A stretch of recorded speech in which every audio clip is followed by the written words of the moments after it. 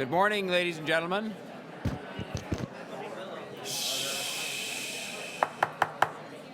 Good morning.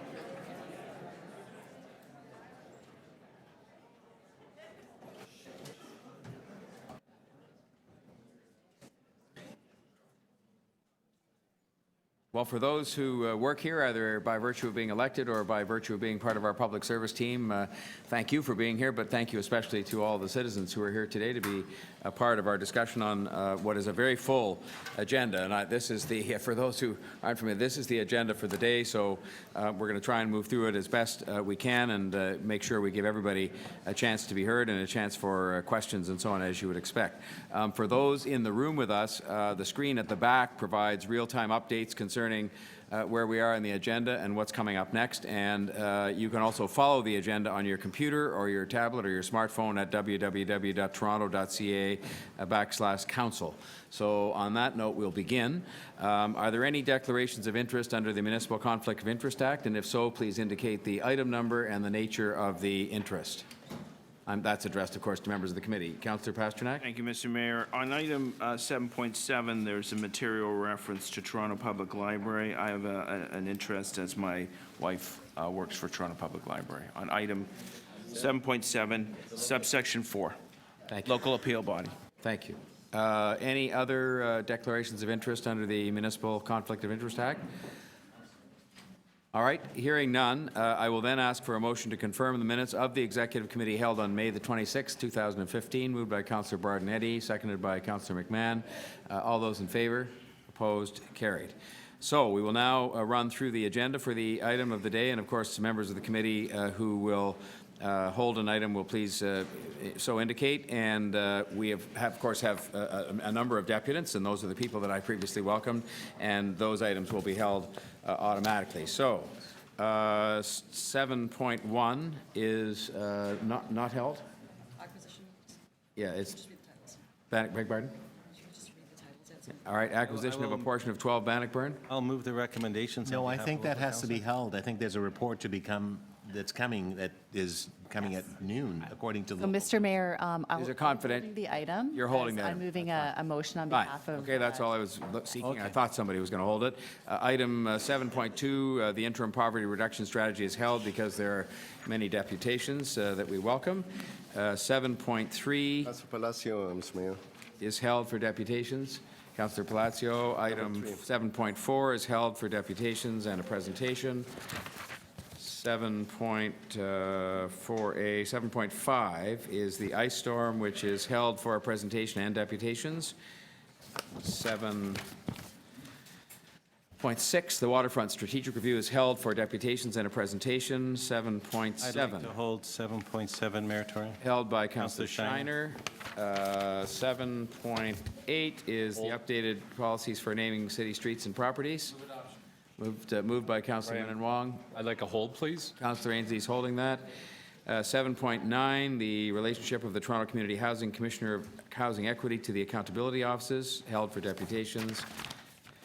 7.10, recipients 2015 Access, Equity and Human Rights Awards. Do I have a motion to adopt? Moved by Councillor Min Wong, seconded by Councillor Bailo. All those in favour? Opposed? Carried. The 2014 Annual Human Rights Office Report and amendments to the hate activity policy. Motion to approve. Moved approval by Councillor Palacio, seconded by Councillor. I don't think you need a second. I'm sorry, you're right. We don't hear. That's right. All those in favor? Opposed? Carried. Item 7.12. Mayor Tory. Moved by Councillor Min Wong. All those in. Just sorry, do before you you want to hold move that? it, if I have one moment, I just brings everyone's attention. In Build Toronto statement, they talked about what they did last year with affordable housing. If you look at council, what's coming to us at the next meeting, a site on Tippett Road, which my colleague Councillor Pasternak has. Build Toronto has been able to put into that site, working with the two sites they have and the other two property owners, 250 affordable housing units. It's huge. And I just wanted to bring it to everyone's attention and working with the Affordable Housing Office. It's a milestone for Build. It's a new direction they're taking. It's wonderful to be able to have worked with them, which myself and Councillor Pasternak did. Bill Brick is here. I think I'll be only too glad to leave without a lot of questions, but I just want to extend my thanks to the local councillor and to everyone involved that helped me make this happen. Otherwise, And on that note, yes, here. I would only say that means we're catching up, but I think there was a motion to approve on the table for 7.12. All those in favor? Opposed? Carried. 7.13, Toronto Community Housing Corporation Annual General Meeting and Audited Statements for 2014. Hold, please. Hold from Councillor Ainsley. Toronto Pan Am Sports Centre Annual Meeting in 2014 Audited Statements, item 714. Moved by Councillor Menon Wong. All those in favor? Opposed? Carried. 7.15 is held for deputations, the future of the civic theaters. 716, amendments to the BIA Capital Cost Share Program Guidelines.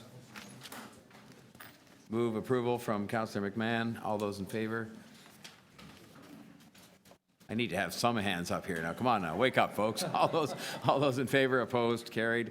Under one roof, housing solution for women and children at 389 Church, item 7.17. I'll move that if you want, Mayor Tory. Moved by Councillor Shiner. All those in favor? Wake up now, folks. All those in favor, thank you. I just have to make sure people are actually voting. Item 7.18, transportation of hazardous materials, safety, accountability, and transparency on Toronto's rail lines. Please hold it. Held by Councillor Palacio. 7.19, City of Toronto 2014 Investment Report. Moved by Councillor Ainsley. All those in favor? Opposed? Carried. 7.20, Operating Variance Report for the 4-month period ended April 30th, 2015. There's going to be, I'd like to move withdrawal. The reports aren't quite ready for this meeting, so I'm all right. withdrawal. Councillor Crawford has moved withdrawal of the item. All those in favor? Opposed? Carried. The item's withdrawn. Same with the 7.21, same disposition, I gather, Councillor Crawford. Moved by Councillor Crawford, the item be withdrawn. All those in favor? Opposed? Carried. 7.22, 2015 Heads and Beds Levy on Institutions. Hold, please. Held by Councillor Ainsley.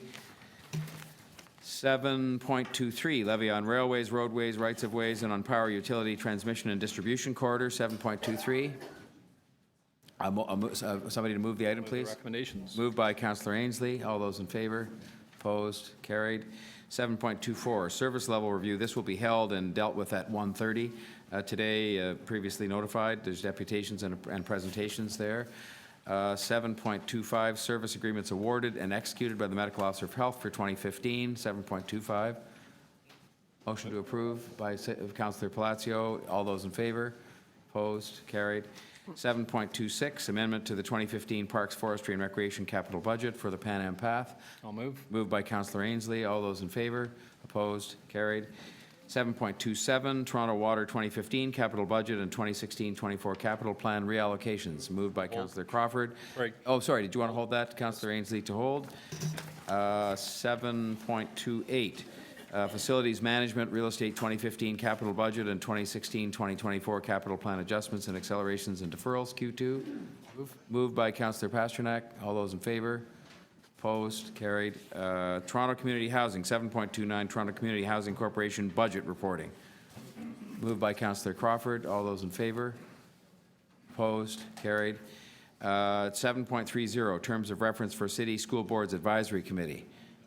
Moved by Councillor Pasternak. All those in favor?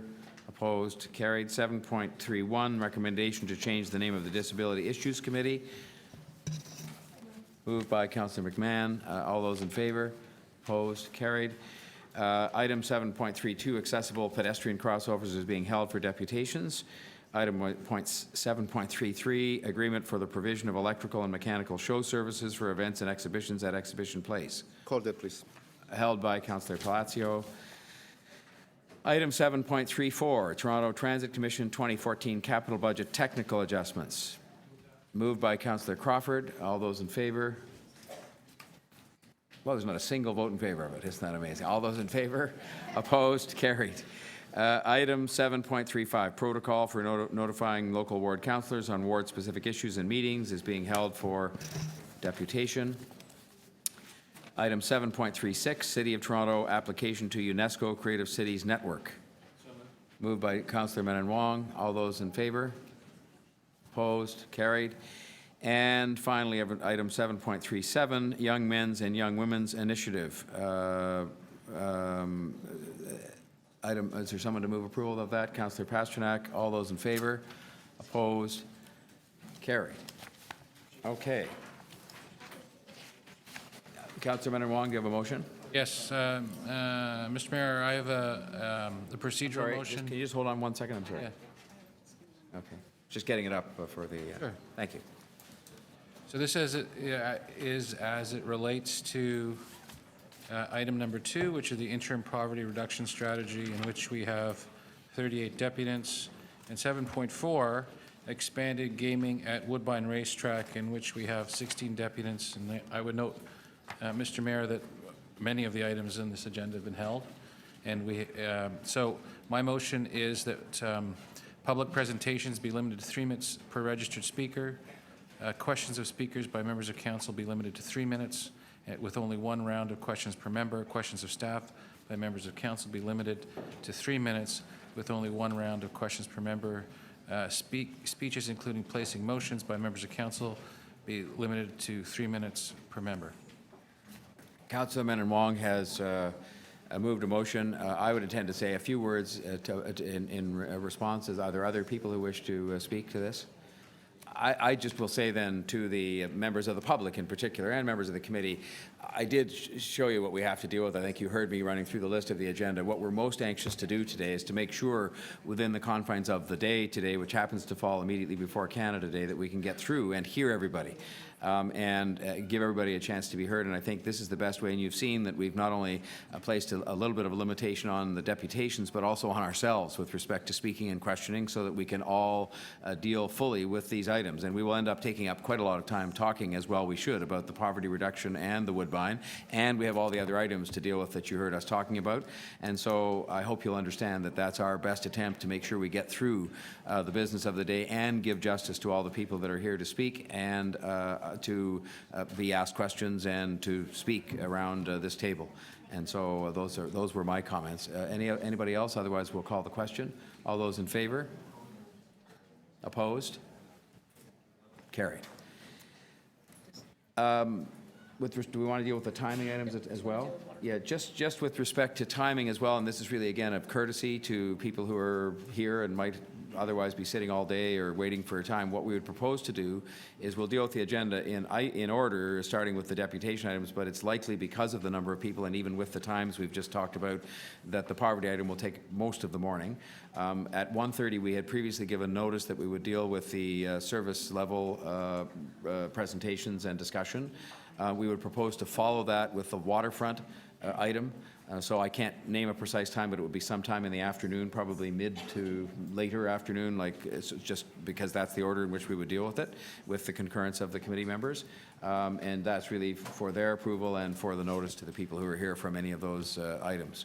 Are the committee members agreeable to have it dealt with in that manner, which is the poverty item would be first? It falls first anyway with deputations, followed at 1:30 by the, if we're done the poverty item, 1:30 by the service level presentations, followed whenever we're finished with that by the waterfront item. You said if we're finished, does that mean at 1:30, if we're not finished, we're going to continue on with the poverty item, or? Well, I guess we have to hear all the deputations, and I haven't done the math on how long that's going to take, plus the questions and speeches. So we'll finish the poverty item and then? I would think we should, in light of all the people that are here, out of courtesy to them. And then we'd have the presentations immediately thereafter, but I think probably we'll finish the poverty item before lunch. That'd be my guess, but Oh, yes. we shall see. Okay.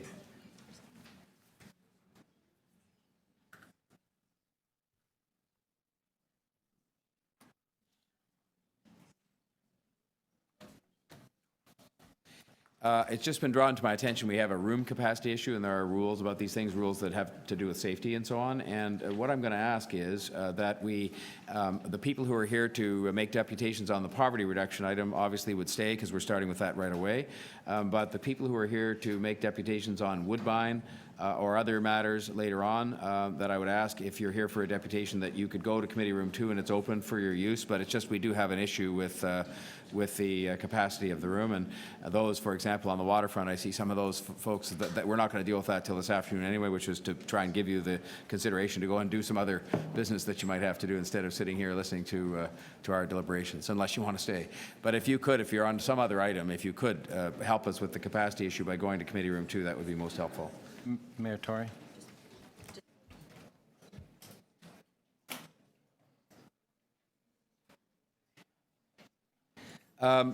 I just have been advised that the 3 deputants for the Civic Theatres item, and that's the reason that was held down, have withdrawn their deputations, and they've all had written communications submitted, and I just didn't know whether that was something that we would move approval of in light of that fact. The only reason it was otherwise being held, but if it was somebody who was going to hold it in the absence of deputations, I would hold it, and then I'll speak to my colleagues about it. I have one, so you might be able to, all right, you might be able to release it after lunch or I something. might be able to. Okay, And I'll thank you. try and do the same thing with a local appeals body. Yeah, that you already held that, though, right? Yes. Yes.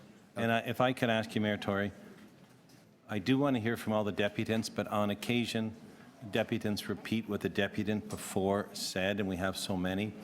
If deputants sit down here and they are in support of the recommendations and support of previous speakers, then they could shorten their speaking time to tell us they're in support. On occasion, that's been helpful to try and get everybody a chance to speak. So if there's any way to encourage that of our speakers to say what they're supportive of and not necessarily use the 3 minutes so we can get everybody in to hear how many people are supportive or have concerns, that would be great. I think that's a good suggestion, Councillor Shiner, and I trust people heard what the councillor had to say, and I would say that we also should in turn apply that to ourselves as the members of the committee. And I think every they'll member- probably agree to go along with that if we do, Councillor Shiner. I think every member of committee already does that. Oh, yeah. So Want to have a vote of the public? as to whether they people think that happens? no, I Not just customary to have the public vote in here, I but, just wanted to check if people were actually anyway, listening. I think it's, I think it's, and I think with that, on that note, we will move to that item. I think that's where we're starting first. May I just say at the outset, as the chair of this committee, I want to express my gratitude to, of course, to Councillor and Deputy Mayor McConnell, who I asked to take this on and to write up. Council had previously voted, as the members of the public will know, in the last term, to have a poverty reduction strategy. And when I became the mayor, I asked Councillor McConnell to head up what had to be a process in order to move forward to develop a strategy. And this is the interim report that you're here to speak to today, but a lot of work has gone into it. And I know a lot of the work that's been done has been done, yes, of course, by city staff and by Councillor McConnell and other members of council interested, but also by a large number of groups, some of whom are here today. And so I want to begin just by thanking you collectively as well, because if we did that each time along the way, we would end up spending time doing that. But I want you to know how much the input of people who are involved with this, both through lived experience and also through professional experience, has helped to produce a document that I think has got us off to a good start on doing something that I can tell you I am very committed to seeing move forward, and that other members of the council are as well, many other members, I think all. And so on that note, I will ask that we start with a presentation that we're going to receive about the interim report, and then we'll proceed to deal with the deputations and after some questions, perhaps.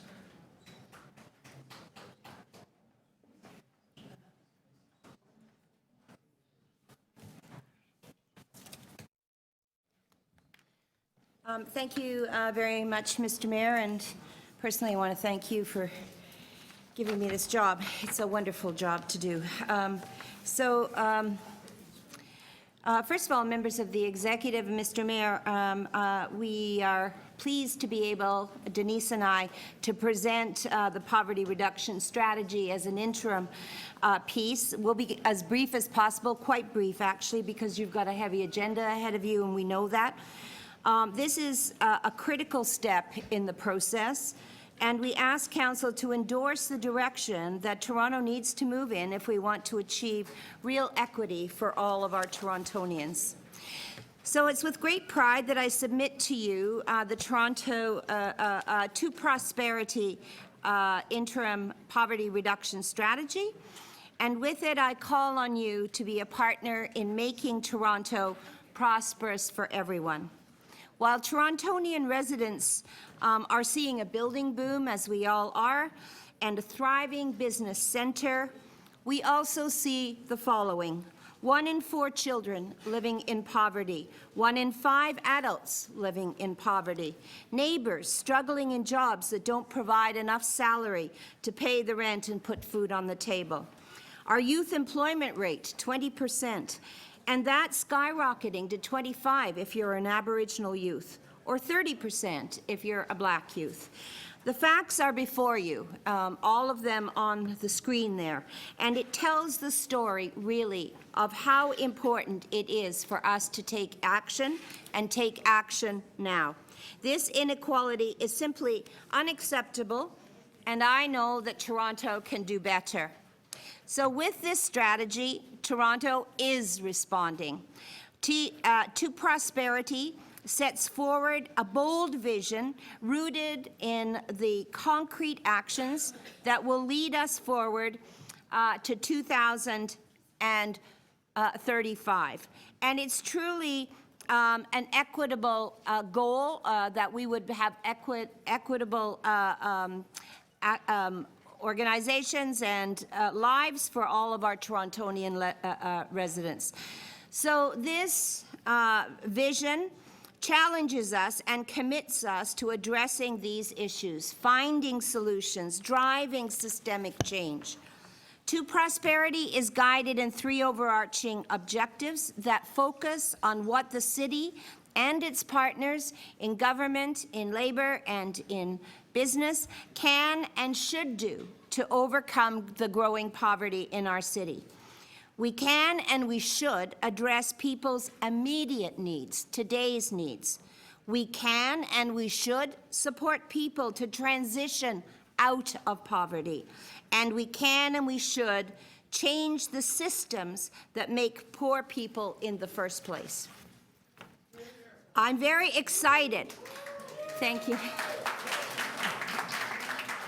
Ladies and gentlemen. Sorry. I will ask, Deputy Member McConnell, I will ask that you not applaud or otherwise, contribute to the discussion. People will have their chance to speak today. Yes. And we have to try and keep the meeting orderly and moving along. So I would ask that you not applaud or notwithstanding your enthusiasm for the comments that are being made and for the report. I please ask you to cooperate in that regard. Thank you. Thank you very much, Mr. Mayor. I'm sorry about that. I'm very excited that this strategy moves us beyond a strong vision and strong objectives, and lays out 24 specific recommendations and 74 concrete actions. These recommendations are centered and organized around our 6 key issue areas. First, like the fingers of our hand, housing. Access to stable and affordable housing. Access to city services. Access to affordable and accessible transportation, food access and food security, quality jobs, and living wage. And in hopes of not going into all of the pieces are in your of what those actions are, but we have been in your report. But we have been calling about these 5 fingers of action representing the solutions to poverty and inequality. These fingers are held together by the palm of our hands, which is really the way to move forward. It is the institutional change and ensuring that our social inclusion is at the very heart of our decision-making. One of the most important objectives and opportunities is to really embed poverty reduction, equality, and social inclusion into the DNA of our city's corporate culture. So literally, the solution to our poverty problem is in the palm of our hand. And I will now turn it over to Denise, who will quickly take you through the next steps, and then I'll finish up. Denise. Thank you, Deputy Mayor. What you have before you today for consideration is a high-level interim strategy. Hundreds of Torontonians and over 20 city divisions and agencies actively contributed to developing To Prosperity. With council approval of this interim strategy, over the next 3 months, we will go back out and work with Torontonians and with city programs and partners to create a much more detailed final strategy for council consideration. The staff report before you recommends that standing committees, budget committee, and key city boards have the opportunity to review the interim strategy during their September meetings for service implications. Taken together, these contributions will finalize a more detailed strategy. And at your October and November cycle of council, we will bring forward a final poverty reduction strategy that includes a work plan with timelines and leads for all actions, financial implications of actions, ways to measure our progress, and a financial strategy that identifies ongoing and dedicated resources. So thank you again for receiving this report. I look forward to working with all of the members of council, also with all of our community partners, as we move forwards towards the implementation of this direction. This is the moment that Toronto chooses a different path forward. It's a bold step, but it's just the first step to building a strong safety net for all Torontonians and a strong lifeline to rescue people should they fall into poverty. Poverty is everybody's business, and I want to thank everyone who contributed to this, the city manager and the three deputies that signed it, the general managers and the MOH who came, and the chiefs who came to an advisory committee. Denise Andrea Campbell, as she guided us through this, Joe Mannion from TESS, Deanna Warman, who put our ideas together, Chris Brillinger, who was there with the steady hand, and of course, if I could, all of the members of the advisory committee who took us into a path of hearing from people with lived experience. I believe we can and we will do this all together. Thank you, Mr. Mayor. Thank you, Deputy Mayor McConnell, and Denise, thank you very much. I appreciate all the work that's been done by everybody as we enter into hearing from our fellow citizens about their comments on this interim report, and looking forward to moving it forward. So what we'll do is leave questions over, including of you, the presenters, until we have dealt with the deputations. We will go through the deputations starting in order that they're listed here, which means Mr. Tim Rourke is first. And a reminder that the motion we passed gives you 3 minutes for your representation. Mr. Rourke, welcome. Hi there. Well, I'm Tim Rourke. I've never been part of any labor union. I'm not working for any particular social agency or advocacy group. I'm a longtime advocate of what has been called these days a basic income. I've been active at the national level basic income network, but there are internal problems with that. I've worked with in forming a local BI organization, but that runs into the usual Toronto problems. Basic income is, of course, the idea of ending poverty by just giving people enough money so they're not poor. It's not about just managing poverty more efficiently. It's not about a wage top-up so labor can be even cheaper. And it's not an excuse to abolish all other social programs. Lately, this idea is in one of its fashionable periods. All sorts of people are advocating for variations of it, using various names. The cause is not really well served by its adherents. The strength of this idea is its inevitability. If you think about it without any ideological blinders, there's no other way out of the situation of post-industrialism is putting us into. The idea of a one-one relationship between available work and those available to work has always been a vicious myth. And becoming more ridiculous as automation eliminates even more sources of paid work. Already about 80% of work is make work. It would make no difference to the total output of society if these jobs are eliminated. Historically, the solution to technological unemployment has been reducing work hours, but we would have to reduce working hours drastically to create so-called full employment again. Reducing hours would reduce people's incomes proportionally unless wages were increased proportionally. Trying to solve poverty by raising wages is a fool's game. This is the basic fallacy which unions pursue as well as poverty fighters. Raising wages at the low end would only create inflation.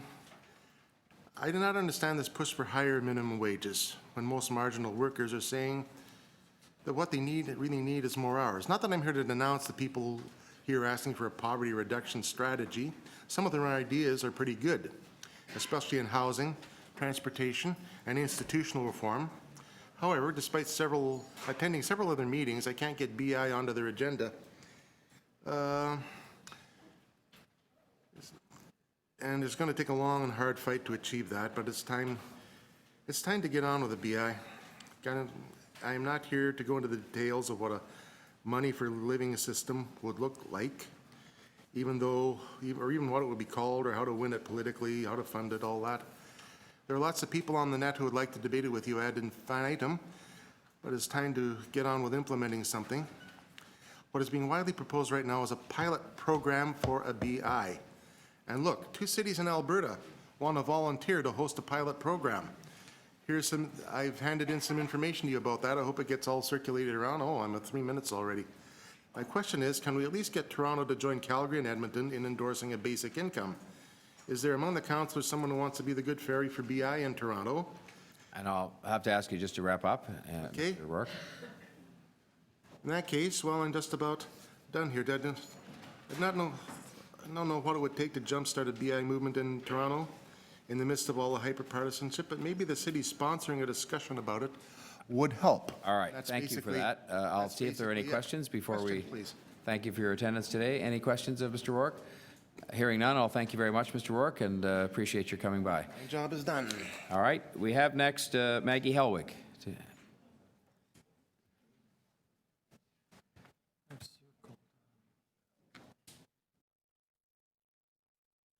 Good morning, Ms. Helwig. Thank you for coming. You have 3 minutes. Thank you. All right, thank you. Yes, I'm the priest of the Church of St. Stephen in the Fields and the chair of the Social Justice and Advocacy Committee for the Anglican Diocese of Toronto. I would like to express my deep thanks to all of the people who've been involved in putting this together, especially Councillor McConnell, who has done terrific work on this, and thank you very much. This is a wonderful first step. We are very pleased with what's been done and urge you to support this, to pass this. I'm very pleased to hear that the intention is to follow this up in quite a short time frame with financial commitments, with detailed timelines, with more strategic fleshing out of what is in many cases aspirational expressions, very good aspirations, but aspirations that need strategies, timelines, and serious financial commitments attached to them. So we're happy to hear that that's coming. Certainly want to express that we are very happy to continue to be involved in working those out, in helping to represent the voices of some of our most vulnerable and most marginalized citizens. There are obviously many areas of the report which need expansion. We need more focus on supportive housing as well as affordable housing. We need more attention paid to the very vulnerable and marginalized. But this is a really, really good beginning in building Toronto into a city of compassion and justice. And I know we're really all behind this, but just want to express that we are very happy to continue to be involved in developing this into something real on the ground. And I don't need my last minute. That's all the time I need. Thank you. Thank you, Ms. Helwig, very much for that. Are there any questions of Ms. Helwig? Thank you. That's certainly, thank you very much. We appreciate the encouragement to continue on and also your expression of support. We have next, substituted for Helen Armstrong, Mr. Jeff Richardson from the Community Development and Social Action end of the St. Stephen's Community House. There you are, sir. Good morning, councillors. Thank you for hearing our deputation today. I'm part of a group called the Member Advocacy Committee, and we're all participants in a corner drop-in at the St. Stephen's Community House, which is in Kensington Market. Our social action group has been active on issues such as increasing the number of shelter beds, not decreasing, which is currently happening, building new affordable housing, and reducing the transit fares for low-income people who ride the TTC. Today, we're here to speak in support of an interim poverty reduction strategy for the City of Toronto.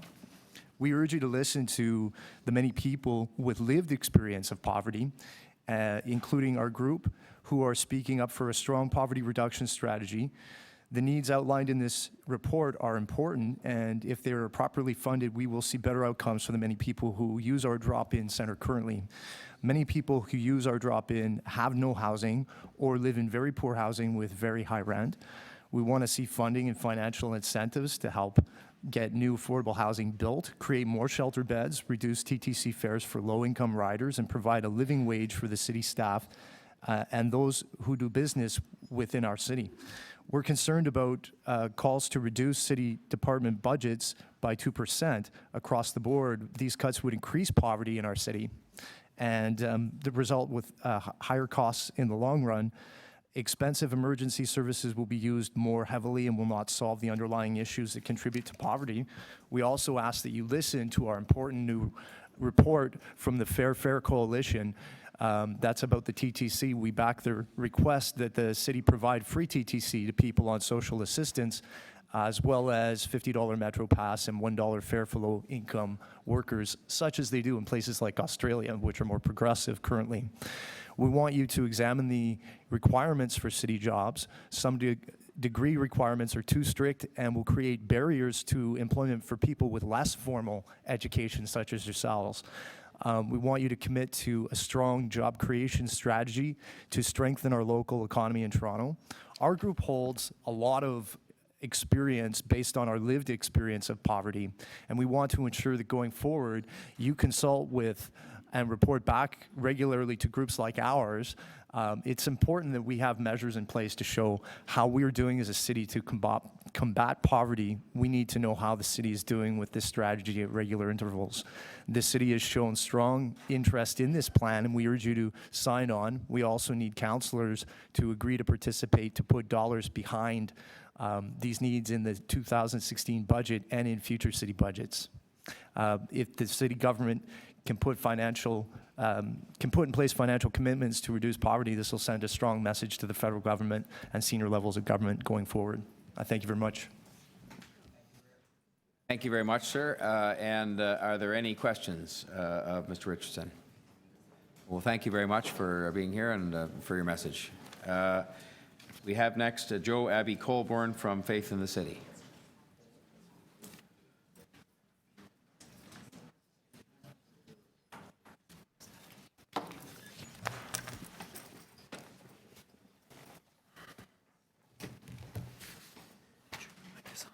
Good morning, and thank you for being here, and over to you all. Good morning. My name is Joe Abby Colburn.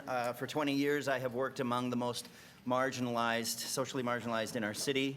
I'm the director of Faith in the City, an interfaith initiative of faith communities working across their traditional boundaries and cooperatively with the city on issues of common social concern.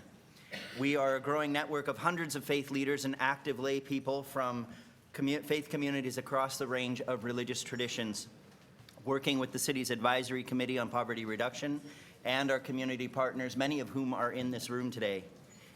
We support this initial effort and commit to work with our elected officials as you show real leadership. We stand united and have asked two of our members to speak on our behalf, the Reverend Christopher White, Senior Minister of Fair Lawn United Church and the Chair of the Faith in the City Steering Committee, and Anila Jadanandan, an executive with the Ontario Association of Islamic Schools and Muslim community activist. Thank you. We are here this morning as partners, as colleagues, and as citizens, pledging to work with you in what not only is an issue of economics, but for us is very much a spiritual issue as well, and that's poverty reduction. All of our faith traditions speak have a core value of loving our neighbors.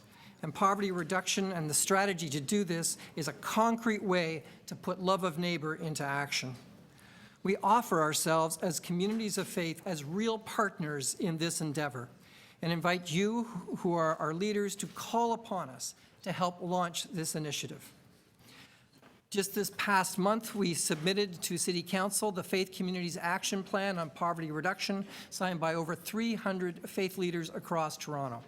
This aligns perfectly with what Councillor McConnell has presented, and we support it, and we align our two together. We thank you for the opportunity to speak and to work with you as partners. Even though Torontonians resoundingly said no to the casino last April, the city is now considering expansion of gambling at Woodbine racetracks. Some people might see this as no big deal, going from horse racing slot to gambling tables. However, expanding a casino in Toronto that already has a high rate of poverty, Toronto is the capital of child poverty in Canada. This will undercut the income of Torontonians already burdened with the high cost of living and increasing poverty needs.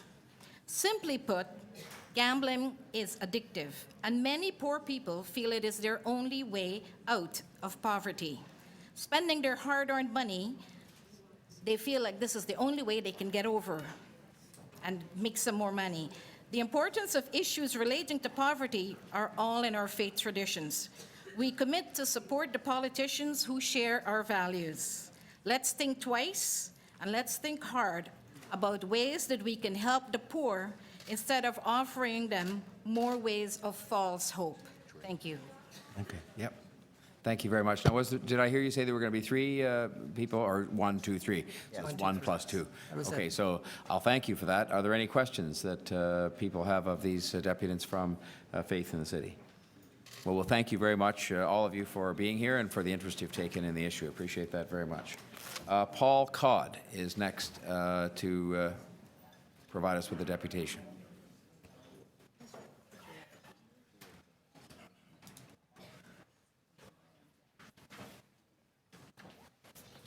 Hello, Mr. Codd. Thank you for coming. Thank you for having me.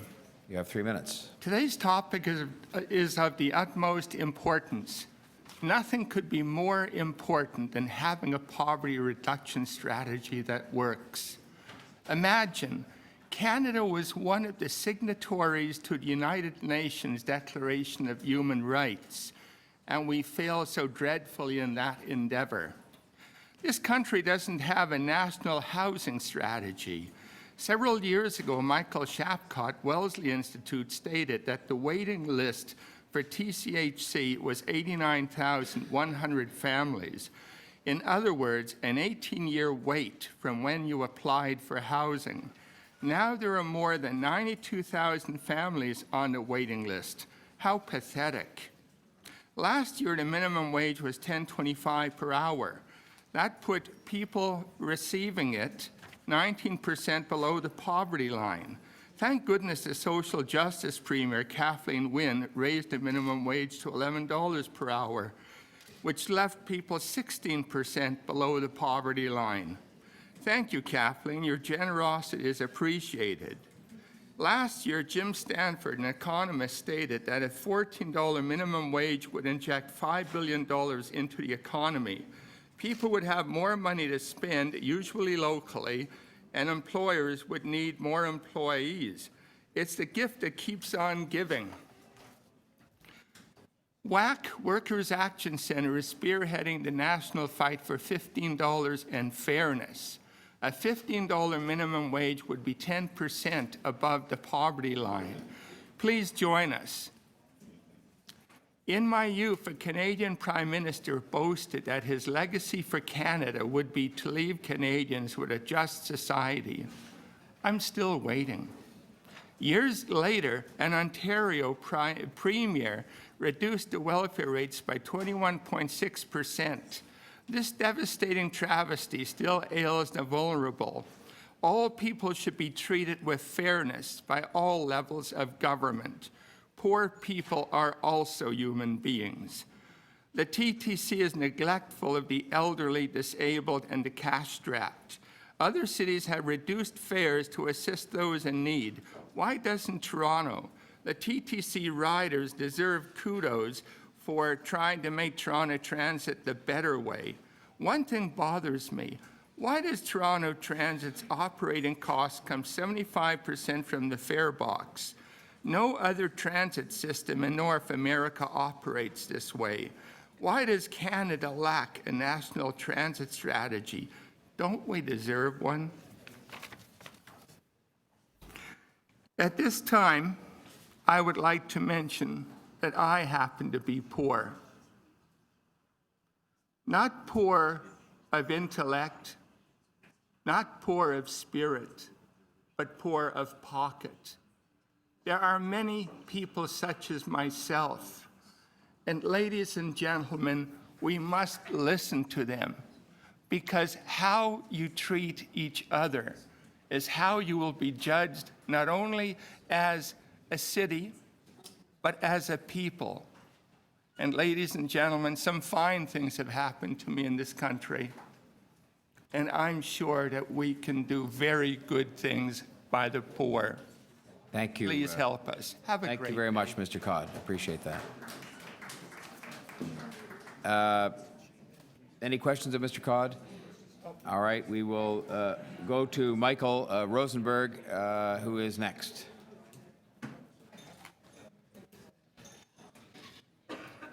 Hello, Mr. Rosenberg. Okay. Thank you for being here. Do people have my written submission in the package? I believe they do, sir, yes. Okay. So I would just like to begin with a general comment, which is that the advisory committee and sort of the general way that the thank yous were mentioned at the beginning, you recognize people living in poverty and you recognize people who work in related fields, but there was not really any formal recognition for the general public in the process. And I'd like you to just sort of think about that as another category that should be formally recognized and included as an interested party. Now, as far as the report is concerned, I have got a concern about the way poverty is being described and how the issue is being represented. The recommendations are fine, they can be modified, but they're fine. And I'd like to see you approve the recommendations, but not approve the vision and the introduction. We have to get away from this idea of poverty being an inequality issue. The overall economy is in severe decline.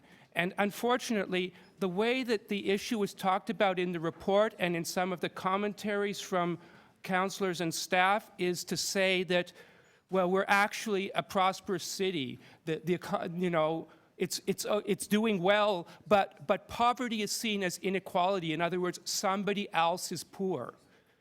I think we need to not approve that kind of language. It's not representative of the city. It's not what people think. It's not the direction we need in this report. People everywhere are feeling worse off. It doesn't matter whether you're quote-unquote poor. Even the rich aren't as rich as they used to be. The middle class is feeling like they're having trouble making ends meet. We need to re-describe the problem. We need to describe it as a declining economy, that the modern economy has not been productive, that it's not just a question of people losing jobs, but with all of the automation and technology, it's costing so much that we're losing productivity, we're losing output, we're losing the ability to pay people whether they're working or not. So if we want to keep everyone, including the middle class, including the poor, in better condition than they are now, then don't describe poverty as an inequality problem. Describe it as an economic decline problem. So I'm going to ask you to not give an endorsement in principle to this report. Adopt the recommendations on an interim basis, but do not adopt the introduction, vision, and objectives. Those need to be rewritten to describe a declining economy problem rather than an inequality problem. Thank you, Mr. Rosenberg. I will also, of course, remind you it's an interim report, but your comments are noted. Are there questions of the deputy? I saw Councillor Carroll's hand up. Yes. Good morning, Michael. Michael, I agree with you that we have to applaud the general public because they very much have turned out thus far and are embracing this program. But I know you're a great absorber of data, and would you not agree that there is endless data, that there is one segment of the public, the rich are getting richer, and there is endless data to support that?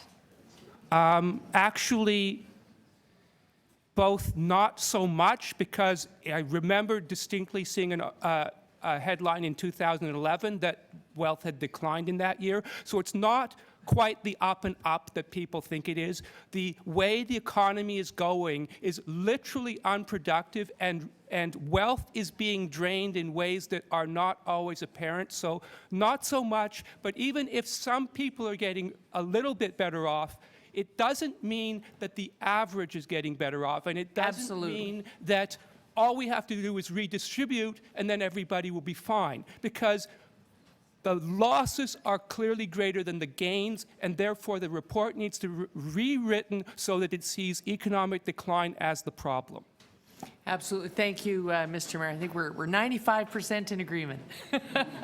Thanks, Michael. Thank you, Councillor Carroll. I had Councillor Pasternak with questions for Mr. Yeah, thank you. Thank you, Mr. Mayor. On page 22 in the report, I believe this would be a deputy to one of the public hearings. It says, and I quote, "Poverty is the result of a certain number of people simply having too much." Would you say that comments like that are helpful in this dialogue? I would actually like to see the sidebars removed. They were not really something that came from the public dialogue. There are 2 organizations listed in the back of the report that were separately contracted to solicit these sidebars, and they were selected essentially by the activists in those organizations, so they represent a political point of view, not what was heard from the general public. And no, I do not agree with that statement. It is the most incorrect statement in the entire document. Thank you very much. Thank you, Councillor Pasternak. Any other questions for Mr. Rosenberg? Thank you very much, sir. We appreciate your time and your patience in answering questions. We had next Artenhiru Sura from the Breads and Bricks Social Justice Group. Now we have Mr. Sura, and we have Scott Guzman, Abdi Mohammed, and Joe Lafleur. Is there any chance you would all like to come up here and sort of see if we can deal with this? If you all have separate things to say, but I think pursuant to the encouragement of Councillor Shiner earlier on, if you want to just speak together, I'm going to allow you more than 3 minutes, but I would see if we can sort of have you all address us together. Joe couldn't make it. My name's David Bishop. All right. Is there enough chairs there? Okay. So we'll start the clock and see how we do, but I think, I'm certainly not going to stop you at 3 minutes, but if you could speak together, then we'll see if we can't then also have you question together if there are questions for you. You can go in whatever order you wish, and you're most welcome, and thank you for your interest. I beg your pardon? No, I'm saying I'm going to be we'll have the clock run, and I'm not going to stop you at 3 minutes, but I just thought we could then also have you question together, and that will help us with keeping the meeting moving along. So you start as you wish. Thank you, Honorable Mayor, Chairs of Committee, Executive Committee. Madam Monsieur, my name is Mr. Sisura. I'm here with the staff, Food Community Center, Bread and Bricks, Toronto Social Advocates Group. I would like to debate about the importance of creating quality green energy jobs and the living wages as part of the city government interim poverty reduction strategy. Unemployment is particularly high for some of the most vulnerable persons in GTA, namely single mothers, young graduate person, young person, and those making transition in their lives from the newcomer to those with physical health and mental health challenges, as well as those coming out of the correctional justice system, Mr. Mayor, and the homelessness. These are the people in need of extra care, and an immediate support is a must. To reduce stress and reduce burdens on the fragile support system of overcrowded shelter and lack of proper housing and job creation that fit the need of community. No city of our great land, and particularly Toronto and area, should allow a citizen to die on the street, as it happened in Davenport. because of restriction of their condition, the high unemployment, and the complexity issue lead to many stuck in poverty way of living. Unstable housing, hunger, lack of public transportation access, and inadequate childcare for single mother. Creating green energy job, good paying job reflecting a living wage above the low income cutoff of $22,500 for single person. This will not solve the problem, Mr. Mayor, of stress-related illness and social stigma many face in GTA, but it is a good start, especially for a thriving city like ours. The job could help single mothers raise up her young with the supported system of a better access to affordable and subsidized childcare for a low-income earner, and those who work the traditional hour of 9 to 5 job. The city could develop programs to support those who are able to work and connect job seekers with business startup and other opportunities that help strengthen our growing city economies. So what I am going to do is just as we go along here, remind you that you're close to the 3 minutes you would have had. In fact, you're past it, and just see if you could wrap up and hand off to one of your colleagues, just so that we can keep going here. The green energy sector it have yet not to be tapped in. I ask that you please remember that the decisions you make have direct implication on the survival of the future generation, and many people struggle with this serious issue of poverty. Sometimes life and death because of the lack of adequate solution to help the low-income person in our society. Please support the interim poverty reduction strategy and the final strategy this for 2015. Thank you. Thank you, sir. Which of you is next? Good morning, Mayor Tory and committee members. Hello, my name is David Bishop, and I'm here today with a group called Bread and Bricks Social Justice Group. And I would like to address a 24-hour drop-in Davenport West and the surrounding area. During the past election, I was informed that by then candidate Doug Ford about Section 37, which made it into your report, funds for neighborhood development. Since then, I have looked on the computer and discovered a plethora of buildings, uninhabited buildings and sites. How to access the properties safely. Suffice, there's a lot of information about the conditions structurally and economically, but it is difficult to see if the stock is easily refurbished. I suggest one of the 5 buildings burned in a fire on the north of Bloor at High Park be redeveloped and turned into a 24-hour drop-in. And there is an abandoned property on the north of College, east of Dufferin. It was formerly a single-family dwelling with a general store. This would be ideal for a crisis center during business hours. I would also like to see the property on Symington, just north of the CN line, which has been vacant as a lot. I'm sure it is. I'm not sure if it's occupied or not, developed and turned into some type of service. Sergio Escobar died January 4th on our streets on one of the coldest, one of the coldest nights of the year. And there was no warming center in our neighborhood. I suggest that we use this abandoned housing stock before it falls, before it rots. And before there's another homeless death due to exposure or the huddled masses squatting by a fire. Thank you. Thank you very much, sir. Hello, good morning, Morning. Mayor and Executive Committee. My name is Anna, and I'm here with Bread and Bricks Social Justice Group. More specifically, I'm here to talk about transit and how it has affected me. I have suffered missing important appointments because I do not have enough money on ODSP to purchase the tokens I need, and my worker makes it difficult to get tokens. If I have somewhere to go at the last minute, I need to get the ODSP worker to send me tokens, It is so far to travel with disabilities, and not all appointments are known until last minute. It wastes the time of a person who is ill to perform and succeed in life to get ahead. I believe that those with low income and those on ODSP or OW should have some type of free transportation to be able to get ahead and get more involved in the community. This supports us as well to be able to get to more food programs. I have walked distances in pain in order to eat. The recommendations in the interim poverty reduction strategy are a good start, especially a fair gear-to-income model for those of us living under the low-income cutoff. Mine was about $12,000 for a single person.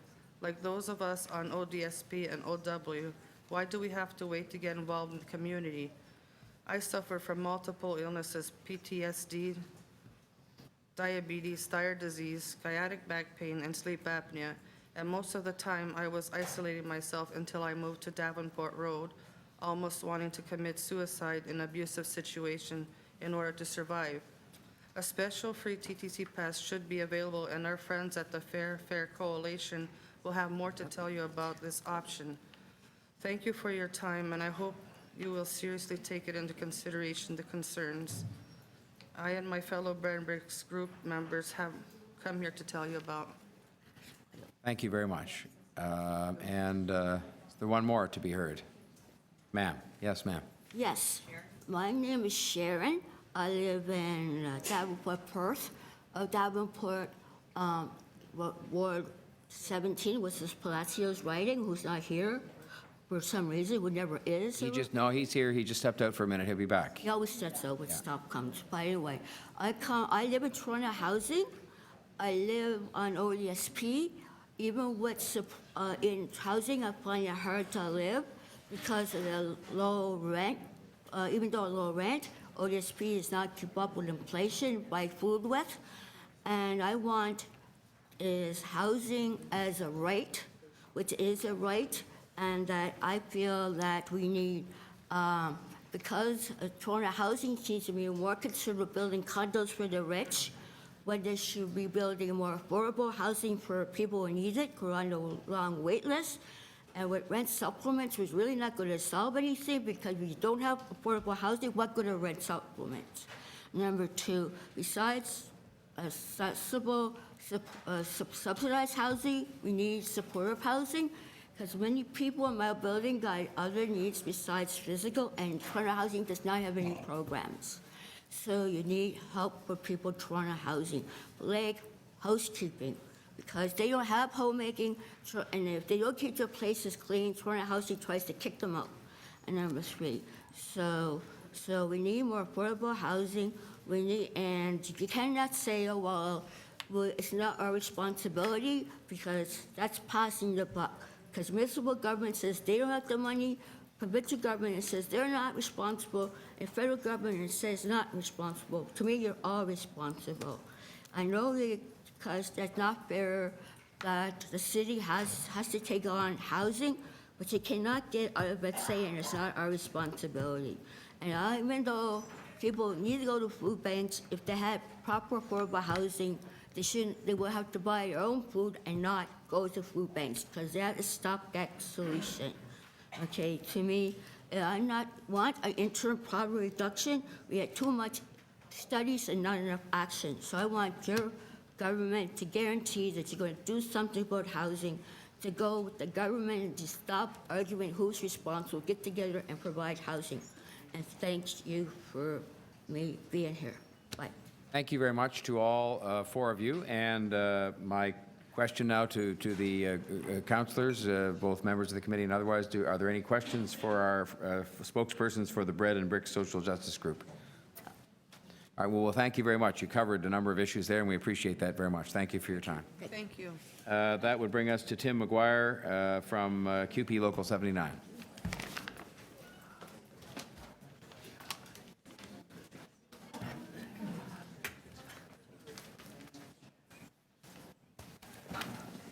Good morning, and thank you for the opportunity to speak before you today on a very significant matter. My name is Tim McGuire, President of QP Local 79, and I represent thousands of frontline workers at the City of Toronto delivering services in Toronto's communities, very often to Toronto's most vulnerable.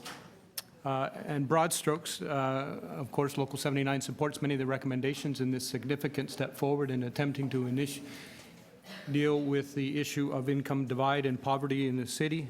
I wish to express my appreciation to both staff and politicians who have had insight enough to understand that it's time to begin addressing poverty in a very proactive way. The report has many recommendations with merit. So, as I said, it's a significant step forward as an interim report with lots of work left to be done. I will only make a few more comments, considering the time restraints and that there are a lot of people waiting to speak. Local 79 has been heavily engaged on issues of income inequality and poverty for the last number of years, from our support of the United Way Toronto to working with community groups in the initial consultations around this poverty reduction strategy. What we bring to the table, I think, is something unique, the voice of, as I said, frontline workers delivering services across Toronto's communities. We've distributed to you this morning a Local 79 member survey on poverty reduction to the Executive Committee this morning. Just to bring out one quote of this survey, one of our members said, "Not only do our members deliver services to people struggling with precarious work and underemployment, many also experience precarity, scheduling problems, and the reality of falling further and further behind, even as employees of the City of Toronto." So we call on the City of Toronto to be a model employer as it encourages other actors in the city to act on poverty issues. That being said, there is insight not only about how City of Toronto employees know they are living, but how others are living. So there's many insightful comments in the survey that we produced from our members. These are frontline workers seeing poverty and what poverty does to people every day as they deliver services. So our report mirrors some of the areas that the Poverty Reduction Strategy report looks at: employment, housing, access to city services, food security, transportation, and other themes emerged in the comments from our members as well. Issues such as poor mental health, racism, language barriers, and obstacles for newcomers to the city. I'll only make one other broad comment, and that is, while there are many recommendations with merit in this report, it also takes political will and resources to make sure those recommendations are followed through and implemented. To quote the report, talks about poverty-sensitive budgeting, needs to create a mechanism that encourages decision-making environment in which the impact of budget choices on poverty is duly considered. Former City Manager Joe Panichetti recognized that city building is no longer a question of efficiencies. It's about finding revenues to keep core services up to date with growing demand, and as he put it, we need new tax revenues. So the other suggestion we make today is that the city start considering very seriously looking at alternative revenue tools. On that note, I'll have to ask you to wrap up. In fact, we'll just conclude there if we can. Okay. Thank you, Mr. Breyer. Are there questions of Mr. Breyer? All right, seeing none, I'll thank you very much for taking the time to be with us today. We have Pedro Barata from the United Way, Vice President, Communications and Public Affairs. Thank you, Pedro. Good to see you. Good to see you as well. Thank you for this opportunity. We at United Way Toronto want to applaud Teal Prosperity. We believe that it's a bold and strategic plan for poverty reduction. We believe that this plan is the first step in a blueprint to really build a city where everyone belongs, where everyone has the opportunity to contribute to our economic growth, where we can invest in people today so that we can maximize their potential and save costs down the road, and where we begin to close or continue to close the gap between neighborhoods and really create a world-renowned city of opportunity for all. I want to acknowledge the mayor's leadership on this issue. During the election campaign, the mayor committed to making poverty reduction a priority, and within the first year of his mandate, we are here discussing a very important step forward, so kudos. I want to acknowledge as well Councillor McConnell for navigating this process. Many other councillors who stepped up and who demanded to have these consultations in their community because they understand that this is important. And also a big shout out to staff who put together a stellar package and have really modeled how to work with the community to build an inclusive conversation. What we've done between the city and communities like United Way working together has begun to build the kind of city that we really want to see. Community hubs, youth employment, community services, tower renewal. With this blueprint, we can now take that work to the next level. We can be more focused. We can be more integrated, and we can also have a more people-centered strategy. And I would really like to acknowledge this strategy for being developed in a very innovative way that counted on people with lived experience to actually lead the conversations. And I really want to acknowledge staff for working with the community to reach out to people with lived experience. Julie and Debbie are here from Women's Habitat today. You'll be hearing from them later. They are people who are the faces and the experiences behind these numbers, and who, through their efforts, engage thousands of others to really make sure that we have a strategy which is not just smart in terms of politics, it's also street smart. And whenever we have policies at the City of Toronto that are actually grounded in people's experience, we are ensuring that we can succeed. So our plea at United Way Toronto is that you certainly endorse this strategy, but as importantly, that we learn from the process of developing this strategy, and that we apply more and more people-centered engagement processes that tapped into the people who are most affected by the policies that we design, and ensure that they have a front row seat when it comes to development of this. I believe that our vision for fairness and prosperity and inclusion is within our grasp with this blueprint. And we in the community, and you see the numbers coming out today, are really keen to work with you at the City of Toronto to make sure that we have a partnership which is about building this one Toronto. So thank you very much for this opportunity. Thank you very much, Mr. Barada. Are there questions of Mr. Barada from Councillor Pasternak? Yeah, thank you very much for coming. Just very quickly. On page 13, there's a recommendation 3.2, which affirms affordable housing as a first priority community benefit for any development applications where contributions are proposed pursuant to Section 37 of the Planning Act. You're familiar with that? Familiar with with that recommendation, yes. Do you think that could put at risk the ability of a local councillor and local community groups to enhance their playgrounds, parks, and community centers? I think that's an important question, and I think it's an important question to ask at this stage when we're moving from the interim strategy to the implementation strategy. And I believe that the plan now is to take into consideration some of those sensitivities and to be able to make sure that we get to an outcome that works for everybody, and we're certainly committed to being part of that conversation. Thanks very much. Thank you, Councillor Pasternak, and thank you, Mr. Barada. Any other questions of Mr. Barada? All right, thank you again for being here and for all the work that the United Way continues to do in our community. We appreciate it. Thank you, Mayor and Executive. John Cartwright, Toronto and York Region Labour Council. Mr. Cartwright, there he is. Good morning. Good morning. As the previous speaker, I also want to congratulate the Mayor for taking a lead role on this key issue, Deputy Mayor McConnell and many others who've supported the work, and staff. I have to say that this is an excellent comprehensive look at the issue of poverty reduction. And kudos to those who've been part of this process, including from the community, as has been mentioned before, but particularly the staff. Many cities across the world right now are grappling with this issue of poverty reduction, and there are plans being brought forward to dozens and dozens of cities across the world because the economic system is leaving far too many of our neighbors behind. And we're trying to deal with that reality. And the Labour Council since 1871 has been advocating around poverty reduction. For years, jobs that are today middle-income jobs used to be poverty jobs in manufacturing, industrial, and construction, and those have changed because of unionization and because of regulations that put floor underneath people's earnings. So I want to start by looking at the quality jobs piece that talks about the City of Toronto becoming a living wage employer. That's a trend going on in cities all across North America, and I think Vancouver just introduced a motion yesterday to do so. But also to champion that other employers would become living wage employers. And I was just checking the website of Living Wage London. London, UK has over 100 major banking, financial, and private sector employers agreeing to become living wage employers, including Sodexo, which is a huge food service worker, a company that here in this city often pays not much above minimum wage. So major corporations are agreeing that a living wage strategy makes sense for them. Also, community benefits. The Labour Council has been very much part of the community benefits network creation around Metrolinx and supporting the city, looking at community benefits for major infrastructure programs. But let me touch on some of the other areas that are included in the report. Housing.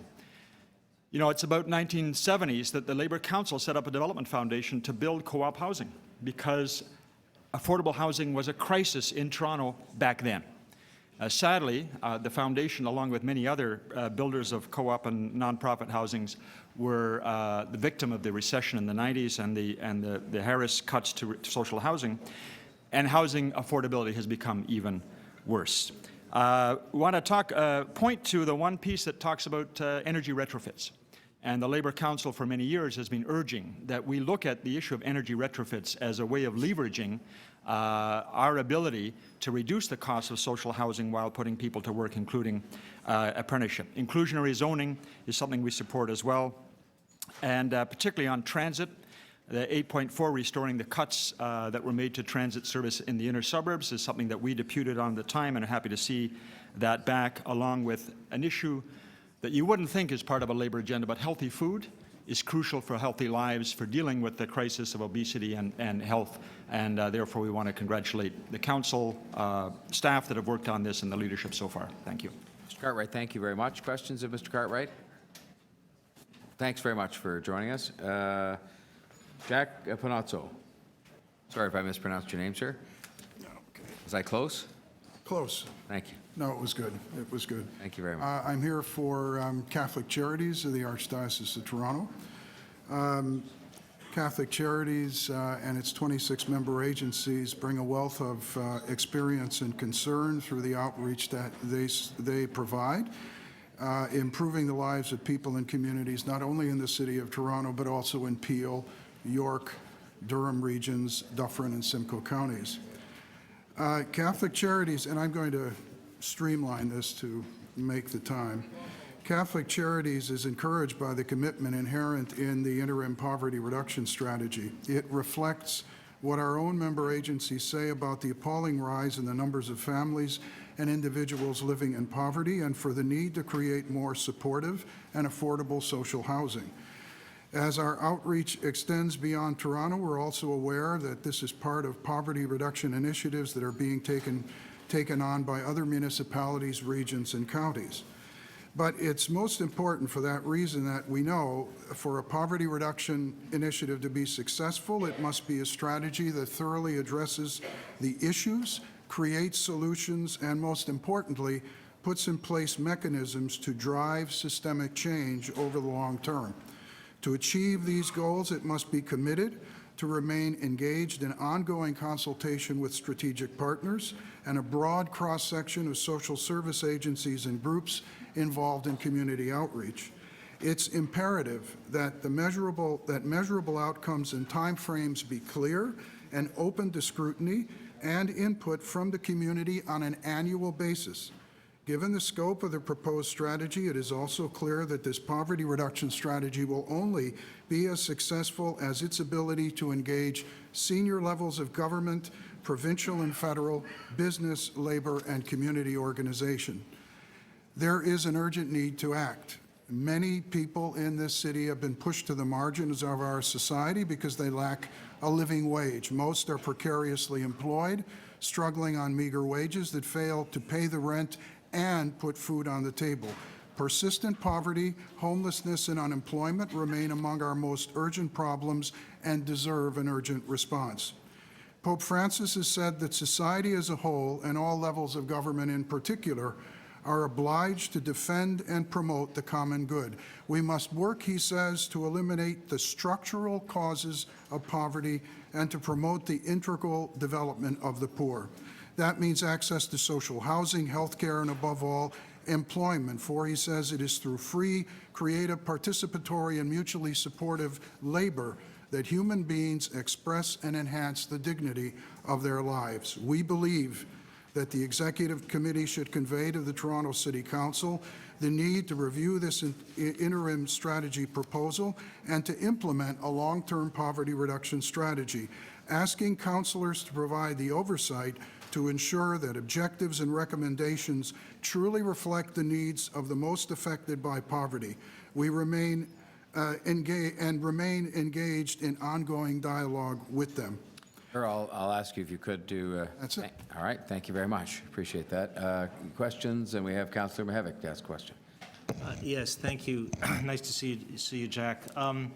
The Pope Benedict very recently, issued a new encyclical, and I'm wondering if you could speak to the impact of that encyclical, both globally and how that might impact the Catholic community in Toronto and its contribution to this, to anti-poverty initiatives. You're speaking about Pope Francis, or? Sorry, Pope Francis. Right.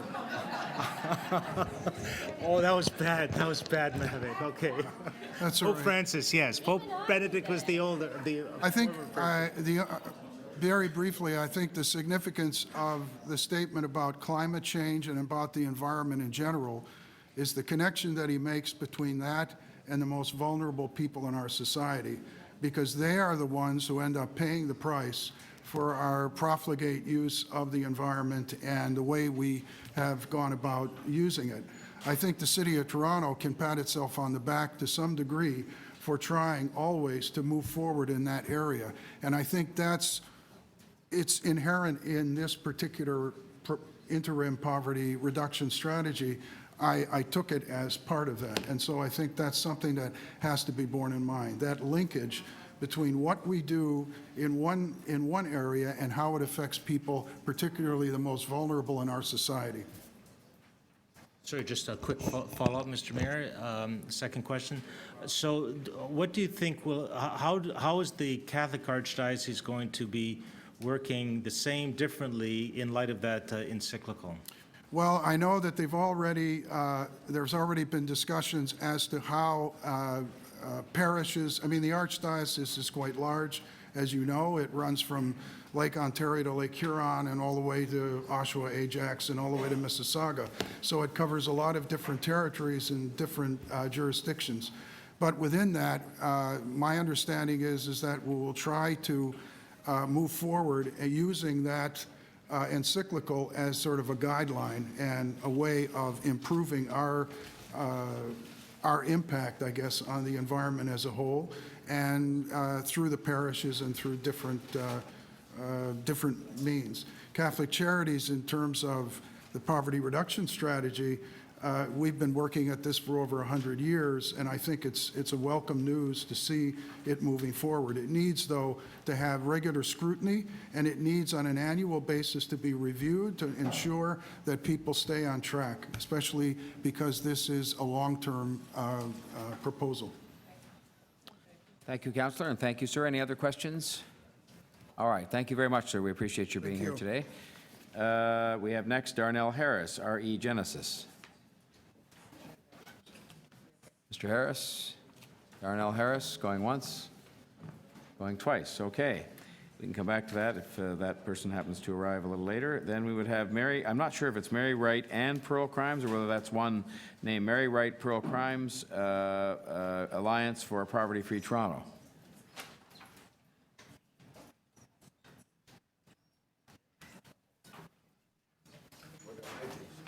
Good morning and welcome. Good morning. Thank you. My name is Mary Wright, and I'm representing the Alliance for Poverty-Free Toronto. We would like to applaud the Deputy Mayor McConnell, Mayor Tory, the city staff, the city councils and staff for their leadership in developing Toronto's interim poverty reduction strategy. And I want to tell you, I was a single mom raising 4 kids on my own. In the past, I lived in Ontario Housing. Today, they call it Toronto Community Housing.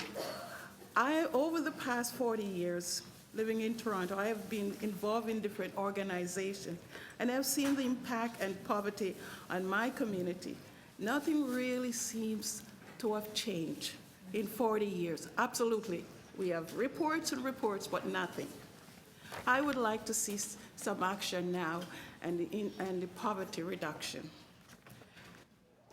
I'd like to make 3 main points on behalf of APT.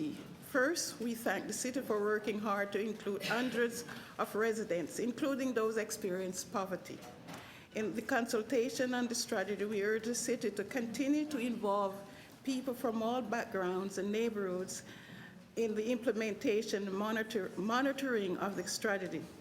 We welcome the strategy's focus on housing, employment, public transit, and access to services. However, there's gaps in the interim strategy that need to be addressed in the final strategy. For example, there's little in the terms of action to address homelessness. And since a lot of people have covered some of what we have said in their thing, I'd like to, number 3, the provincial and federal governments have a crucial role to play in poverty reduction. The city should be tenacious advocate for funding from higher levels of government to support housing, childcare, and other services. A city funding commitment will help to leverage funding from higher levels of government. To conclude, it is unacceptable that Toronto has the highest poverty rates among cities in Canada. The time for action is now. We urge you to approve the interim strategy and to move forward by setting bold targets for progress and allocating dedicated funding to significantly reduce poverty over the next 3 years. You have in the interim, you said 20 years. 20 years, I'll be 91. So we need action now. We can't wait 20 years. Thank you again for action to build a city of opportunity for all. Thank you very much. Are there questions of these deputants? Well, thank you very much for your comments. Appreciate that very much. Next, we have Ellis Ziegler, Toronto Drop-In Network.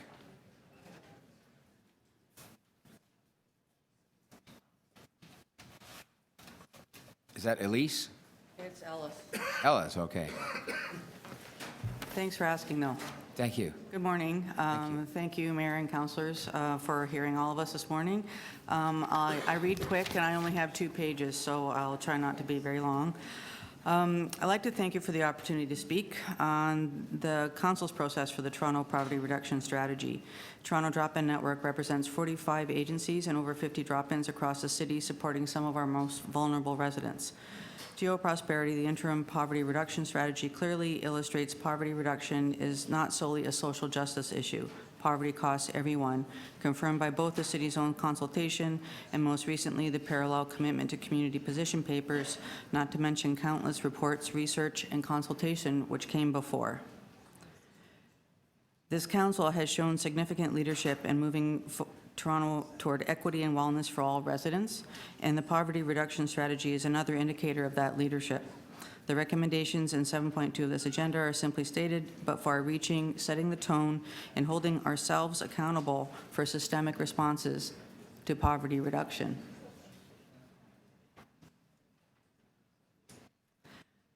The issues of housing stability, access to services, living wages and quality jobs, transportation and food access have clearly articulated in the strategy's planning matrix as a result of resident input. The focus of this deputation is on another goal, institutional change. In order to effect permanent change, council, city divisions and agencies, and the community-based agencies they fund must effectively work in tandem with service participants. It is formalizing the link between city divisions and subject matter experts which will make or break this strategy. Whether it's the drop-in sector, childcare, employment, or housing, the frequent cross-sectoral connections between agencies, city divisions, and system planning tables highlight the need to ensure 2 things: that the existing subject matter experts are called on and that all divisions are explicitly tasked with participation. Subject matter experts include people with lived experience, city-driven, and community-based system planning tables. The formal integration of these groups into poverty reduction work plans will go far to institutionalize action plans and change. Some examples include city planning tables, community-based organizations and coalitions, and peer-driven coalitions. I urge the Executive Committee and Council to ensure the directions to the City Manager includes clear identification of intersecting city divisions with inclusion of at least the following as explicit partners in the strategy: shelter, housing and support, public health, Toronto Employment Social Services, Child Care, Enterprise Toronto, Parks and Rec, Toronto Police Services, Municipal Licensing and Standards, TTC, and Social Development and Finance. Intensive integration of sector-based contribution, and incorporating the strategy implementation into the expectations of city-funded agencies. The explicit and mandatory integration of city divisions linked with sectoral collaboration with service participant focus will help us make significant gains in homelessness, hunger, health, and isolation. Your continued leadership to ensure all Toronto residents benefit from healthy wages, food and housing, and transportation to access them will go far. Thank you. Thank you very much, Ms. Siegler. Are there questions of Ms. Siegler? Thank you very much for being here today. We have next Sharon Simpson from Labour Community Services.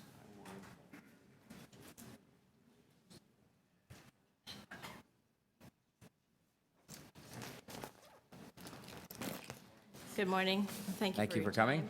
Thank you. Over to you. I'm with Labour Community Services, which is a project of the Toronto and York Region Labour Council in partnership with United Way Toronto and United Way York Region. In 2008, just prior to what is sometimes referred to as the economic meltdown, the Labour Council, along with its community allies, hosted a conference calling on all segments of Toronto to maintain, develop, and promote good jobs. Labour Community Services recognizes the role of jobs in mitigating poverty. We understand that opportunities for creating middle-income jobs has been identified by Torontonians and is a process for fending off poverty. But we must also pay attention to those who have been historically disadvantaged. But good jobs alone cannot provide a path out of poverty. The interim report strategy before you is a real attempt at mitigating poverty in our city.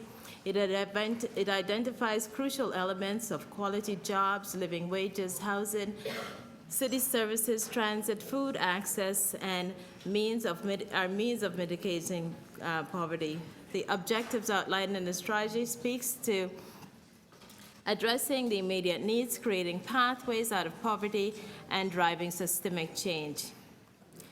Is any of this new? My answer to that is no. But for the first time, the city is being asked to envision a city without poverty and to take intentional action on poverty issue. This means going beyond the compartmentalization of programs and services and engaging in a coordinated effort to name and address poverty. The report represents a positive start for strategic actions on poverty, and I urge you to adopt it. Thank you. Thank you very much. Are there any questions of Ms. Simpson by members of the committee or members of council? Thank you, Ms. Simpson, very much. Next, we have Eva Mukherjee from the Agincourt Community Services Association.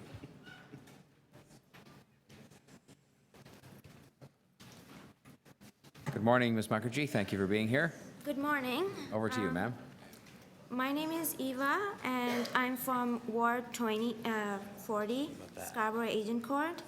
I'm actually a client of Agincourt Community Services Association.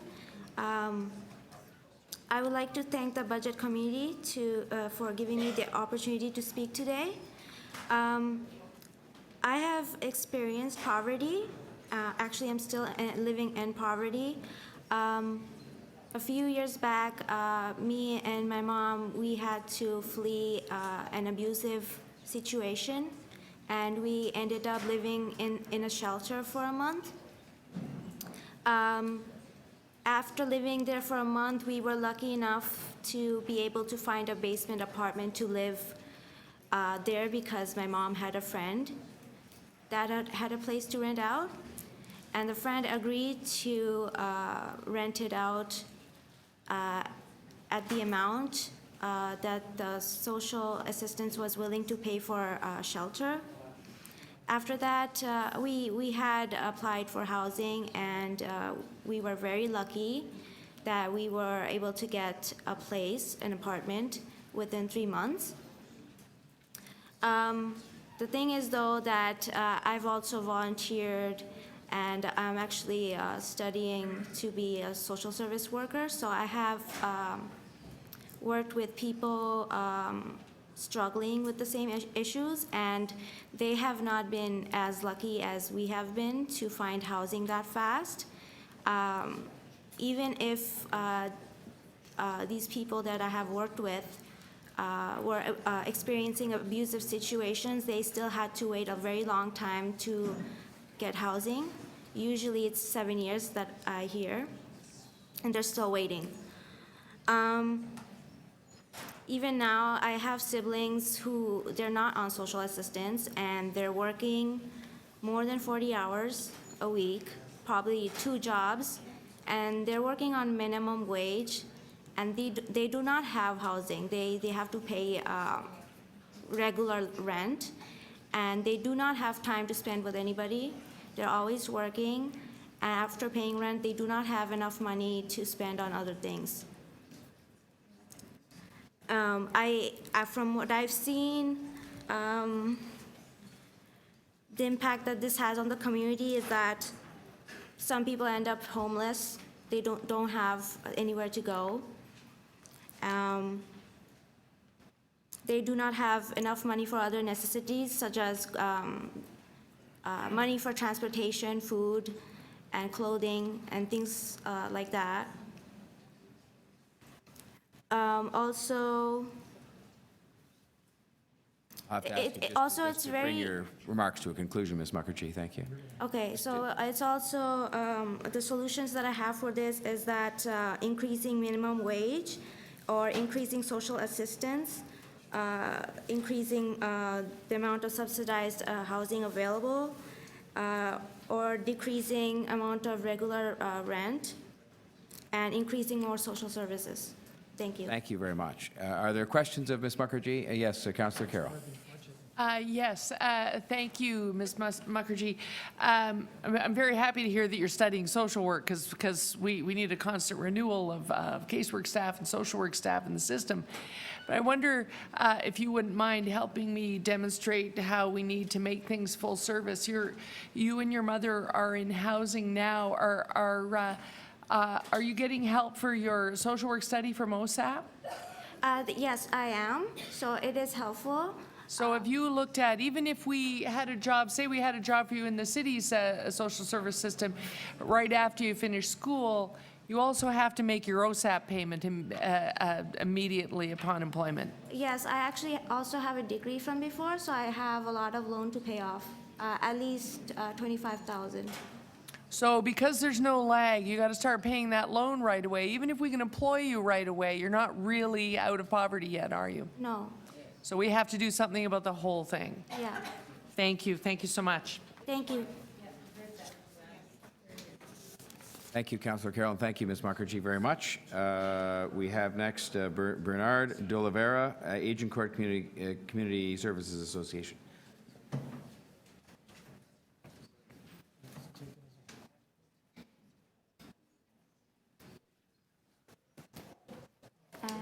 I would like to ask, Bernard cannot make it today. Can I read his deputy? Yes, yes, please. Then thank you. You're most welcome, and we have 3 minutes. Yeah. Thank you.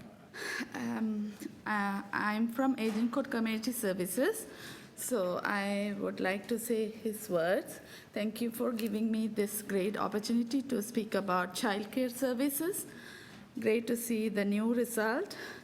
I read the report, planning to increase subsidized childcare services.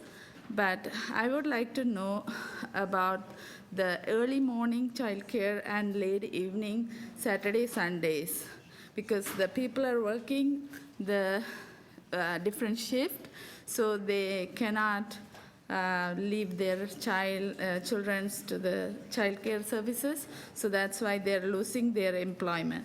As a single mom living alone with taking care of kids, she wanted to work full-time, different shift, so she is not able to leave her kids to the child care services center. So it's a big challenge for them.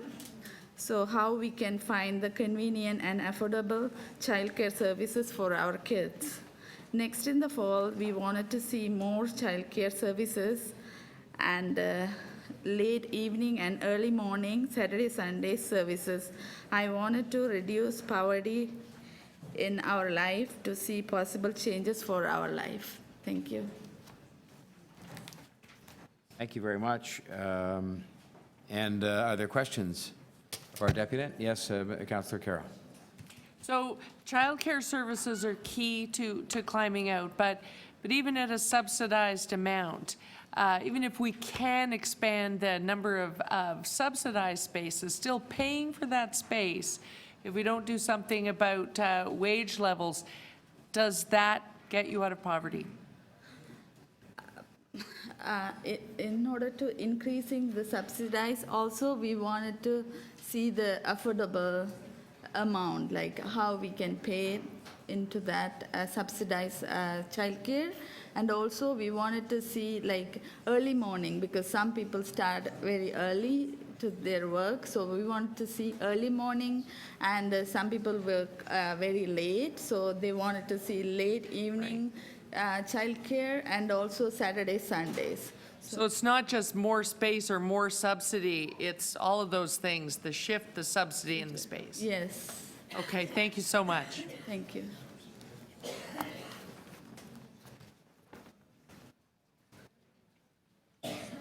Thank you very much, ma'am, for your deputation. Mr.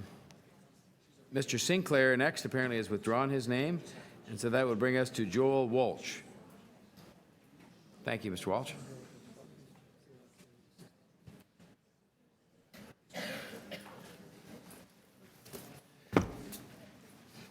This is my costume. I wear it so I don't get negated by society as much. I had to beg and borrow the tablet so that I actually have something to, since I don't have access to a printer overnight. So, anyways. Okay? Yep. Hello, my name is Joel, and I'm here to talk about TO poverty to TO prosperity, Toronto's poverty reduction strategy. What we have are things spiraling out of control and getting much worse.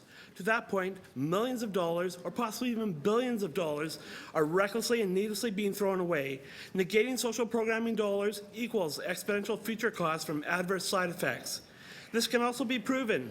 ODSP's attempt to be cheap on transportation equals to about $1 million per client versus 10 grand or so thereabouts per entity that pays in over a quarter century. The diagram here documents the minimum cost for dealing with each and every person in poverty individually. This looks like a whole lot, but this is just a bare minimum and not the multitude of individual specific sub-programs that most people need. Also, the system is currently set up for people to be subservient of it for generations to come. Also fail. Great way to drain societal resources, don't you think? Especially taxpayers' hard-earned money. There are no key point indicators, KPIs, to measure programming being effective. Therefore, there is no will to assist people other than to use them to keep the money flowing. For example, with brain-related mental health issues, the good old, here, take a few meds and return in 6 months, if you're able to, without any other supports. Is it the Center for Addictions and Mental Health, or the epicenter of addictions and mental health? Poverty numbers are so nastily bad now, but will become exponentially worse en masse in the future. To visualize, remember the movie Back to the Future Part 2? Do you remember the down and out scene in the alternative future? That is our future, and actually that future date in that movie was October 21st, 2015, this fall. We need help and support to assist us in uplifting our lives and empowering us to succeed. This is not done via motivational speeches. We need more than Band-Aid solutions to solve these massive problems. We need all hands on deck to assist. We need more than a beat-up box of Band-Aids to deal with the issues. We need a toolbox full of tools that we can implement to compel by not offering incentives, but discipline society's bad behavior towards people in poverty. Just like parking enforcement of recent note, we need funding that is properly implemented with proper laws to assist. I am worth much more than this $5 gift card that I was given for my time and services. And on top of it, poverty equals no tax revenue, which is in the long run equals Detroit of the North. So if this is watered down at any point, all you're going to do is creating a worse society for all in the near future. Thank you. Thank you, sir. I am also aware of the data like Michael, so if anyone has any questions, I'm more than welcome to assist. Thank you very much. Are there any questions of Mr. Walsh? All right. Well, thank you very much for coming by and for taking the trouble. Appreciate it. Thank you. Next, we had Michael Kerr and Avi Yao Go, coordinators, Color of Poverty, Color of Change.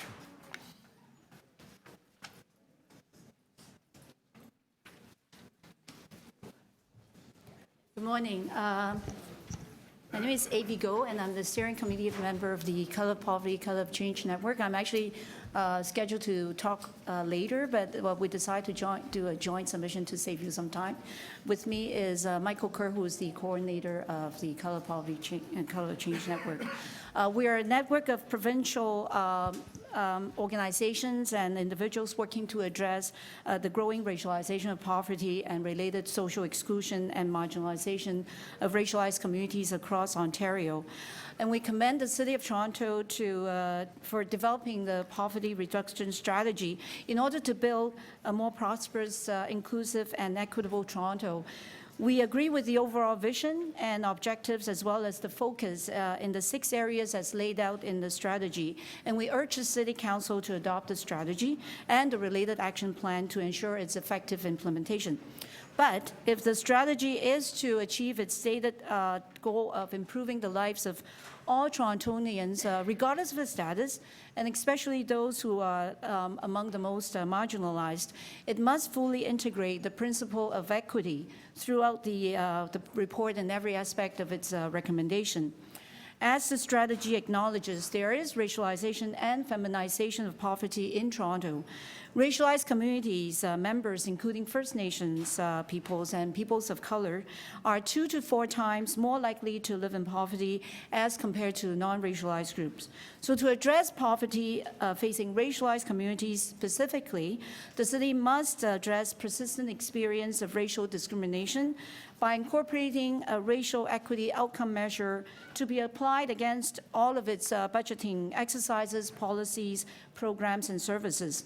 So, for instance, while it's great to see the recommendation calling on the city to become a living wage employer and require city contractors to pay the workers a living wage, one of the key omissions in the strategy is the need for the city to fully implement its employment equity program by introducing contract compliance measures to promote equity hiring among all city contractors, while extending similar equity principles and requirements to all city purchasing and capital investments, as well as city procurement policy.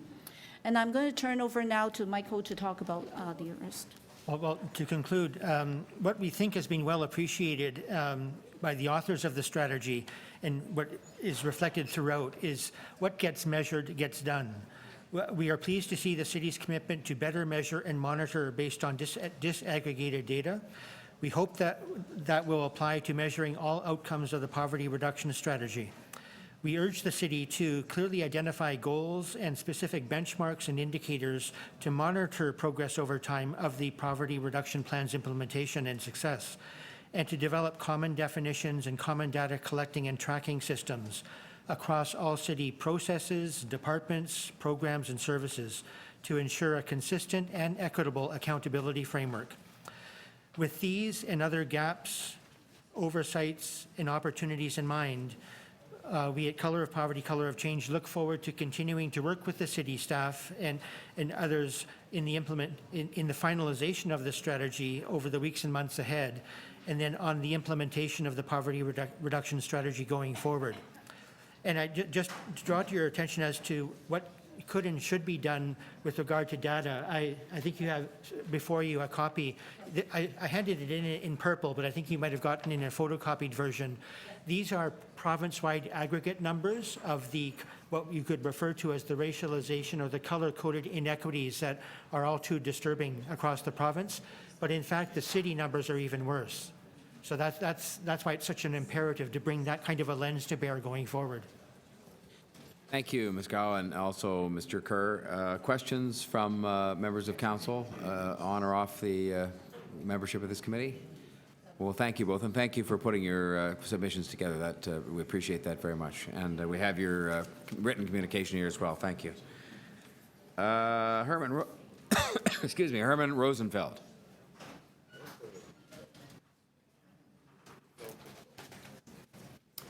Meet again. Thanks very much. I'm a member of the TTC Riders and Fair Coalition, and Fair Coalition is now part of TTC Riders, and we're proud to work together. I think it's really important, as most of the speakers have said, that this interim poverty reduction strategy is very positive. It represents, at least for transit, a potential step forward. There's some new things in it. The actual reference to fare geared to income criteria, which has never appeared in any of these kinds of things before.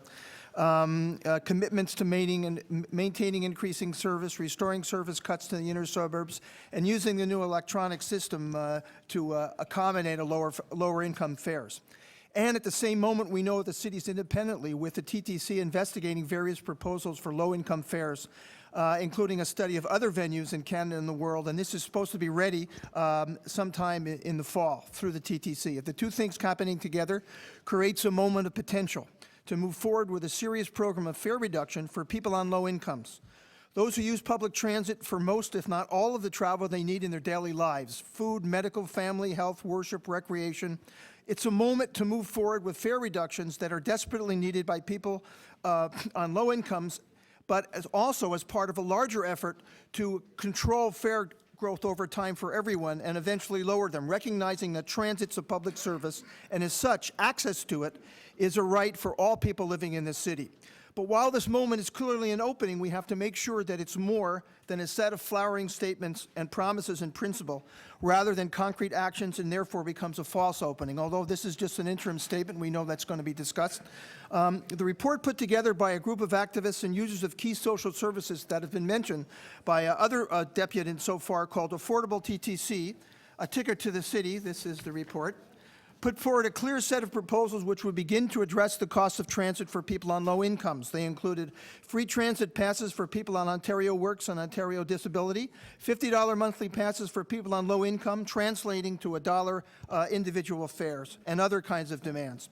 We've been hearing comments informally from friendly political representatives that the only issues being considered in the long run here are modest reductions tied to off-peak hour use, using the Presto system, which is the electronic system which we know makes certain things possible, not as a tool for real change and to address the needs of low-income people, but simply to make token changes, I'm sorry about the term, scheduled for some future date. We have heard, I just realized that I was writing it, we have heard talk of cuts of 2% to transit spending, which would make a mockery of increases. There's been little discussion of how you would fund these kinds of changes, although that's part of the process.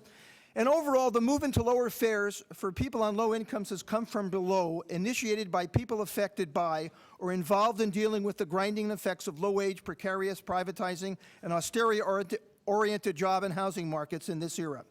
We can make a difference in the area of transit by taking seriously their demands and proposals and giving the words of the Poverty Reduction Report some meaning. We look forward to that. Thank you. Thank you very much, Mr. Rosenfeld. Questions of Mr. Rosenfeld? All right. Thank you very much. Mike Connell.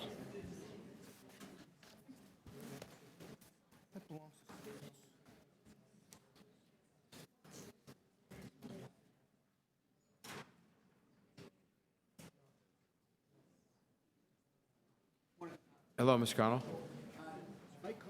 is ill this morning. My name's Joel Clausen. Oh. I'm a community capacity builder at Yonge Street Mission. Okay. Mike called me this morning. He wasn't able to come, but he's part of a group, and it should be in your package, I believe, a submission by Friends Against Poverty, which is a group that has begun to meet over the last several months. And Janice is a member of our group as well, and so she's going to speak for Mike. Thank you. His Most welcome. presentation is in the package as We well. do so have you your can see that. communication. Thank you. Hi, my name is Janice. I am here to represent Friends and Property, Moss Park, and can Joel kind of help me a little bit?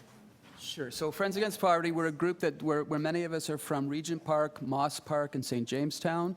We've come together in response to the community consultations back in January on the poverty reduction strategy. And we've continued to meet because of people's interest in this since January, and have been following the evolution of the process, and want to continue to support it. And especially like our group is composed of people who have lived experience of poverty and who have a lot of knowledge about this, and they're quite aware of the expertise that they have on the matter. I don't know if you want to say a little bit more, Janice? Well, for me, my experience was like I was homeless. I didn't have nobody to turn to. But I'm just hoping that you would pass this. Yeah. I'm nervous, my God. Thank you very much. Thank you, all of you. We appreciate that. Rob Howarth, Commitment to Community.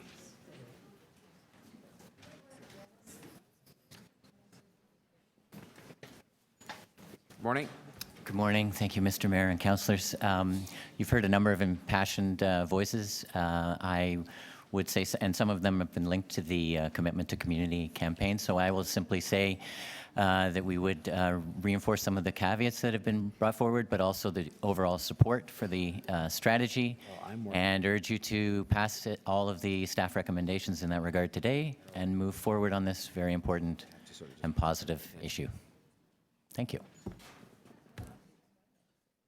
Sorry, I was just distracted there, but thank you very much for your submission. I appreciate it, Mr. Howard. Daniela Mergarten.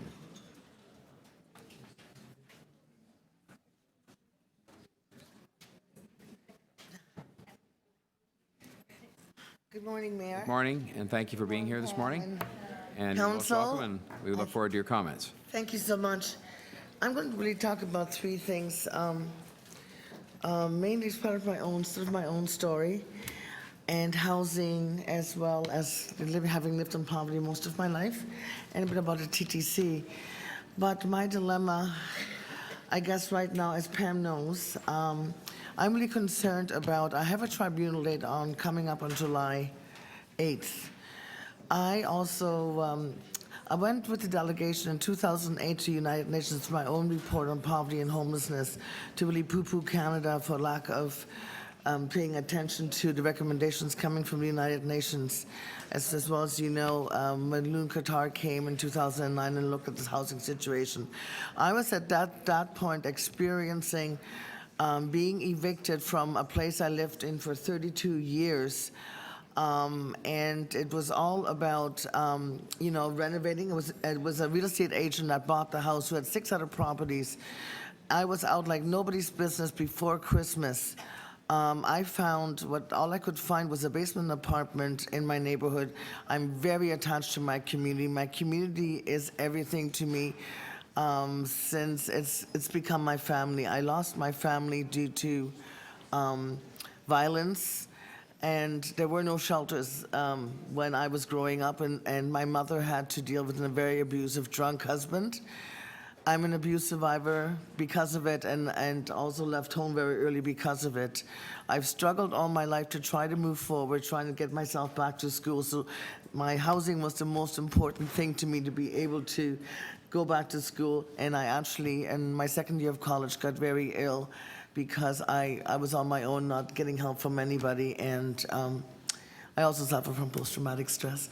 But this being said, I am again in the position of the house got sold again. I do not want to end up being a statistics. I'm worried about the women, I know of 3 women right now who have ended up in shelters over the last 8 years. I'm concerned about all the women that are in shelters that are, because of the flipping of the houses, have ended up on the street. And I really urge you to look at the tribunal. There's got to be some kind of policy change around people getting richer on the backs of the poor and being displaced out of their communities. Yeah, that said, so I also wanted to talk a little bit about a TTC because I'm also on the Fair Coalition, and I'm on the steering committee of House Link as well as Saving Our Own Social Safety Net. So you can see that I've been really involved in my community. And I actually, somebody had said earlier, I really am hoping that there is some form of subsidy being introduced because I can't afford the rent, and that is a part of it. And like I'm really pleading with City Council right now to give me some hand. If I lose everything and end up in a shelter, I'm going to lose it. I'm so close right now, which I hate to admit, to despairing. And I'm a strong woman, and I've fought for a lot of people. I've helped a lot of people. I am now asking for help, and I can't wait 20 years. I'm going to be 60 this month myself, and I need your help. And please help us. And I'm so glad, Pam, thank you, that we're doing this work, because it is so important. And the importance of keeping people in their community is huge.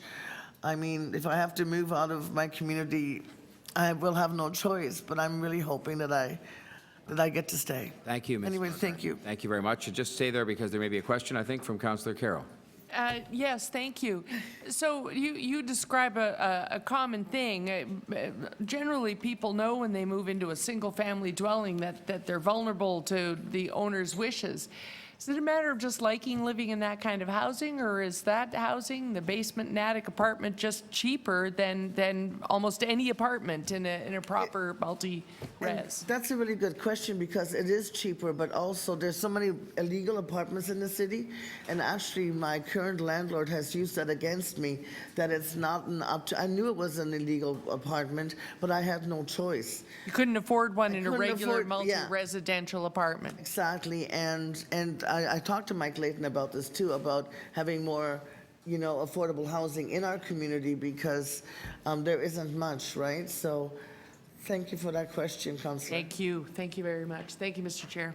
Thank you, Councillor, and thank you, Ms. McGarten. Any other questions? Thank you very much. We appreciate you being here.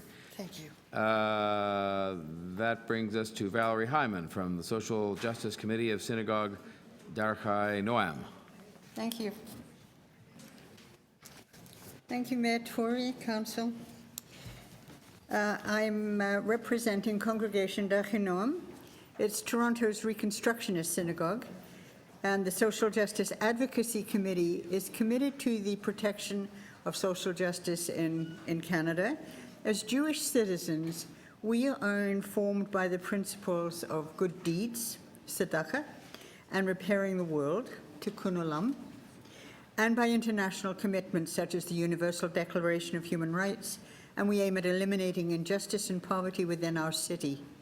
Our activities are nonpartisan and dedicated to the protection and improvement of public policies and programs at all levels of government. We are part of the Multi-Faith Alliance to End Homelessness. It's a diverse group of faith communities and organizations in the Toronto area, and we base this on our shared values of fairness, compassion, justice, and social inclusion. We advocate to our political representatives for policies that would ensure adequate, secure, and affordable housing for all in our community. We congratulate you, Mayor Tory, Deputy Mayor Pam McConnell, and the city for initiating this important poverty reduction strategy. We live in a prosperous city, and yet over the last 20 years, as we hear it over and over again today, poverty has increased and the city has become more economically divided. 1 in 4 children now live in poverty. Homeless people beg on every major street corner, and thousands are accommodated in the Out of the Cold programs in the winter. 90,000 people are waiting for affordable housing in the city. The time to address these disturbing trends is now, not only because it is the right thing to do, but if we don't act now, despair, anger, and the possibility of civil disobedience is more likely to occur. Hunger, homelessness, and helplessness lead to despair and desperation. We support the recommendations to address the urgent needs of our most vulnerable citizens. We believe that affordable housing is foundational and urge the city to make this a priority, as stable housing is a gateway to employment, education, and a better life. We at Daghinoam have actually put up, when there was money, funding, we actually have put up 2 housing projects, but we can't do it without the funding. Currently, too many families are unable to afford housing without compromising on nutritious food, transportation, or clothing for their children. We would also like to congratulate the committee for creating a very collaborative process that truly listened to those most in need, as well as many others in the city, such as the business community and advocacy groups. And we would like to see this collaborative process continue, hopefully, after the final report is accepted by Council. We would also like firm timelines, benchmarks, and other tools to measure the impact of the strategy. I'd like to end with a quote from Joel A. Barker, which says, "A vision without action is merely a dream. Action without vision just passes the time. Vision with action can change the world." Thank you. Thank you, Ms. Hyman. Now, may I have any questions that there might be for Ms. Hyman? If not, I'll thank you very much for being here this morning. Appreciate very much your thoughtfulness. Andrea Budgie, Reverend from Trinity College and the University of Toronto.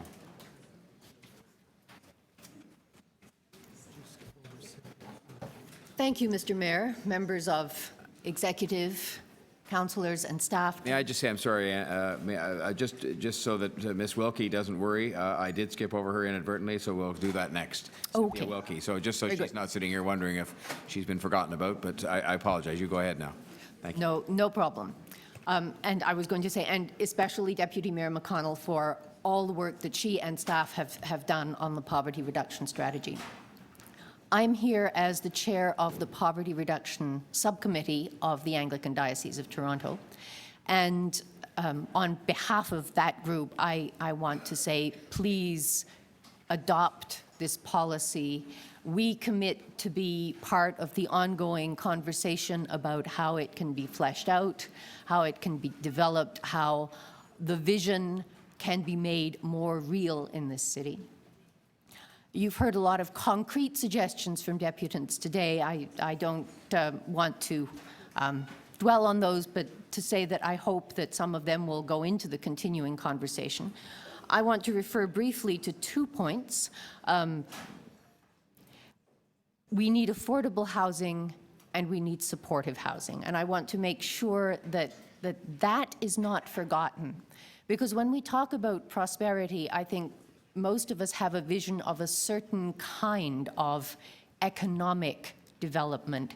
And there are people in our society who, as that term is understood, will not prosper, but we need to make sure that they do not suffer, that they do not slip behind everybody else. I was very excited to see the commitments to living wage. Even though I realize that's a daunting kind of thing to put in a document like this, I'm excited not only because it's the right thing to do, but because that is such an important part of creating the culture that this report is trying to create for the city, where the question that developers trying to comply with Section 17 requirements ask is not how little can we get away with, but what can we do to help? And where individual taxpayers approach the task and privilege of being part of building community with that same kind of attitude. What can we do to help one another? And I would hope that I speak for many people of faith when I say that we commit to being part of creating that kind of a culture. And I would encourage the commitments in the strategy to education and publicity around that, because if the kind of energy and resources that have gone into trying to make us enthusiastic about the Pan Am Games and creative and considerate in our use of transit and other city resources were to go into making us excited about taking care of each other and creative and compassionate in our use of our shared resources, we'd be well on the way to seeing this vision accomplished. Thank you. Thank you very much. Questions? Councillor Pasternak? Thank you. Thank you very much for coming in. While some aspects of the document are quite strong, do you have any concerns that we're not going far enough? We can always go further. I think it sounds like a generic answer, but we can never take too good care of one another. And in every generation, we try to do the best we can with what we have and to avoid falling back. Okay, thank you. Thank you very much, ma'am. Appreciate that very much. We next have Cynthia Wilkie, who I passed over inadvertently from the West Don Lands Committee. Good morning. Good morning. Yes, I'm Cynthia Wilkie. I'm the co-chair of the West Don Lands Committee, which is a coalition of resident business, social service, environmental, and heritage organizations that has been advocating for positive revitalization of the West Don Lands and the wider waterfront since 1997. Our focus has been on the opportunity to build out the city in a way that enhances connectivity, spectacular design, and environmental and social sustainability. And it's that last point which brings me here today. I'm joining many in supporting this important step towards developing a comprehensive commitment to poverty reduction within the city. And I would like to start by thanking Mayor Tory, Deputy Mayor McConnell, and recognizing the early work done by Councillor Mihevc and Toronto Employment and Social Services 2 councils ago during the provincial poverty reduction strategy discussions. I'd also like to recognize the work done by city staff, the work of the Poverty Reduction Advisory Group, as well as the contribution of many individuals and members of the public from, with lived experience and from agencies and groups that support those who are living in poverty. On behalf of the West Don Lands Committee, I'd like to just focus on 2 parts of the interim report. All of the recommendations are terribly important, but from our perspective in working on waterfront revitalization, it's affordable housing and community benefit programs that rise to the top of our experience. Toronto is undergoing an unprecedented surge of residential revitalization in its core. And for many years, we have been concerned that we are missing the boat, missing the opportunity to actually make advances in terms of affordable housing.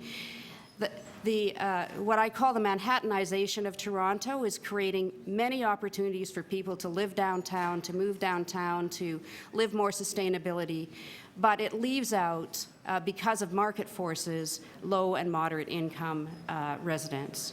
And so Waterfront Toronto, the Toronto's Central Waterfront Plan, the City of Toronto has quite appropriately required that within the waterfront revitalization district, 20% of all new housing be affordable rental housing. Very important objective, very important in terms of attaining social sustainability for our new waterfront.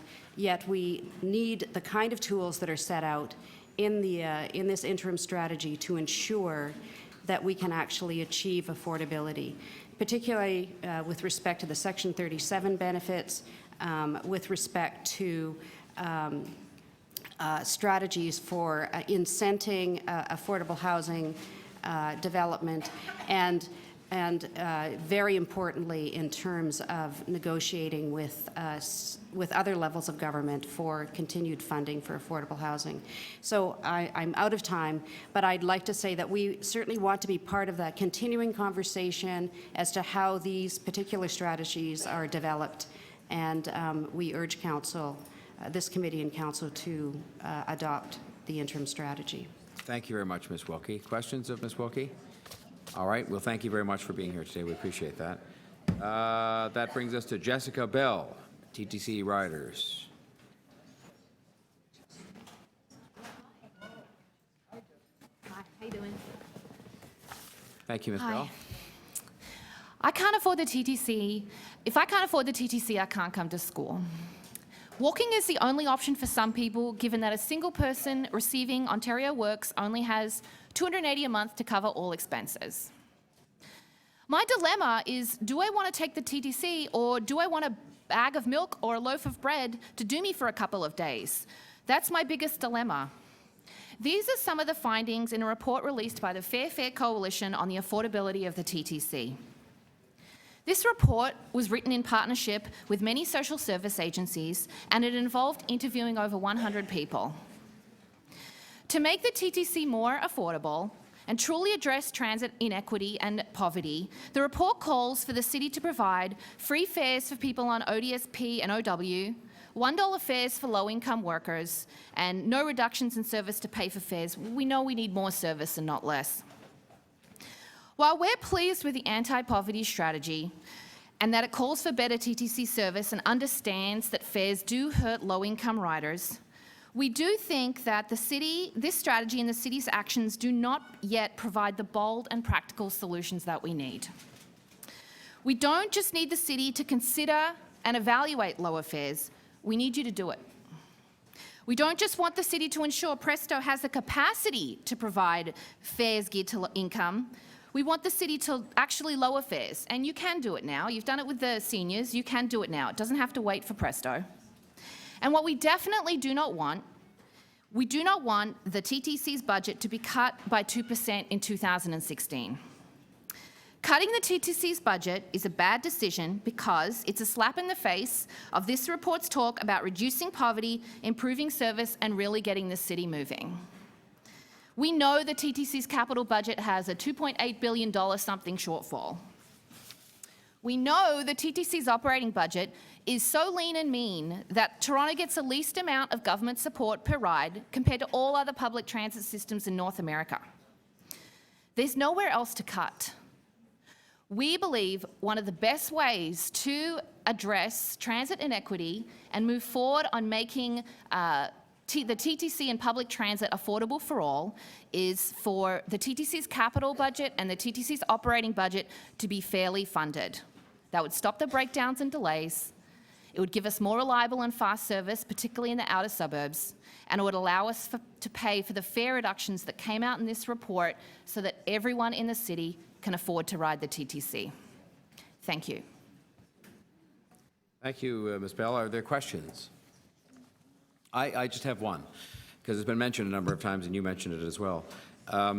First of all, you're aware of the fact that the request that's been made of these organizations is to look for 2% inefficiencies, not to reduce their budget by 2%. You're aware of that's the request? I'm absolutely aware of that. What I don't understand is that if you're cutting the TTC's budget by 2%, we're definitely not going to be getting... Let me stop you, because again, you said you understood, but now what you just said indicates you don't. Or you may not, which is that the request that was made was not to cut the TTC's budget by 2%, but to identify 2% inefficiencies. It could be the budget could still go up by 10%, but you found 2% inefficiencies. You understand the distinction? I do, but often efficiency is used as a euphemism for cut. And what we think is that the TTC's budget actually needs to be increased significantly to actually provide the service that we need. Like, we had the subway break down for what? Monday morning rush hour? We have breakdowns and delays all the time, and we have people time and time again who talk about how they can't afford to get on the TTC. We do not need efficiencies. We need a big increase in service and more affordable fares. So if one was looking to find money to pay for those big increases in services, do you think it's possible that in a $1 billion-plus organization like the TTC, you could find 2% of areas where they're not spending money very efficiently at present? Rob Ford certainly had a lot of difficulty doing it, and he was looking very, very hard, A. And B, the TTC's operating budget, the amount of government support per ride they get, is already the lowest in North America. It is already an extremely efficient organisation. I do think that it would make more sense to look at how we can increase service and really focus the conversation on that, and also how to make fares more affordable. I think that would be a smarter thing to do. Okay, Councillor Pasternak has a question. Thank you, Mr. Mayor. Would you consider if the TTC went out to multiple bids for streetcars rather than sole source, would that be an efficiency, and it saved money, would that be an efficiency or a cut? I'd have to see the details. I don't think there's any details to look at. If we went out to an open RFP on a rolling stock on our streetcars and subway trains rather than sole source, and we saved, let's say, $50 to $100 million, would that be a cut or an efficiency? It would depend. I mean, when we look at the Ontario Auditor General's report on the cost benefits of P3s, they did find that it tends to cost more to go with the private sector. I'm not even suggesting a P3. Second question is, if the TTC is saving $8 million because of low international crude prices, is that a cut or an efficiency? Well, are we seeing that? Are we seeing that resulting in more service for next year or for Yeah, but this that's okay. Thank you. Thank you very much. Thanks very much, Ms. Bell. Then we have Susan Gapka.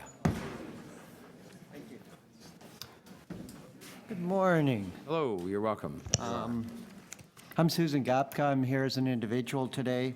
And I'm here to support the poverty reduction strategy wholeheartedly. And what most appreciate is the sense of urgency about it. And those of us living in difficult conditions, whether it be in Toronto community housing or whether it be low income, know dramatically how that impacts our everyday lives.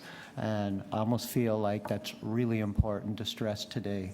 I want to thank Councillor Shiner. I want to thank the rest of you for being here today to listen to, as I try to find something a little different than the other deputants to address. And so we just had Pride. It was great to see you, a number of city councillors. We had a lot to celebrate and a lot to demonstrate.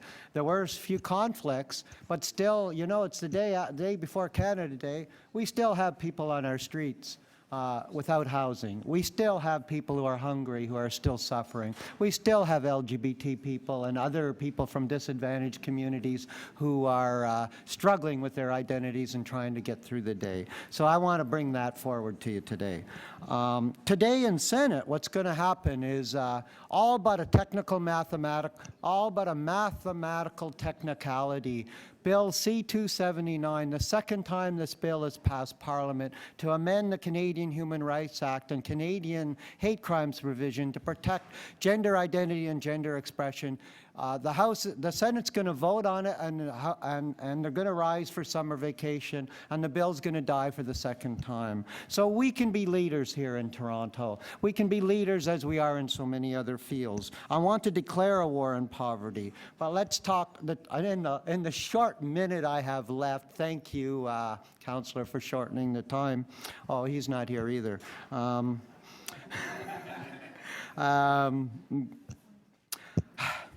Just take a breath. Try to get back on track. The housing I've been very clear on in the past term of council, and I think it's a simple economic equation. Supply must meet demand. And I'll speak to that on other locations.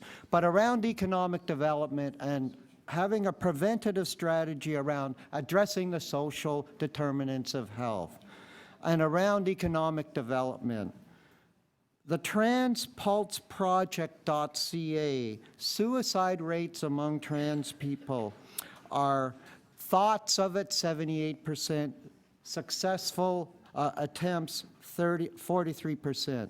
Those with a university or college degree 71%, yet half of us make less than $15,000 a year. I'm one of those people. I'd like to propose that what's missing in this round of poverty reduction is a focus group, a strategy, a conversation with transsexual, transgender people. Thank you for your acknowledgement of the work we've done in the past at the flag raising. And I would offer my services and our group services. We have now the Trans Lobby Group services, and we have this united, what do we call it? United Trans Coalition of groups in Toronto to work with, to try to address some of those gaps so that between the interim and final report. And with that, I want to support this. I would vote in favor of it. I want to thank you for your time. Thank you very much for your time. We appreciate that, and your comments are received. Councillor Ainslie, a question? Yep, through Mary Tory. Thank you for coming in this morning, Susan, and pointing that deficiency out. Do you see any other deficiencies that in the report that you think need to be worked on, or?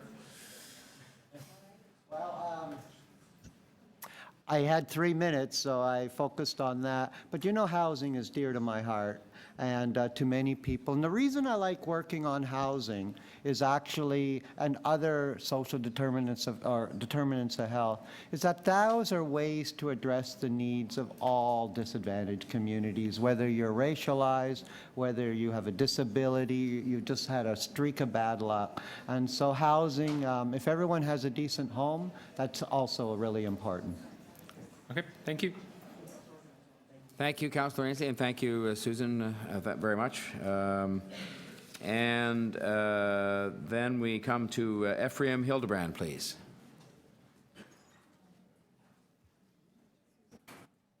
Hello, Mr. Hildebrand. Thank you for coming. I will talk to you after. Hello, I'm Ephraim. I'm part of the organization Millennium Kids. I'm 12 years old. Thank you. If the wealth or the poverty of your family determines the success and your voice, how is that fair? If you were in the shoes of someone who is poor, wouldn't you want someone to stand up for you and fight for your rights to affordable housing, a good-paying job, and nutritious food? I think we should treat everyone the same way we would want to be treated. If I owned a business and paid my employees a wage that cannot support them, I have set them up to live in poverty. I have created injustice. I recently heard a quote that if we see injustice happen and do nothing about it, we have become part of the problem.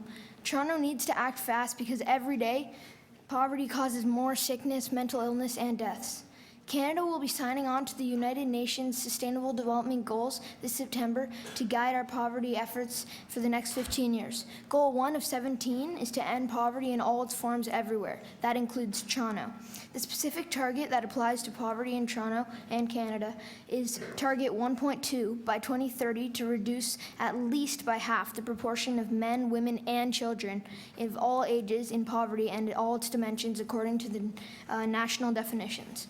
I know our city has put in tremendous efforts to reduce poverty through the poverty reduction strategy. I can't wait to see what is in store for Torontonians who are struggling to make ends meet. Please don't give up. You are leading Toronto on an important journey to justice. We can do this together. Thank you.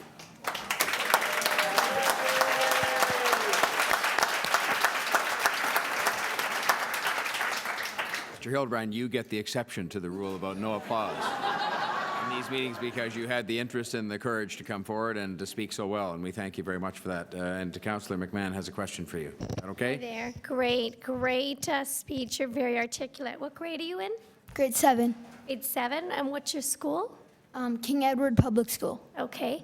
And do you, what got you interested in coming down and speaking to us in the whole topic? Well, I kind of took it from my mom because my mom's really really involved in social justice, and she just got me interested, and then I was really intrigued, and I just wanted to learn more, basically.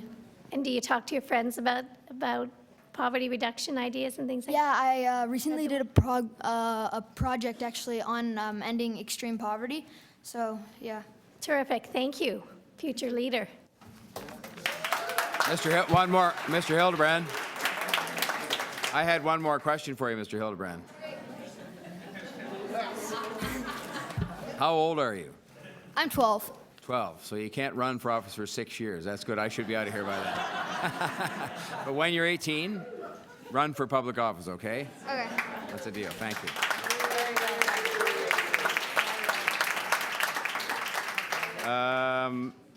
B. Lee. B. Lee. Here we are. Oh, did I? No, but we already had, she already appeared. They combined items. No problem. Thank you for coming, Ms. Lee. Thank you, Mayor. Hello, my name is Billy from Scarborough. I was homeless with a full-time job. Never will I forget, in 1998, on a very cold and windy Thanksgiving Day, even though I was working because of the high cost of rent, I was seeking shelter in a TTC subway station at night because I had no place to go to get myself out of the cold. A few other occasions, I would couch surf, staying with a friend and another friend. Eventually, when I was able to get housing, I had to move frequently due to bad living conditions. I had lived out of my suitcase, ready for another move at any time. I always have goosebumps thinking of these unforgettable homeless days and constant moves. My living condition got worse after I lost my job. In fact, it got harder for me to find a decent place with affordable rent because the OW shelter allowance is only $376. I can only afford to rent a room in a rooming house. Rooming houses are unacceptable for living at times. One rooming house in which I had lived was part of a cold room.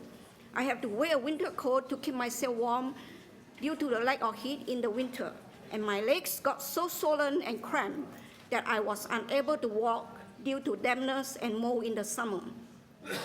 At another rooming house, there were 13 people living in the house with only one fire exit.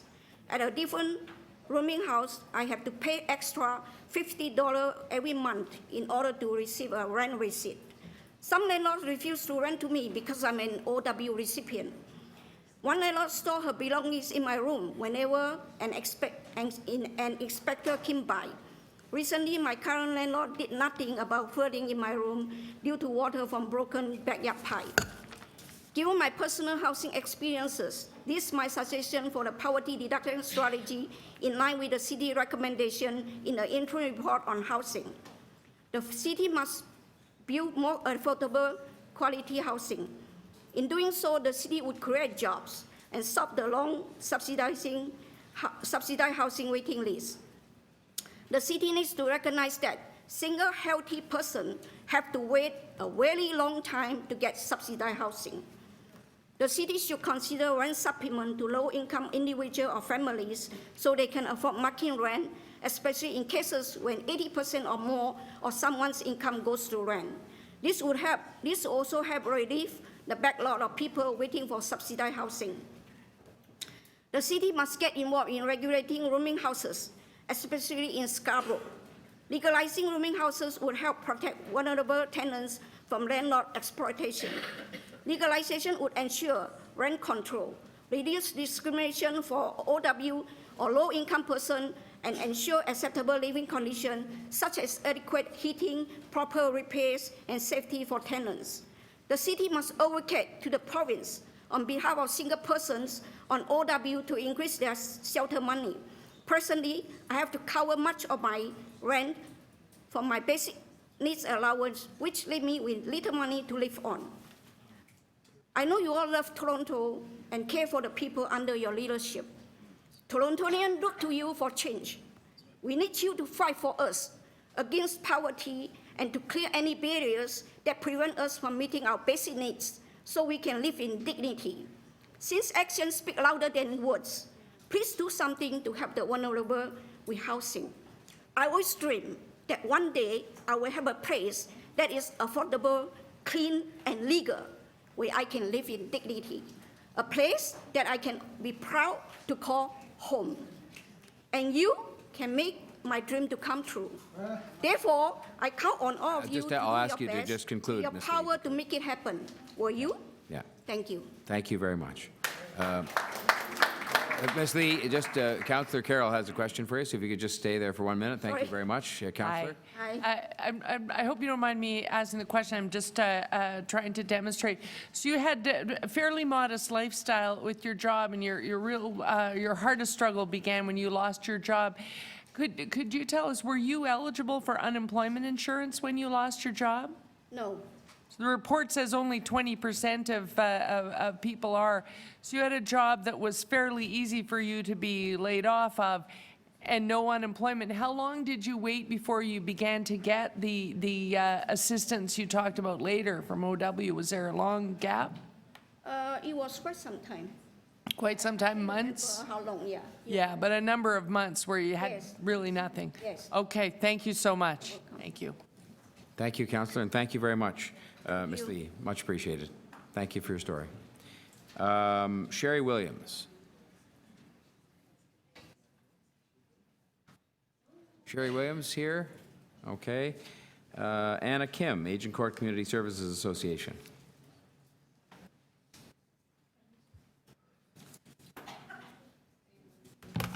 Hello, Ms. Kim. Hi there. Okay. Thank you for the opportunity to speak to the interim poverty reduction strategy for the City of Toronto. My name is Anna Kim, and I work for Agincourt Community Services Association as a civics project coordinator. I would like to take this opportunity to amplify the needs of newcomers. Over the past 4 years, I have worked with hundreds of newcomers in a community engagement capacity in Scarborough, primarily in the neighborhoods of Dorset Park and Steeles-Lamoureux, previously deemed priority neighborhoods. Through my work, I have learned that for many newcomers in Scarborough, poverty is in fact a regular feature of their everyday lives. If poverty means lacking access to good jobs, living without an adequate income, not having stable or adequate housing, not being able to afford transportation to access essential services such as medical treatment, experiencing food insecurity, and being without supportive services, then many newcomers in Scarborough are well acquainted with poverty. Indeed, as the interim strategy acknowledges, newcomers are overrepresented among the city's poor. The stories I have heard from newcomers echo the many stories of poverty across the city. Parents faced with the daily existence of worrying about paying rent whilst raising young children without access to affordable childcare and with barriers to finding steady, decent paying employment. Seniors not being able to find an affordable place to live with dignity and being dependent on their children because their retirement funds are tied up with financing their children's home, or not knowing about social benefits available to them due to the lack of knowledge about these services. And when everyday life centers around struggling to meet basic needs, newcomers in Scarborough, who are often without knowledge about the city's social and institutional infrastructure, and also lack the experience, cultural and linguistic know-how, and confidence to pursue a broad range of opportunities and supports that may mitigate some challenges, are not in a viable position to address or give voice to these overwhelming and at times debilitating realities, and are thus invisibilized or overlooked altogether. Excuse me. That said, I've learned in my work that newcomers are equipped to not only identify issues, but also to proffer sustainable, sensible solutions, owing not only to their education and work experience, but also because of their lived experiences here in Toronto. But they need the right support, and they need to be invited to the table. We have seen that community-based measures have an important impact. Community agencies have created the so-called frontline, where over time they have formed meaningful interactions, forged two-way relationships, and built the foundation for practices, best practices rather, with high-need newcomer communities. And when newcomers are able to take part in community-based programs and they are consulted, they are able to flourish and are motivated to be more active in their communities and to share information and take part in the city's planning and implementation processes. Can I ask you to conclude, if you would? Yes. Thank you very much. So as the report wisely states, programs and services to residents ought to be viewed as investments. As the city moves forward with its poverty reduction strategy, I hope it will leverage and bolster the work done by community agencies along with resident-led initiatives to ensure inclusionary measures that will have real impact. Thank you. Thank you, Ms. Kim. Questions of Ms. Kim? Yes, Councillor Ainsley. Thank you for coming in this morning. As a Scarborough councillor, I just want to know if you had anything that you wanted to add in terms of service providing for newcomers in Scarborough? I think it's important to acknowledge a lot of the gaps that newcomers face. So it's really about connecting newcomers with the existing infrastructure. And I would also add that it's important to not add newcomers on as a footnote to policies, but to integrate newcomers fundamentally as the city plans and implements. Okay. Its And then the other question I had, one of the issues that I find with newcomers in my community in Kinks Road, Galloway, Orton Park, is there's often a language barrier, trying to fill out forms for city services. And I was just wondering, do you think we do enough to provide language translation services or those services to newcomers? From what I've heard, there has been an increase in those services and availability of translation resources.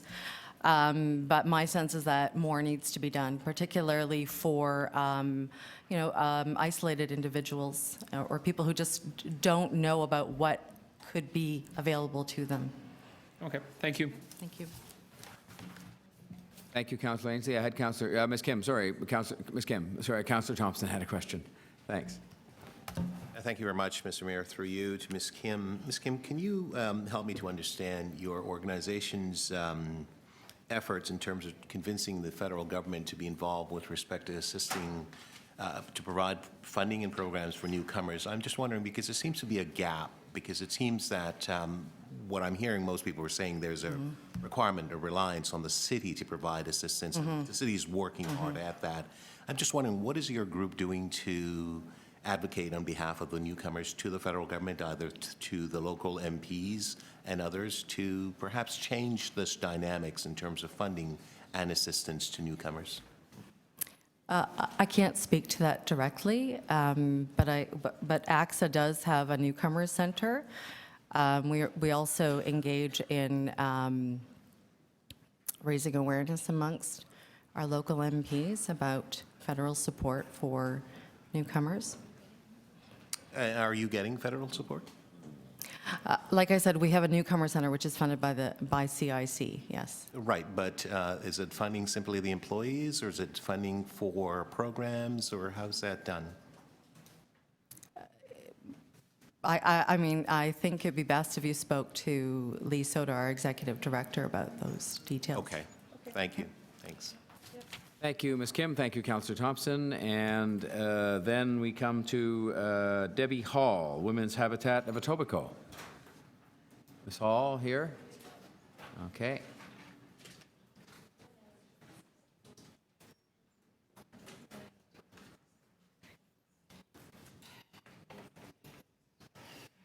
Good afternoon. Thank you for coming. Hi, how are you? All right.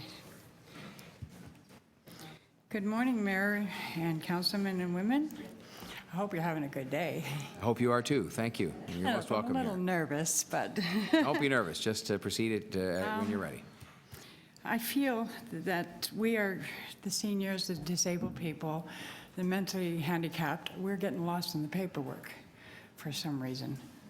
That's the way I feel, right? And I feel that they should take some of these buildings that they're building and donate a couple of them for people that need housing and lower income. I mean, I'm sure that won't hurt anyone, right? Okay, also we need help to access programs that we really need. That, like people with drug problems, alcohol problems, medical problems, health problems altogether. And if they raise the TTC, we won't be able to do that. Because, okay, pretty well. Housing, I did pretty well covered it all. Oh. Okay. I believe that everybody on ODSP and welfare should get a little bit more money and be taught how to budget their food and their money so they won't run out of food. Also, the problem is they should, with people, okay, I had a personal problem where I had to throw everything out I own. And now for me to get new furniture, I have to pay $200. I don't have it. So anyways, that's it. Thank you very much. Do your colleagues wish to say anything? Yeah. Please. Is this working? Yep, I think so. Press the button. Yeah, you just press the button there, yeah.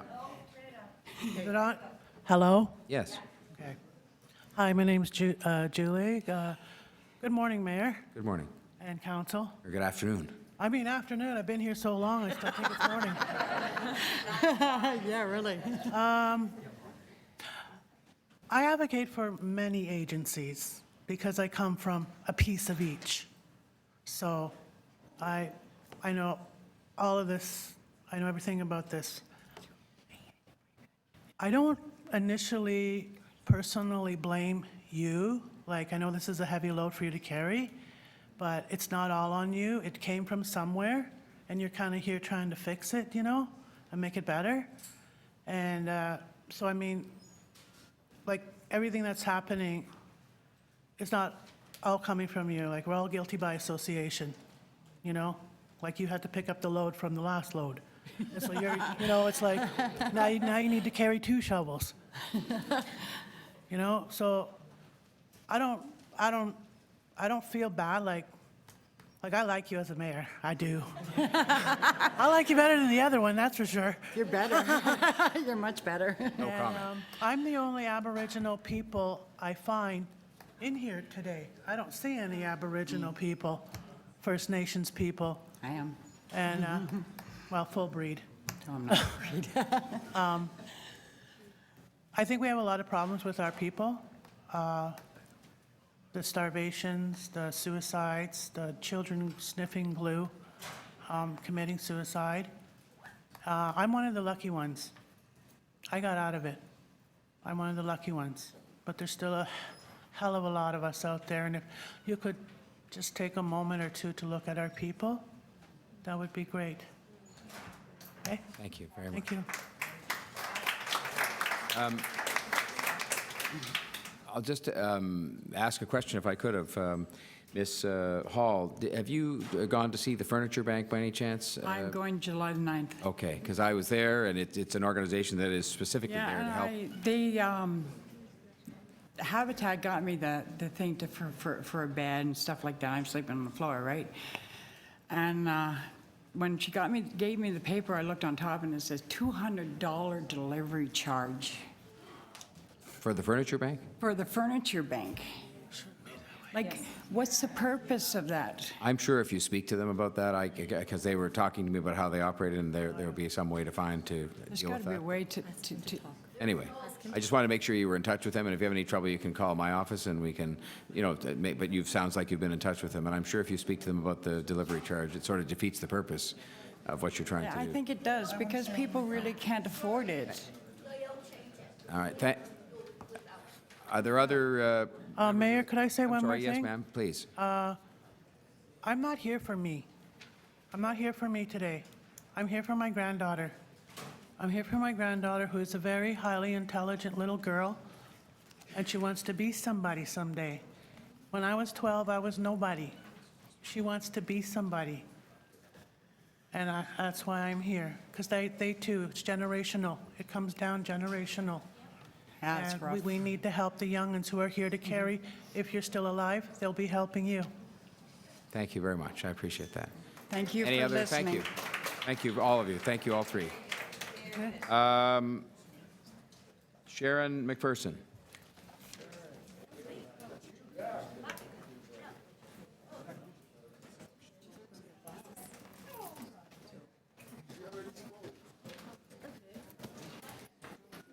Good afternoon, Ms. McPherson. Yeah, I want to come in and describe what happened with the social service agencies of the city. What? I spoke, but this is another, but I spoke. But I spoke on another issue. Well, I hadn't realized, I guess, when we wrote your name down, that you'd already spoken with another group. And so what I'll have to ask you to do is to accept that you did have your chance earlier on, and I know you spoke. You promised to talk to me someplace time out, so I'm going to talk to you about it. We will do that. Thank you very much. I appreciate your understanding. Thank you. Anna Oliveira. Anna Oliveira also spoke earlier? Anna, okay, I don't remember that name, but that's fine. Lucy Barker. Lucy Barker, Ms. Barker, okay, thank you.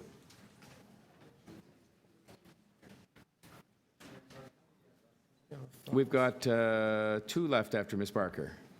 Okay. Hi, my name is Dr. Lucy Barker, and I'm here with Shadem Gular and Dr. Sam Friedman on behalf of Healthcare Providers Against Poverty.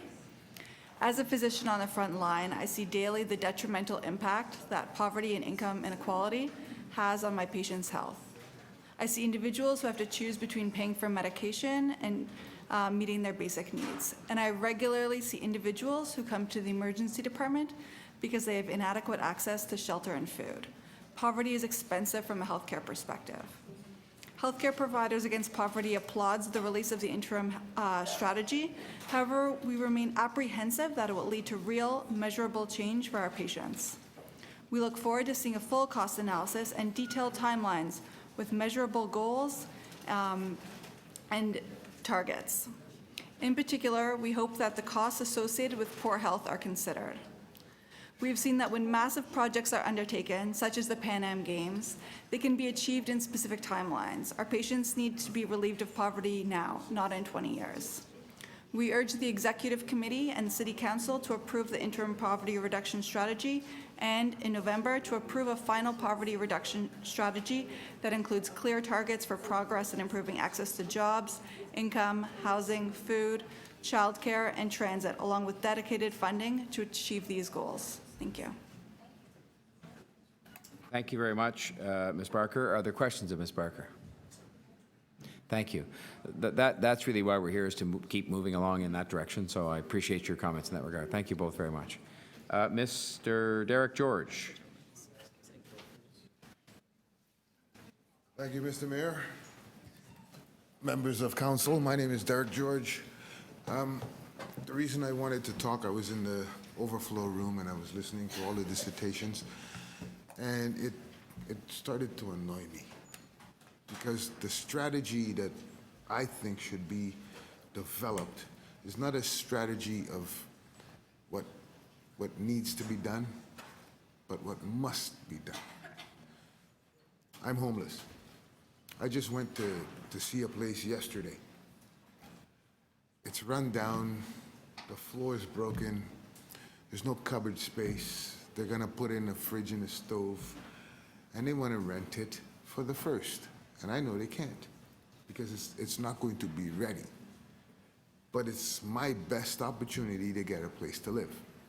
So do I take it at $700 a month for a bachelor? That is half the size of the bachelor I had when I lived in a co-op in Parkdale for $625, with enough space to have a bedroom, a living room, a kitchen. You know what I mean? Do I pay it and then have to move within 2 or 3 months and lose my last month's rent because the landlord doesn't have a lease and he's not going to give me my money back? Poverty doesn't start with losing your job. It doesn't start with not enough income to support your family. It doesn't start there. I heard someone say it's intergenerational. It doesn't have anything to do with what generation you're in. Poverty is about a segment of society that cannot afford anything. Can't afford a place to live, can't afford food, can't afford to travel, and they're stuck. And the only way they will get unstuck is for those in power, those who have the control of power, to increase their standard of living. It's the only way you get through and rise above poverty. Poverty isn't supposed to exist. I'll tell you why. Society is why. Social order is why poverty shouldn't exist. Yes, we can get sick, but when we get sick, someone should be there to help us get better. And if there's no one there to help us get better, we're simply going to stay sick and die.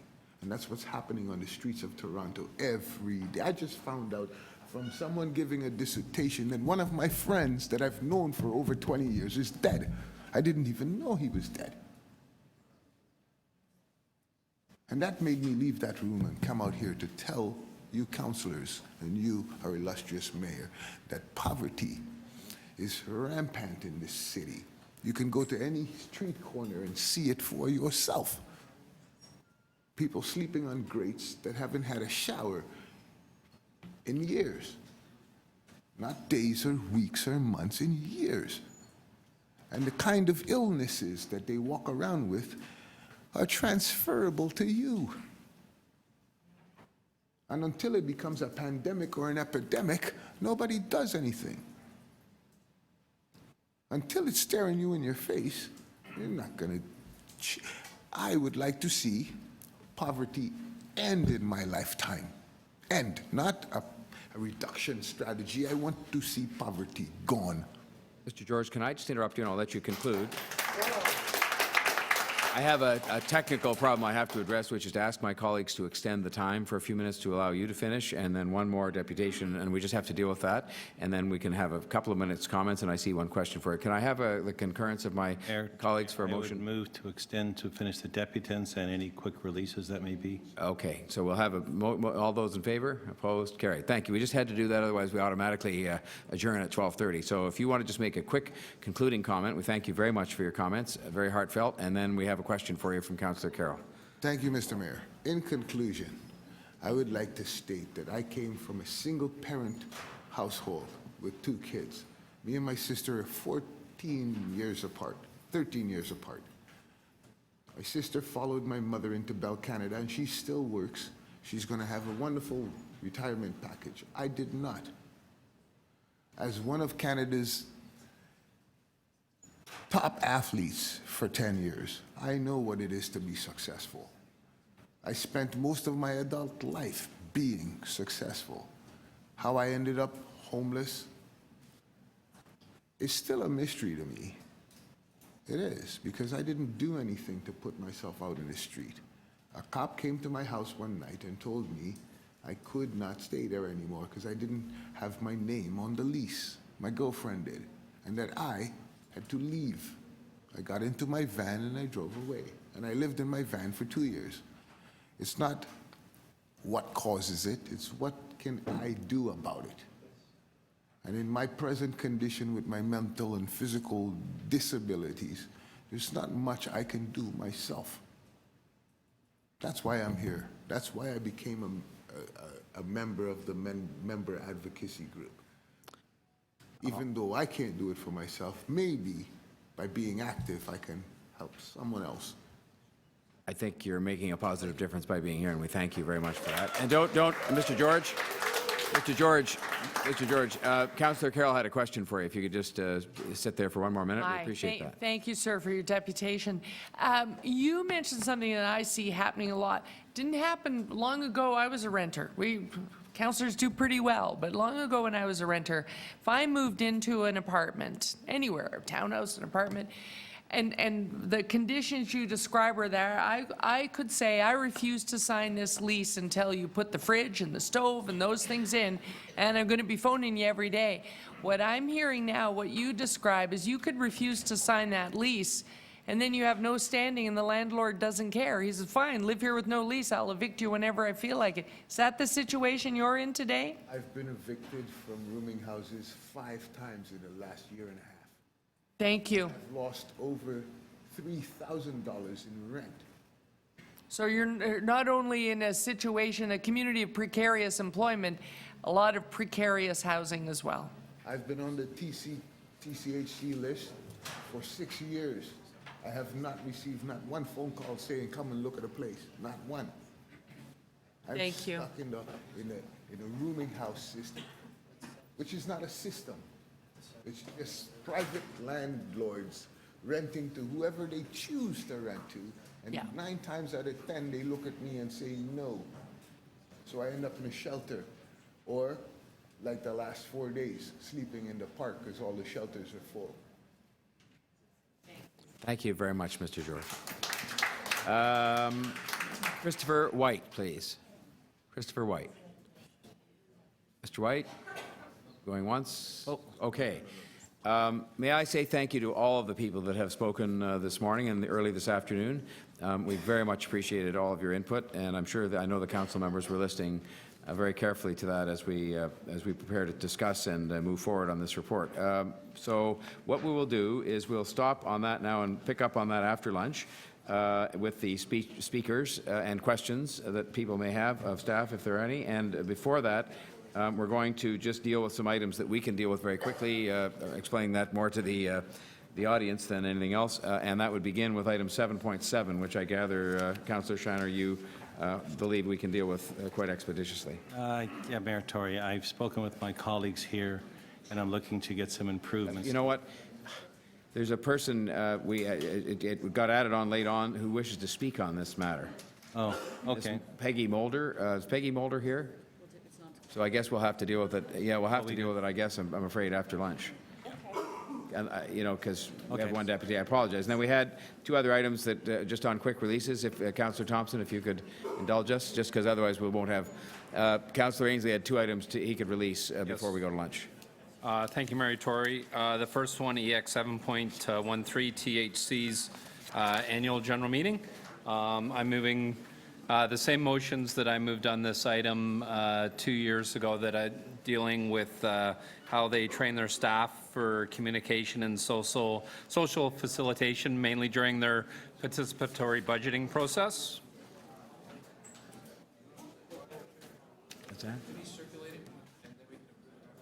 All right. I guess we've had one request from a councillor, one of the members here, that we circulate this and approve it right after lunch, because people haven't had a chance to see it. And then the other one was 7.2. The other one deals with number 22. It's the heads and beds levy that City Council forward again. Excuse me, ladies and gentlemen. I have to ask that, please, that you please remain quiet while Councillor Ainsley helps us deal with these items. Please, go ahead. Yep, so it's City Council again for the 2014 report on heads and beds levies on institutions to the Premier of Ontario, Minister of Finance, and requests a $75 levy be increased annually by the rate of inflation, and we forward the report to AMO. Councillor Ainsley has moved that amendment to the item. Do we vote first on the amendment? To the recommendation, all those in favor of the amendment?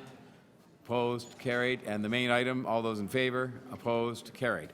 Thank you very much, and we will resume at 1:30. Thank you. Yes, she was here, but I just didn't want to start it in.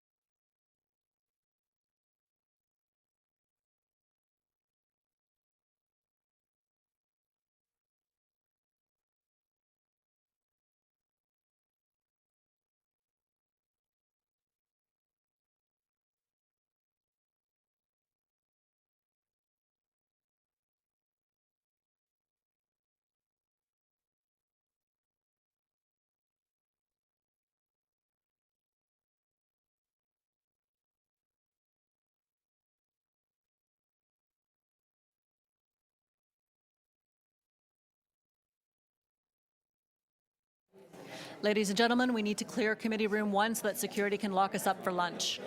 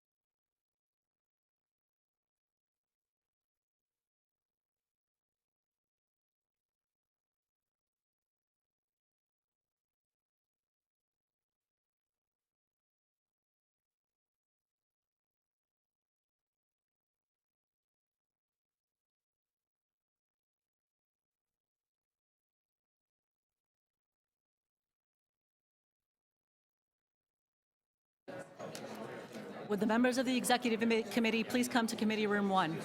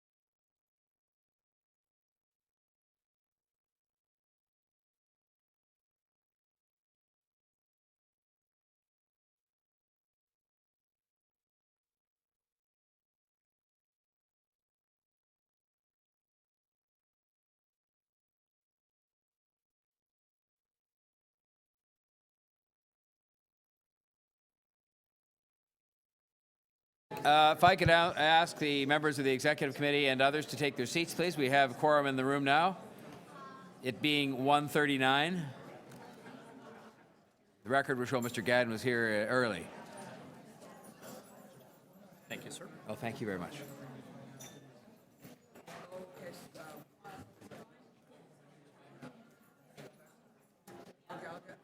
So, okay, we need for members of the committee to take their seats so we can have quorum in place. Councillor, does he have to be in a seat? Councillor Thompson and Shiner? You can celebrate. What? I can see over here. Okay. What we're going to do, ladies and gentlemen of the committee, with your concurrence, is we're going to finish the poverty item.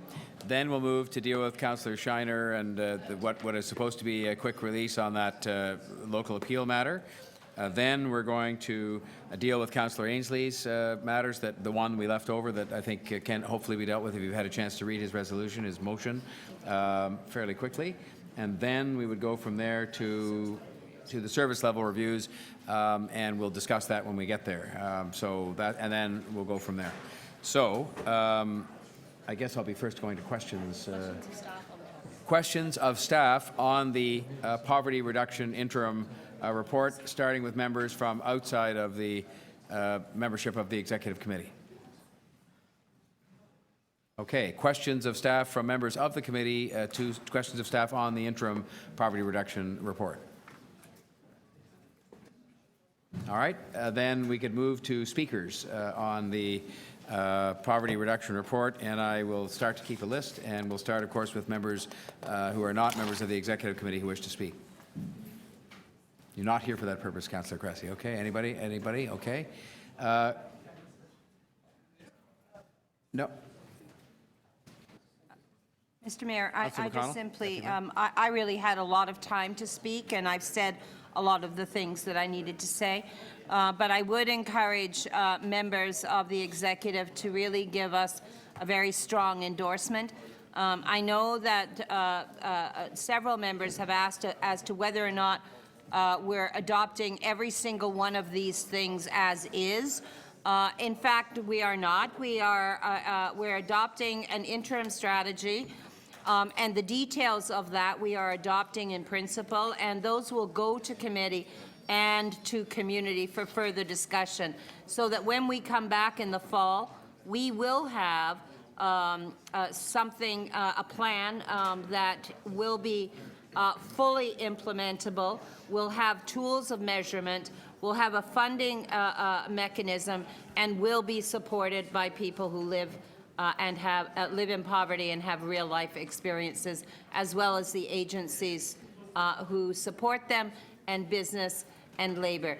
And in the meantime, I know that, Mr. Mayor, you've been quite interested in us talking up the street to our colleagues in government at Queen's Park to make sure that their poverty reduction strategy and ours are in sync. That is, that when we are on parallel paths, we are moving together, and when we intersect, that those things are seamless. So as we move forward, I would ask the members of executive to move this in a speedy way to council, so that we can begin that work very early in the late summer and the early fall, and have something before you in the October-November round. So thank you very much for the opportunity. Thank you, Deputy Mayor McConnell. Anybody else from outside of the membership of the committee who wishes to speak on the poverty strategy? Then members of the committee wishing to speak? We have Councillor Ainsley, and did I see your hand up, Councillor McMahon? No, Councillor Ainsley, Councillor Berardinetti. Okay, so we have those two for start. Okay, thank you, Mayor Tory.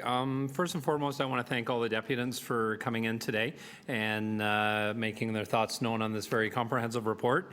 Secondly, I want to thank Councillor McConnell for all the work that she's done on this. She was in my ward in the Kings Road, Galloway, Orton Park, which is one of the neighborhood improvement areas. It was one of the original 13 priority neighborhoods. I was at the meeting that she ran. It was very well attended.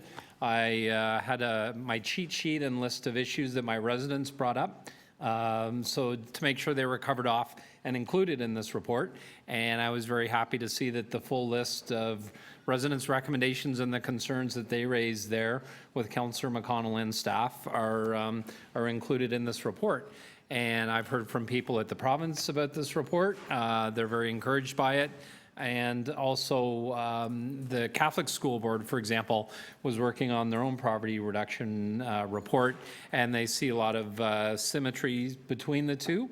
And it's glad to see that it's as comprehensive as it is, and it deals with a lot of the issues. And I look forward to the next steps in the process. Thank you. Thank you, Councillor Ainsley.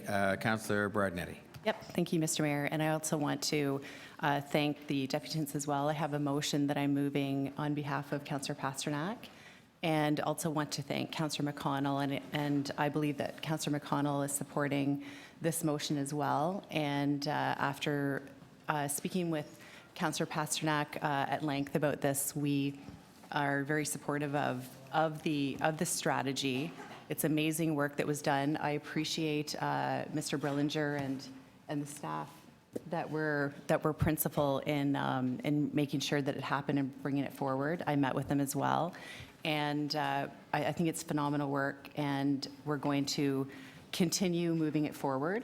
And this will address any issue that we have in making sure that if there are some modifications, that those are allowed, and make sure that we continue to have input by the public. Thank you very much. Thank you, Councillor Berardinetti. We're going to have you speak again, Deputy Mayor McConnell. Oh, I'm sorry, you had a question. I apologize. She's not on the committee. You're not, yes, I'm sorry, you can't actually ask a question. Oh, that's right, I can't. I was just going to make sure. You just sashayed into that chair and just thought I wouldn't notice, and you were right, I didn't. But the sharp-eyed somebody or other did notice. This will not slow it down, because people in Is the... Councillor Thompson going to ask a question? Yes, on behalf of Councillor McConnell. Through you, Mr. Chair, to Councillor Berardinetti, your motion will not and is not intended to slow the process, is it? Not at all. It's actually just to make sure that we have a full and robust continuation of community consultation. Councillor shaking her head, she's happy. Yep, I'm fine. Thank you all very much. Thank you, Councillor Thompson. We had, do we have, I'm sorry, you want to speak as well, Councillor Thompson? Just, can I revert, because I said I would, Councillor Carroll was just not aware we were moving so quickly through the speakers, and she's from, but she was here all morning and certainly has an interest in this, so I thought I would let her speak, and then we'll come back to Councillor Thompson. Councillor Carroll? Thank you, Mr. Mayor. I just wanted to speak. I was over speaking to TTC staff, didn't realize we were moving so quickly, but I just wanted to speak to explain my reason for asking some questions this morning when often you were not asking questions. I particularly wanted to ask questions of folks where I saw indications of problems that I think we've had in the past, where we think, using municipal strategy and the few tools that are available to us, we're reducing poverty, and we don't really, upon implementing the measure, check to make sure that that measure is not negated further on down the path. We back in 2002 and then again in 2003, we started what we thought was a great youth employment initiative, not knowing that if we went into social housing neighborhoods where people were rent geared to income, that if mom said my son needs a job and we used our municipal program to get her son a job, in fact, he actually had his wages clawed back and applied to the rent. So he had a choice to make: youth employment program, black market or drug market income that no one claws back because they can't find it. Which shall I choose? And we hadn't covered off on that other thing that happens further down the path. Similar things happen in childcare. We say to lone parenting moms, you know, you can go back to school. OSAP has all sorts of great measures for you, but there's no gap from the day you graduate. If you're lucky enough to be employed right away, your first payment is due that month.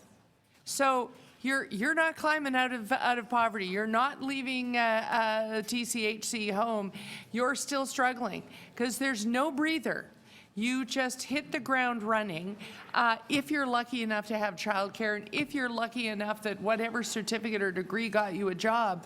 We're still going to claw back as fast as we can, so you can't really start climbing that ladder.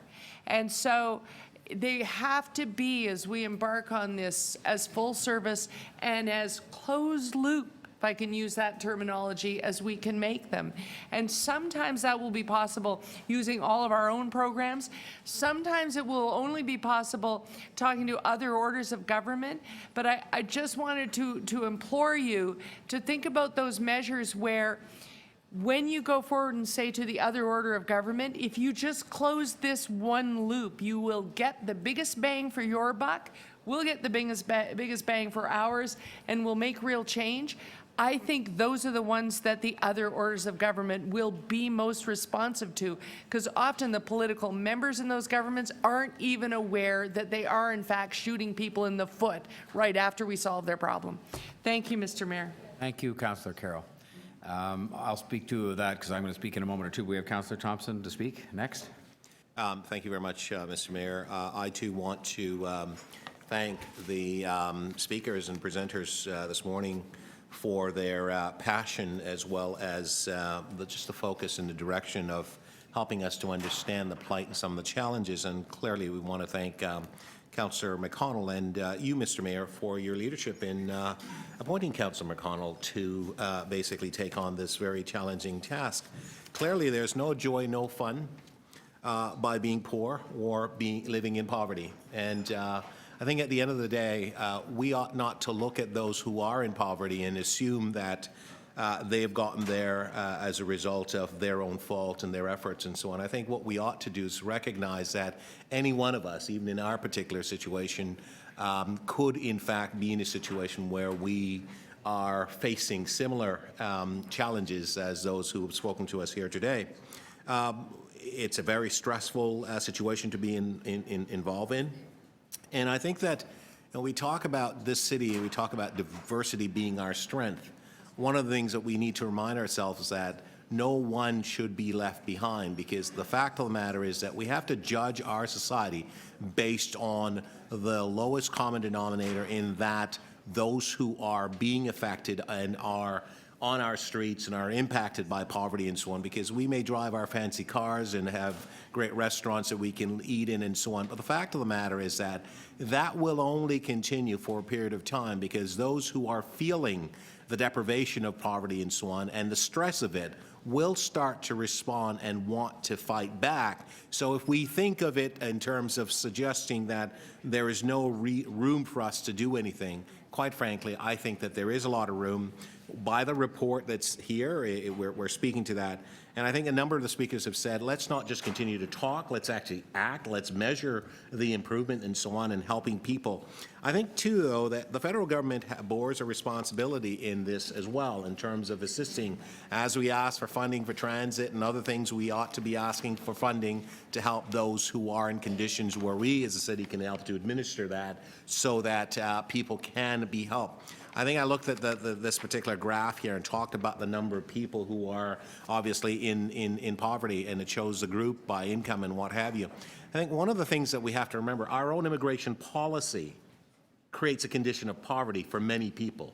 Because if you don't have landed immigrant status, if you're a refugee, you actually can't work. It's illegal to do that. And what are people to do? So we hear about places like Dixon Road and other places across the city. I think it's something that we need to be mindful of. And so what we're doing here today is a step, but I think we've been talking about this for a long period of time. So let's not this just be a step. Let this also be a call to action and actually do things to help people who are in challenge. I think we have to also look at how the world view us. If we act or if we don't act, obviously there'll be a perception. I think it's time for us to act to help the people, because no one should be left behind. Thank you, Mr. Mayor. Thank you, Councillor. Any other speakers? Otherwise, I'll say we're up. Well, we can revert again. We passed the time for non-members of the committee, but no problem. You've had a demonstrated long-standing interest in this, so please, Councillor Mihevc.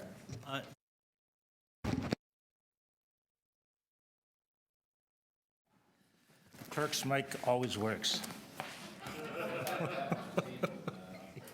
That's right, that's right. Thank you very much, Mr. Mayor. I appreciate being able to speak on this. I just want to make a couple of points. First is answering the question, what's different now than before? You know, we've had a lot of reports over the years. You know, I think back in the 1990s, there was Campaign 2000 that looked at just eliminating child poverty. We had 25 and 5, which was an effort in about 10 years ago to look at reducing poverty by 25% in 5 years. What's different here? To me, what's different is that we are, as a city, rather than pointing fingers, we're taking responsibility. If we had an anti-poverty strategy as a city beforehand, what it was saying to other orders of government, hey, you got to do something on income inequality. Hey, you got to do something on housing. Hey, you got to do something on social assistance rates or unemployment insurance rates or pensions. Here we're saying that we are a player in this, and it's not just us that are a player, but our communities are a player, the faith communities, the social service agencies, that to overcome this complex thing we call poverty. And we know poverty has many forms and has many causes, and they overlap with each other. It's everything from sometimes it's addiction, sometimes it's unemployment, sometimes it's about race, sometimes it's about housing. It's about all those things coming together, that it's going to require, to overcome that, it's going to require a complex analysis and a complex strategy, and the city must be a player. The city must be a player. That's what's different today, I think, than the reports that we've seen over the last 10 and 20 years. And, you know, it's important to get the vision thing right, and I think this report here does get the vision thing right. It explores all the dimensions of the work that we do, and it says we can make a contribution in recreation, we can make a contribution in public transit, we can make a contribution in food security, and all those areas of civic life. So I think it is different, and I do think that we got the vision thing right in this particular case. And so my hat's off to the community, to Councillor McConnell, to you, Mr. Mayor, to all those that had an input into this. The second point that I'll make very quickly, there's a great poem by T.S. Eliot, and one of the lines in it is, between the desire and the act falls the shadow. The shadow.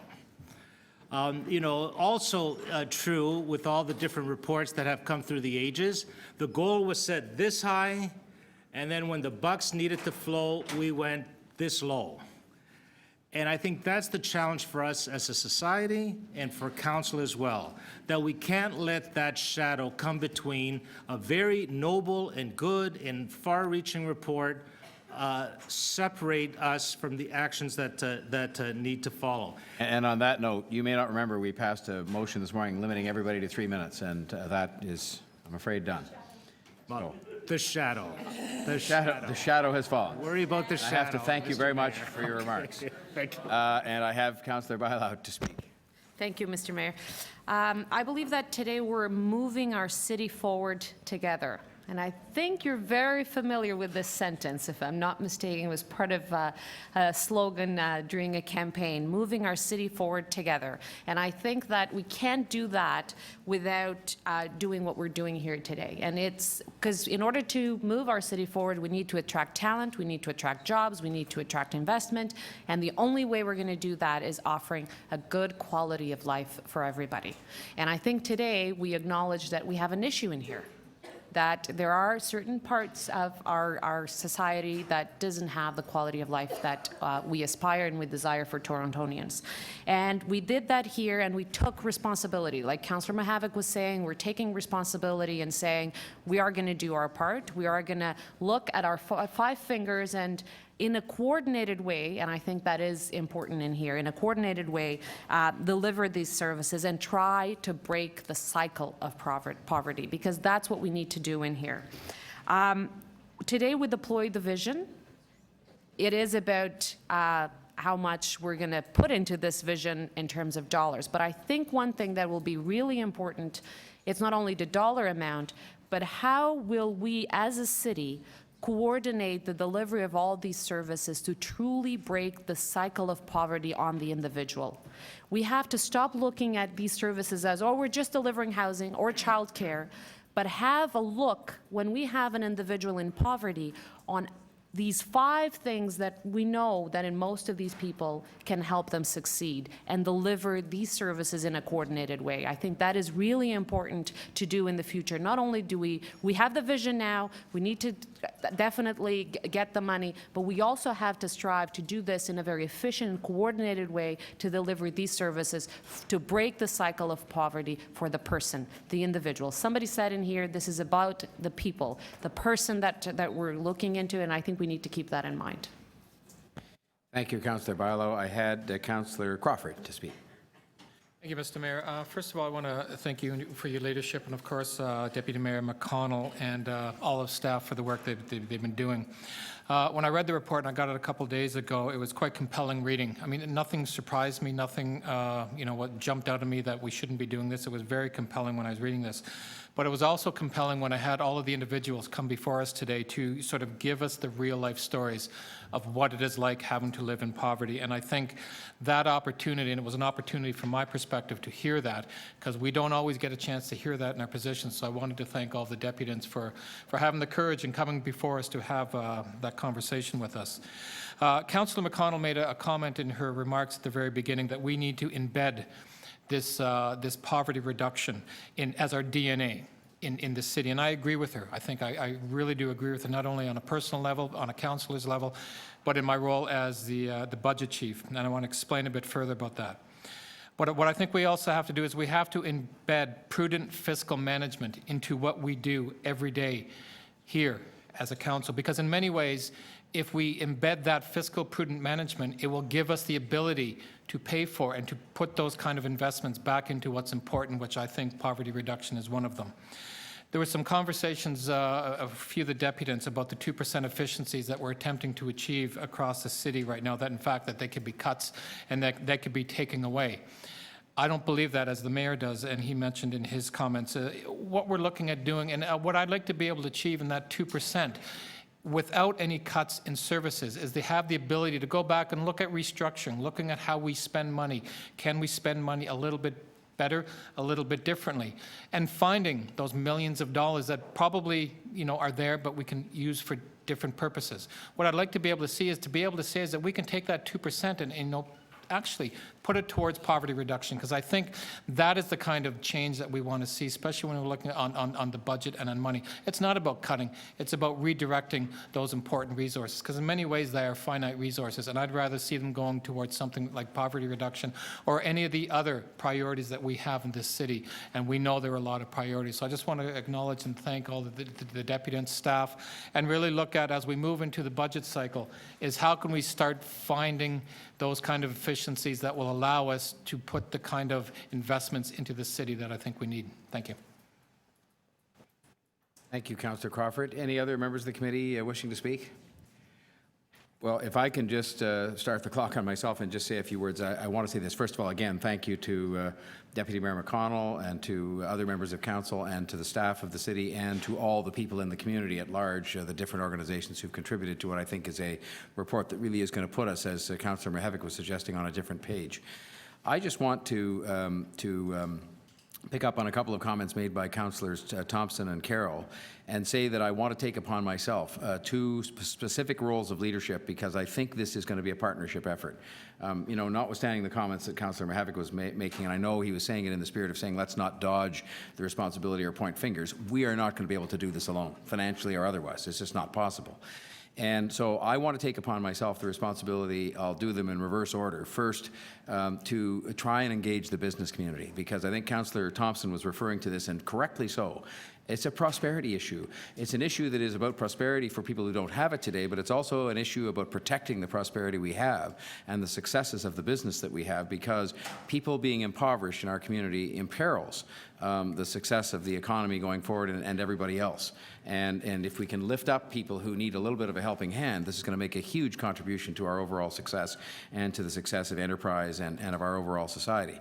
And then to pick up on the comments of Councillor Carroll, governments, other governments are going to be obviously incredibly important partners in this.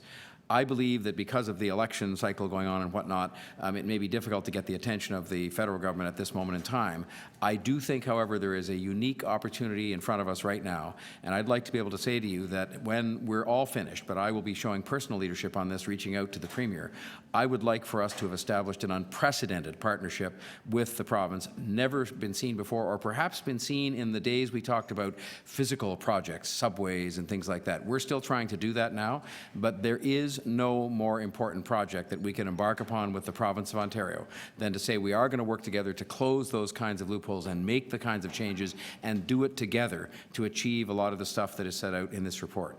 We can't do it alone, and they are probably the most likely partner, together with some partnerships we could have with business.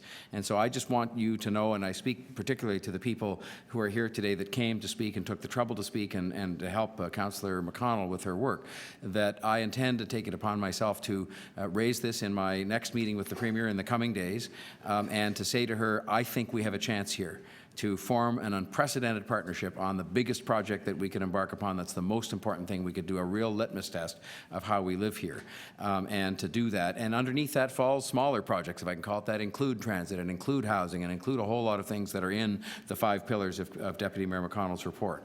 So I will take that up, and I will take up the challenge as well, working with people like Councillor Thompson and others to engage the business community, because they have a powerful self-interest as well as, I think, a moral imperative to be involved in this as well. And so I'm sure there's going to be widespread support at the committee for the amendment and for the motion, and take it forward to council, where I'm sure there's going to be great support as well. Thank you.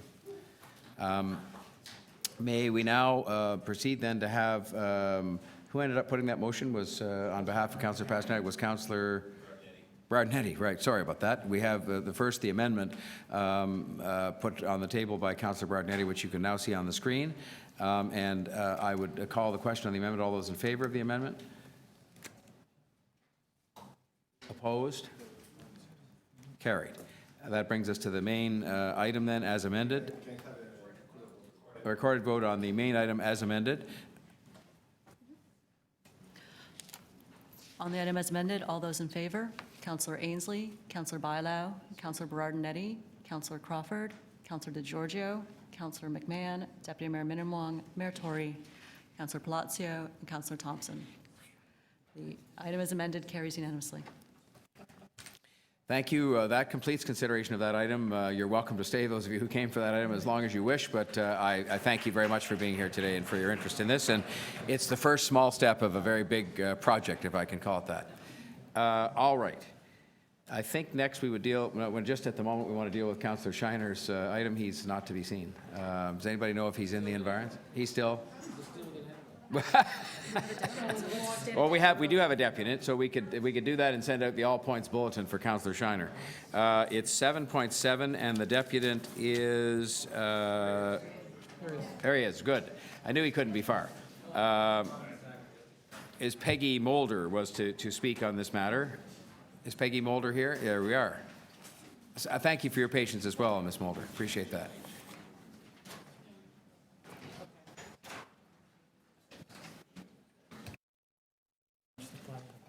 And I obviously you'll be as brief as you can be, but I would remind you, you have the other rules that don't apply to the two matters with multiple deputants. You actually have 5 minutes if you wish to use it.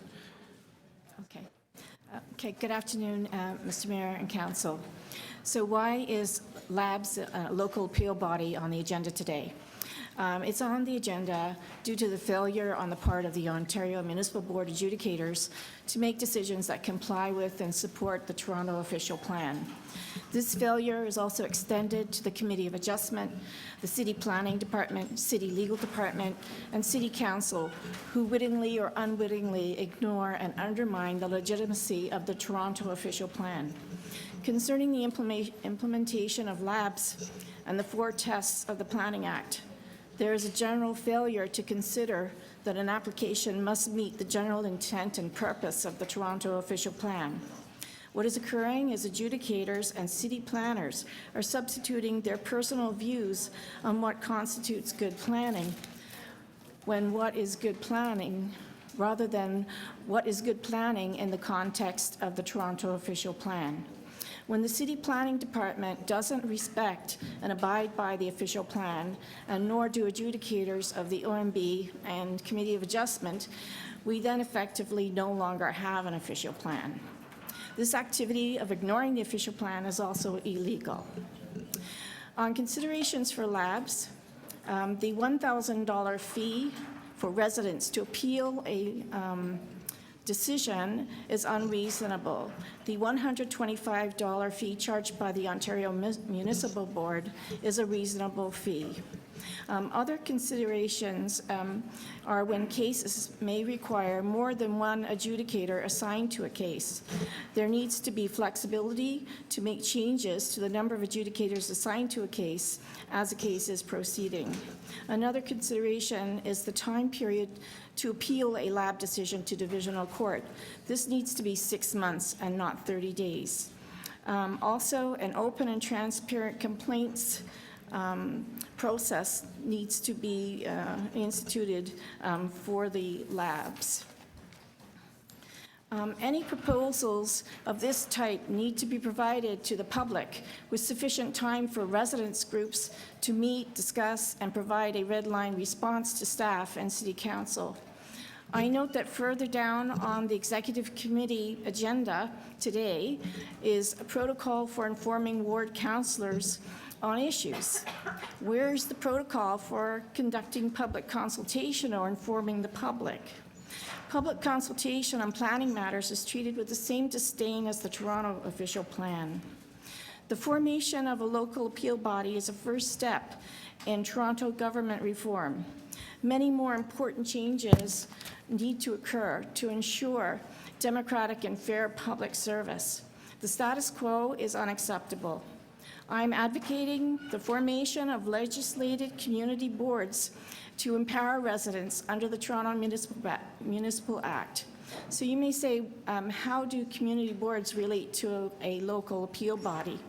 For instance, today, if we had 24 provincial ridings, 24 wards, 24 councillors, 24 community districts, and 24 community boards, this request from staff today could say, we are requesting instruction from the executive committee to forward our report to the community boards for their consideration to provide written feedback within 60 days. And then you could get written feedback. Staff could also include, we will be willing to answer questions by phone or meet with a community board or joint community boards if they need to discuss this. There is no plan in the city for proper public consultation. So, thank you. Thank you very much, Ms. Mulder. Any questions of the deputant? Thank you very much. I noticed that mention of 24 councillors floated right by Ms. Mulder, but never mind. That's for another day. We can move then if there are no. Are there any questions of staff from outside members of the committee? Questions of staff from members of the committee? Members of outside the committee wishing to speak? Then that would bring us to members of the committee wishing to speak and Councillor Shiner to speak. Thank you, Mayor Tory. I have a motion that was circulated to my colleagues here in advance so they could read it. I have amended, though, the report back to be November 2015 on it. And speaking to my colleague, Councillor Robinson, and city staff who felt they could do the review by then, I'll speak briefly, if I can, as to why it's here. I think council decided they'd like a local appeal body because we wanted people that live in Toronto to be the people that are sitting on the panels, understanding the issues that might be appealed to them, and have more of a feeling than someone that might have come down from an outside city that really didn't understand the nature of the city. The province is the one, however, who sets the rules for the operation of the local appeal body, and once we agree to it and start it, there is no going back under their current rules. We also do not directly pick the members of the local appeal body. We pick a panel, and the panel will pick the members, and the members generally can set their own rules as to how they work within the confines of what the province allows them to do. And the province can change those regulations at any time.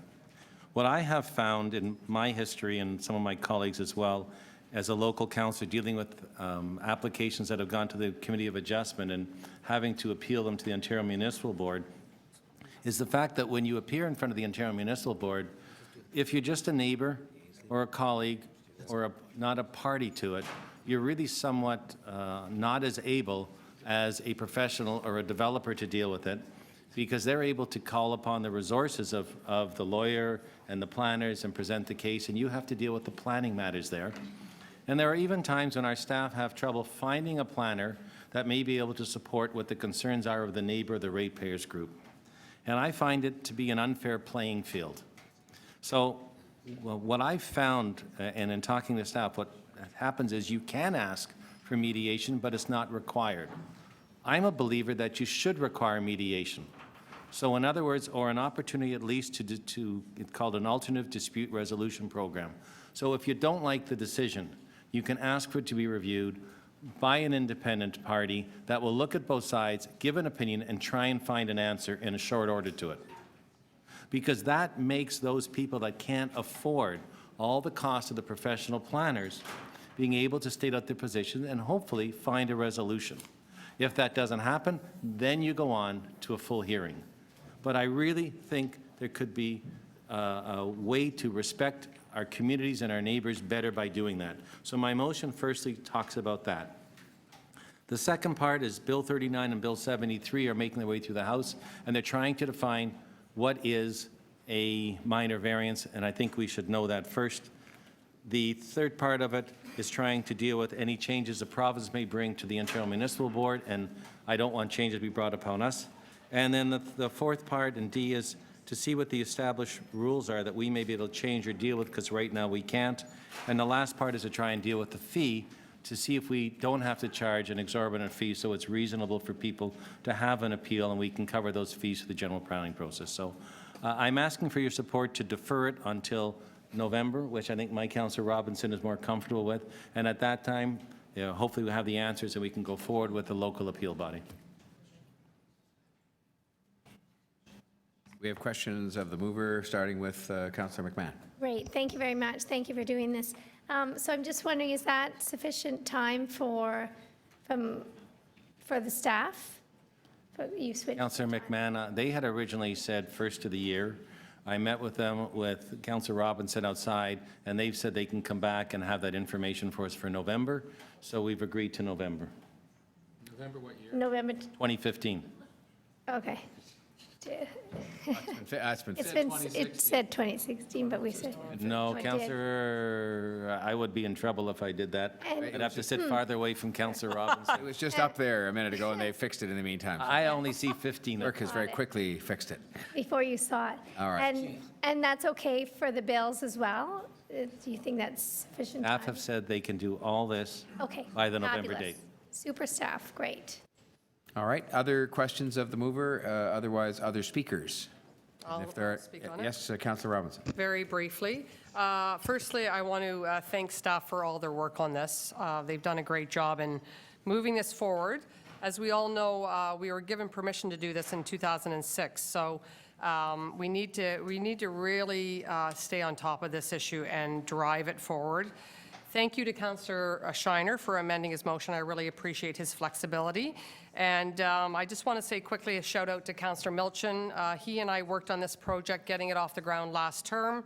And this is really about taking control of the shape of our city and its neighborhoods, our neighborhoods that we represent.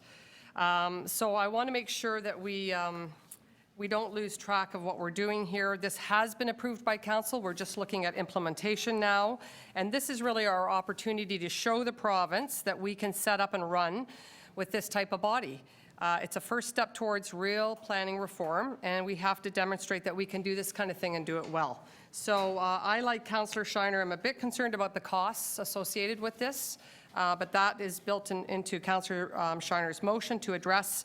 And I do think the mediation would be welcomed by ratepayers associations and residents associations and individual constituents and homeowners and et cetera. So I just want to look over to city staff and say that we didn't build this into the motion, but we do have their assurances that you will continue to draft the lab's rules of procedures and related policies. So my understanding is that staff are comfortable. I'm getting a head nod that they'll continue that parallel exercise so we don't actually lose a lot of time on this initiative.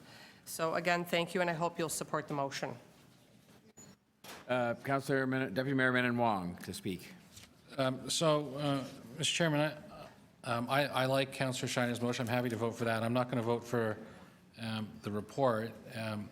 What I see behind this is the reason why they want this local appeal body is people are dissatisfied with the outcome of the Ontario Municipal Board, all the outcomes that affect appeals, and they'd like that to change. They'd like, to have decisions that are more reflective of the community. I fundamentally, if I look into my crystal ball, don't believe that's going to change. Fundamentally, I believe there's going to be we're going to select a group of people to select another group of people to make decisions based on appeals, and I think that when the rubber hits the road, many of those decisions are going to be the same, but we're going to be saddled with over $1 million, $1.5 million every year in costs. 6 million? Oh, well, even worse. So I understand that people are frustrated, but I just don't believe that this is the solution to their problems of having this appeal body that once removed is going to be selected by other people. This is not the solution. The rules have to change. The rules have to change. It's not changing the process. The process is going to lead to pretty much this, in my estimation, it's going to lead to the same outcome because, the rules with regard to making these decisions aren't going to change, the policies aren't going to change, the legislation. Maybe the legislation has to change. Maybe you want to change the legislation, but until such time you do this, I think the outcomes are going to stay the same. The only outcome that's going to be different is we're going to be $6 million poorer every year. Thank you, Councillor Menon Wong. Deputy Mayor Menon Wong. Other Councillor Ainsley to speak. I'll be brief. I will be supporting the motion put forward by Councillor Shiner. I guess I have a little bit different perspective. I think we spend, the last numbers I saw were $1 million to $1.5 million at the OMB on a monthly basis. And when I talk with my residents and you explain what they have to do just to get to committee of adjustment, and sometimes they have to hire a planner for something as simple as a driveway. And I just had one the other day where the MLS inspector was at the house and they were told to widen their driveway. They had to go and get an architect to widen their driveway. So just for a driveway, you imagine what happens when people end up at committee of adjustment and you end up with neighbors fighting with each other, and then they're told when they lose the committee of adjustment to go to the OMB, which, you know, the cash register just starts ringing and it doesn't stop ringing, and it pits neighbors against neighbors. And I think the process that we're looking at is a much better means and mechanism for everyone involved. Thank you. Thanks, Councillor Ainsley. We had Councillor DeGiorgio to speak, and then Councillor Palacio. Thank you, Mr. Mayor. I will also be brief. I echo the comments of the Deputy Mayor, Councillor Menon Wong.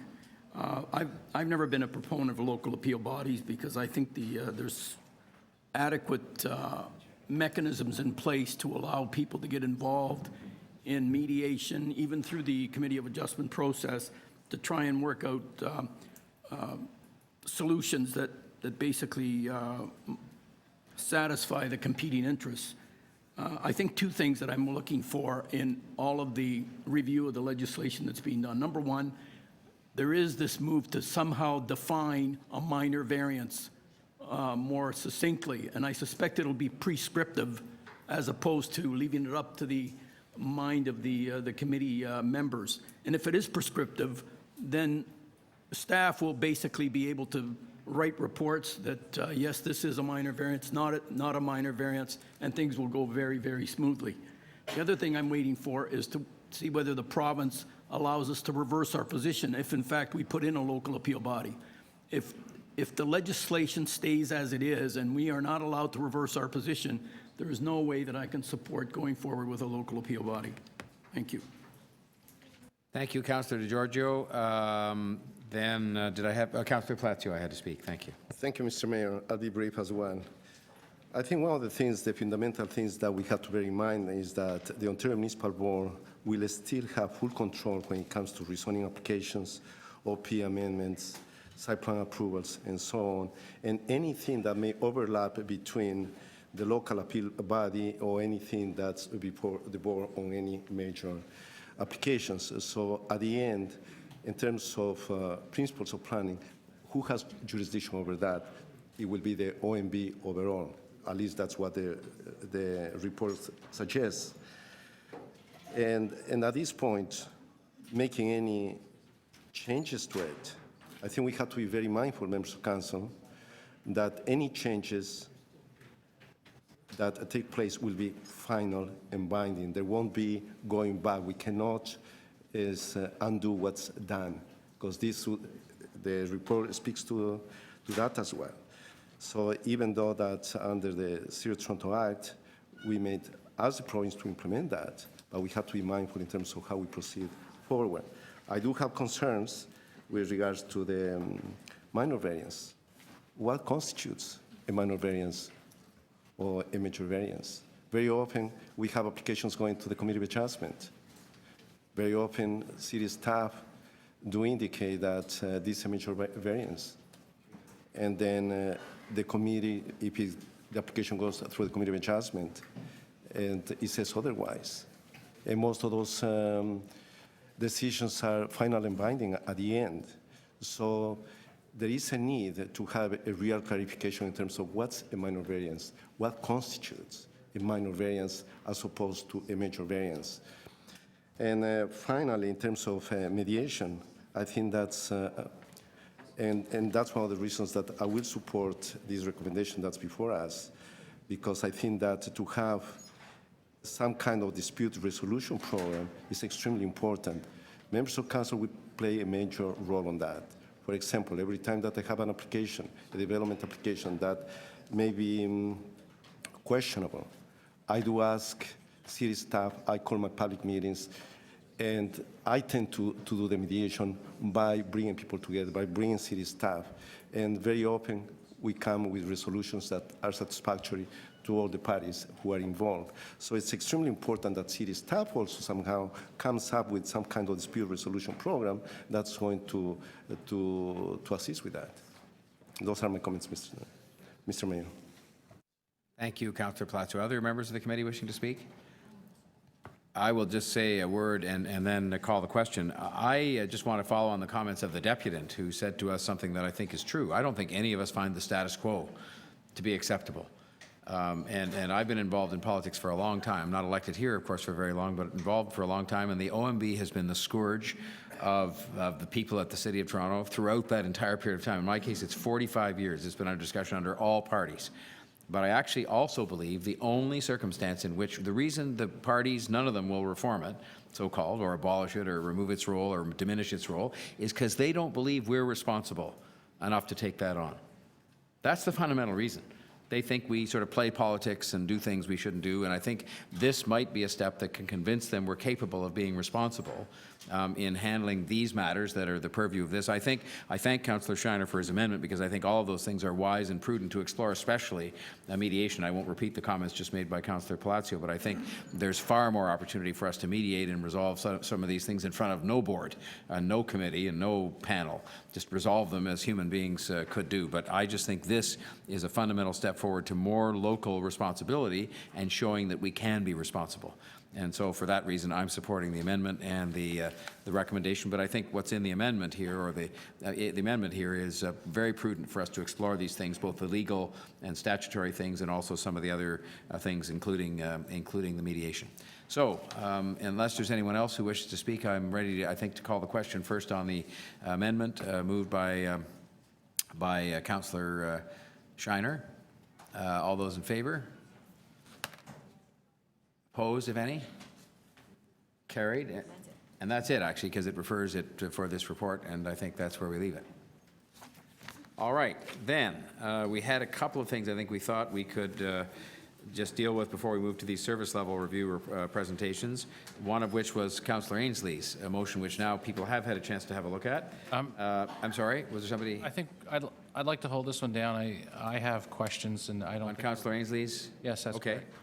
I'll keep it all on down then. And then, was there someone else that came to me? Very Meritori? That was it, all right. Now, Meritori? yes, I'm sorry. I had my questions answered on, sorry, I held one on water, wastewater. Budget reallocations. Yep, that's. I can, number 27? I can release that. All right, then having heard that be released, can we have then all those in favor of the item? Opposed? Carried. And Councillor Crawford, I think the theaters item, and I have to find it here. What's the number of that? Oh, they're still working on it. All right. No, it's something else. It's ready. They're ready. Ready. So I think this is a quick item. I just wanted to release the theaters working group. I have two amendments for that. These are technical in nature that staff gave me so I'm just wondering if I could have those up. And I just want to speak very, very quickly. I know it's a quick item, but I just wanted to thank, there's a lot of people that were very involved in this whole process over the last 3 to 4 years. The 3 CEOs, all of the staff of the 3 theaters, a lot of consultants and a lot of our staff really came together. I think if we'd had this conversation, and we did a couple of years ago, we never thought we'd be at the position where we're merging these 3 theaters to really benefit performing arts in the city. So I just want to thank all the staff, everyone who's involved. This is just the beginning of where we want to move forward with these 3 theaters and what we want to do with the performing arts in the city. I think it's a wonderful opportunity to move forward. And on that, I will just hopefully get the support of executive. Thank you. And your amendments are now up with the amendments are up there. Again, these are just technical in nature that staff gave me to ensure the process runs smoothly. All right. Anybody else wishing to speak? Otherwise, we can call the question first on the amendment. There are 2. Is that one there? There's A, B, and then the amended item. All right, so on the the amendment, motion A, here to do with the two-term limit, I'll call the question. All those in favor? Opposed, if any? Carried. Then we have B, which has to do with the research, and it's in front of you here, motion B, the amendment proposed by Councillor Crawford. All those in favor? Opposed? Carried. The motion, main item as amended on theaters, the theaters report. All those in favor? Opposed? Carried. Thank you very much. Now, are we at service level reviews? Now, what I would propose with your, sorry, Councillor Ainsley? Sorry, Mayor Tory, I don't know if the clerks are ready. Number 8, not ready yet? Okay. I submitted a motion for number 8, but it's not yet, ready. they tell me. So, ladies and gentlemen of the committee, and I think we've just sort of lost, let's see, 2, 4, 5, 6. So there's David. Okay, don't go far. With the concurrence of the members of the committee, I would propose to ask to receive presentations on service levels only from the police, the TTC, the Board of Health, and the library board.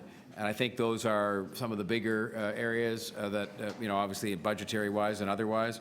And I would propose to ask those be the people that present to us today. That does not preclude anybody from asking questions about the other material that's in the book. But in terms of presentations, I would propose to have us hear from those 4. And hearing no objection, we'll proceed to do that. And we can. Is there any order that they had previously decided amongst themselves? Pardon me? That's the order. So I would then ask that the presentation be made with respect to the Toronto Police Service.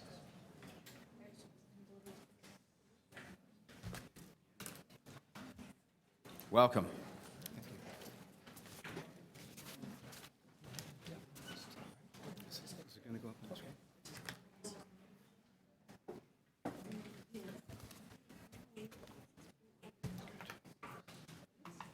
Well, good afternoon, Mr. Mayor and members of the Executive Committee.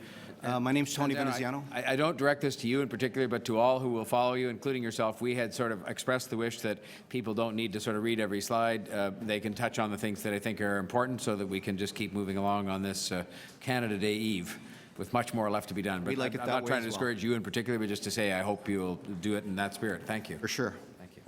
My name's Tony Veneziano. I'm the Chief Administrative Officer at the Toronto Police Service. With me today is Sandra Calaferetti. She's our Director of Finance and Business Management, and she'll be helping me with the presentation today. Keep going. Okay, so everything that we basically do at the police is governed by the Police Services Act, and our main mandate is to provide public safety services in partnership with the community and other stakeholders, which include city divisions. The Act basically defines the role of both the board, the service, as well as the city. And there's adequacy standards that at a minimum we have to provide to residents in the city, and that includes crime prevention, law enforcement, assistance to victims of crime, public order maintenance, and emergency response services. So those are the minimum things that we have to provide in terms of providing policing services to the residents of Toronto. So we want to keep and deliver services that keep Toronto the best and safest place to be. We basically get about 2 million calls in our communication center, over half of which we actually have to respond to. And we do that with 5,260 officers, which is 202 below our approved establishment.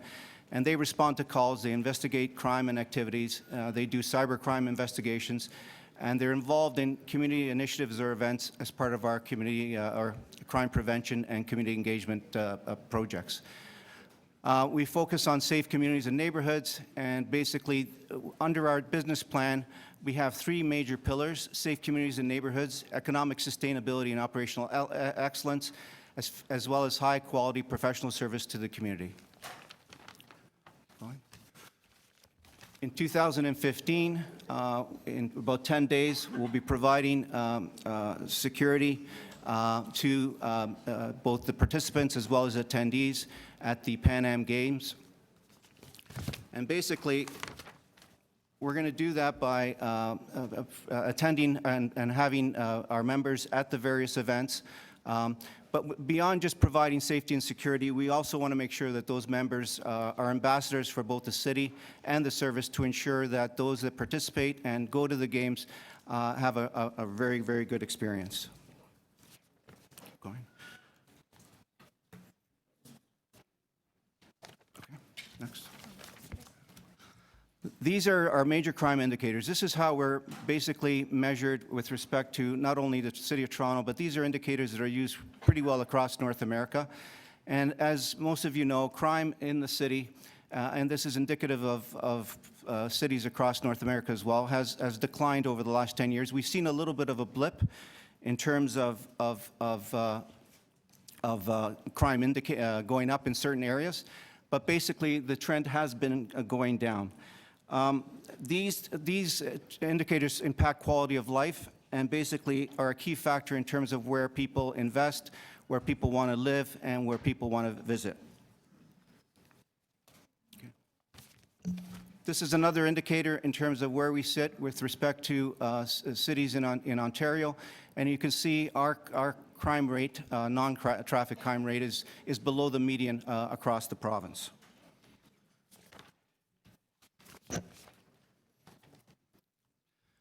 In policing, we respond to day-to-day calls that we get from various areas of the city, and we do that 24/7, 365 days a year. But we also work within a dynamic environment where things can change from day to day, minute to minute, and so we have to then prepare ourselves to redeploy or repurpose the resources to where they're required. So we work in a very, very dynamic environment that requires us to keep the day-to-day things going in terms of our response to crime, to calls, as well as ensure that people feel safe, to do our proactive services around officers in our schools, community events, all of which are proactive in nature and is really where we want to invest even more resources to ensure that the city is safe. Some of the challenges that we face, we're facing, like many other jurisdictions, an aging population. The rising cost of policing is a significant pressure on city budgets, and it's something that we have to figure out a way to deal with and deliver those services much more economically. So that's something that we are working with our board. We're also interested in innovation and improvement, and with that, unfortunately, also comes the requirement to invest and make those investments that are that allow us to do that. And sometimes keeping the lights going and making those investments in a situation where we're short-staffed in many areas is proving to be a challenge. We're also dealing with a diverse population that bring different cultures and perspectives to the city. That also, of course, creates an opportunity in terms of how we recruit our members so that they do have the language and cultural skills to be able to deal with the changes in diversity. We're dealing with cybercrime in terms of the type of crimes that people are committing and how they commit those crimes. And that's requiring us to divert our resources so that we can actually try to keep up with the bad guys that are actually doing those crimes. As far as opportunities, we are looking at police and community relationship building, including reframing, if I can use that word, contacts with the public and how we engage with the public, how we interact with the public. As indicated before, we are moving forward with recruitment. We are usually achieving over 50% diversity in our recruitment classes, and that is allowing us to better reflect the face of the community that we serve. We're looking for process improvement opportunities. We are very much underway in terms of civilianization and basically looking at the type of work that needs to be done and then determining whether we actually need an armed officer to do that work. And where that's not required, we're actually taking the steps to civilianize that job, and it's usually done with a lower paying civilian person doing that job. We have moved forward on automation and innovation. We have a new Versadex, our main core operational system. We now, the public can report crimes online, certain crimes, and we've automated our paid duty management system. We're also very involved with the City Shared Services Review in terms of trying to work with the city and other key partners in the city on services that we can deliver maybe more cost effectively, where we can share best practices, all to either improve service or reduce the cost of that service. As I indicated before, we have the adequacy standards. Under the business plan, which is required under the Police Services Act, we've got three main pillars and priorities that we have to follow: safe community and neighborhoods, economic sustainability, and operational excellence. high-quality professional service to the community. And so everything we do is basically in line with meeting those priorities, and Sandra will talk a little bit. We're then also required under the Police Services Act to actually report to the board on an annual basis on how well we did in meeting those priorities. And I'm going to turn it over to Sandra to very quickly talk about some strategies. Good afternoon, everyone. So an important document for the service is the 2014 to 2016 business plan. And as Tony mentioned, we have 3 priorities that we're going to be focusing on starting in 2014 for the next couple of years. So the business plan is actually the result of significant consultation with the community, as well as an analysis of the environment, both internally and externally, in which the police operate. It's a combined effort between our board and the service, and the actual complete document is located on both the service and the board's websites. So what we just wanted to show in terms of strategic actions, one of the priorities that we have is safe communities and neighborhoods. So as an example, one of the goals that we have set within the safe communities and neighborhoods is improved road safety and traffic flow for pedestrians, cyclists, and motorists, and using technology where that's possible. We have set a performance objective against that goal that actually measures the increase in driver perception of safety. And one of the strategies that we have against that goal is proper messaging and expanding the messaging to drivers to promote awareness and to provide education on road safety, and using enforcement initiatives to reinforce that messaging. An example of a goal that's tied to economic sustainability and operational excellence is continuing to assess and invest in operational processes and partnerships to improve effectiveness and efficiency and sustainability of operations. So we have set a number of performance indicators, one of which is looking at the number of operational partnerships that we actually allocate resources to, all with the objective of the maintaining the 5 objectives within the Police Services Act. And then one of the associated strategies is implementing additional neighborhood hub models where we're actually using multi-agency collaborations. And finally, our final objective strategy would be high-quality performance service to the community. And one of the goals associated with that is defining, developing, and communicating a customer service strategy, with the actual indicator actually being the development of a service-wide strategy.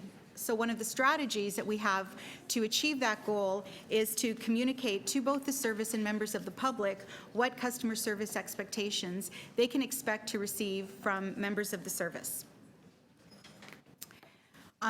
In reporting to our governance body, we actually, or rather in obtaining information in order to analyze the environment that we work in the service, as well as the expectations of the community and the demands of the community, we utilize surveys, focus groups, and other data analysis. And from that, we produce a number of publications and reports, all of which are reported to the board, but most importantly are utilized by the Chief of Police, the command, and our senior management team to align resources and to first of all, to monitor trends and align resources, and then ultimately determine our operational effectiveness of that alignment against our community demands and concerns, the current and changing environment, and any set priorities. So as examples, we've got a number of publications that we utilize on an annual basis. We have a year-end performance report, an environmental scan, and an annual statistical report. And as mentioned earlier, one of our most important documents is our 2014 to 16 business plan. So just as an example, our 2013 Toronto Police Service Performance Report, this is just a page from that performance report. It shows the objectives for each of the goals that were tied into the priorities between 2011 and 2013. You can see here that this one refers to the priority of child and youth safety, and it highlights the specific objectives and indicators and how the service did against a baseline. So we're constantly measuring our performance against priorities and the expectations of the community, and then baselines that we set for ourselves. The service also provides a lot of information to Statistics Canada and to OMBI, and that information is used to determine Canada-wide crime statistics and look at how the service actually is performing relative to both Ontario, other services in Ontario and across Canada.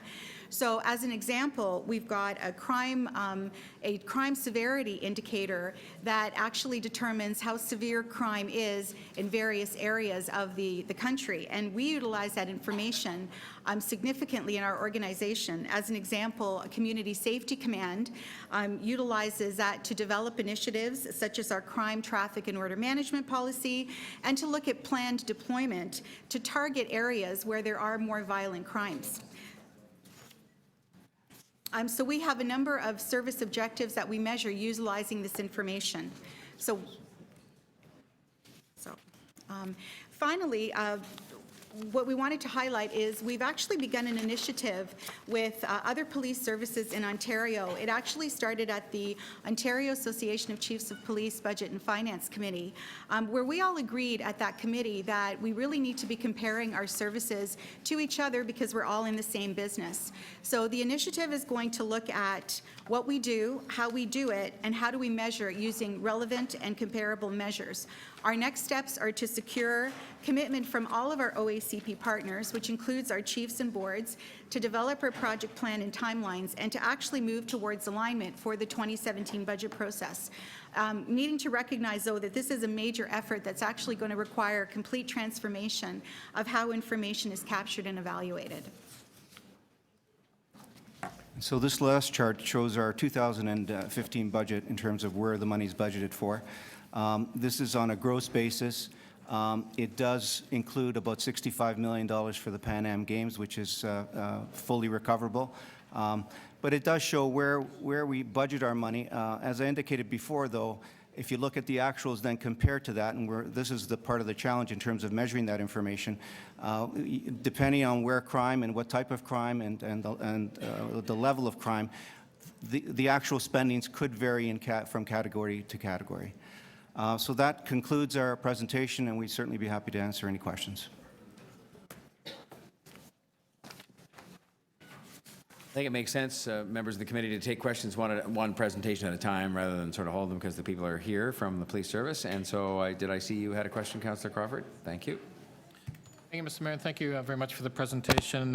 Thank you for working incredibly well with us last year to achieve a 0%, and I'm hoping that we're going to be as successful when we're looking at 2% inefficiencies in this coming year.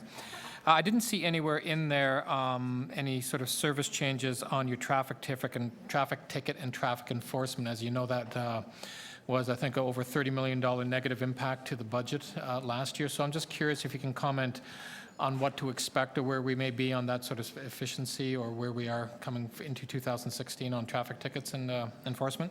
Yes, I think everybody's aware of the fact that our provincial offenses tickets for speeding and other moving violations is down quite significantly in terms of enforcement. Part of the reason for that is the fact that the Chief and Command have decided to start issuing warnings as opposed to actual tickets, and that was to increase education and awareness amongst the public in a less, I guess, aggressive way, and hopefully ensure compliance. Because from our perspective, it's about traffic safety and traffic flow and ensuring that occurs.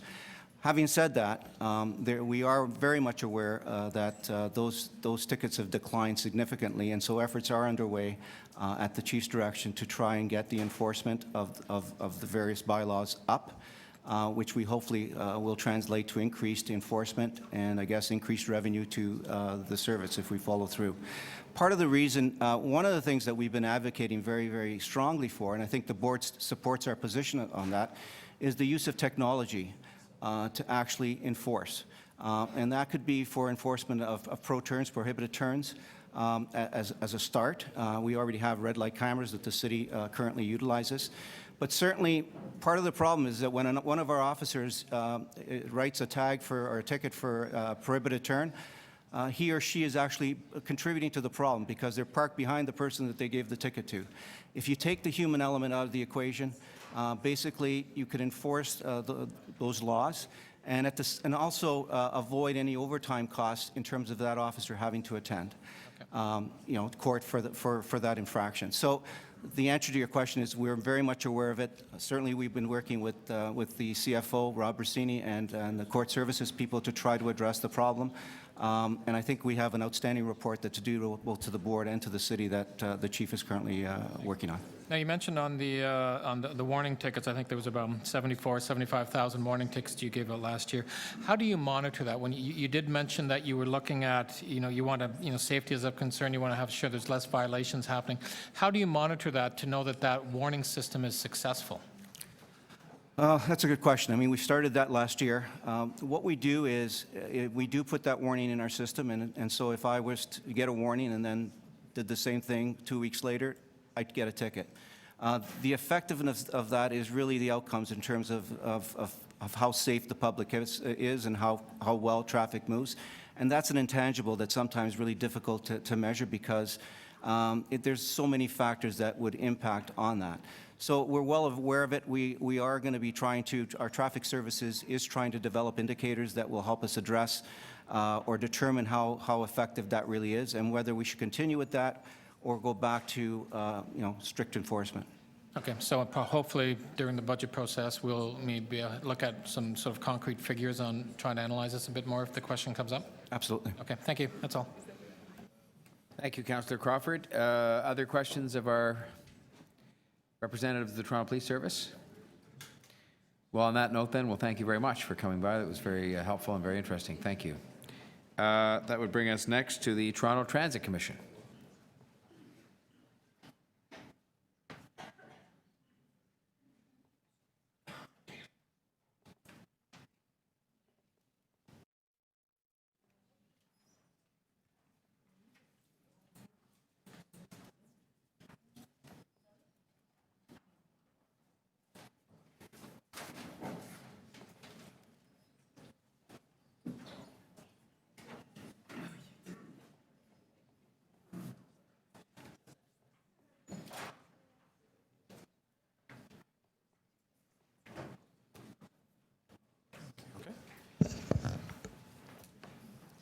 Good afternoon, Mr. Mayor and members of the committee.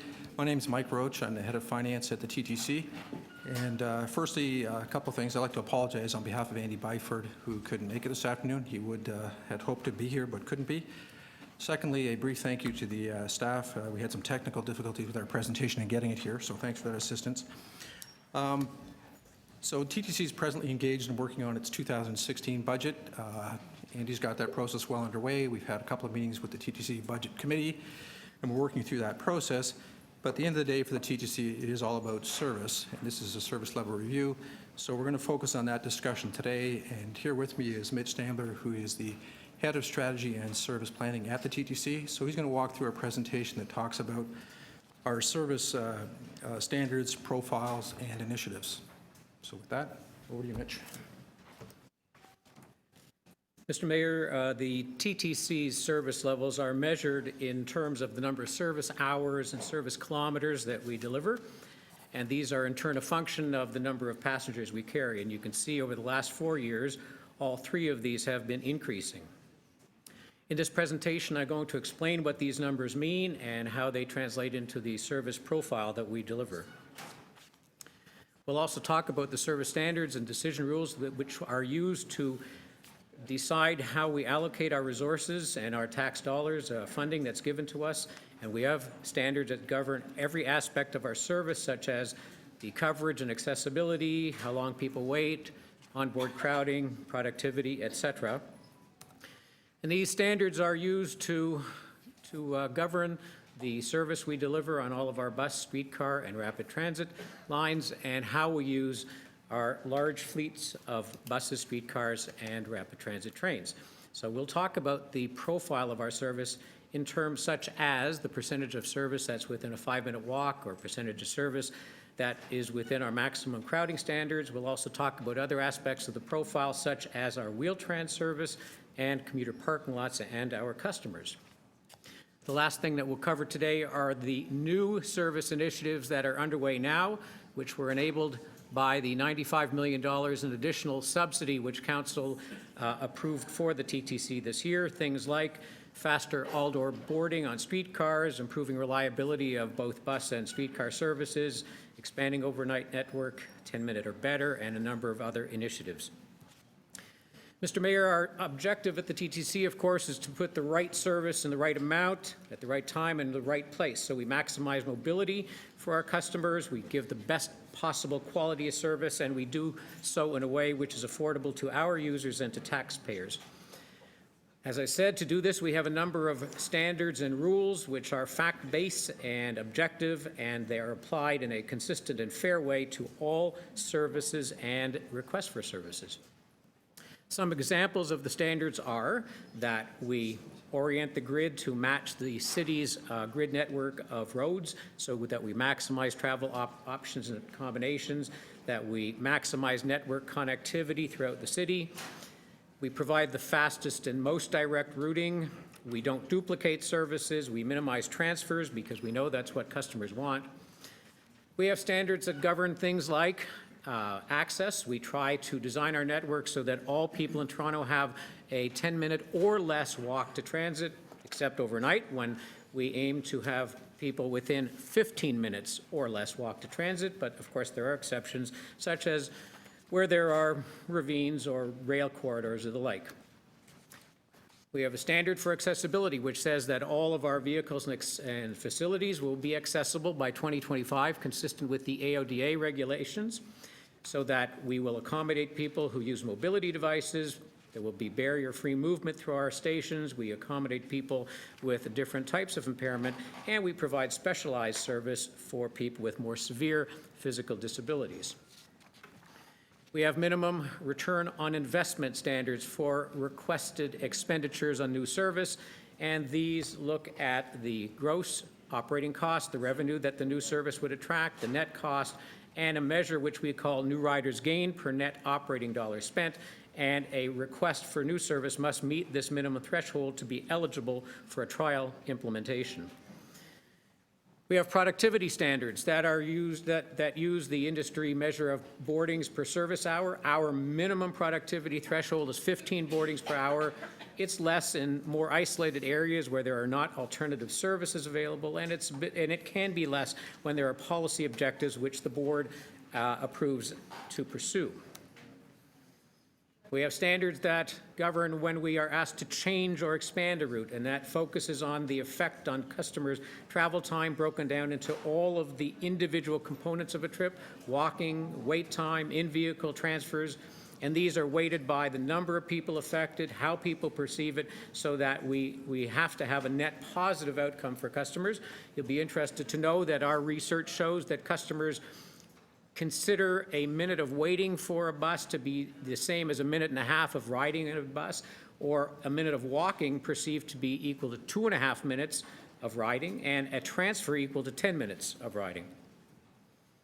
We have standards and rules that govern express services. We look for routes with a high proportion of long-distance trip, big concentrations at major stops, and again, the net effect in terms of customer minutes must be positive for all affected users. When we are asked to put additional periods of service on a route, we are measuring productivity using the boardings per hour I mentioned earlier. The same is true when we're asked to start service earlier or finish it later. We're always looking at the productivity which will be achieved by making the requested change. We have standards that govern the maximum waiting times: 30 minutes for bus and streetcar, 5 minutes for subway. And probably our most talked about and referred to standard is the one that governs onboard crowding, which determines when we increase service or take service away. It is intended to ensure there is not overcrowding or uncomfortable conditions. These are the peak period crowding standards, and they look like this. So on a bus, in the peak period, we expect this level of crowding, but no more, and the lower one shows an articulated bus. These standards are intended to prevent overcrowding and to prevent customer discomfort.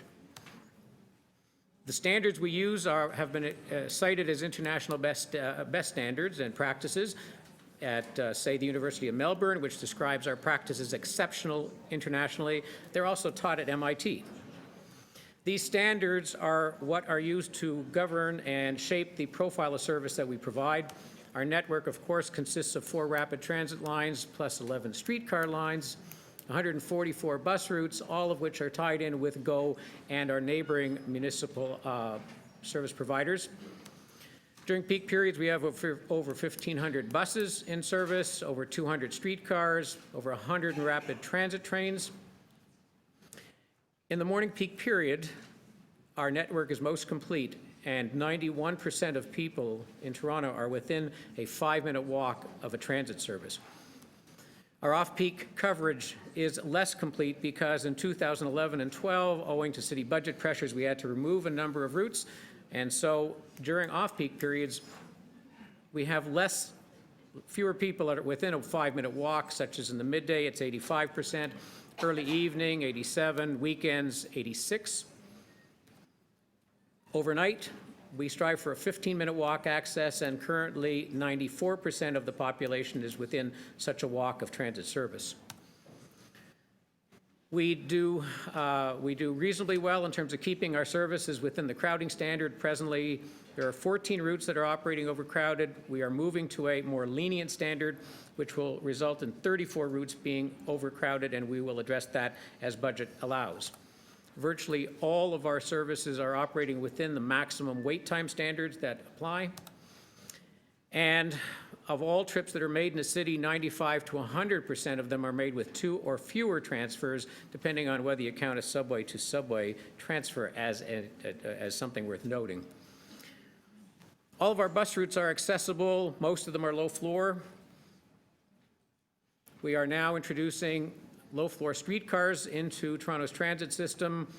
These are used, now people with mobility devices can access streetcar services.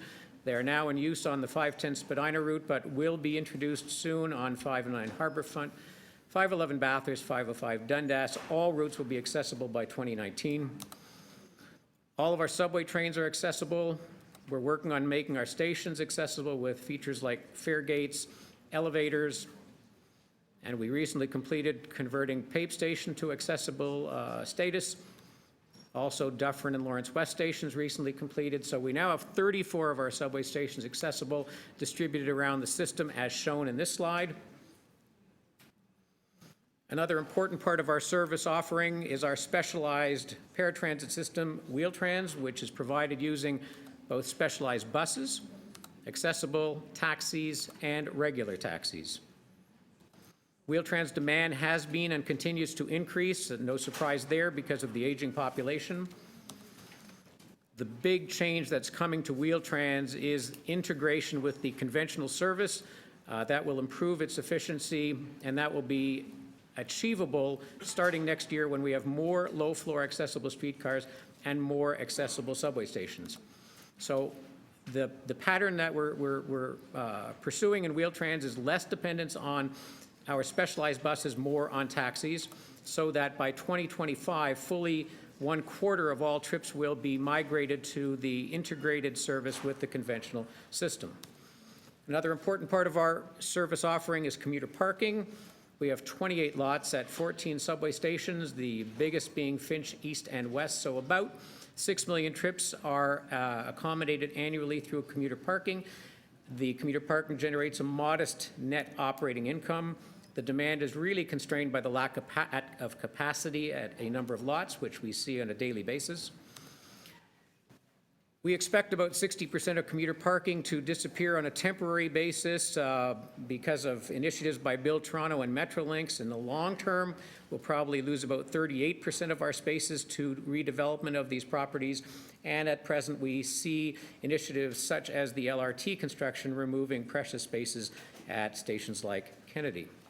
I know you have been moving fairly expeditiously for the last couple of minutes. What I'll do is put the clock on, as we would do for others. Just because you've had a bit of time, we'll give you another say 4 minutes to finish up in whatever way you see fit, because then we might have some questions and we have to keep moving, okay? More than Thank you. fair, I know you've Mr. got Mayor. lots of material here, and I have some couple of questions on some stuff near the back. I hope you get there. All right. And if not, I'll get there for you. I'll help you.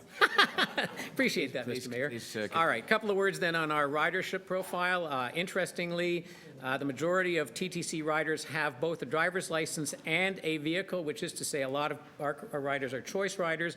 They can choose to use us or not, depending on the quality of our service. Over half of them are 35 years of age or younger. Almost 3/4 of Torontonians use the system at least once a week. You can see the large percentage of trips which are carried on transit, very important to the city. Ridership increasing consistently since 1996. Less than half of our trips are work-oriented, which shows that Torontonians use the TTC for many, many purposes. In fact, we are unique in the fact that we carry more travelers in off-peak than peak. We have a high ridership per capita, higher than most other comparable properties. I'll skip some of these. Our revenue cost is amongst the highest in North America by far, but our subsidy per rider is sadly amongst the lowest in North America. Very quickly, the service initiatives which have been possible because of Council's investment of $95 million this year. We have children 12 and under riding free, faster all-door boarding on streetcars, benefiting a large number of customers, improving subway service reliability, which will benefit a large number of customers. We can see how punctuality on the subway is improving, and we're also working on infrastructure that will also improve reliability. We're working on improving reliability of bus and streetcar services to reduce the phenomenon of gapping and bunchings to achieve something more regular, like shown on the right. And we can see where we're working on this, the performance of the services have improved quite measurably, quite perceptibly for customers on streetcar services and bus. The money that council gave us is also being used to purchase new buses and to get more garage space, so that starting next year, when those buses arrive, we will apply service to routes that had service cut peak periods back in 2012. So we'll be improving service on 20 routes. And we'll be improving and expanding express services. You will remember we have expanded, or in the process of expanding, overnight service this year to give 99% of people a 15-minute walk. All-day, everyday service recently announced and is going to be implemented this fall. 10-minute or better service will be a great feature to offer to Torontonians. And reducing waiting time and crowding in the off-peak will be also implemented this fall. So just to close, Mr. Mayor, of course, people could rightly ask, is this money well spent? And the answer is absolutely. The last time we made a change like this, where we reduced our crowding and we put more off-peak service, it was unquestionably instrumental in changing the way people viewed and used the TTC. And we believe that we will see the same positive result and reaction with the initiatives that are underway right now. Mr. Mayor, don't know if that's my 4 minutes, but there you be. Thank you very much. 3:22, not bad. Thank you very much. May I see if there's others? I have a couple of questions. Are there others from? We have Councillor Ainsley, Councillor Bailão. Just make a note here. Councillor Robinson. Mr. Mayor Tory, mine was more. Go ahead, Councillor Ainsley. Sure. Mine was more of a point of order than a question yet on the presentation. I'm just trying to understand, at government management, when we did the service level review, the departments that made their presentations followed a template that talked about their goals and objectives and what their objectives were for the next year. So we had some type of way to benchmark or measure what they were trying to do. And I'm not seeing the same template being used here. I think it's kind of here, but it's not in a template form, because you can see some of the things they're measuring and so on. But I certainly concur it's not a template based on the two we've seen so far. There's no template to it. And so I can't really speak to what they were asked to do in the context of these presentations here today. There's lots of information in here that's useful. Would you, City Manager, like to speak? They were provided with a template, but obviously it's not been followed strictly. Sorry, Mr. Levy, I missed that. They were provided with a template, but They were obviously provided with not- a template? Oh, okay, all right. Okay, thank you. Thank you, Councillor Ainsley. Councillor Bailão. Couple of questions. Well, just to follow up on that, there's a lot of good information on this, but as we are to review the levels of service, for example, I look at new buses, temporary garage, more buses for peak service. Great. Compared to what? Where do we want to go? What's the goal we want to attain? It's very hard to, we are taking a deep dive into the levels of service, I think it'd be helpful to compare where we're, to know where we're coming from and what's the goal, and then have a discussion on that goal. It becomes very hard to say, okay, more buses for peak service. Yeah, everybody agrees with that. There's no question about it. But, you know, how do you get there? And that's the discussion that needed to happen. One question, you say all streetcar routes accessible by 2019. Can you be a little bit more specific? Dundas, Queen, College? Absolutely.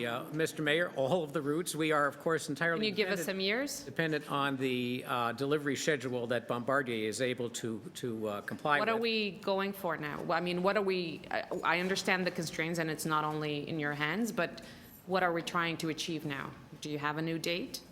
I'm sorry, a new date for? They start having those streetcars on those routes?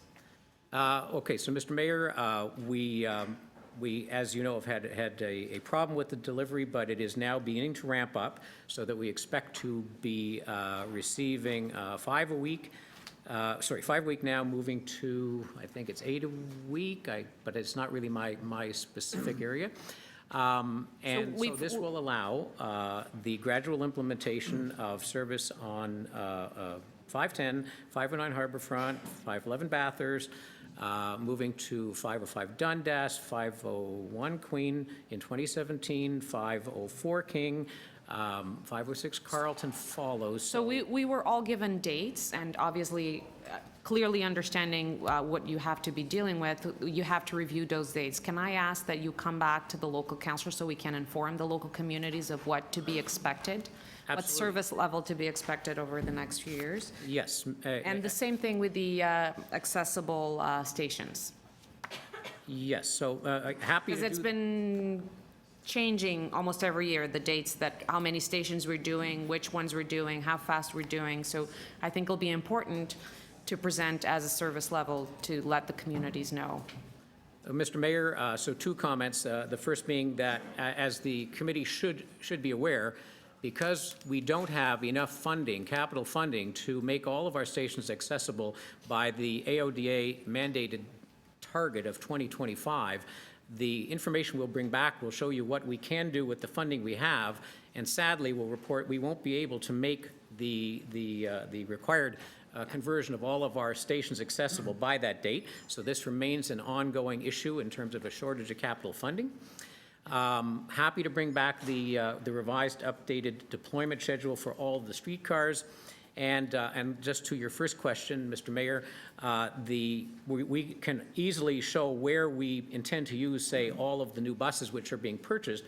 The point I would make is we deploy our buses directly in response to changing ridership. So what I tell you today, if I brought it with today, by the time we get the new buses in 2016, that could change in a significant way depending on how ridership has shifted about both temporally and geographically. So it is a bit of a moving target, but Mr. Mayor, we're always happy to provide what information we have at this time. Thank you, Councillor Bailão. Councillor Robinson. Thank you very much, Mr. Speaker. Mr. Chair, so we talked this morning about the interim report for the poverty reduction. And in my mind, 2 of the most critical things are jobs and transit, but not just the expansion of transit, also the reliability. So you had a couple charts up there, a couple slides that talked about reliability, but being an individual on the ground, experiencing the Yonge Line every day, and my residents having 3 subways, York Mills, subway stations, York Mills, Lawrence, and Eglinton, I'm not sensing that reliability. I'm sensing a high level of unprecedented frustration. And I think a lot of it's related to the automatic train control. Some of it are mishaps and weather and intensification. But can you talk a little about your plans for accelerating? Are you attempting to accelerate automatic train control? It was supposed to be delivered in the next couple of years. Now that's not happening. But can you tell me a bit more about that? Yes, so, Mr. Mayor, well, first I'd say, I'm guessing, but I'm just speculating, that people's views of reliability of service at present may be unfortunately affected by some of the really significant problems we encountered, such as the power loss that we had and the radio communication loss, and that kind of thing leaves the proverbial indelible scar on people's view of service. In terms of improving reliability and what is or is not happening, I would not attribute any of these events to automatic train control. That's an ongoing installation that will be completed, but it's not in use presently, so it's not affecting our operation.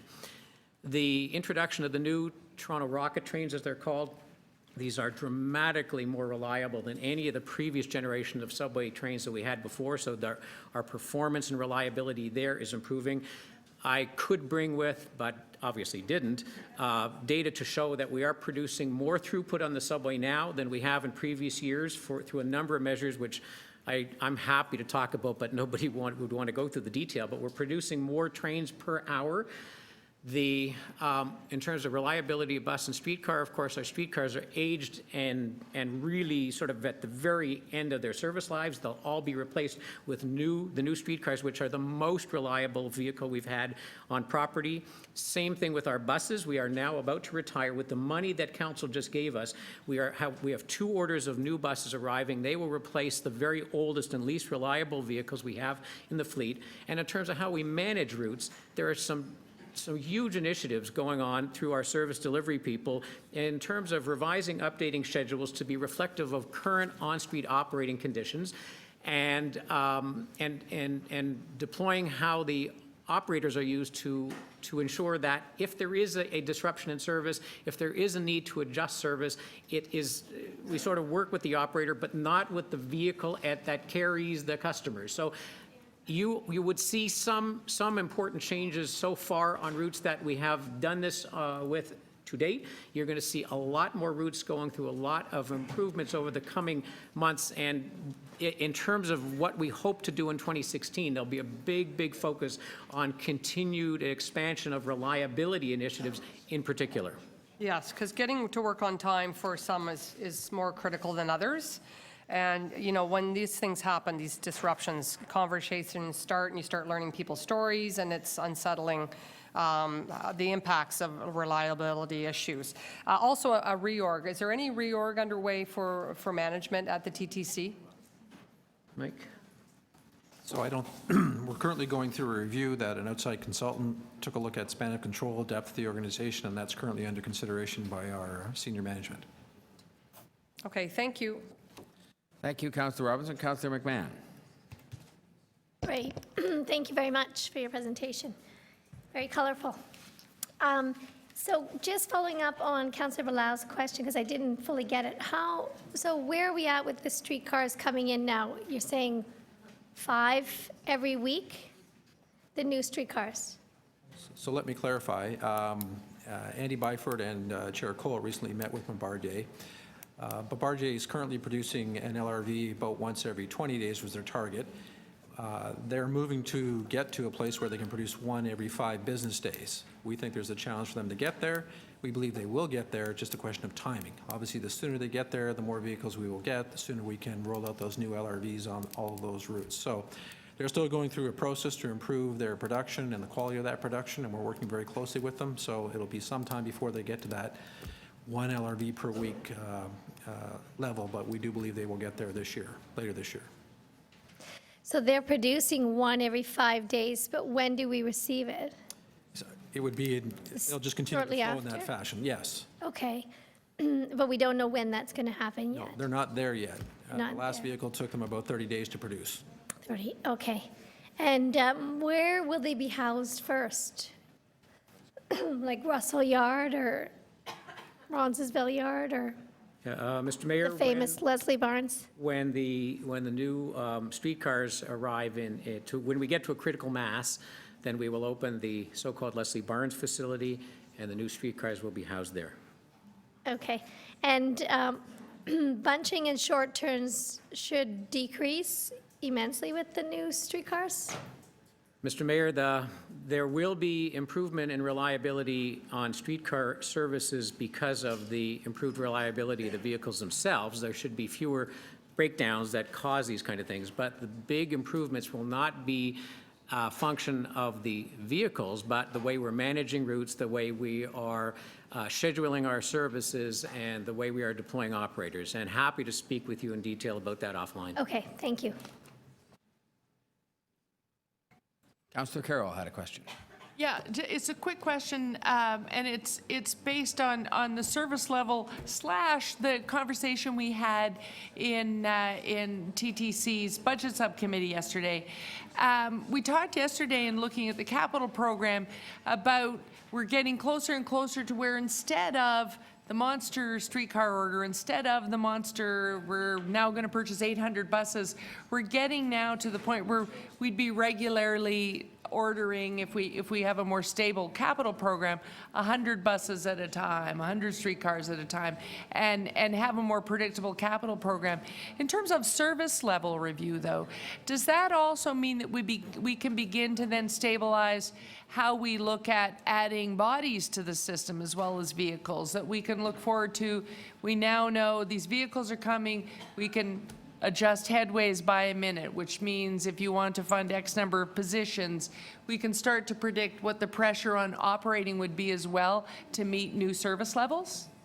Mr. Mayor, that we do not adjust service levels in accordance with either our workforce availability nor our fleet size. Our service levels are driven almost exclusively by observed changes in passenger demand. When we see a route whose ridership levels are increasing, then we increase the capacity and frequency of service. If we see a route where ridership is decreasing, say a factory closed or a high school closed, and we have less ridership, then we will decrease. So what I said before about international best practice, we are incredibly directly linked in and responsive to changing ridership and travel patterns. We are unique in that we change our service levels and our schedules and crews every 6 weeks, which is very different than most properties that will do it at best every 3 months. And so we're always fine-tuning our system, but it's not really driven by vehicle or operator, except when we have a shortage like we do now, where we're constrained and we can't put more service out that is needed. But that's sort of I'd like to think that's an anomaly, not the norm. So you would get to the point then where you could say to council, your one shareholder, this is a pattern change, we're investing in areas, or this is a system-wide improvement, therefore there's a cost formula? Right. So, Mr. Mayor, we do, as I say, we do that every 6 weeks. We put all of our changes, the very meticulous details are posted on our website and are available for anybody to view. And when there's a big system-wide initiative, such as the 10-minute or better network or the all-day, everyday, then we do try to make that very well known publicly so that the city knows what's coming and will take advantage of it. All right, if there's no one else, I'd like to just put the timer on myself, ask you a couple of questions. Are you familiar with this statement I make where I'd like to turn City Hall into a place that says yes, and by extension, the TTC? Yes, Maybe sir. we'd like to say yes, have a culture of saying yes? Yes, sir. Excellent. That'll make for a much better discussion we're going to have right now. I always like to start with the bad news to get it out of the way. If we look at and I've never seen this stuff before, and it may be that I'm not looking in the right places, but if you look at the page 82, it has, and this follows along Councillor Robinson's comments about the reliability of the subway. It has a chart there that I don't think we saw during your presentation, but it's in the deck. And it shows, if I'm reading it correctly, that over the period from 2013, mid-2013 to today, basically, we haven't met the punctuality levels we set for ourselves as the target of 96% during any time in that period. Is that correct? That is correct, Mr. Mayor. Okay, so one of the things that I think calls along with Councillor Ainsley and what he said is that there's two things. One is I guess we've set an objective, that being 96, and we haven't met it. And I don't know whether we've said in 2016 we're actually going to strive to achieve the impossible dream, which we're getting perilously close to in period 4, of actually achieving that punctuality target. Is that something we've said we're going to do in 2016 specifically, or 2015? Well, Mr. Mayor, that target, of course, is one that we strive for literally every day and every operating period. Needless to say, we have our challenges, whether it's vehicle-related or if we have the kind of thing, unplanned outages or the like. But that is the corporate objective, and the operating objective is to get there and to do whatever it takes to get there. And that is what, if I don't want to sound sort of overly dramatic, but I would say we obsess over this. We have meetings, discussions, strategic plans, all of which are targeted to get us to that target. And when we do, we're going to up it and shoot for better. Okay, well, I don't want to sound unduly obsessive myself, but just to say that, clearly when you have a period of time, and look, I ran a big telecommunications company where we had a very high level of reliability because there was nothing more important to the customers than having their internet service be available, for example. And, yes, you could say, well, it was okay except for the, thunderstorm, or okay except for the train wreck that cut the fiber, but the bottom line is it's still not okay if you're the customer. And I guess I'm just asking you, clearly when you miss it this many times in a row, there's a problem, and they pay us all the big bucks to make sure we can get to the target. And I would like to perhaps hear beyond the sort of, yes, we're trying every day. I understand that, and I appreciate that, and I wish these comments were, Mr. Byford was here, you said he couldn't be here, but I know he wouldn't disagree with me, that I think we have to sort of say, fine then, 2015, even over into 16, because we're halfway through 15, is going to be the year when this level is going to be achieved. And we're going to use Prime Minister Paul Martin's old expression, come hell or high water, we're going to achieve this. And is that something that would reflect the targets of the staff of the TTC? Yeah. Yes, Mr. Mayor, I think that is the case. And Andy has set a lot of these targets what he calls stretch targets. In other words, he didn't want to set it at 94% because we're there all the time. 94% isn't good enough. He wants to get to 96%. When we get to 96%, we're going for 97%. So I think it's fair to agree with what you said. That's what we're moving to. And we'll take a look and see if we can be more specific as to when we will get there on a regular basis, because that's what our customers want. I just say respectfully, that's exactly what I think you have to do, which is to say, look, what is it going to take to get to 20? And by the way, I mean, we've made a substantial additional investment this year, more so in the surface transit than in the subway, and we're making investments, huge investments in the subway with the ATC and so on. And look, I want to shift over to the good news now, but there's some other charts in here that are much, much better on the short turns and things like that were huge problems that have actually been addressed, and the graphs here show that. My question to you related to both the bad news and the good news. I've not seen these numbers specifically before. I think maybe I saw them when I was just being sworn into office in my transition period, and there was all kinds of binders, and this stuff was presented. And I remember being in your head office, and somewhere in the lobby there, as you sort of go through pass through the coat room or something, there is a place on the wall where there's a set of service standards. And I said to Mr. Byford, my first day after the election, would you make an effort to put those numbers that are there, some of these kinds of numbers, in the streetcars and in the subway cars, and make them more available to the public so they can see that, first of all, you have these goals, and secondly, that you are making an effort to sort of share the accountability with the public in particular, and the media and others. These aren't really readily available, I don't think, to the public on a regular basis. Am I right? They're available through the CEO board report that goes forward to our board every period. They're also posted, therefore, on our website. But most transit riders, I don't think, see the CEO board report. Agreed. I don't think I even see that. So could you, this is back to the saying yes, could you tell me that you might go back to Mr. Byford and have a chat with him about having these numbers made public through the website in a very obvious way, on the streetcars and subway cars where we have, lots of those, advertising boards, so that the public will know, and I think, frankly, that will increase pressure on management to achieve these targets, and so they'll see the good news about the short turns and about the bus service on Dufferin and so on. Can you take a look at doing that? Happy to take that conversation back to Andy and to move forward and do that, because he is trying to be transparent, but it's... I think that would be a huge step forward for all of us, and they'll see the good news, and they'll see some of the news that we have to work on, and together we'll all feel elation at the good news and a little bit of pressure on the not-so-good news to do better. Thank you very much. Yes, for sure. Thank you, Mr. Mayor. I read through this, and I thank you for coming and putting this together, but I feel I'm reading a salvage operation, and there's no real commitment to expand the system, and I mean, let's say subway building, which many argue is the best service level goal that we can be a part of. And I bring to your attention, correct me if I'm wrong, that the Finch station opened 41 years ago.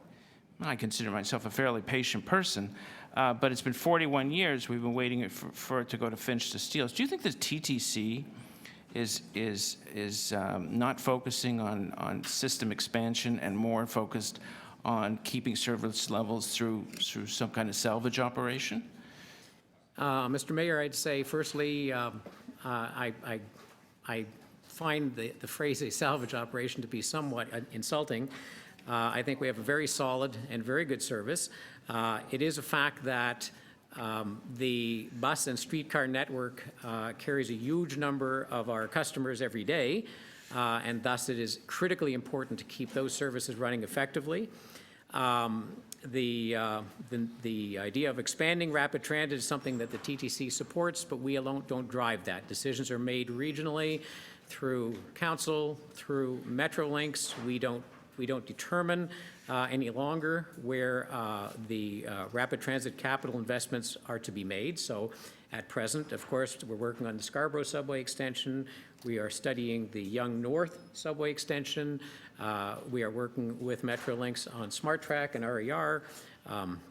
So there are a number of expansions that are being considered, but I would not say that, certainly I wouldn't say that the TTC is either evading or not supportive of rapid transit expansion, but it is not within our control to make that happen. Well, I'm really surprised you're saying that, because in the last 26 years, based on my rough calculations, you've opened up six subway stations. Much of the capital allocations is given to you and then to come back with a plan on how you're going to spend it. Metrolinx didn't exist during most of this period. And of course, transit has become politicized because of a power vacuum at the TTC. Because you don't come back with plans. We're going to go up to Steeles. We're going to dig from Downsview Station to Yonge and Shepherd. We're going to, these are the things we're going to do. This is the time frame we're going to do it. This is the capital we need. It ends up on the council floor because we don't see a commitment to system expansion, and I mean primarily subway. Mr. Mayor, the TTC has brought forward rapid transit expansion plans a number of times over the years. They've not all been adopted. Sometimes these are overruled. We, of course, brought forward a light rail plan that addressed the transit needs of the entire city. We have never argued, and we will not argue, that subway is the be-all and end-all, because subways are incredibly expensive. They are needed only in corridors with extraordinarily high demand, which exist in very, very few places in this city. So it would be irresponsible of the TTC to be cheerleading subways only. We bring forward responsible, cost-effective plans that meet the needs of Torontonians in the most respectful way of the dollars we're given. So I do not agree, Mr. Mayor, that we have not brought forward rapid transit plans. We have, but they do not focus exclusively on subways. Oh, absolutely. Now, by my calculations, we've got about $16 billion I'm trying to accentuate the positive, about $16 billion of investment either in the ground now or shovel-ready or pretty well on the drawing board that's committed to and going forward. Yet we see, an order of 1,300 buses, a little under $1 billion, a multi-year capital plan. Is that the service level vision for the next number of years, despite the fact that we're investing this kind of capital in transit building, both LRT and subway, that you continue to take an enormous volume of capital and put it into surface transit, such as buses and streetcars? Mr. Mayor, I don't think that TTC will ever apologize for ensuring that its fleet of buses and streetcars, which are incredibly important in feeding the subway and make it a viable operation, are modern, safe, reliable vehicles. That's part of the need to keep a system in its entirety in a state of good repair. And this is a critical part of capital funding which many people don't choose to focus on because it simply doesn't have the sizzle and visibility of building subways. But ensuring that you have modern, reliable bus fleets and streetcar fleets is critical to the functioning of this transit network. It is a network. People use each route to connect to other routes, including the subway. So I would say, Mr. Mayor, there is absolutely, and not only would we not apologize, but it is the right thing for us to do to ensure that all of our critical assets are continually replaced and modernized. Anything less than that would be irresponsible and would result in the kind of unreliable on-street performance that Councillor McMahon referred to earlier. All right, that was your last question, Councillor Pasternak, and I think hearing. All right, I'm not going to keep going out of order with the not members of the committee because they're supposed to be dealt with first, but I did for Shelley, so I will for you, and that you will be the last questioner unless I don't think I see anybody else. So, Councillor Mavic. Thank you. First, just to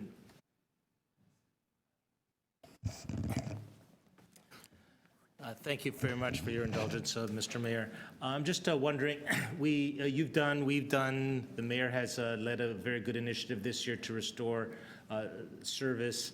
Not counting that, but looking to the future, what would you say the next big challenges are around this kind of historic, incremental, this is where we are today, now we have 10-minute service, now we have children for free under 12.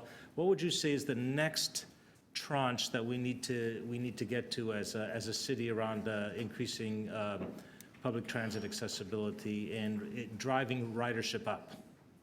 Mr. Mayor, I'm going to cheat when I answer this question because I think it's really, really important that every member of council understand that keeping the existing system in a state of good repair is critical and fundamental to the effective provision of transit in this city, and it never gets the attention and the sort of priority that it deserves because, again, it doesn't have the kind of visibility and sizzle of expansion. So I got to keep saying that because people don't appreciate if the system, if the tracks, if the vehicles, if the tunnels, if the cables are not kept in a state of good repair, if we don't get the funding to do that, nothing else really matters because the service will begin to deteriorate. Having said that, I would say the next most important thing for our system is the current expansion of the current initiative to improve the reliability and quality and dependability of our bus and streetcar services. Because if we can get those to a level where people are absolutely confident and satisfied with quality, it will be a huge sort of change in the way people decide how they want to travel in the city. So yes, of course, there are new services and expansion options available, and we've got lots of plans, but I think right now we're focusing very much on the back to basics concept of making our existing network operate reliably and comfortably for customers. Well, thank Councillor Mahevic, and I'll thank you both. I will say that you can tell Mr. Byford that this look at this session today as some gentle encouragement to take some of these numbers and replicate the ones that are going in the right direction and deal with some of the ones that perhaps aren't. But we know everybody's working hard at this, but I just think we know on behalf of the people, back to Councillor Robinson's comments, we have to do better. And I know that you're committed to doing that, but I think the more you measure it and the more you post those measurements in all kinds of places for people to see, that's what this is all about, service level, standards that we set and meet or don't meet. And if we don't, then we have to do better. And so I thank you very much for being here today and for your honest answers. Thanks very much. Thank you. That would bring us then to the Board of Health.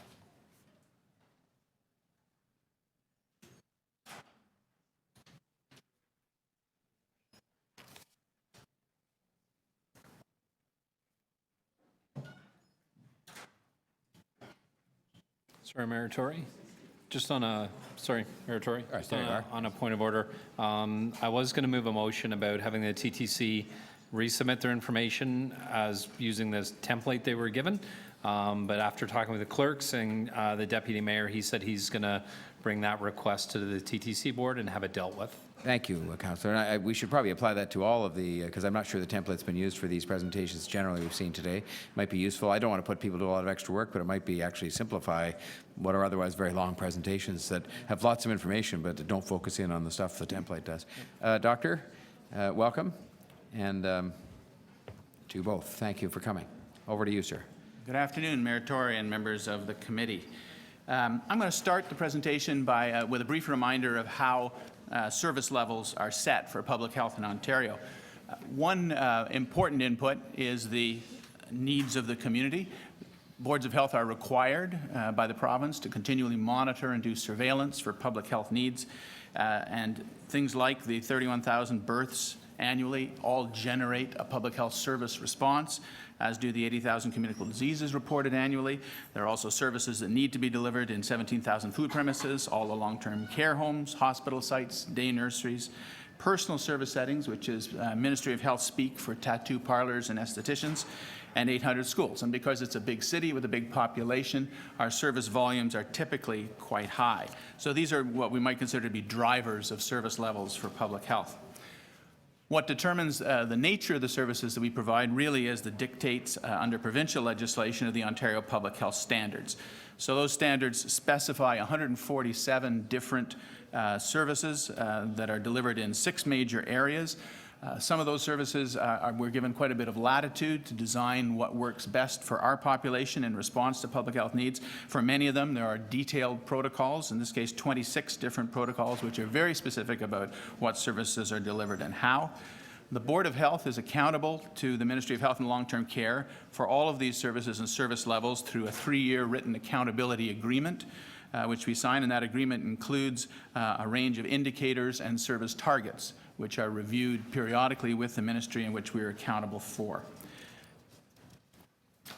Now, I have taken some liberties with the template that we were given because it's probably better suited for a city division that has a limited number of lines of business. By virtue of the mandate that we're given by the province, we have a very broad and diverse range of different programs. The program map that we use as part of the municipal budget process is designed to reflect the service areas which are specified in the Ontario Public Health Standards to try and keep our alignment with our 2 major funders as clearly as possible. So rather than take you through 147 different standards, I've selected a smaller number in each area to give you an update on. I've selected them based on their either major programs that we do, or they are programs which are going through significant changes or challenges, which I'm going to talk about in the course of the presentation.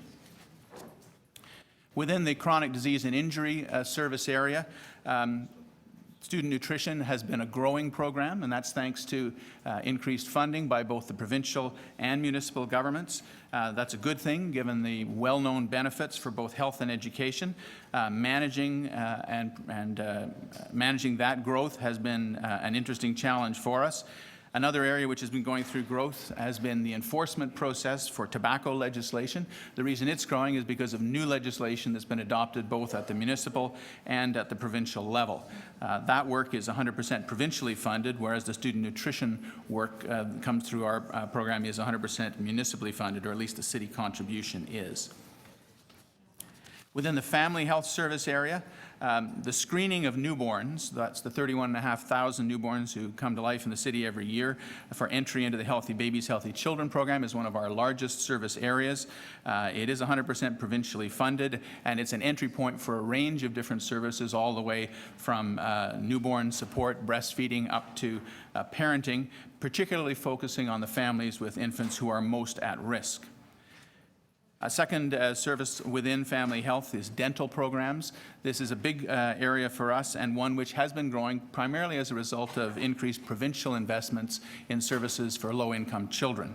There are some opportunities as that program evolves to try and take care of other parts of the population, which I'll speak about in a few minutes.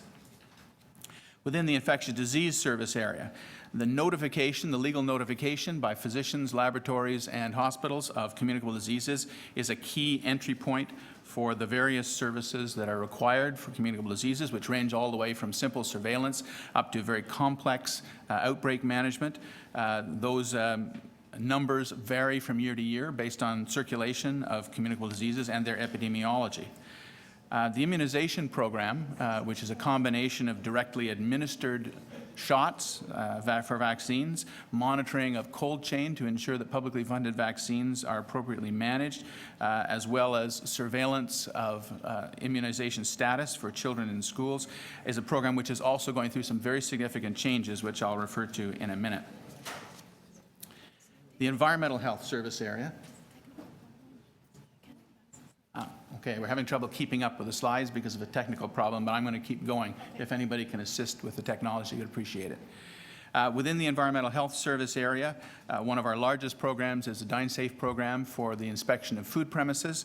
That's a program that service levels are really determined by the number of food premises in the city and our ability to keep up with them through staffing levels.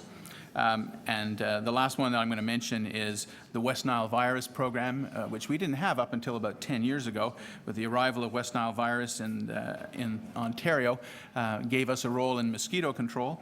And that's a program which varies in service levels according to the epidemiology of the disease. So when we see larger numbers of mosquitoes that are more likely to be carrying West Nile virus, we can ramp up larviciding efforts in order to control the consequences for human health. So I just want to highlight several of these programs, which, as I say, are facing particular challenges and how we are approaching those challenges. The first is the student nutrition program. We have very good evidence for the benefits of this program, both for health and education of children, and Council has been very supportive of expanding the program so that it can reach all of the students who would benefit from it. The province has responded in kind and given us some significant increases in funding as well. We are still facing ongoing challenges with raising food costs that we need to address every year in order to maintain current service levels. And there are still schools with significant populations in need that do not have a program. Last year we had about 75 schools who applied for a program, and the funding was inadequate to meet it. So we want to continue to try and grow that program in order to achieve the benefits that we know are there to be had. Some of the opportunities for this program, I think it's become a very large program, and there are, I believe, significant opportunities for efficiencies in the area of food procurement and distribution. And I think there is an opportunity to increase private sector fundraising for the program. Some of the strategies that we've been implementing, there are 2 currently pilots of new ways of procuring food for the program and distributing it, and we're waiting the results of those pilots.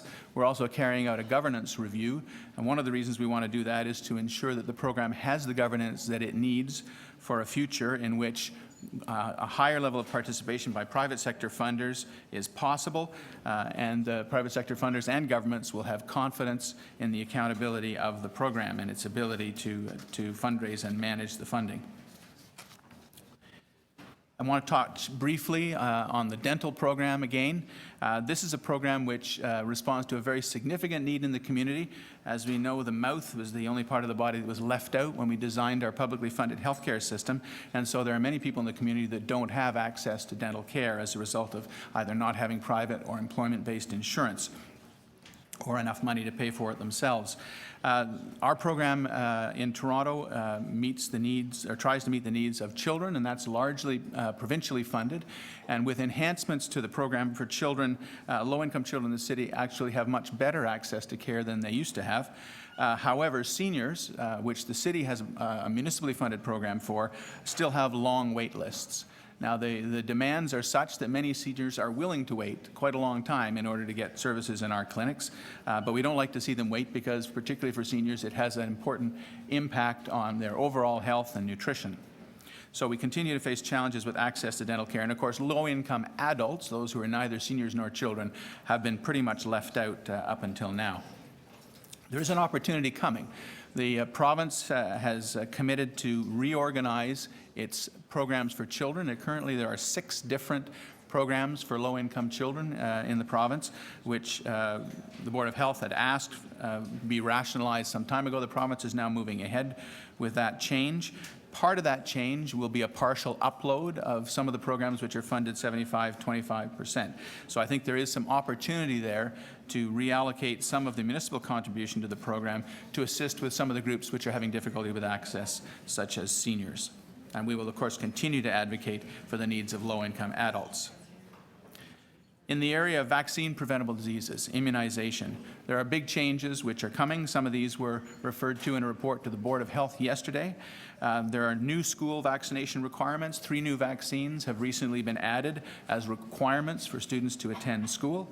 They're pertussis, varicella, or chickenpox, and meningitis. We have recently implemented a new provincial information system called Panorama, which brings benefits in terms of our ability to capture all of the information that we need to track, but also challenges in changes in business processes with a new system.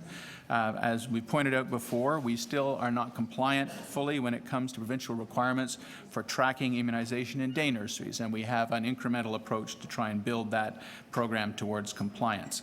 We continue to face challenges in public education around parental vaccine hesitancy, and we do have some schools in the city in which vaccination levels are low because of clustering of parents who don't want their children immunized.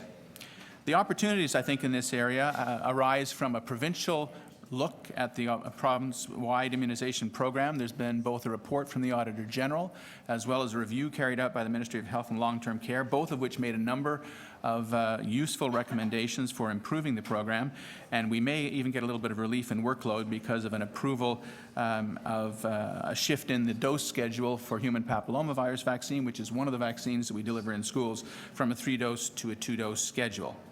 Dr. McEwen, I don't have your deck in front of me, but how are you doing in terms of getting through it? Because I was just going to think of applying the same stricture to you that I did to your predecessor at the TDC and put the clock up and say that we could work through whatever you thought was most important in your presentation. I will happily work within a 1-minute time frame. Well, no, 1 minute. Oh my God, I was going to offer Almost more. done. I was going to offer more, but I'll give you 2. All right. We're going to continue to advocate for funding, and the province has said that they will provide some transitional funding to local boards of health to assist with the changes that are happening in the program. We're planning to phase in the implementation of the new day nursery immunization program, pending funding from both levels of government. We have been holding clinics in high schools that are catch-up for students who don't meet the requirements for the 3 new vaccines, and that'll help keep more kids in school. And we're working on enhanced vaccine information and promotion so that we can reach more parents with good information about the benefits of vaccination. And finally, I want to talk a little bit about tobacco enforcement. I mentioned some of the challenges in this program as a result of enhancements in legislation at both the provincial and local level. That's good news in the sense that we've got more tools to reduce the significant harm that results from tobacco use. But there's an enforcement workload of 2 kinds, partly a transitional one. Whenever you bring in new regulations, people have to get used to them. We do a lot of education. We do more targeted enforcement. But there will be an ongoing increase in regular enforcement over time. There is some funding available from the Ministry of Health and Long-Term Care that we're trying to secure to assist with their support with this new level of enforcement. And we have recently been planning to implement handheld field technology, so our staff who are out in the field will have access to information, to our information systems which govern these programs, and means they have to do less going back and forth to the office in order to complete paperwork. So that's a very concise version, Mr. Chair. I'd be happy to answer questions on any of our programs and services, but I thought that's what would fit within the time allowed. I appreciate that, and I realize it was a summary, as it is for the other organizations, and I thank you and your colleague very much. Could I just start by asking you this question? You know, I know from serving on a hospital board that one of the most frequently used words now is outcomes in dealing with kind of what we're trying to achieve through the entire healthcare system, including public health. And I'm interested in the fact that, you know, a lot of this information I think is both relevant and encouraging in the context of the activities you're undertaking, inspections and investments and various things. But there isn't much mention of outcomes. And I realize sometimes they're hard to measure. But for example, do we have any evidence that the increasing investment over time, and I was a big advocate this year with Councillor Mihevc and others on the nutrition, do we have, I know we have studies saying it's worked other places and so on, but do we have evidence, for example, that as we continue to invest more in student nutrition, it's working on any sort of measure with respect to school performance, school dropout rates, whatever? Has the rate of West Nile or foodborne foodborne illness reduced because you're doing more of these inspections and more of these immunizations? Has the dental care reduced gum disease or even heart disease? Because I know there's a big connection between that, or nutrition that you mentioned. Because I just noticed that's the kind of thing in a way we should be looking at. In addition to what I will commend you is pretty well all good news stories on inspections and investment, but we don't see much about the outcomes, which have to be the ultimate measure of whether we're investing wisely in the inspections and in the programs. Yes, absolutely. And for, I think, almost all the examples that you mentioned, there is outcome data. For example, when the current DineSafe program was put in place, we track anyway incidences of foodborne illness, and we also track compliance. Are people using good food safety practices? And over the first few years of the implementation of that program, we saw a significant improvement. We've also seen a decrease in foodborne illness over the years the program has been in existence. So we're more or less at steady state now, where we need to maintain that. And that's true of some other programs as well, such as immunization programs. If we slack off, we're likely to see the problem recur. But if we keep it up, we will maintain the gains that we've gotten in past years. In terms of student nutrition, there was a study done here in Toronto, case control study where schools had the student nutrition program implemented compared to others that don't, which demonstrated the educational benefits. There was a significant difference in absenteeism, performance on standard test scores, and so forth. That's part of the evidence that persuaded me, certainly, that this was a very important public health intervention. Immunization. We certainly have seen, as new vaccines have been brought in, that the rates of diseases immediately go down. As soon as we've got vaccine coverage, we know that that works. So it's really, our short-term objectives are focused on getting the service in place because there's a very well-known relationship between the service and the outcome. Some of our outcomes are very long-term. You know, you're trying to change sexual behavior, trying to change dietary behavior, trying to reduce heart disease. There have been significant changes, but they occur over years. And so we do surveillance for all of those things. You can look at rates of lung cancer, for example, have gone down as smoking rates have gone down. Rates of cardiovascular disease have been going down for several decades now. A large part of that is attributable to the various public health interventions which have been made. That's very helpful. Thank you. Questions from members not on the committee? Questions from members of the committee? Yes, Councillor Ainsley. Thank you, through you, Mayor. Sorry, Doctor, did you say 6 different dental programs for children? Yes, that's correct. We're running on behalf of the province? Yes. That's mandated by the province? Yes, they are. And so early childhood, like right into teenagers, or? Well, the programs have been built incrementally over time. And they have, the challenge is that they have different eligibility requirements. They cover slightly different populations of children. It makes a lot of sense to rationalize them so that there's one eligibility test. They're delivered in different ways. Some are delivered through social assistance. Some are delivered directly by public health units. Some are delivered as a reimbursement program for private dentists that people can go to.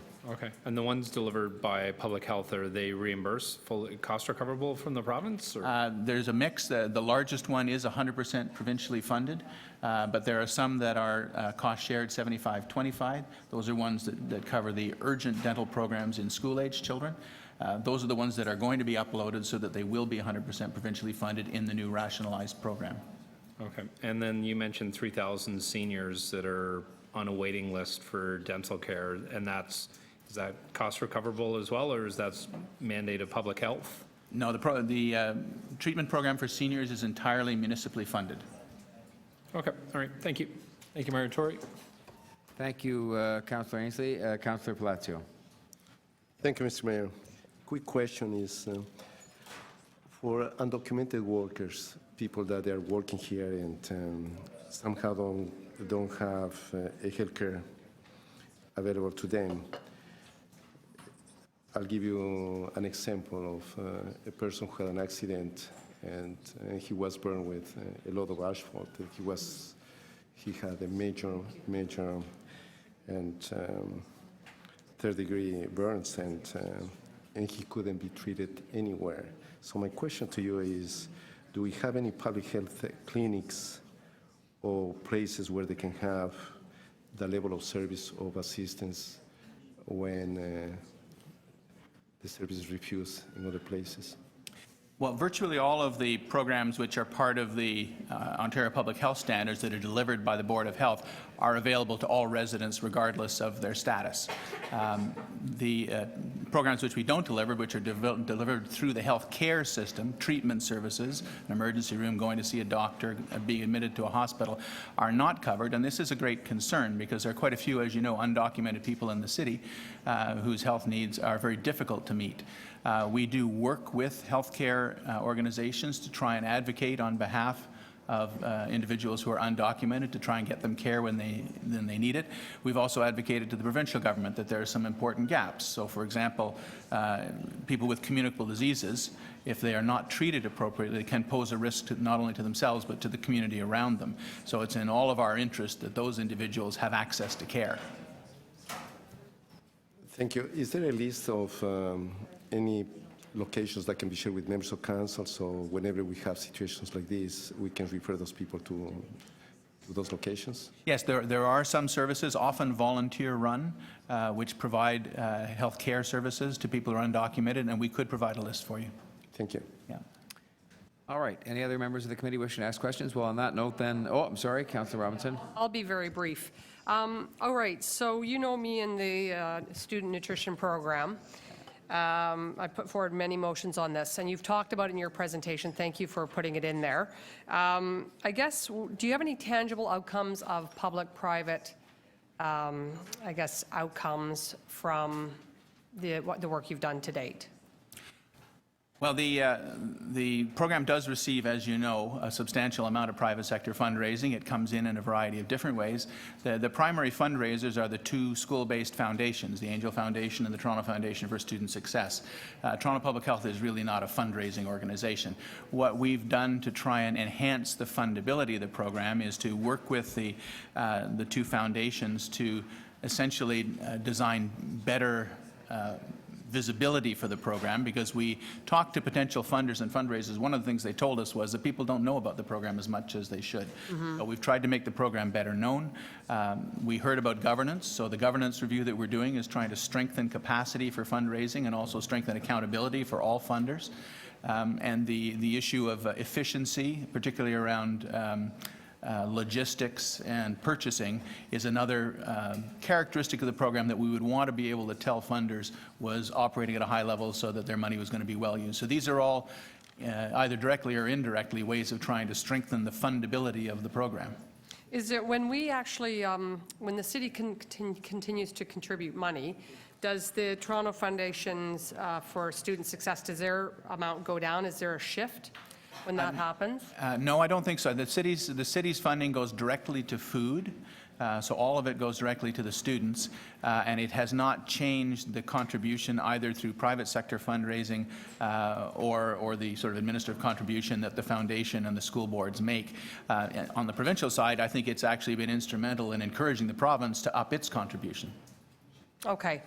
Thank you for that, and I hope you keep up that attempt to try to bring in more private partners and corporate sponsors. You clearly have a massive mandate, so I just wanted to ask you quickly about, last week you talked a little bit about bike lanes, and you've talked a little bit in the past about complete streets and that active transportation. Can you tell us a little bit about that? Well, that's a long story rather than a short one, but part of the Ontario Public Health Standards is a mandate to look at road safety, and it's because of the burden of illness associated with motor vehicle collisions on the road. We've focused on pedestrians and cyclists because they are at higher risk. And we've tried to work very closely with Transportation Services and the Planning Division in order to identify policies and interventions which will help reduce that burden of illness. So we always have our eye on the health consequences. We're less concerned with people being stuck in traffic, although I know that's a big concern. We'd like to have it both ways, to have people moving smoothly through the city and safely. Okay, thank you. Thank you, Councillor Robinson. Does that end the questions? And if so, I believe it does. We will thank you very much, Dr. McEwen and your colleague and your team, and we'll move on to the Library Board. And so if we could ask them to come forward and make their presentation, that would be great.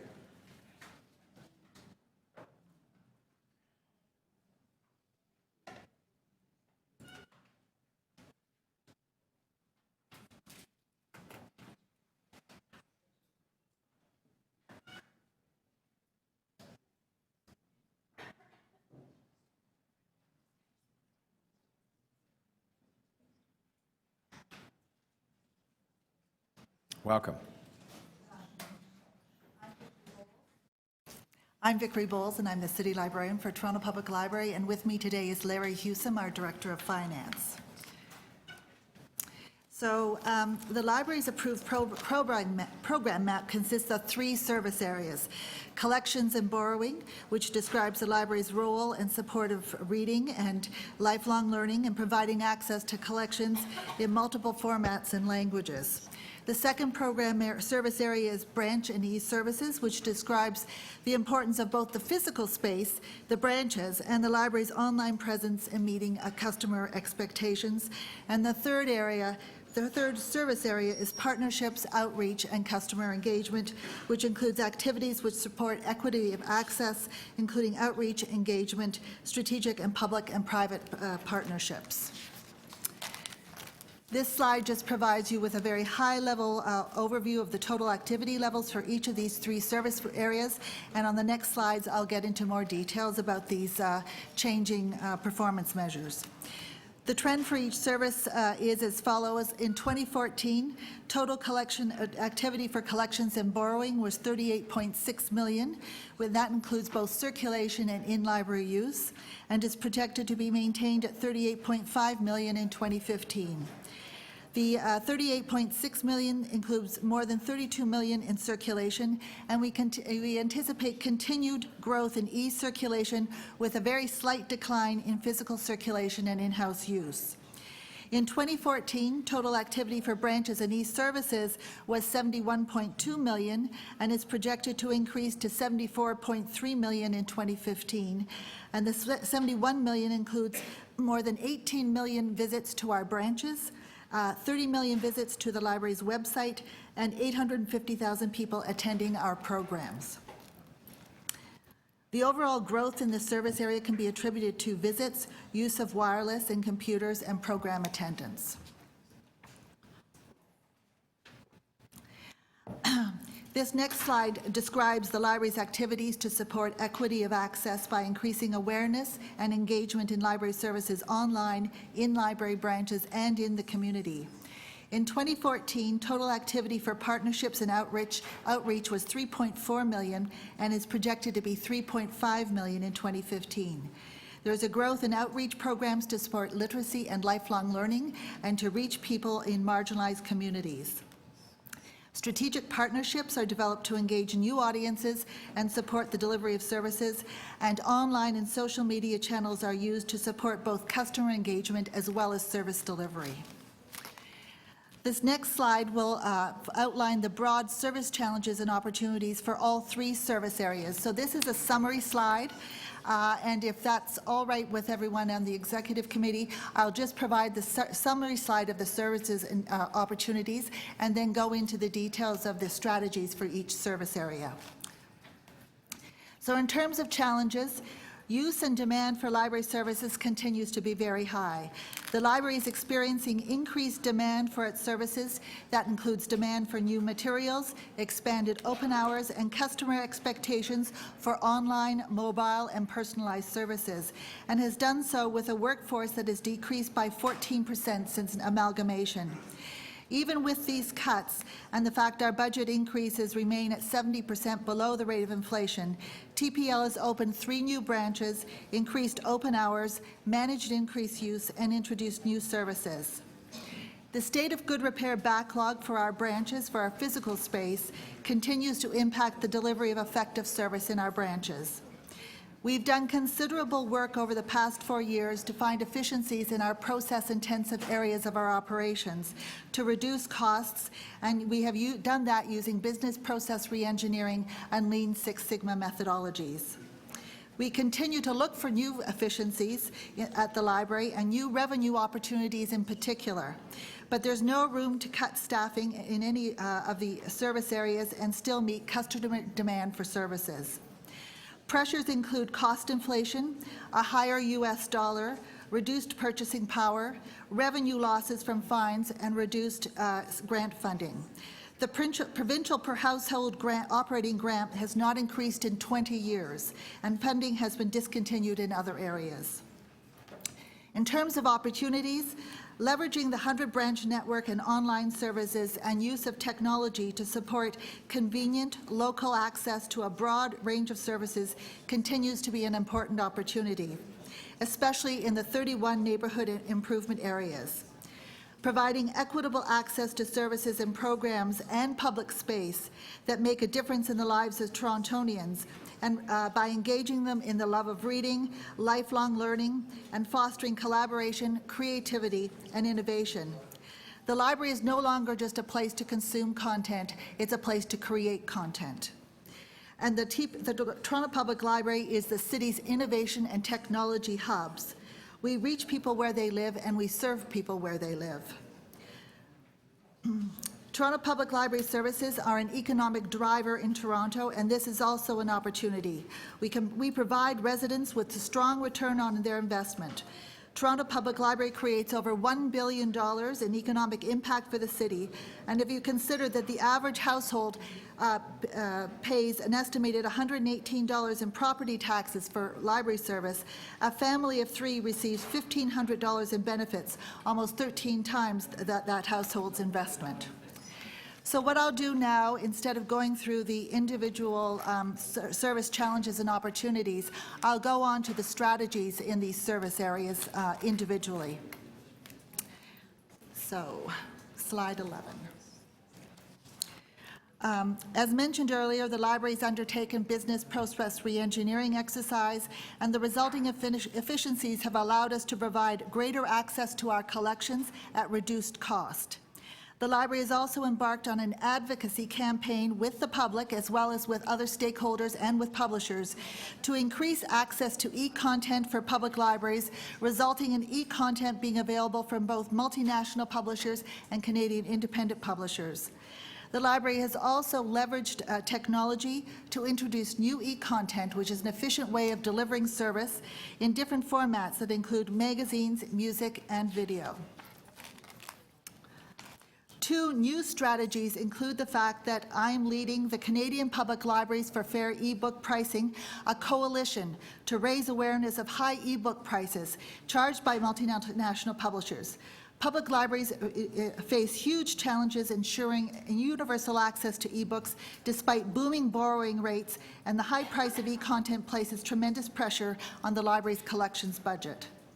The library is looking at increasing access, another opportunity and strategy, to library materials through new channels. An example of this is creating kiosks in high-traffic locations, such as Union Station, and it can include, amongst other things, downloading stations for electronic content in community spaces. I'll now move on to slide 17. So in terms of strategies to address challenges and opportunities in terms of our branches and e-services, actions that have been taken and are underway include accelerating the state of good repair projects through our capital program. The library has a very strong record of completing capital projects each year. We have an 85% completion rate as opposed to a 58% city average over the last 5 years, and we achieved 94% completion rate in 2014. Another strategy is advancing the plan to expand open hours. In 2006, the Library Board approved a plan called Doors Wide Open, and we have managed to implement 30% of that planned increase, or 444 increased hours per week through standard bands of open hours. And the last thing I'll mention as a strategy has been the fact that we've established 3 digital innovation hubs strategically across the city, and to provide access to technology in our branches.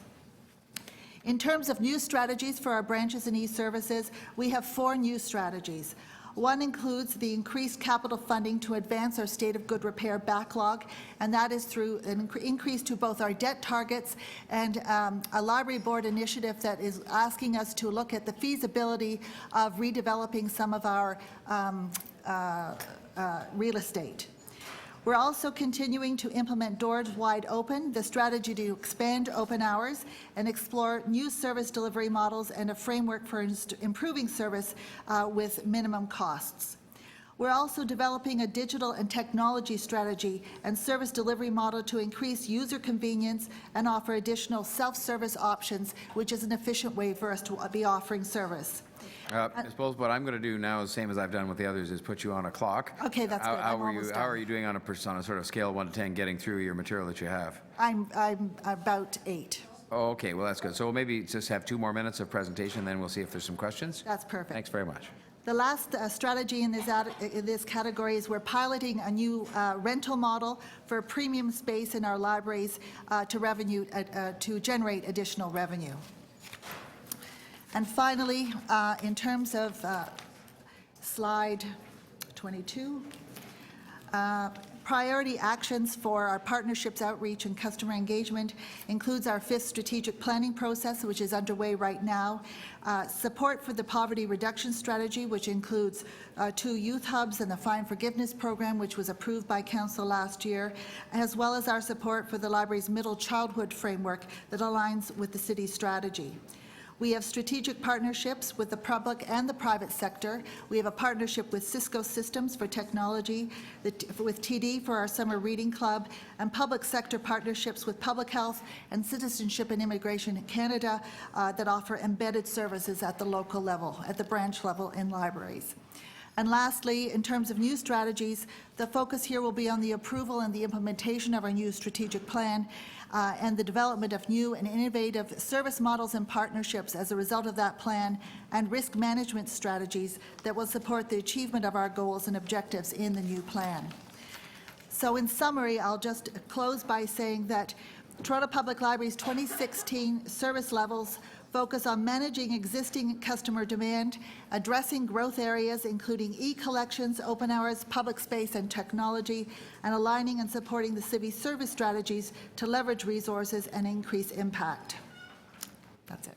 Thank you very much. I'm sorry to have to sort of constrain the time a That's little bit. quite all right. Very good I understand. presentation, and we appreciate it very much. Are there questions from members outside of the Executive Committee who wish to ask questions of our Toronto Library team? And members of the committee. Councillor Ainsley.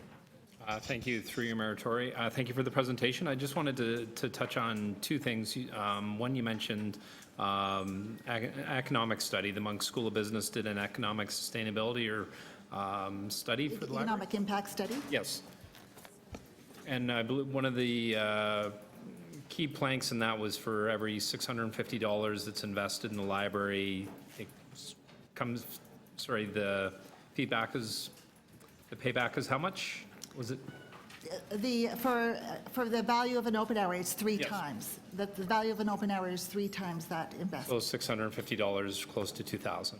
Yes, that's correct. Okay, all right. And the other thing I wanted to ask about, well, you touched on ebooks as well. Yes. And so, for example, I've got an app. I get every day I get an email that says I can get an ebook for $3.50. Right. So on the flip side, at the library, if you had to buy an ebook from a publisher, what do they range in price? Well, it depends from the publishers, but they have different pricing models. Random House Canada and Hachette Publishers are the highest. They charge, where the consumer pays $14.99, we'll pay $85 for 1 copy, or $106 for 1 copy of an ebook. And because of the popularity of ebooks and our large customer base, we often have to buy 100 copies of an ebook. So it's a huge impact on our collections budget. We've been advocating very hard with publishers. We've worked with, I've met with the Minister of Tourism, Culture and Sport about it, who's very supportive of our situation. We've talked with the Competition Bureau and the Department of Canadian Heritage, and now we're involved in a public advocacy campaign to get the message out there that what the publishers are doing to public libraries and how they're undermining our ability to serve our customers. So I can buy an electronic book, download it on my Kobo for like $4. The same book could cost you in the library over $100. That's right. And I understand I download it on my Kobo for $4. It's pretty much mine forever. Yes. At the library, you only have a finite amount of time that you have. It depends on the publisher. Penguin, for instance, you purchase the content and it's a lower price, but it disappears in a year. And you only have it for a year. We only have it for a year. And then it's a huge problem for us because customers have holds on the content, and et cetera. So we have to repurchase the content all over again. Okay, and then in this 21st century, I would assume that ebooks is a growing part of your services at It's the a library? huge area of growth. Since we started introducing ebooks in 2008, it's grown 4,200%. So our circulation last year was 3.5 million for ebooks, which is about 11% of our total circulation. Okay. Of 32 million. Thank you. Thank you, Mayor Tory. Thank you, Councillor Ainsley. Councillor Robinson. I just wanted to ask a bit about your self-serve technology, the checkouts, the automated sorters. Yes. All that's a move towards automation and more effectiveness. How is it that you still have staffing issues then, given that all this movement and all this really investment in this technology and machines? Well, we have accounted for the changes in technology. We cut our staffing budget by 111 positions. We cut our budget by $10 million, or 6% in 2012. And we did that. One of the components of those cuts was based on the introduction of RFID technology in all of our branches, and as well as the Lean Six Sigma methodology that we used for our process-intensive areas of our operation. The fact remains is that we are continuing to introduce new services without increasing our staffing. So as an example, we introduced a digital innovation hub at the Toronto Reference Library in 2014. We did not do that with any new staffing. We reallocated existing staffing in order to be able to achieve that. We've increased our open hours by 444 hours per week. And we have done that through a reallocation of staff to the branches to be able to expand our open hours. And that, again, was based on efficient scheduling as well as our use of RFID technology.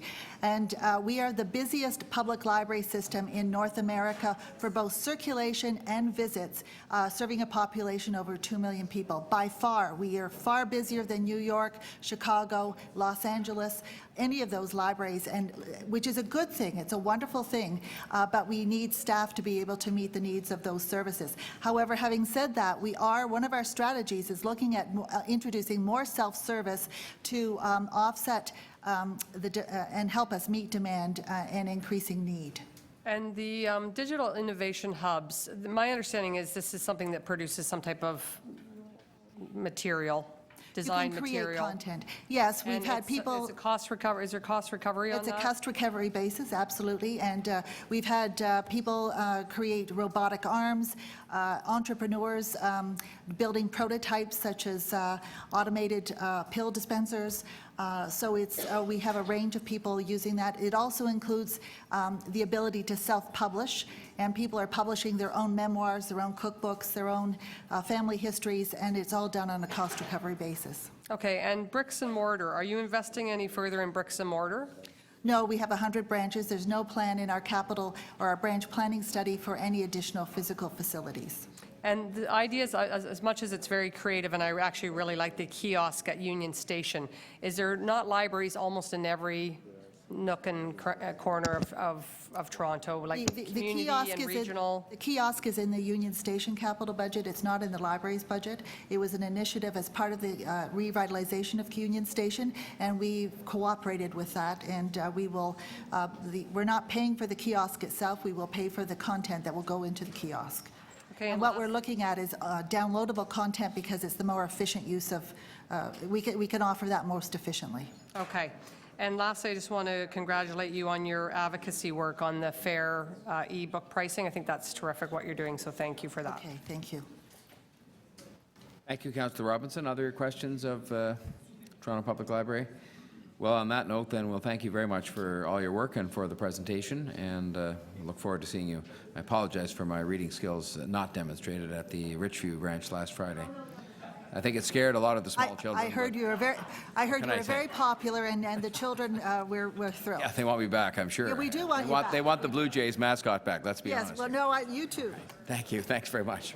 Okay, now, just so members of the Executive Committee know, we have with us, I believe, staff, certainly from the Division's Affordable Housing Office, Office of the Chief Financial Officer, City Manager's Office, City Clerk's Office, Legal Services, And I think, because these are people we are not proposing to receive presentations from today, but are here because their material was in front of us.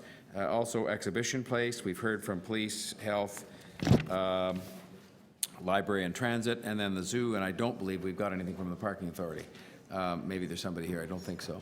So I don't know if anybody has any other questions they would like to ask at this time of any of those other groups that are not going to be making presentations based on the material. Did you have something, Councillor? I beg your pardon? Oh, okay. So then, shall we move on then? Is it a motion in respect of this matter? Oh, okay. Well then, Councillor Crawford. Thank you, Mr. Mayor. I just have a motion that the presentations be forwarded to the Budget Committee, the City Manager, and the Deputy City Manager, and Chief Financial Officer for consideration as part of the 2016 budget process. And I think it'll go up on the, there it is. We have a motion from Councillor Crawford. And I'll call the question. I think we've had lots. All those in favor? Opposed? Carried. Thank you. All right. Now, I think that brings us next to the waterfront item, 7.6. And the city manager informs me that there's a very full report that has been out for some time and that we would dispense with making a presentation in that regard. Now, were there deputations? One deputation from Cynthia Wilkie. Okay. So we could have obviously questions of staff, but first we do have one deputant, Cynthia Wilkie. Is Ms. Wilkie here? There you are. So please come up and make your comments. And on this item, you have 5 minutes, unlike earlier times of the day where there were 3. So please, over to you.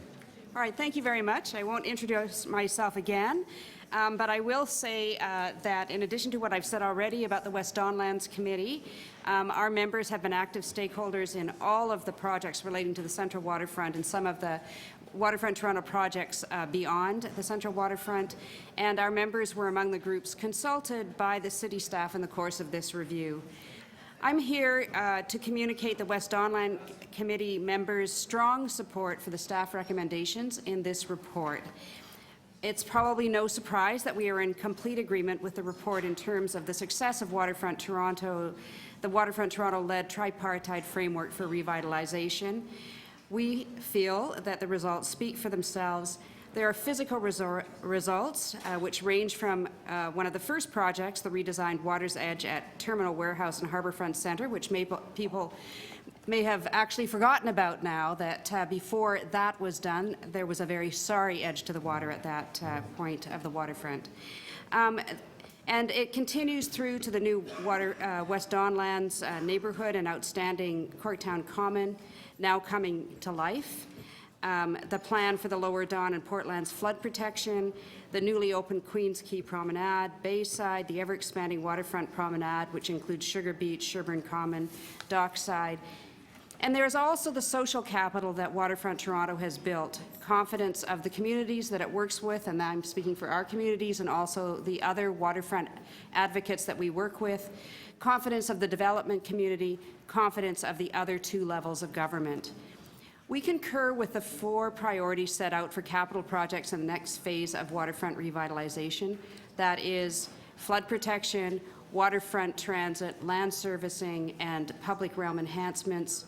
We strongly agree that waterfront revitalization should continue through the successful tripartite structure with Waterfront Toronto continuing to lead that process. We consider Waterfront Toronto to be an immensely valuable asset to the City of Toronto and look forward to working with it and the City in the next phase of revitalization. We are also prepared to join in the call to action that is recommended by the report to secure firm up commitment of the other 2 governments to advance these priorities. To the extent that that process is also intended to confirm Waterfront Toronto's mandate in this next phase, we would ask that community consultation and input be included as part of those conversations. And I'll just touch briefly on the issue of borrowing powers. We have been advocating for some time in favor of granting even broader financial independence for Waterfront Toronto. For reasons that are set out in the report, it is crucial that Waterfront Toronto be given the power to finance this transition period through a line of credit. We are very supportive of the staff recommendation to provide the necessary consents. So I'm just going to close by thanking city staff for a very thorough review and for the opportunity to participate in this review. Thank you very much. Thank you, Ms. Wilkie. Are there any questions from members first outside the committee of this deputant? Any questions from members on the committee? All right, well, on that note, we will thank you very much for taking the trouble to be here today, all day, and we appreciate your comments very much. Thank you very much. Thank you. That would then, I believe, bring us to questions of staff from first members outside the committee on the report. Councillor Fletcher and Councillor Cressy. Questions of the staff and board chair from Waterfront Toronto, which I think is in order, Mr. Mayor. Is that, I just don't know, is that for them to be included as well as the board chair of the? Okay, well then, if you'd like to come up, Mr. Wilson and Mr. Campbell, who have been patiently waiting here for this, just this very moment. And so, Councillor Fletcher, over to you. I think it's just important to hear from the CEO and also the chair of Waterfront Toronto as to whether or not you can work with this report. You think this is a fair report and going forward, and you're happy if the city council accepts it? Thank you, Councillor, and through the chair. Yes, we support the report. It's a good report, very thorough, and I think it points out the value we've added, and it shows some areas for improvement, which is always helpful. We always want to improve, so we support the report. Just ask the chair as well. Yeah, and just to build on that, we welcome the recommendations in the report. We do need the line of credit because our revenues are moving from government funding to much spikier development funding, so that investment the governments have made is in fact paying back, but we need bridge financing to get us through those moments. There's also a very thorough report by the auditors that's attached, which we welcome. There are a number of recommendations in there, which we'll absolutely be seeking to work to implement, always looking for ways to improve, both from cost effectiveness, openness, transparency. All those things are important to us. Can you just remind us what the auditors who were they? Ernst & Young? Ernst & Young, yes. Ernst & Young. Remind us the overall auditor's findings. Well, I think the overall auditor's findings could be summarized in the value is there in Waterfront Toronto.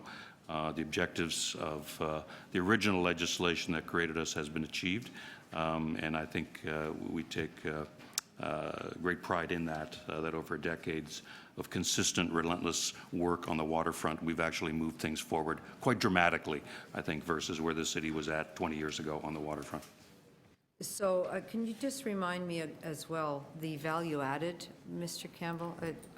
Is it how many billion, 2 billion, 1 billion? Yeah, we did a report about a year and a half ago after we had invested about $1.3 million, billion dollars. 1.3 million? $1.3 billion of the seed capital given to us by the governments. It showed that we had also attracted $2.6 billion of private sector investment, and it strongly influenced another $9 billion outside the designated waterfront area, attracting developments in. That had generated in both the projects where we'd invested and the direct deals we had done, that had generated about $1.4 billion of government revenues back to governments. Unfortunately, not much to the city, but a lot going back to the public purse. So for the 2/3 that came from the other levels, they've gotten their money back. And some of our money. Those aren't my words, but yeah. Those aren't your words, but if you couldn't possibly say that, but I could.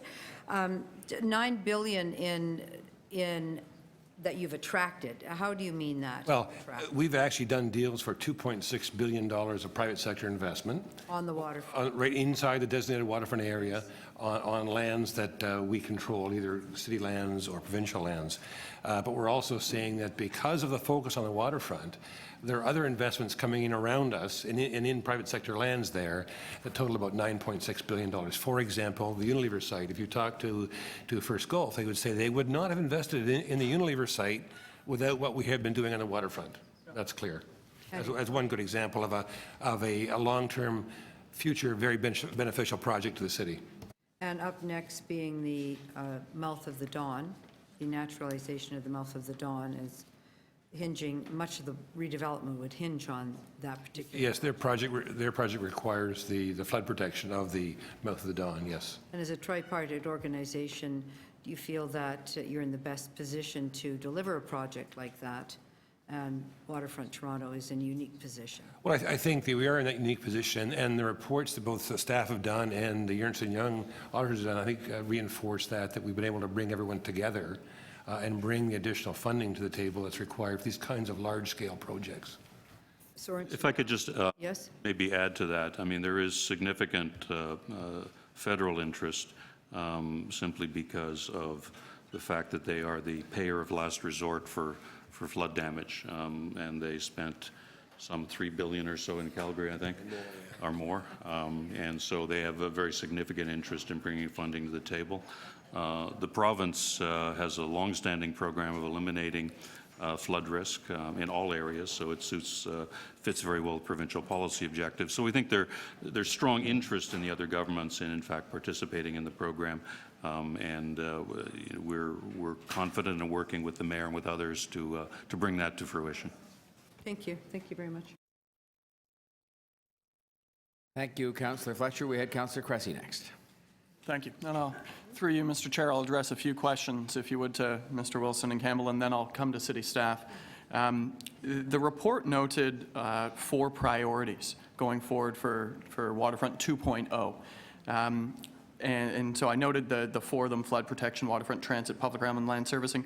What is the expected cost of the fulfillment of those 4 priorities as part of 2.0? When we looked at the expected cost is around $1.65 billion for all 4 categories of work going forward. $1.65 billion. That's correct.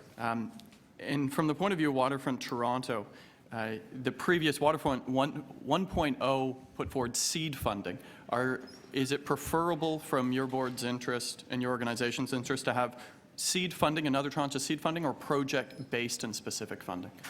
Well, even the seed capital, though, was project-based. So in a sense, it was there to provide projects. So in a sense, the seed terminology is used to invest in infrastructure that enables developers to come in to develop on the land. I mean, I should remind you that the 1.0 doesn't end today. 1.0 has an additional $400 million of capital investments to be done between now and 2023. And Waterfront 2.0 is an additional layer on top of that that will add additional value and allow us to then open up the portlands. So, and just to build on that, because the report outlines those 4 priority areas, you see this as seed funding with the project mandate of those 4 areas. Yes, it's not unlike the initial tranche of funding. Basically, it's an enabler. It allows things to happen down there. All right. And I'll now direct this. And maybe if I could just add to that slightly. I mean, the board is very comfortable with the notion of project-based funding at the scales in those 4 areas.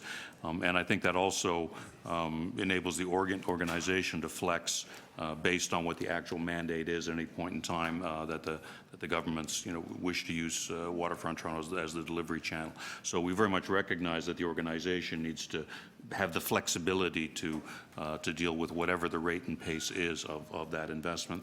And certainly the only source of that investment we would not expect to be necessarily governments as well. There are other sources of funding that we would like to tap. Thank you. If I could direct questions to city staff, would this be through the acting city manager? So on I noticed the staff recommendations call for the call to action, 1/3 funding, a tri-government funding model. Why was there no recommendation for a proposed specific amount contribution from the city in this? In the report, we indicated that the 4 projects we have, through Mr. Mayor, we have identified, for example, the Donmouth renaturalization, which we've currently indicated at $975 million split 3 ways. We've had previous experience with costing on the East Bayfront LRT, came in at $525 million in conventional financing. We ran the P3 model. It did not come out as favorably. So it's earmarked at $525. We also have on the books aspirations for the Western Waterfront LRT. In addition, you've got land servicing and you've got public realm. So when you say 1.65, I would say the aspiration is to have something similar to the $500 million from each of the 3 levels as the call to action. So that adds up roughly to 1.5 billion, but recognizing that that is a notion or an aspiration that would be subject to both contribution agreements and project-specific funding. And in each of those cases, the more detailed costing would have to be articulated. And I think, absent the Western waterfront money, you're really talking over $2 billion. So the staff recommendation, there isn't a staff recommendation to put $500 million on the table. Rather, there's a staff recommendation for a one-third model to be driven from the call to action and the mayor's leadership on it. That's correct. So we are calling to action and expecting that further discussions with the other levels of government, including the indications of what other bodies like private sector funds could bring into the equation could lead to without stipulating a particular funding amount. Now, on page 33 in the report, I noted if there is no tri-government agreement, staff will report back. So I just want to ensure that, because the report noted that there is a risk of losing momentum, to quote the report. If there is no tri-government agreement as part of the call to action, staff will report back at what time do we expect? We will be reporting back next year after the call to action is completed in the fall of 2016. All right. And one final question. I mean, based on Waterfront 1.0, your external review, staff recommendations, has the work of Waterfront Toronto been successful? Through you, Mr. Mayor, yes, the work of the Waterfront Toronto organization has been successful in seeing the redevelopment, as you can see, of many pieces of property, acquiring property, building Queens Quay, and assisting with West Don Lands and a number of major city building initiatives here at the city. Thank you. Thank you, Councillor Cressy. I had next Councillor from members not on the committee, Councillor Deputy Mayor McConnell. Very much. So I just wanted to ask, actually, Waterfront Toronto, I wanted to know, you've given us the 4 priorities, you've given us an amount of money. I wondered if you can put a time frame around which one might perhaps go first. How long do you expect, for example, the naturalization? At what point do we need the servicing of the lands coming in? And if you wouldn't mind addressing that. Well, I think the priority for us, and I say we divided Waterfront 2.0 up into what we call 4 buckets. Yes. The first bucket, which is just flood protection, that really unlocks everything else. That's almost $1 billion. And that's probably, the EA has been approved now with our help with both the city and TRCA being co-proponents. It's been approved. Once we get funding for that, it's probably a 7 or so year project to see its final completion. But that's going to go on, and then I think what we'll do is then turn our attention to the LRT, which can occur, simultaneously. It's just a question of funding. Yes. So that was one of the questions I was going to ask, is while you're doing that 7-year build-out, will you be looking at the transit? Because I would think that by that time, we're almost finished in the OMB on the East Bay front and the Keating Channel lands, and building is already started on that particular thing. Am I not correct? That is quite correct. In fact, the acting city manager and I have had discussions about this. We want to get talking about that. I think the key is to let's get one ask out there and completed. I think if we went out and asked all governments for $2 billion or 1.65, we'd get the short answer. What we're doing is let's address it by bucket. Yes. Look at the needs. As our chair has said, the flood protection is an issue for the federal government. They're very concerned about it because of the risk to them. So let's get that put to bed and then move on. And transit is next up on the priority list. Now, on the port lands, there still remains no servicing south of the channel. Isn't that correct? That is correct. Okay. And so your land servicing, is that mostly the work that has to happen to actually bring services in for the first time, or is it upgrading others as well? I think it's mainly the bringing services into what we call the Villiers Island or the Lower Portlands north of the ship channel, because those services really aren't designed for high occupancy or high density. They're designed for low industrial use. So it really needs to have a whole new servicing plan, again, because we're also raising grades, creating new roads, putting new bridges in. It's a whole sort of master infrastructure redo of that area to make it suitable for development. And that's part of the overall plan. So my last question is, and it's not a pejorative question, it's a congratulations question. How long are we going to have you? Oh. If my chair is successful in finding a replacement, I will be here till September 9th, noon. But then who's counting? So if I could just You be got a the tea time or first, something? What's that?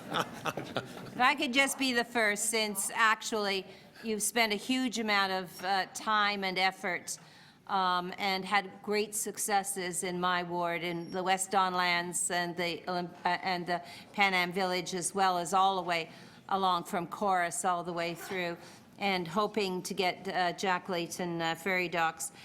So right over to the silos, I must say that you have transformed that area with your innovation and your financial wizardry. And I know you've got a great team behind you, but I think that the great team was great because of their leaders. So thank you very much. Well, that's very kind, but I want to also, I've got a great team. We've got City has great partners. I mean, it takes a huge collaborative effort to move it forward. So I'm like the conductor with the baton. I can wave the stick. I can't play the violin worth a damn, but I can wave the stick. Well, you did it very well. Thank you. Thank you, Deputy Mayor McConnell, and thank you, Mr. Campbell. Now, we have, before we move to members of the committee, I have one listed. Are there any other members of the City Council who wish to ask questions who are not members of the Executive? Okay. Michael Thompson, Councillor Michael Thompson, you are first. Thank you very much, Mr. Mayor. I wonder if you can help me to understand the sort of transition management plan between 1.0 and 2.0, just the process. Yeah, I think we've been quite concerned with that. As our chair has indicated, we have to be fairly flexible. And I think we're looking at a strategy. If, in fact, we only have 1.0, then our spend decreases. We're about $50 million a year going up for the next 8 years, about $400 million left of investment to make based on land sale revenues. So that will require a certain size. On the other hand, we're looking at a 2.0, including and especially the flood protection issue. In that flood protection program, there's 26 projects. So we'll be working with the city manager, acting city manager, and city staff to figure out what's the procurement strategy for that. Is it to go, say, with one contract on an AFP model? And pay the huge risk premium, or manage it all ourselves internally, or some variation thereof. What we have to do this fall, as we're trying to pin down the pricing for that flood protection, we have to look at procurement strategy. What are the best strategies to use for the various projects or sub-projects to make sure that if we are transferring risk outside to the private sector, we know what that costs. And so we're trying to do that. So that will affect this fall how we think about going forward with the sizing of the organization. Having been one of those who've been advocating for obviously, the right or the ability to borrow funds, I'm wondering, the numbers that I read in the report talks to about an upper limit of $40 million, is that correct?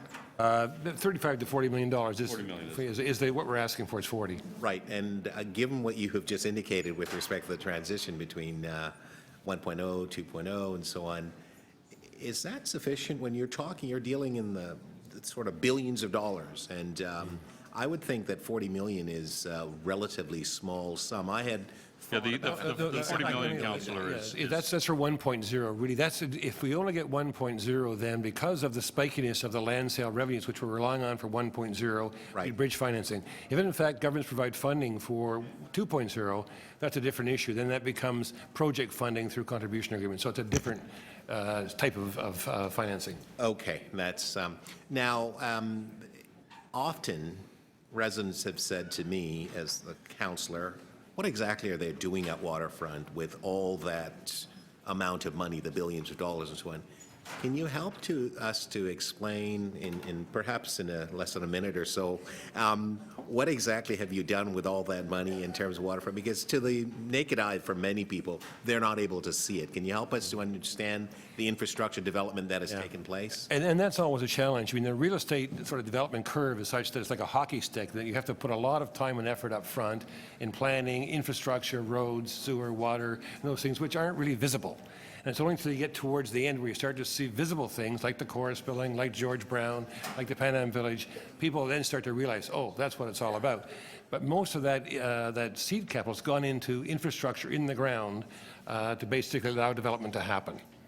And now, can you tell me, with respect to technology, broadband development and so on, how have you, particularly strategically, positioned the waterfront development and technology enhancement, not only with respect to creating opportunity for waterfront, but for the city as a whole? Yeah. In 2007, Council approved our employment strategy for East Bayfront. At that time, we realized there had been a huge amount of growth outside the city, so we were losing jobs. And so we adopted as an employment strategy trying to create an innovation corridor on the waterfront. And through an RFP process, we were able to secure a local carrier to put in what we call ultra broadband. And this is a different model. It's an open access system, which Mr. Mayor, you probably realize is different from the current model in North America where carriers compete on a hardware basis. This is an open access model that's being capitalized both by the carrier and by us extracting a fee from the developer on a per-door basis.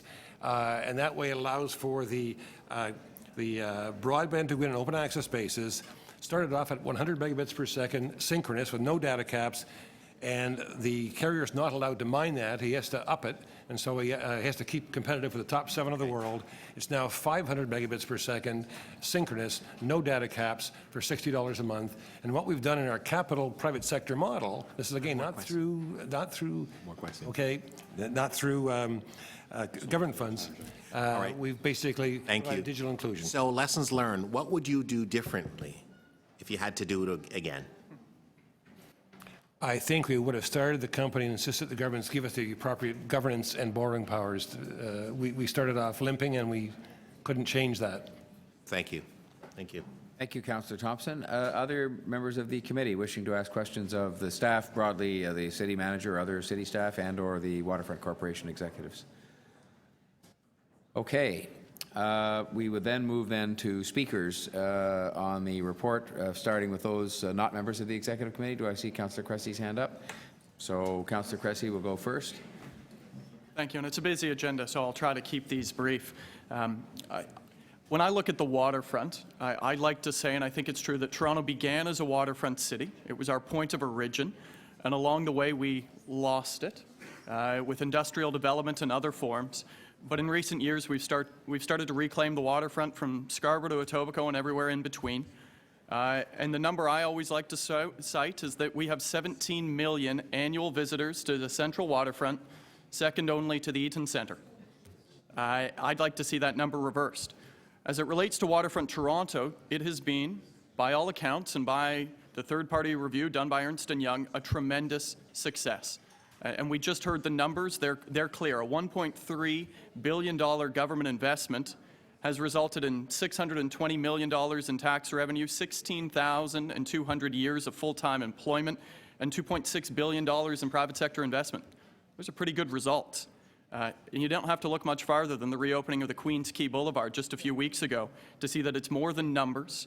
It's the public realm pieces of infrastructure like the wave decks and Queens Quay and others. It's a sound investment.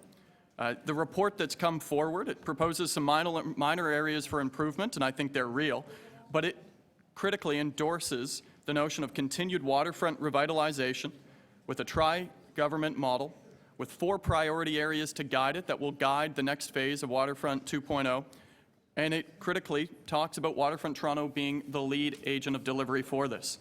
And so, in conclusion, I'm just here to, as one of the waterfront councillors, to lend my support to the staff recommendations.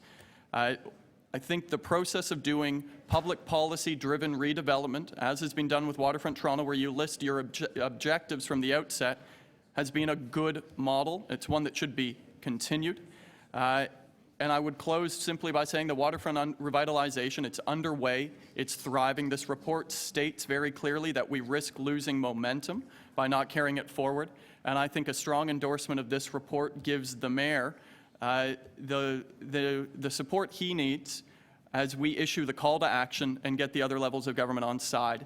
I think the mayor needs that support in order for the call to action to have real weight from this council. And so I'm pleased to support the recommendations. Thank you, Councillor Cressy. I hadn't had anybody yet, but I have Councillor McConnell now. And who else from outside the committee that would like to speak? Just so I know. Okay, Councillor Fletcher. So Councillor McConnell and then Councillor Fletcher. Thank you very much, Mr. Mayor. I'd just like to echo my colleague, but also to recommend to Executive that you approve the staff recommendation.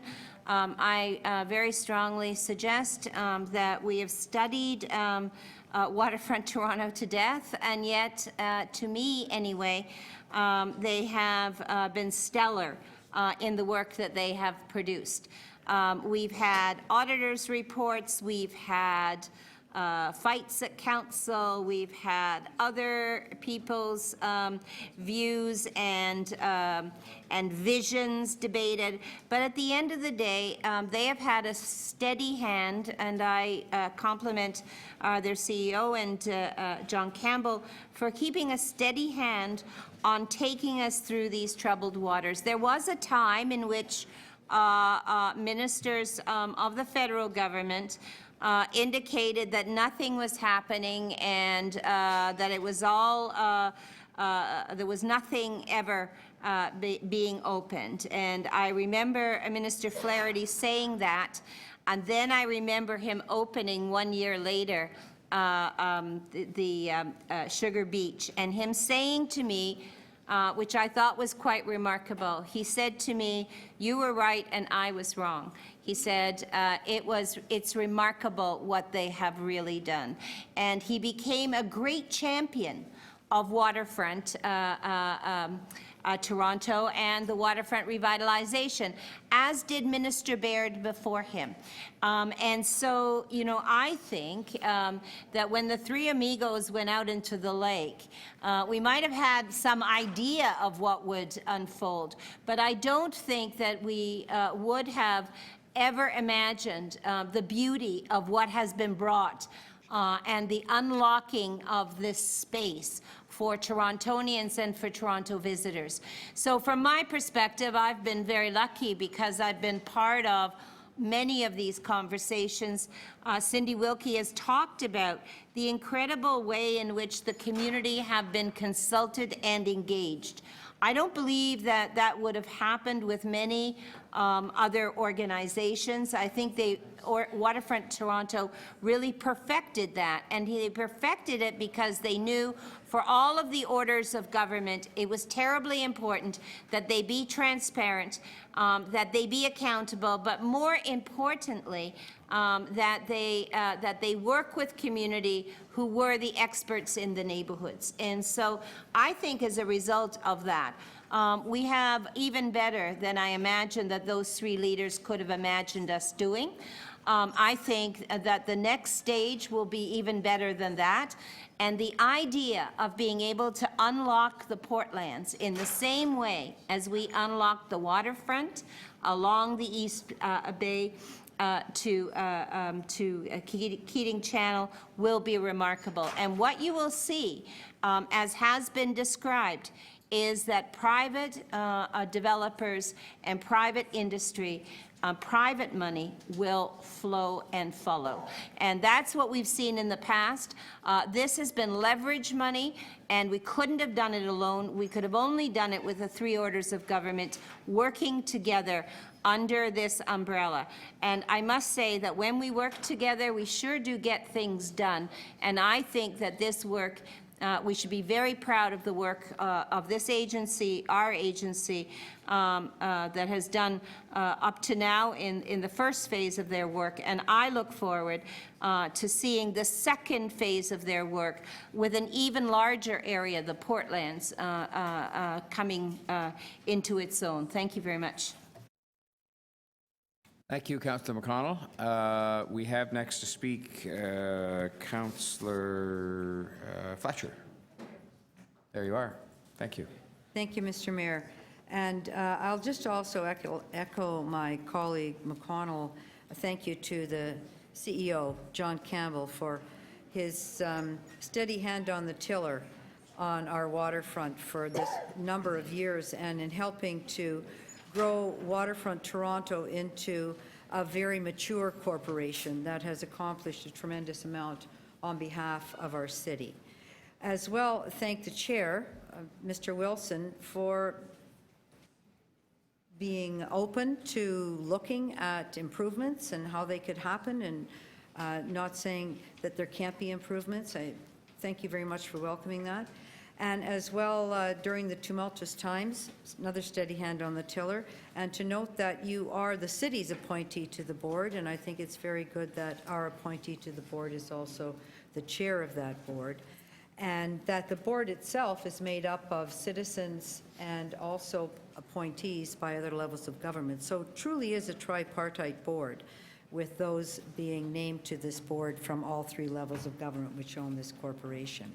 And as well to Ms. Wilkie from the community, you've been stellar in making sure and keeping everything accountable and keeping your eye on the whole process, that we don't get off track.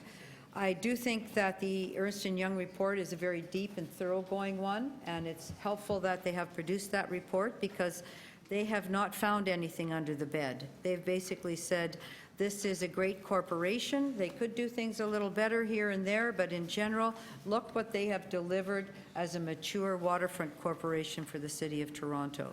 And when we really do look at the economic benefits here, and the $1.3 billion investment with the $2.6 direct investment in those lands, the attracting the $9 billion in the neighborhood, so to speak, that it's really quite something that what we have been able to accomplish during this time, as this corporation has been growing and maturing, and quite frankly, under a lot of pressure. And 2011, I think we all remember the big pressure with the attempted takeover of Waterfront Toronto and eliminating it in favor of the city taking the Portlands on their own and developing the Portlands.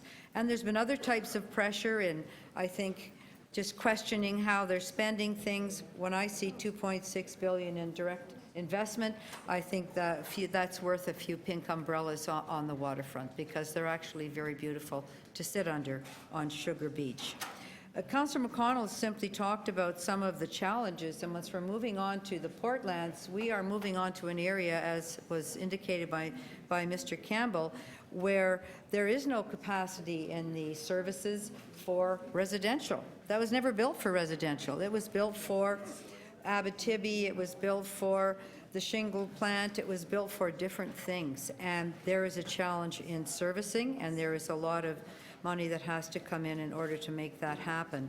As well, I don't think that the mouth of the Don and the development of the flood-proofing for the city and for the waterfront would really be able to be undertaken by anything else other than a tripartite organization. The other levels of government are not giving us $350 million each to simply go out and do our own flood-proofing. That is a huge, huge project. We have to deliver that for the city through Waterfront Toronto and in partnership with Waterfront Toronto. I think that we have to have faith in this corporation, and I would ask the council to endorse this report, to read it carefully, that they're found to be a very successful and mature corporation developing the waterfront of our city with tremendous respect from around the world. And we should stop being naysayers and trying to drag this corporation down, and we should be helping them lift up our whole waterfront, which lifts up our whole city. So I do hope that executive will unanimously support these recommendations, Mr. Mayor. Thank you, Councillor Fletcher. Where is my list here? There it is. I didn't have any more speakers from outside of the ranks of the Executive Committee, and so if that's the case, then I would move on to asking for those who wish to speak from the committee. All right. Deputy Mayor Minnan-Wong. Yeah, thank you. Firstly, I'll place my motion that recommendation 3 be deleted and replaced with the following. City Council requests the Auditor General to undertake a value for money audit of Waterfront Toronto at the conclusion of the agency's 2015-2016 fiscal year, with funds allocated from the 2016 Waterfront Revitalization Initiative capital budget. I've spoken to the acting city manager who is okay with this motion. I've also consulted with the Auditor General, who likes this motion as well. In my discussions with her, she also noted that Waterfront Toronto ranks high in their risk assessment. So she really wants to go in there and look at that. Mr. Mayor, just speaking to the report in general, I support some may be surprised, but I support the recommendations in the report, as I think you do, and why wouldn't you? I mean, this arrangement, and actually speaking to some of the comments about, what type of funding we're getting, you have to go back to the idea or how Waterfront Toronto was created. It was a rather novel arrangement for the City of Toronto where we got block funding for the waterfront. So each level of government gave $500. So they wanted to watch that money, so they created this corporation to not only to watch the money and how it was spent and have the representatives on it, and it was block funding to be, they were supposed to come up with a budget over time. And so who wouldn't be in favor for every $1 getting $3 back? And so if we can recreate that, and if we can get the funding from the other levels of government, it makes complete and total sense. You'd be it wouldn't be very smart for you to say no to that extra, 66 cents for every dollar you invest. It makes complete sense why we would get that. There's value in that. So I'm prepared to support the report. The real challenge that we have to get at is if that funding doesn't come through. And I think the other levels of government have signified that the block funding is not going to come through. It's going to be on a project-by-project basis, and we're interested in two projects, which is the Mouth of the Don and the East Bayfront. And those are both two projects that are really important to us for many different reasons. My reasons in particular are the Mouth of the Don project is important, and the East Bayfront is important because we have a lot of land in the Portlands, and that increases the value of that land and is actually good for the city to increase that value. However, if that funding doesn't come through, we have to take a hard look at whether this model makes sense to us, because to my mind, these are two projects the city, in the absence of getting that funding, the city could do. I mean, the Mouth of the Don is a public works project, easily done by the city. The East Bayfront is a TTC project, easily done by the city. And so if that funding doesn't come through, does it make sense to have an organization with all those, with that big office with all those salaries and all those employees? Plus, I mean, you even look at just the Waterfront Secretariat. We have 11 or 12 people there, plus you look at all the employees at Waterfront Toronto. Do we really need those people, or can we just do it ourselves? Is it more efficient for us to do it ourselves? That's not a discussion for today, but the reason why I'm supporting this particular report, and I'm not going to comment on some of the things that have gone on in the past because we're not being asked to do that. I have my serious concerns about some of the decisions that Waterfront Toronto has made in the past, and I think scrutiny is generally an overall good concept for an agency that we're funding, that we're expected to do that. But I'm fine with supporting this because we do need that money for those important projects that we need to develop the waterfront. Thank you, Councillor Menon Wong. Are there other speakers on Councillor Thompson wants to ask a question of Councillor Menon Wong. Thank you. I just wanted to make sure I'm clear. You are a member of Waterfront Board? Yes. Okay. Now, is this what you're asking the Auditor General to do? Was this part of her work plan for the period? Well, when I spoke to the Auditor General, it's something that's on her radar screen, but so she may wish to do her own report and a number of sub-reports. That's what she told me, and this actually helps her do that work. And it also, Mr. Mayor, makes sense to me not to have two value for money audits going at the same time, because she's independent. She's going to do what she needs to do, and then if the city manager does his value for money audit, you're going to have, this level of duplication, which we all know is not a very productive thing. Right. In your comments, you mentioned that the city is able to do work and Waterfront Toronto is doing work and so on. You I thought I heard you talked a little bit about duplication. Was that correct? Are you intimating that there is a level of work that's being done by Waterfront Toronto that could in fact be done by our staff? No, what I said, and it's not specifically to this motion. Yeah, I'm just trying to get clarification. Yes, what I'm saying is that in the absence of getting funding from the other levels of government, that most of the things that Waterfront Toronto does, we have an engineering construction services department, a transportation department, a works. That's what I thought I heard you said. Very competent people who in many ways are involved with Waterfront Toronto right now, who could very well have the tools, capability, and talent to do something like the Mouth of the Don, and do we have the capacity to do bringing that back in-house then? Is that what we're talking about? Well, we're not talking about that today.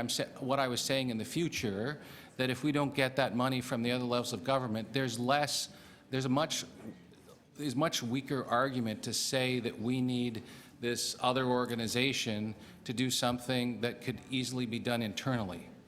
Okay. Thank you, Mr. Mayor. Thank you. Thank you, Councillor Thompson. Other members of the committee wishing to speak or ask any questions of the Deputy Mayor? I want to speak, and I'm happy to speak now. It doesn't matter in what order. I will then, just because others haven't. Beg pardon? I'm sorry. I didn't see you there, Councillor Pasternak. But no, I don't have to speak any particular time. So you go ahead and speak. Okay, no, I'm fine. I'll speak now then. I would just like to say that I support this report, and I support it strongly. And I accept the leadership that goes with it in terms of trying to renew, if I can call it that, the tripartite partnership. I believe that as we shift from politics, which is the phase we're in right now, in particular at the federal level and to some extent between the two governments, back to progress, which may happen around the 20th of October, that we can renew that partnership and that we can get people back to the table and decide that this partnership has worked. You know, I believe this partnership has worked. It hasn't been perfect, but no partnership ever is. But I think if you look at the alternative, which is to have had these three governments in particular writing letters back and forth and issuing press releases back and forth to each other and not having a joint body that they collectively have responsibility for and in fact own and direct, we would not have half the progress that we've had. And it may well be that even the money, if it had been allocated, which it was, would have been spent in a way that, or invested in a way that wasn't, didn't meet the needs of the public. I think that what has happened there is that it has taken both time and money to achieve excellence. And I've come to understand that. I had some long conversations with Mr. Campbell about the consultative process, for example, that has led to projects that when they're actually built or done, you haven't heard a peep about them. And it's because there wasn't a long period of time spent consulting. Some might argue too long. And some of it cost money. Both in terms of time spent and also just money spent on people to help with the consultation and whatnot. But if you look at the results, I can't even put into words, and I go around telling people every day that I went down, for example, to the Athletes Village a week or so ago, and the result there is extraordinary. It's extraordinary, and it's extraordinary not just for the Athletes Village, more importantly, in a way, it's extraordinary for what's going to be there going forward as a new neighborhood in our city. Corktown Common, which is very much a part of that, Sugar Beach itself, whatever the controversy may be, the result is excellence, and hopefully we've learned some lessons from some of that. Queens Quay, we're still having a few growing pains there with respect to people figuring out how it all works, but it's a great result. And I'm hearing from people about the future returns that are going to come from that. I'm hearing from citizens who talk to me about the future returns. Excellence does come at a cost, and I just hope going forward what we can do is on all sides we can avoid the temptation to be too aggressive about making sure we're getting value for money in achieving that excellence, and also avoid feeling defensive about that. Because it never hurts, no matter what organization you're running, no matter who you are, public, private sector, to examine how you're doing it, how much you're investing, what your overhead is, if I can use that expression, and so on. I think this is, even if you accept the return on the investment, which I do, it's still public money, so we still have an obligation to be as prudent as anybody possibly could about that. And I think it helps us to answer questions like Councillor Thompson put that he hears, and so do I, so do we all. you know, that seems like a lot of money. What's it all been spent on? And it's hard to point, you can point to certain things, but it still seems like a lot of money to people who don't think in terms of billions of dollars. I believe as well, it helps us to get money from the other governments. If we appear to be even to the point of having this value for money audit, I'm assuming it will produce reasonable results or better, and that will help us to get the money from the feds and from the province, which I've been the one that's been tasked to sort of show leadership on. And I think these kinds of audits and these kinds of questions, properly asked and properly answered, actually help to make sure we can get the money to move forward with this. And things like the line of credit, I'm satisfied that it is necessary, not because people have overspent or anything like that, but because of what was said earlier on, I think, by the chair, which is that it's choppy results that can come from real estate development, which is essentially what we're doing here, and relying on revenues from that sometimes need to be filled in as businesses have to do and as other organizations have to do. And so I'm supportive of that. It's carefully confined as to sort of what it is and when it is and how much it is, and I think that's important, again, because we're talking about public money here, or quasi-public money in the context of this non-recourse line of credit. And I think, to me, that sums up really what I want to say. I believe in the tripartite model. I think we have to renew it. I think we're going to be able to renew it, and I take on the leadership that's suggested. I take on willing the leadership that's suggested in this report in terms of doing that post the political phase that we're in at the moment. I think we have to continue with the excellence as we go forward in the future. I do think we'll be looking at not exclusively project financing, but more looking at financing that's done in that manner by all the governments, quite frankly. And I think that the excellence should be constantly monitored in terms of what it takes to achieve it by way of investment, because I just think that's what good organizations do. As well as achieving excellence, they look to make sure they're getting the best value for money for the people that they're representing. In this case, the shareholders of the three governments and the people of Toronto and Canada and Ontario. So I want to, just one last word, not only I'll join in certainly commending you if we don't have another chance, and I'm sure we will, John Campbell, because you've been a steady leader there, notwithstanding a lot of brickbats. And I also want to commend our acting city manager, who has had a lot to do with this waterfront file. And I've heard you all saying, and others say to me, what a good partner he's been, and that makes us proud, I think, as a city administration, to know that our senior-most person has been doing that and will, I hope, continue to do that. So those are my comments, and I'll be supporting this report. Now we had councillors Robinson and Pasternak, and we'll sort of hear from them in alphabetical order. Pasternak first. Oh, no, it's after you, Alphonse. Fine. We're going to do harmony. Whatever you wish. We're going to sing it, right? Whoever it is has 5 minutes. Go ahead. Just actually, because of the lateness, and I don't want to repeat what's already been said, but there's no doubt that freshwater waterfronts in urban areas are an enormously precious resource, and one of the great resources that Toronto has, and we're extremely lucky to have it, is such a waterfront. But waterfronts must trigger smart decisions, smart investment decisions, smart planning decisions, and only by making those decisions correctly and prudently can we have a waterfront that will be a great legacy for the city and for future generations. So the question, when we read through reports like this, we are talking about the future. We're talking about an enormous sum of money. And it certainly begs the question of, even if they're 30-cent dollars, should we or could we be spending the money elsewhere? Are there bigger needs in other parts of the city? Is this fair?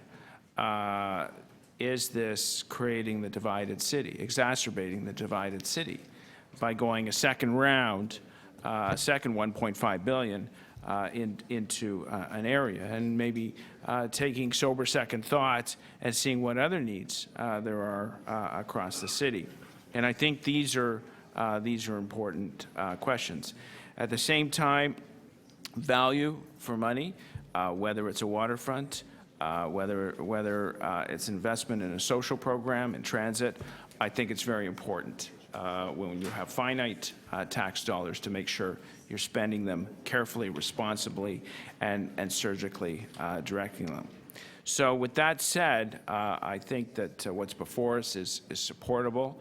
I think that when you have a federal system, one of the toughest things that we have found, particularly on the transit file, is getting all three levels of government to buy in and to participate and put up their share of funds. So this actually, while we can debate the various projects, this is actually a strong model in that sense, where you've taken a federal system and you've made it work for the municipality, the province, and the federal government. So going forward, I think it's supportable. I think we have to be prudent and responsible, and ask the tough questions on what things were done correctly and smartly in the first phase, and how we can take that and improve it on 2.0. And I think that with that lens, I think we can continue to make those smart choices to make sure our waterfront remains a precious resource. Thank you, Councillor Pasternak. Councillor Robinson. I'll be very brief. I think everybody's made a lot of great comments, and all the thank yous have been given. So I just have a motion I'd love the clerks to put on the screen. And I always think these opportunities come when we hit forks in the road. And so I would like us also at this time to look internally, because these, as I said, this is a healthy review, especially when you are pursuing new directions. And so just to ensure that we're humming along internally, since we're looking at our friends at Waterfront Toronto, let's make sure we look internally as well at our structure in the city's waterfront secretariat. And priorities I see is spelt wrong, but everything else is spelt right. So looking at our staffing, our administration, our costs, and with a focus on the operational and administrative efficiencies. And also looking at improved coordination, potentially, maybe we're doing everything perfectly, and also at reduction or duplication with Waterfront Toronto itself or other agencies.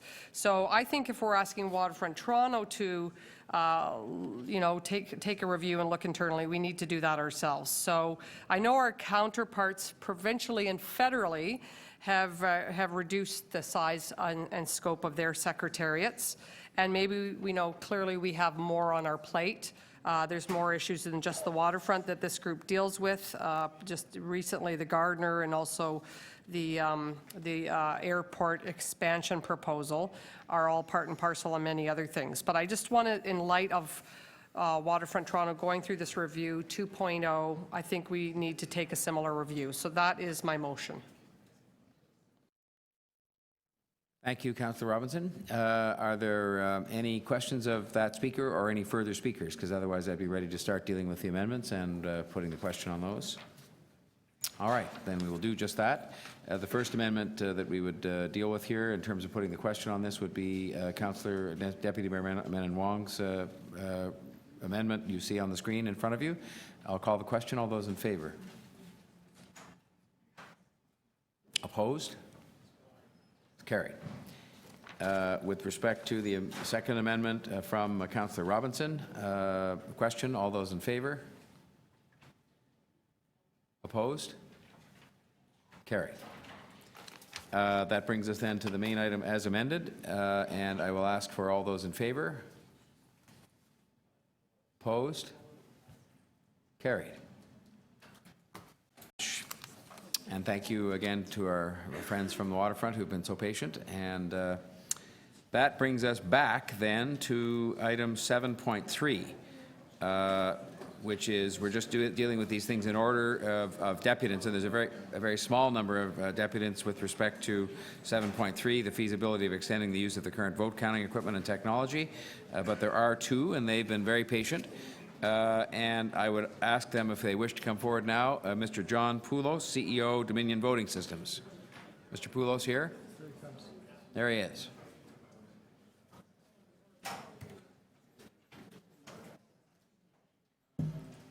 You're welcome, sir, and sorry for the long day, but here you are, and you have 5 minutes, and we thank you for being here.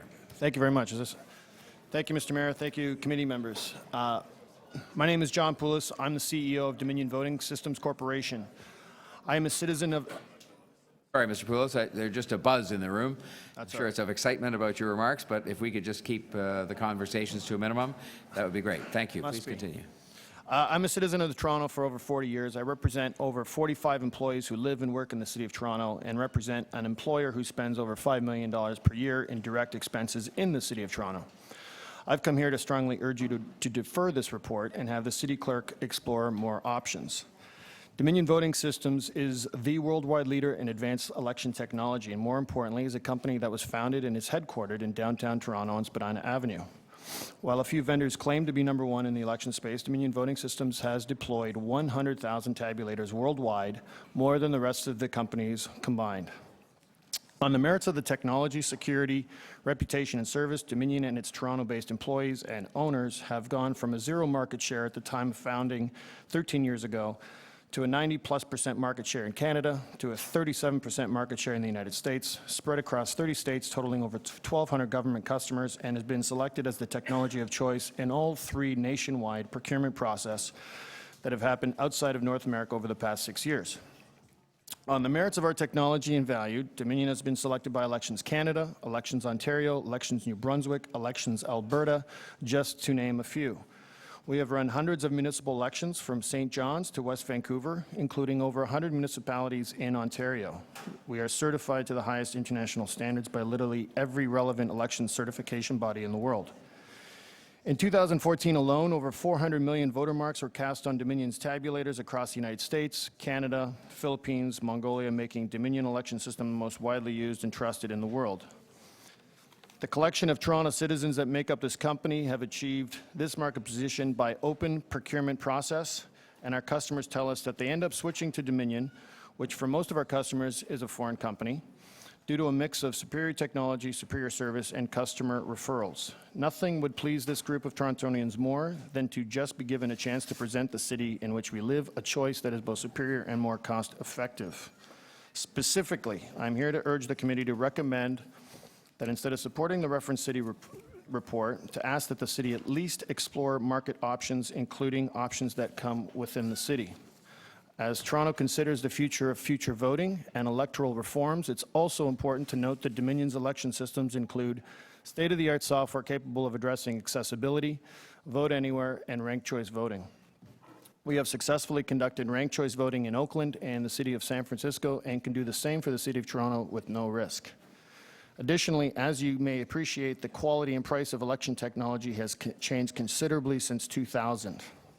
There's no question that there exist many better options for the City of Toronto than retrofitting what will be almost 18-year-old technology.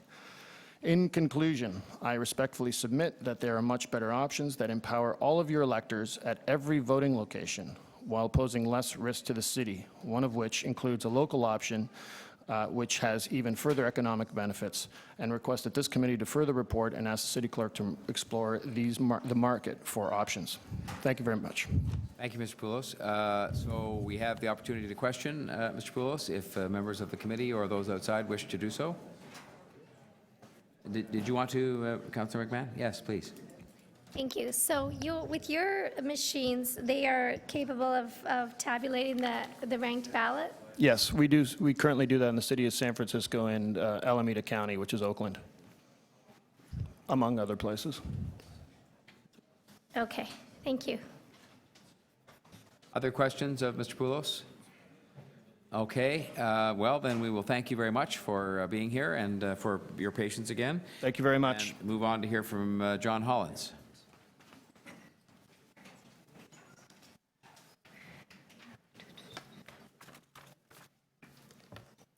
Thank you, Mr. Chair.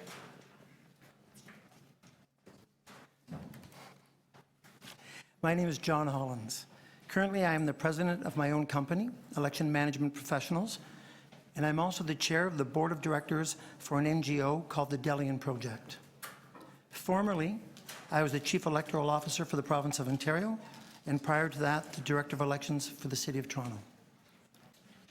For the purposes of full transparency, I believe I need to share the following with you. Before today, I was the chair of the city's Compliance Audit Committee.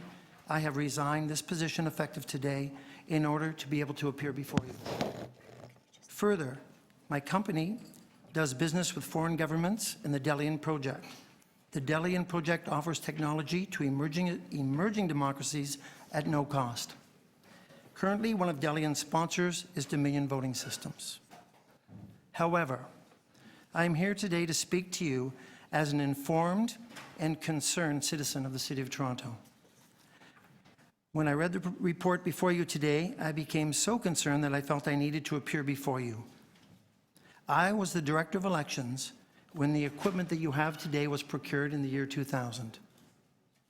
At that time, it was by far the most technically advanced equipment in the world, and as such has served the electorate of Toronto well for 14 years.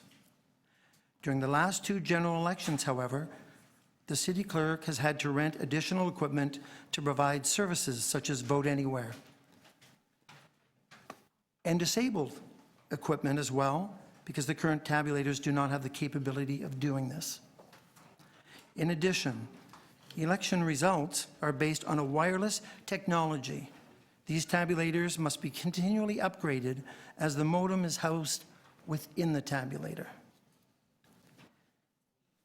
Elections Ontario appears to be working towards full implementation of tabulators. They introduced them in by-elections before the last general election. During the last general election, they brought tabulators in across the province for advanced voting purposes. I believe a dialogue is necessary to see where they are headed. I think it's pretty clear that they're headed to full tabulation either in 2018 or 2022, which would position the city extremely well as a partner going forward. The report before you suggests that the tabulators must be retrofitted again, and if they need to be enhanced for ranked choice voting, the total bill is going to be $3.65 million. Given all this, I could not stand by while the city proposes retrofitting equipment that is obsolete by today's standards. In addition to not meeting your current requirements, I am not aware of any jurisdiction that uses your generation of tabulator in a ranked ballot election. Retrofitting obsolete equipment for something it was never built to do not only makes no sense to me, but also puts the city at extreme risk. The City of Toronto has a unique opportunity. Rather than retrofit equipment as a partial solution, why not consider new technology that not only has the ability, but was designed to meet all of your current and future needs? I would suggest that now is the time for the city to plan for the next 4 elections, anticipating the needs of the electorate, designing an effective electoral process, conducting request for information sessions with vendors, hosting vendor days, then enter into the procurement process for exactly what will serve your electors the best. I would be so bold as to suggest the city needs proven technology which can accommodate any variation of ranked voting, and one that has been designed to integrate with other channels of voting such as internet, touchscreen, mail, or telephone, and provides disabled access to the ballot at every polling location. It all sounds so good. What's the catch? It's clear the city doesn't want to spend $15.6 million on new tabulators. In telephoning the city of Winnipeg, I found that they purchased their tabulators for $2,300 per tabulator. If that was Toronto, I'm sure you'd get a better price just on sheer volume. But even if you didn't get a better price, you'd be looking at $4.255 million, not $15.6 million. In the city of Hamilton, I called them as well because they conducted requests for quotation because they wanted to rent machines for one event only. They asked for 250 tabulators, and in all service and support included, they paid $240,000 for that. If you were to rent that equipment for your next election, you're looking at about $1.776 million, less than half of what you'd be putting into your retrofitting. So again, there's a cost savings. Sir, I have to ask you to conclude because we've just passed the 5-minute mark, and so Yes, sir, I will. you have one last sentence or a couple to... I do, actually. That's it. I'm here today to strongly urge you to consider all of your options before deciding how to proceed. This includes possible public-private partnerships, understanding what it is Elections Ontario is moving forward with, possible rentals, maybe even purchases that are going to allow the City of Toronto to integrate into their future elections. All right. Thank you very much. Thank you very much, sir. And we have a number of people who want to ask you questions. I had Councillor Robinson first, and I saw another hand over this way. We'll go multiple hands. There's hands everywhere. So we'll start with Councillor Wong Tam, who's visiting the committee. Thank you. Thank you very much, Mr. Mayor, Mr. Chair. With respect to your comments about the tabulators that the city currently uses as being obsolete, are you also saying that they cannot be retrofitted, or they should not be retrofitted because they're obsolete? I'm saying, I don't know if they can be retrofitted. Actually, the report suggests that they can be for $3.65 million. What I'm suggesting is, I think there's a great risk to going in that direction. And so are there jurisdictions elsewhere that have gone through the retrofitting of tabulators similar to what we're proposing, even if rank balance was not on the table for 2018? I don't know if anybody's retrofitted the M100s. I think that would the proper question should be posed to the city clerk. Okay, I will probably ask that question again. I mean, I'm not an expert on technology and tabulators per se, but if the life cycle is estimated to be 15 years, is it, and sometimes you can say, you know, the life cycle of a furnace is 12 to 15 years, and you might get another 5 years. Is what you're saying, and I fully understand, are you saying it should not be done because of the life cycle expectancy here? I'm saying there's a risk to doing it. If I was running an election with this equipment, I don't know that I would feel very comfortable about my career. Can you elaborate on what that risk might look like for us? If we're if things were to go horribly wrong, what can we anticipate? Well, one, I think you're paying too much money. Okay. The second would be the technology isn't as good as the other technologies in the marketplace. That machine cannot give you disabled access in every polling booth right now.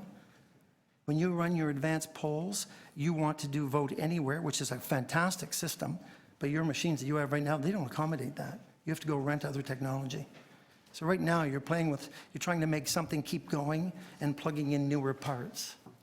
I think it puts the city clerk at great risk, personally. So I think in the March 2015 council decision, there was the proposal to spend $15.61 million, which was not that was fully funded from debt. You're challenging the actual cost to implement the same system. You're saying that it could be done more cheaply. I'm saying that I have seen it done more cheaply in the last few years, and I've seen it done even cheaper than Winnipeg, but that would be in Europe and Asia when I go over there. Is it comparable technology? It's far superior to what you've got. Can it also incorporate the rank ballot initiative? I don't know that because I have not asked those particular vendors. But it can. It is fully accessible, which means that you can vote anywhere. Yeah. Oh, yes. Vote anywhere is pretty. Actually, it's considered a pretty simple. Okay. Thank you. What that mean? Okay, I was going to say you had 1 minute left because I just. Mr. Chair. It's his time plus yours, but thank you, Councillor Wong Tam. All right, I had down, what I'd written down from members of the committee who I saw with their hands up were Councillors Robinson. Is there anybody else from not member of the committee that wants to speak, or ask questions rather of this deputant? Then I had, I think, Councillor Robinson, Ainsley, and Berardinelli, am I right? Or did you have your hand up? Yeah, I did. Yes, okay. Thank you, Mr. Chair. So you were formerly the head of elections for North York, and then the newly amalgamated city, Toronto, and then the province of Ontario, and also you've executed elections across the country, and maybe even outside of the country. Is that correct? Yes, I've advised on elections in the Philippines, in Palestine. Okay, so all over the world. All over the world. And how many years have you been in that particular business? Actual municipal field. elections in Ontario was 36 years, and then I've been 8 years international. Okay. So I think what you're saying to us today is it's not just costs, although that's certainly of interest to me, but it's also the technology that you're concerned about. Correct. That there's much more advanced options. I had this conversation with my colleagues yesterday, that there's possible new options for us out there that we need to pursue. There's many new options, to be honest, And with so a lot of vendors in the game, actually. Okay, so there's options for more advanced technology and cost savings. So are you recommending we take a step back and defer this item until we can do that advanced research? I think that would be the correct move at this point in time. To defer this item and to do more analysis? Yes, and give direction on the analysis, exactly what it is you're looking for. And the current tabulators, do you feel that the current ones work effectively? Like sometimes I've seen them pull in, suck in two sheets, poll sheets at a time. Are they working, do you think? I mean, you have maybe been involved in recent municipal elections, but any concerns around the current tabulators functioning? I don't know your statistics. Typically, when I go into a jurisdiction and I make a comment on their technology, I would run 100,000 ballots on election day, and then I'd run them again 2 weeks after and see if I got the same results. And I'd also put a technician inside the machine to tell me how accurate the reading is and what the basis is, whether it's percentage of mark or whether it's pixel-based. Pixel-based is incredibly accurate, but you have to define what is a valid mark and what is not. In history, we started with an X. If it was a check, the judge wouldn't count that. Then we went to any mark. Well, nobody ever defined what any mark was, so we would go to court on recounts. And I was in Toronto in those days, and we'd be fighting over what a mark was. Sometimes it was just because they'd used recycled paper. And then came technology, and technology was good because we didn't fight over marks because nobody saw the marks, typically. But it was still important that the people running the election understood what is a valid vote, defined what that was, and shared it with the public. Now, in the city's case, I don't know what, I have to be honest, I don't know what a valid vote is in this jurisdiction. Okay, fair enough. And then my last question would just be, you're saying the options before us may be to own, to rent, to share, to work with other levels of government. Is that what you're recommending? I wouldn't restrict it.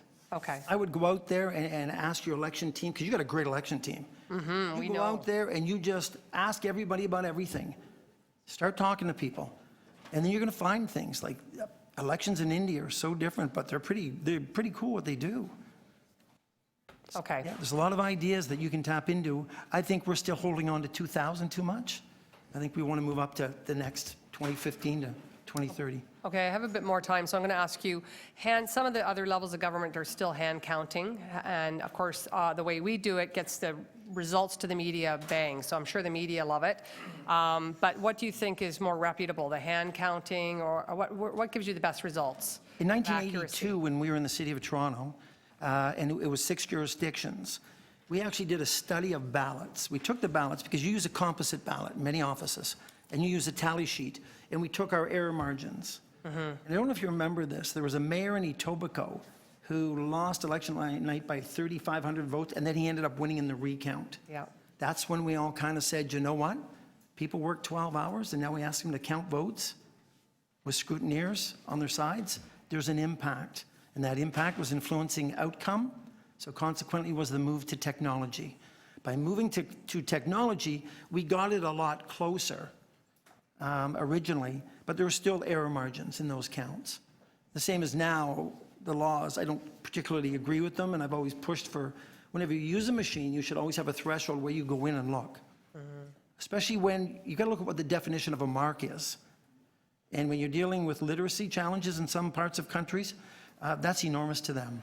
Like I sit in countries where the voting area is 100 pixels, and if it's between 0 and 25, the machine doesn't take the ballot and say no or yes. They give it back to the voter and say, I can't read your mark. And then the voter goes back in and does it again. So it actually verifies that you get it right, so that you're not stuck with a ballot that's blank. when really the person had intended to vote. Vote. The new technologies, they have a lot of assistive things that help you, as an administrator, deliver a better election. Thank you very much. Thank you, Councillor Robinson. Councillor Ainsley. Thank you. Through you, Mayor Tory. So, Mr. Holland, I heard you quote a number a few minutes earlier, $2,300 a tabulator? Yes, that's what was paid by Winnipeg when they just purchased their machines. Okay. And hypothetically speaking, if we purchase tabulators from your company, I have no company. I don't sell machines. You need to know okay, that. sorry, I thought that's what you said earlier. No. Okay. So you're here strictly out of concern that, Yes, I work with companies. okay, I have an NGO that's funded by companies because what I do is, for instance, I went into the Barbados and ran an election for free 2 weeks ago. I provided all the technology, so I work with those people so that I can leverage their technology for free. okay. And you, up until this morning, you were the chair of our compliance audit committee, That's correct. and you resigned out of, So I could appear before you today. okay, but you don't have it, but why did you think you had a conflict of interest? Because I read the conduct of code of committees, and I couldn't understand it completely. So the safest route was resign. Okay, all right. And you also mentioned earlier that you said we could rent machines, in your opinion? No, in my opinion, it's being done. I don't know of any jurisdiction outside of Winnipeg in Canada that actually buys. Everybody rents. Because that way you rent for one election. Now you don't have to store them in a warehouse for 3 elections, and the next election you get better machines. Because these companies are building them and moving them around. For instance, companies run 1,000 elections, some of them 2,000 elections a year. So they're doing elections all the time, and they're moving their machines. So if they rent one, well, if they got a rental and they move it around. We're in the Westminster system, essentially. We have the 4-year turn. So it doesn't make sense. I'm going through the same thing in the Caribbean right now, where why don't we put a set of machines in Jamaica and we move it around to all the islands? Right. It's just a better business case. And the machines need to be used, like sitting on a shelf for 3 years and then plugging them back in. I know you blow power boards. It's problems. It's difficult to administer. Where if you have a company come in, drop them in 3 months before, now the company's going to make sure they run for you or they don't get their money. So you can be darn sure they're going to give you good machines and they're going to work well. All right, so you think the system of tabulators that we have now, if we paid to upgrade them to do ranked balloting, you didn't think that's a good use of our money? No, actually, I don't think it's a good use of your money as well. And if I'm running that election, that's the first time that machine's been done, I'm thinking, oh my gosh, I'm at an enormous risk here as well. Not only have I paid the money, I'm updating this for 2 elections. Why 2 elections if the province buys? You know they're giving them to you. Right. Because they've got to make their business case once every 4 years, and the premier's going to say, you got to be kidding me. But if you start to say you got to, all of a sudden a provincial, and you've got a municipal, now it's twice every 4 years, business case looks a lot better. Right. And the present CEO, he's done this before. So if we rented a set of machines and that comes with all the software, like we don't have to rent a set of tabulators and then go rent software or buy software or No, worry about no. rights to it? Not at all. They would have all of that stuff. That would be part of the deal. You write your RFP. When the RFP comes in, you're going to select what you consider to be the best fit for you for that election, right? And they're going to try to lure you into going for future elections, of course. But you're just going to take the one. If you take the second one, then it's incumbent on free upgrades, et cetera, et cetera. But you make it service included, so you don't get upcharged. Okay, all right. Okay, thank you, Mr. Mayor. Thank you, Councillor Ainsley. We have then Councillor Barnetti. Thank you, Mr. Mayor, through you. And thank you so much, Mr. Hollins, for your deputation. I know a few of my councillor colleagues, we were discussing this issue. And so you were saying with the province during the by-elections right now, they're using this technology? During the by-elections pre the last general election, they were using it. Okay. Then in the general, they brought it in and did advanced voting across the province. So their next step, logical step, would be to bring it in for the next general. Now, are they doing that or not? I don't know. I know I've sat in on discussions where they're pursuing it, but they've got to figure out how to deploy. I mean, it's tough. I've run the elections. It's tough to drop stuff into Thunder Bay or up into Kenora. That's much easier in an urban environment.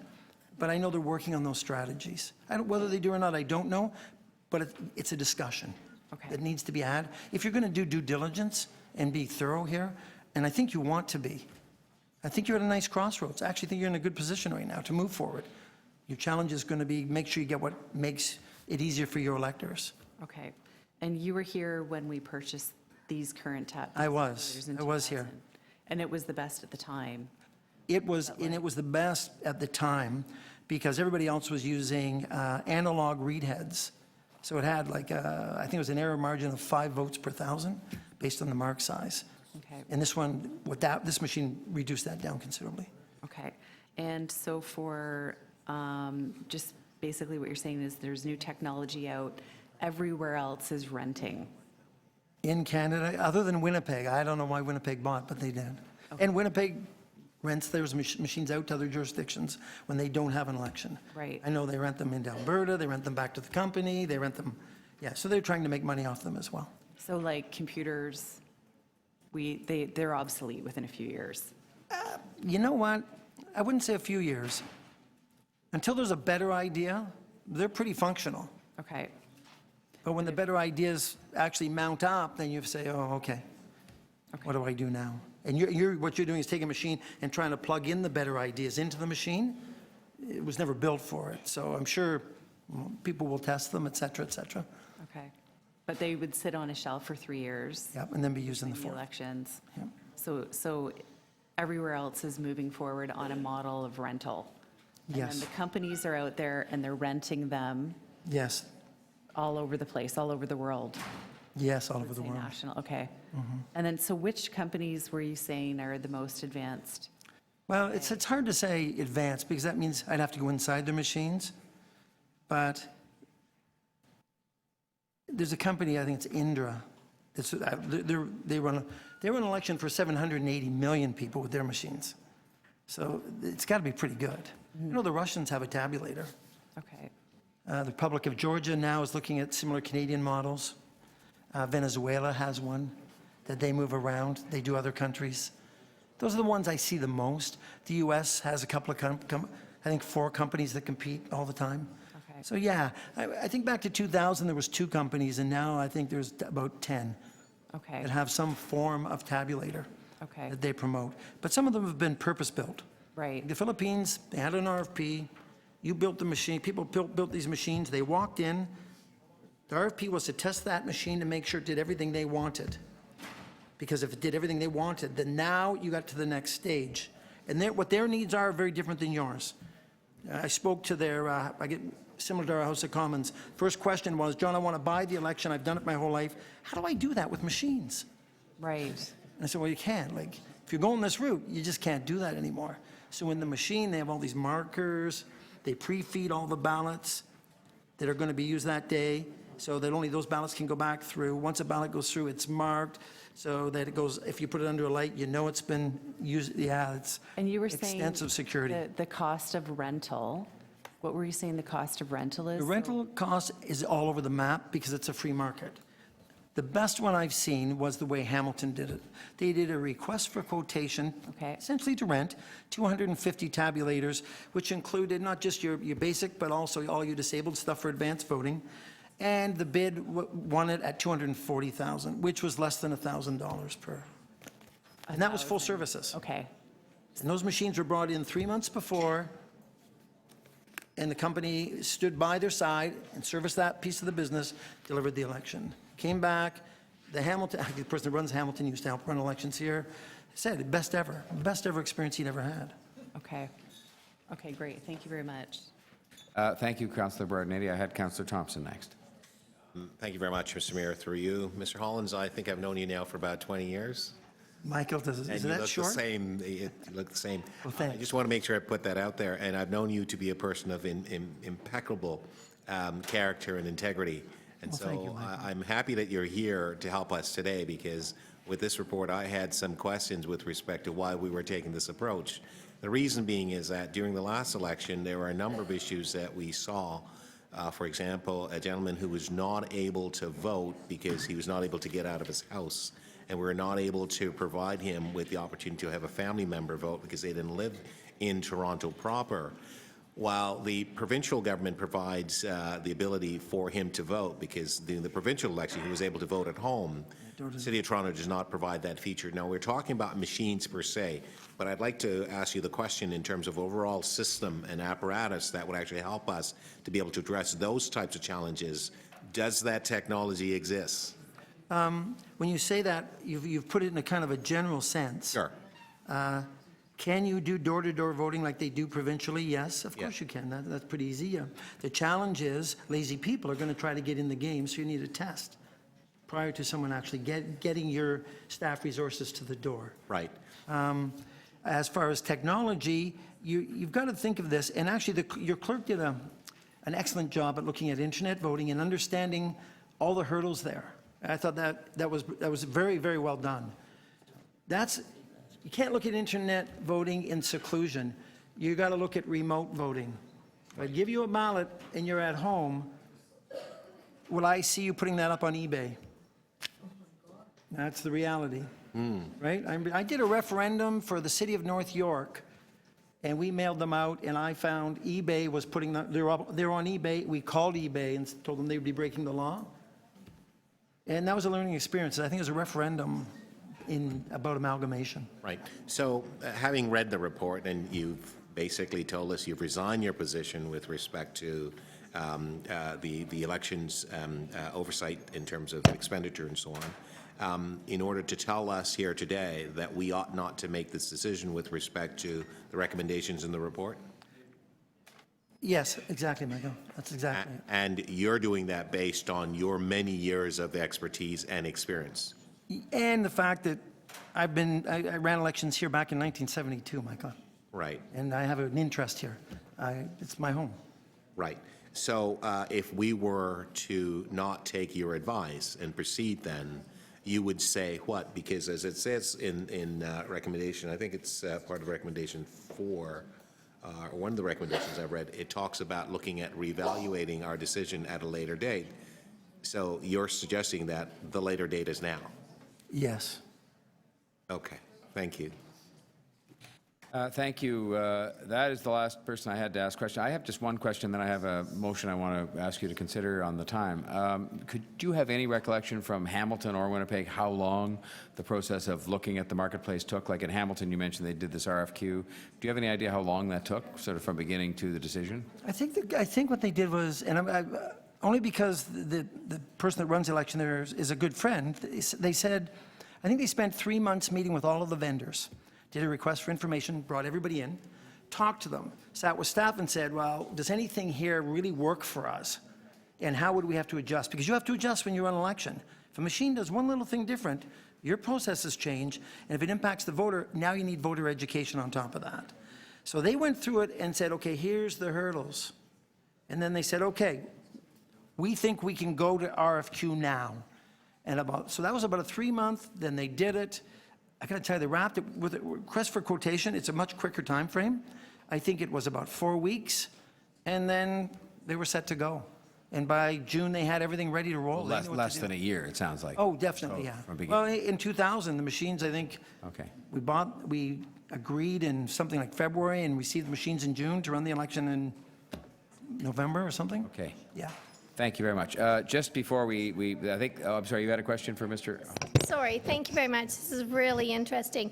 So would you, say we went the Ranto route, would you, is there a use for our 1,800-old computers? Would anyone want them, or? Well, I think there's different ways of doing that, I've seen. Some are, when you put out your RFP, you ask them what consideration are they going to give you for the technology you have.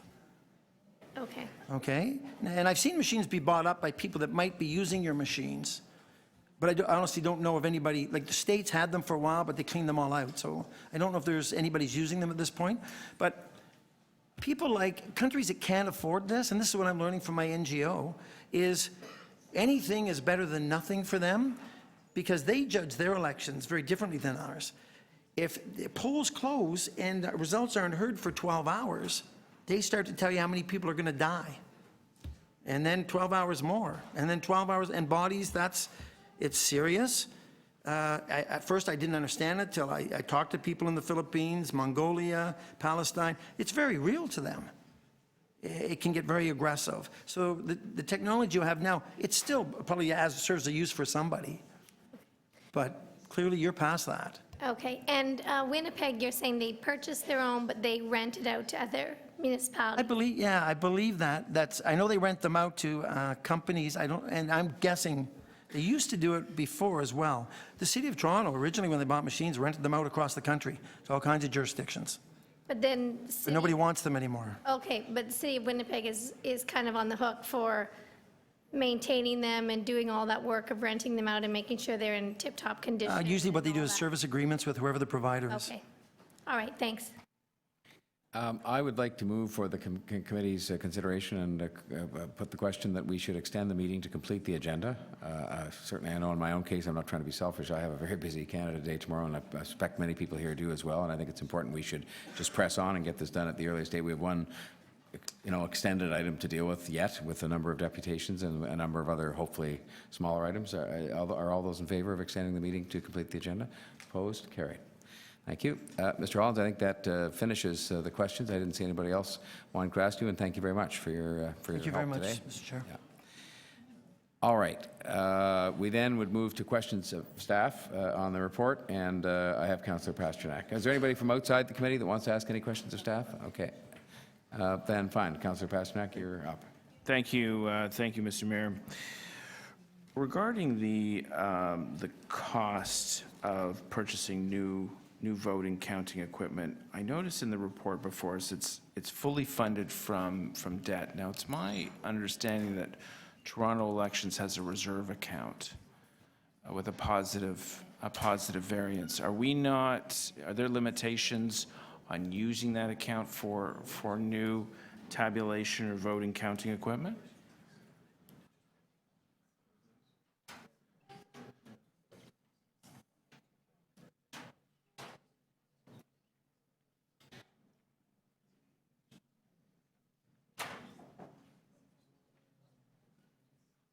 The reserve at the moment, Mr. Mayor, does not have sufficient funding for the vote counting equipment. No, I'm wondering why it's fully funded by debt. Why is it not partially funded by debt and partially from the reserve account, the Toronto Elections Reserve Account? Is that just a decision that you? Is there a reason behind why it's fully debted? It is funded from the reserve, and there would be periodically, and perhaps one of the finance people can help me out here. It is, there is money put into the reserve from the surplus. So, through you, Mr. Chair, the voting tabulators are funded from debt because the reserve fund itself is insufficient to fund the tabulators. So the reserve fund funds all other capital requirements and operating requirements for the election. But through the years in reviewing, and Josie can probably supplement it, the adequacy of the reserve fund has always been an issue to even fund the delivery of the municipal election. So it's not sufficient to fund the tabulators as well. Right. And there was no consideration given to partially funding it by the reserve, which, to the best of my knowledge, was at its maximum was about $15 million. I'm not saying drain the reserve, but was there thought of using part of the reserve to fund it and part debt, or that was just not? So the reserve itself is only sufficient to deliver the election every 4 years. There is not a lot of room left to fund the tabulators, even partially. Okay, so clearly we need to look at capital for Toronto Elections as well, capital reserve.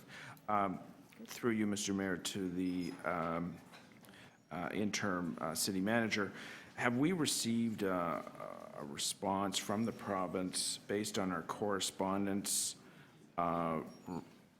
supporting rank balloting? Have they written back with any definitive commitment to amend legislation, Municipal Elections Act or the Toronto Act? I'm not sure. Maybe Yuli can help me with her. I only heard the question, sorry. We are starting the consultations, the province has started the consultations on the Municipal Elections Act. We are working with them. That is certainly one of the items under consideration by the province as we understand it. Now, one thing I've heard, and one thing that came from the deputant, that to run a municipal election on new equipment overlaid with a ranked balloting at the same time is high risk. Would you concur with that conclusion? I think any time new technology is introduced and a new system, ranked balloting is a system that the Canadian voter is not familiar with. Yes, there will be certain risks that occur or could occur. Would it be your recommendation that if we do elect to use brand-new equipment that has a ranked balloting capability, that the first run-through, we run it on our current format, and then the second election, we use both technologies blended? Councillor, I'm not in a position at this point to answer that question. I think what I need to do is remind the committee that this item is before you because in 2014, I was asked to report back after the next election with the I was asked to investigate the cost to extend the life cycle of the existing voting machines for an additional 1 term, 2 terms, or 3 terms of council and report back in after the 2014 election. So all I'm doing here is fulfilling the request that council made of me to attempt to look at whether this equipment was capable. What has happened since then is that the issue of ranked choice has crept into the conversation. We do not yet have that legislation, but if we are in the process of looking at extending the life of this equipment by dealing with the new wireless technology, installing new modems, then it certainly makes sense to look at the other software needed to count the votes as well. Thanks very much. Thank you, Councillor Pasternak. Okay, we have then Councillor Berardinetti and Councillor Ainsley. Thank you, Mr. Mayor. Just to the clerks. So it's my understanding that there was was this dealt with at Government Management Committee, or was it dealt with committee previously to send direction to have this review? This isn't new, so. I'm sorry, I didn't hear the question. So the question is, was this a direction from committee or council to have our tabulators upgraded? Yes, that was the direction in 2014, to report back after the last election with a view to whether we could extend or how we could extend the life cycle of the equipment that we currently own. The city owns that equipment. And sorry, was part of that a review if we should rent, or if there was other technologies out there that would be better to use? Was that part of that? We have other direction, and that's why we needed to do this report first, outstanding from council of last term, if we were going out for an RFP, to, yes, include the option of rental in that RFP, which we would certainly do. That was really the next step, depending on what was done with this particular report. We have to do these in some kind of order.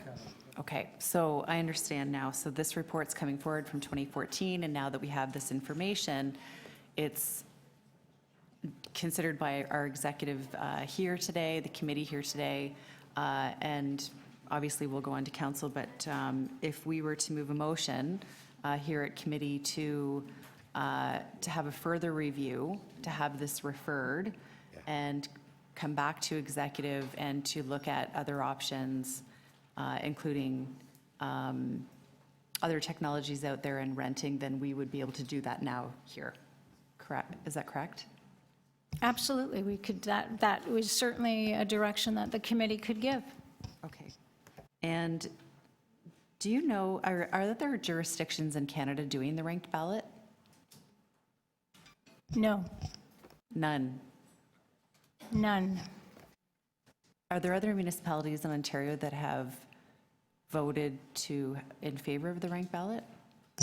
Councillor, Mr. Mayor, it is not yet part of the legislation, so they wouldn't be able to do that. I understand that, but we had the vote at council to request the province to do that review, and Minister McMeekin is now doing that review. And so are there other jurisdictions that voted to request the province to do that? Do you know? None that I'm aware of. Okay, so we're the only ones. And so now in the province, it's your understanding that the province is now going out across Ontario, because Toronto's not the only municipality, and there's many municipalities across Ontario that will be consulted on the ranked ballot, but we're the only municipality that's voted in favor of the ranked ballot. Well, I believe we are the only municipality that has approached the province with a request to change the legislation, but I'm not 100% certain. There are 444 municipalities in the province. So 440, and we only have one that's voted in favor.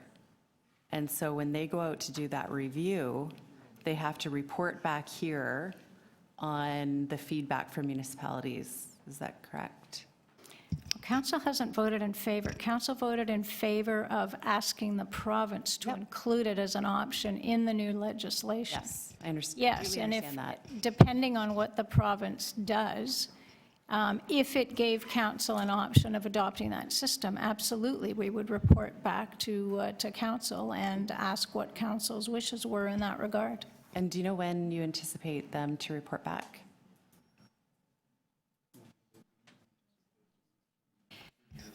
At this point, as best we know, the legislation is currently being consulted on. We understand that that may be over sort of late fallish, and then they would proceed to draft the legislation. So the earliest it could be introduced would be, I suppose, next spring, but that's really speculating. So we won't really know.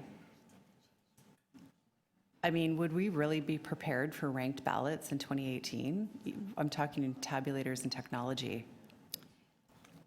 I mean, It really I know how depends on the legislature works. timing, and it really depends on, what work we would need to do and what other work council wanted us to do at that point. It would be very difficult if the timeframe, drifted into closer to 2017.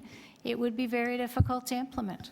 So just one final question, then wouldn't it be prudent to rent these machines instead of retrofitting machines, moving forward to retrofit machines when we don't even know about the ranked ballot, and we may not know for at least a year or 2 years, and they may not even be ready? And other municipalities may not even want it. Well, it's, council, we're really speculating. I can't tell you what the province is going to do with the legislation. I don't know. We expect that they may include that as an option, but they may turn around and not. I really can't speculate. I don't know. Okay, great, thank you.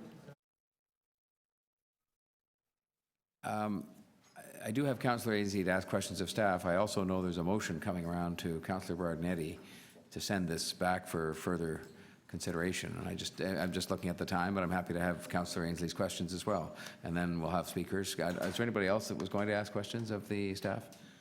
Okay. Well, I'm just trying to keep us moving, but would you like to ask your questions? All right, then. You go ahead and do that, and we'll then move to speakers after that. Okay, thank you. So Ms. Wakas, so our current tabulators, their life cycle ends in 2017. Yes, that's correct. Council voted to extend the maintenance agreements to 2017 in order that we could conduct whatever by-elections were required in this term.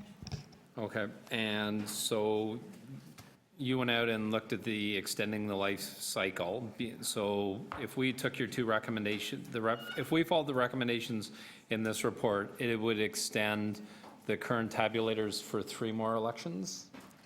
No. What it would send us to do would be to negotiate with the vendor and to engage in a proof of concept so that we actually test and know before we buy that the system would work. And then they have indicated that the life would likely be extended they would support it for 2 more elections. Okay, all right. So 2 more elections, and then, so if we decided not to follow the recommendations in your report, the last paragraph, it says that you would issue an RFP for new voting counting equipment and associated systems, and it's estimated that the project cost would be $15.6 million. We, at this point, don't know exactly what that cost would be. We are not able, short of entering into or starting the RFP process, really able to engage in any kind of discussions with vendors about cost. Okay, and so, and that's an RFP to buy the equipment, not to rent the equipment. We have direction, Councillor, from Council outstanding from last term that any RFP include the rental option. Okay. All So we would certainly do that. We would bring all of those options back before you. Okay, and so in your opinion, what would be the most, quickest thing to do? So we could defer this item for more consideration, or would it be better to just issue an RFP to either buy or rent so we have the equipment ready for 2018? Well, that is really a matter for this committee to consider. We could certainly do a further look at what other options were available and do some analysis of those if you wanted before we issued the RFP. But I think we really do need to get going on this. So in your professional opinion, we would be better to make a decision today? I would really appreciate if you made a decision today. Okay, thank you.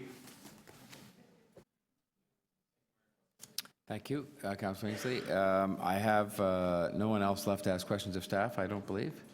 Okay, are there people wishing to speak then to the Councilor Berardinetti? Thank you, Mr. Mayor. I'll make this quick. It's just a motion to refer this back. I do understand the motion came from last year, and we have to finish that order of business, and we're doing that in this term. But I do think that it is problematic with the province going out to do a review, and there's 440 municipalities, and we don't know what their feedback is going to be. And I'm not supporting putting more money into tabulators for a new system of voting when we don't know what the province is going to come back with. So I think we need more information. We need more information on the technology that's out there, and also on lease options. I think that just putting more money into the current tabulators is probably not the right way to go, but I'd like to hear back on that. And I'd like to hear back from, and obviously the deputants that were here today will obviously want to weigh into that, and if it does go to an RFP. So I'm going to be moving this motion, and I hope that the executive members will support, and we'll get more information, make sure that we're ready to vote on this matter in September. Other people wishing to speak? Councillor Thompson? Thank you very much, Mr. Mayor. I'll support the motion, but I just wanted to say that, and the clerk is right, in that she says, look, give us directions. We follow the directions. That's generally what we do. So what they've actually done is responding back to the direction that we have asked them to undertake in order to bring forward the ideas in terms of whether or not we actually extend the life of the tabulators that we actually have. So now the system seems to work quite well. We have new technology, greater understanding in terms of what is available for the city, and the viability of us to look at additional options. So it seems to me that the system is working This is the way the system is supposed to work. So council says to staff, please go ahead and look at extending the life of the machines that we actually have. We've heard from Mr. Hollins, who, when I was a staff member here, I would go to him and ask him for advice on elections and on even just to understand the technology. I was here when this new technology had been brought in and very aware of it and so on. And his expertise has, as far as I'm concerned, has never been questioned. I mean, he's very knowledgeable. In fact, I think he's preeminent as a leader in the world of elections and how they're run and how they're operated. We were very lucky to have him here and to have him come to us today and said, look, I'm willing to step back from a committee appointment that this city has made because I believe that you need to hear from me. Really speaks volumes, quite frankly, about him and his integrity. And so what we're doing here is what should be done.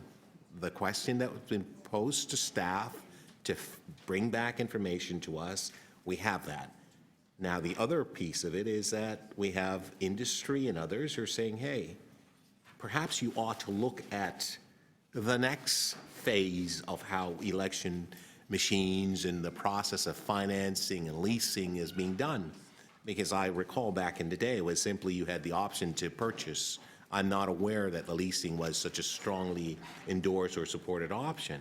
So it seems to me that we're going in the right direction.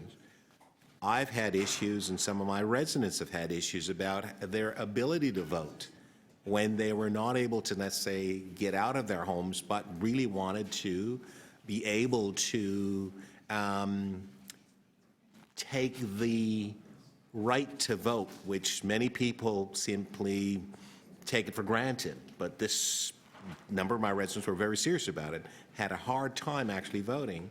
And so coupled with that, we want to look at the ability, internet, and handheld devices and so on. Those are the types of things that we should be doing.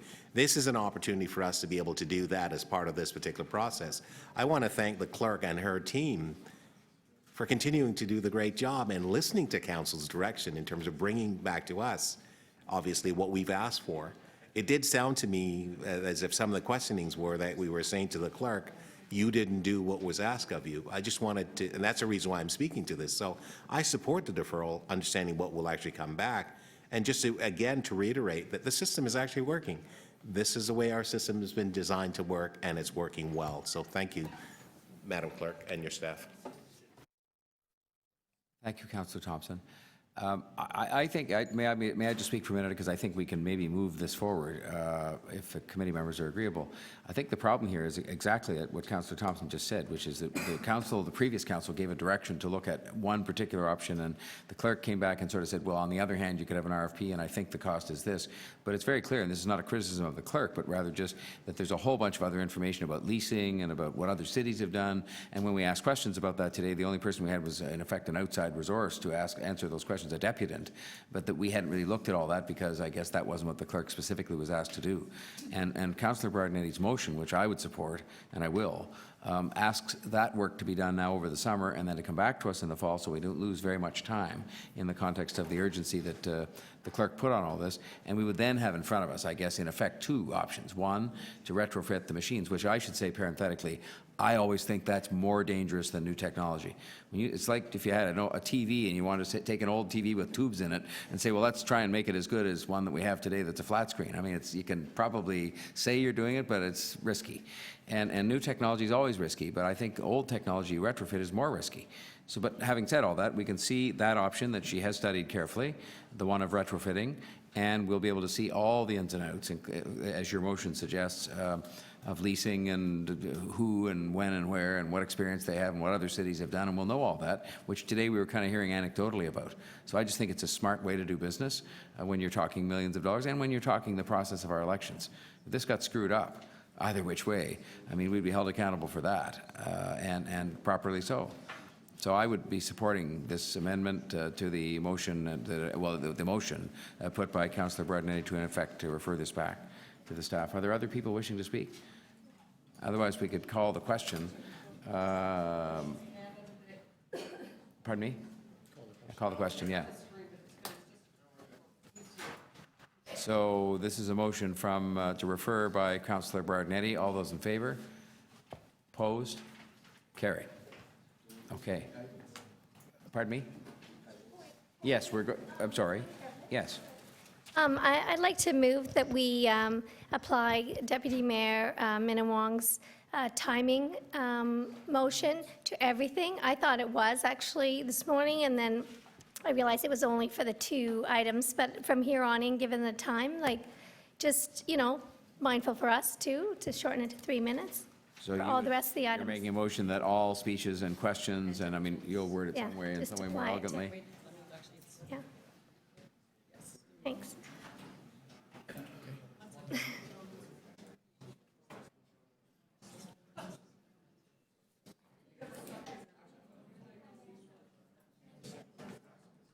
We're going to 7.8.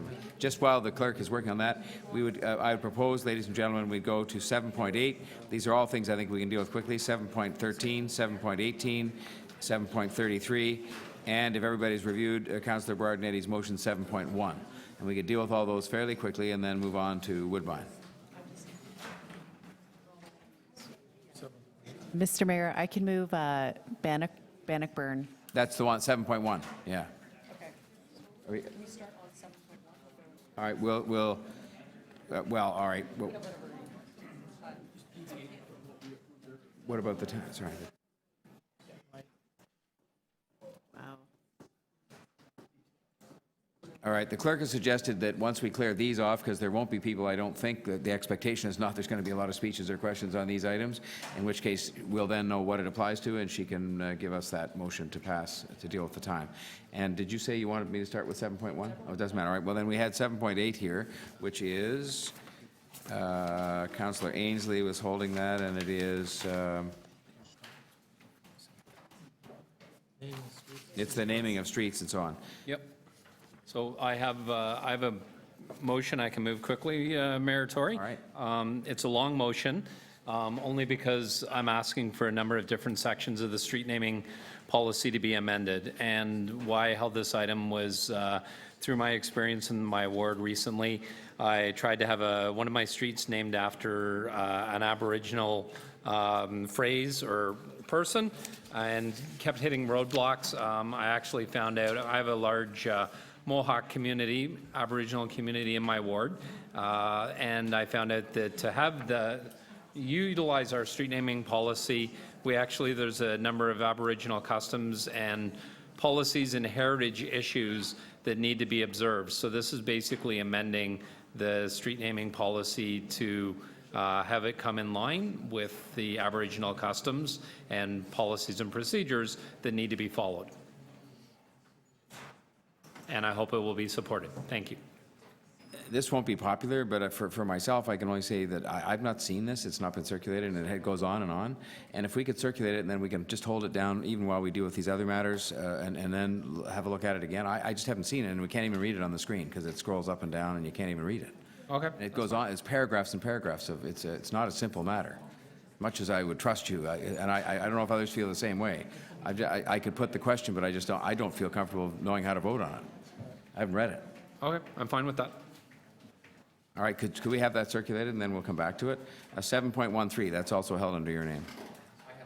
Oh, I'm sorry, I thought it was Councillor Ainsley. Yep. It was because I had questions about his motion. I don't particularly, could I just ask a few questions to staff, and then we could dispose of it? Yes. So can staff actually walk me through, this seems kind of a very, to me, convoluted or very interesting motion that I don't completely understand what it does. Is there anyone here to answer this? This is Councillor Ainsley's motion on 7.13. TC. I want to know what they think, what their interpretation of what this motion means. I thought this was circulated. And not to staff, but maybe not. All right, well, I'm sorry. I will talk to staff, and then I will try and release it. Mr. Mayor, I thought. Hey. My apologies. Not doing very well at these releases so far. How about Councillor Palacio, you had, you wanted to deal with and move a motion to amend section, at least item 7.18. You'd held that down? Yes, Mr. Mayor, I would like to move the following, that the item be referred to the city manager with the request that he work with the Transport Canada to A, provide to the city manager a status of risk assessment being undertaken by rail companies across Toronto for trucks where dangerous goods are carried, and B, provide to the city manager a report on the status of the examination of alternate modes of transportation of dangerous goods across Toronto, and that the city manager report back to the executive committee upon receipt of this of the above. I did work this recommendation with both the acting city manager as well as the medical officer of health, and they're in concurrence that we need to send this message to the federal government to get additional information that we require at this point. All right, this is a motion then to refer this back to the city manager to work with Transport Canada as outlined by Councillor Palacio. Are people ready to have the question on that? All right, all those in favor? Opposed? Carry. All right, thank you very much. Then we move to 7.33, and I believe I'm right in saying that's concerning the CNE, and that you, Councillor Palacio, have an amendment to move there, and then you'd be prepared to, I'm sorry? I thought, one more minute on the amendment. Okay. Let's go back to 7.1 then. Councillor Bardendia, did you have a Quick one. This is on behalf of Councillor Carmichael Greb, and there's the purple pages. Hopefully, everybody got a copy of the confidential report, and this is the motion on behalf of the councillor. And I'll just take it. It was previously circulated, so people could have asked questions of staff or the councillor, or, yeah. Have you not, you've not seen it? Oh, I'm sorry. So staff has seen this? Staff has seen this. All right. It's supportive. I know that we've spoken to. And the local councillor, this is what she wants? Yes. All right. And this, sorry, if you just scroll back, Jennifer, does it replace or amend? Amendment, that's what I thought. Okay. So it's an amendment to the recommendation in 7.1. Are people wishing to ask any questions, or would they like to have the question on the amendment? All right, hearing nothing, I'll ask for people to have questions, at least to call the question on the amendment. All those in favor? Opposed? Carried. And then does that bring us to the main item as amended? I'm sorry? Are you ready? Okay, thank you. I was just going to, just in the middle of something here. On 7.1, the main item as amended on 7.1, all those in favor? Opposed? Carried. Then that brings us back to 7.33. Councillor Palacio. Thank you, Mr. Mayor. And this on the exhibition, and I would like to ask the clerk to display the motion. That's what you have there.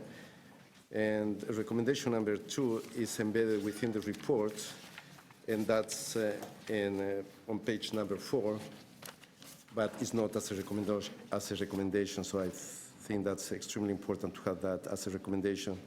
And number 1, it's what that recommendation simply does is validates a 50-year agreement that they had with the board of governors, and that I'm referring to LAUNA Local 506. So that's what's before you. I have concerns about this one, and so I'm not sure if we hold it down or if I can ask staff questions. But I'm not comfortable with this motion, and I would have questions about the impacts of this motion. Well, if that's the case, and we're going to hold it down, then we'll hold it down, because we are going to proceed ahead of that. If this was supposed to be a quick release, and if it isn't, then it isn't, and we'll proceed with Woodbine. Just in the interest of time, Mr. Mayor, I could speak to it in terms of clarifying the whole thing, or simply we can hold it down and deal with it later. Well, but if we do that, when we're just jump-starting, and we've had people sitting here, some of them all day, waiting to deal with the Woodbine matter, and there's deputations on that. This is No, This is I'm an not important issue challenging your right for- to raise any question you want. I'm just saying I'm not going to treat it as a quick release item if it isn't. Yeah, I'm sorry, but I don't mean to be problematic, but it's, That's not. fine. Yeah. I'm doing East York at 9 o'clock tomorrow morning, so I have until then. I can release, Pardon, all right, Councillor, Deputy Mayor Brandon Wong has a release. yeah, 7.8, Councillor, on the naming policy for streets.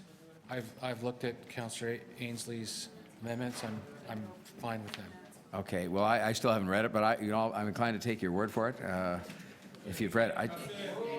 It's just a lot of type, that's all, and I hadn't had a chance to read it at all. I mean, because on the screen you can't, and I don't have the You paper. want to hold it down and read it yourself? No, Yeah, I had a- well, here it is, here now, I have it now. If you just give me 1 minute, because we have, Fair enough. now, what was that meaning we didn't do? That was it for now, I guess, eh?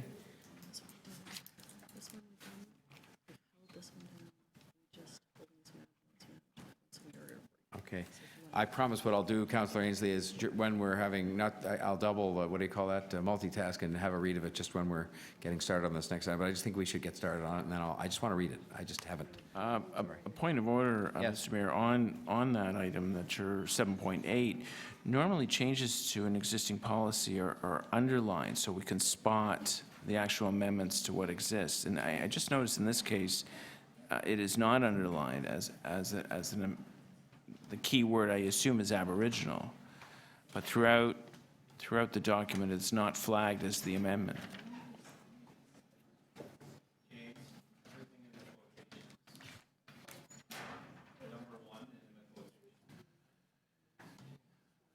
All right. And I presume if you need to go and have a little visit with Councillor Ainsley, he could help you with the underlining. I agree it normally is helpful if it's done on the black lining, but if it isn't, that's fine. All right, let's go then. Is the next item then we have to deal with then the, what's the number of it? We're going to wait for Councilor McMahon's going to motion. If you could Oh. 1 minute to update the number. The timing motion, right. So obviously 1 minute, now that we've done those. We need 1 minute. Well, then I can read Councillor Ainsley's.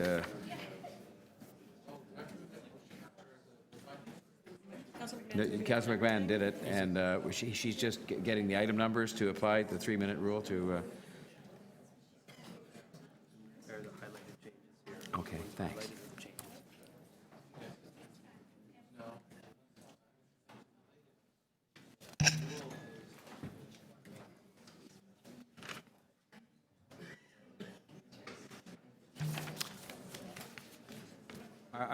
All right, just while we're waiting for that motion, I've read this now, and it's fine, because somebody helpfully highlighted it as well with the black lining. Would you like to have a look at that, Councillor Pasternak? James, we have an underlined, or kind of ineffectively an underlined version here, and you can read that. Mayor Tory, however, Mayor Tory? Yes?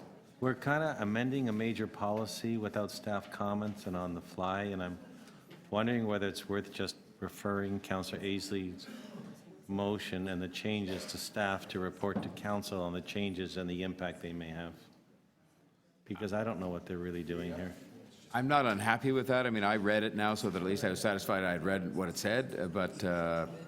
Yeah, but I might... I mean, I will say, without no disrespect to anybody who brought it or to Councillor Ainsley, it's not an urgent matter. I mean, in the sense that... I don't know if Councillor Ainsley minds if we can refer it to staff to report directly to council on your proposed changes and any impact they may have, because I'd feel a lot more comfortable. No. No, I don't want to ask him now, because staff spent an awful long time on a policy and never recommended what you had. So to say they're supportive doesn't tell me the impact that they might have.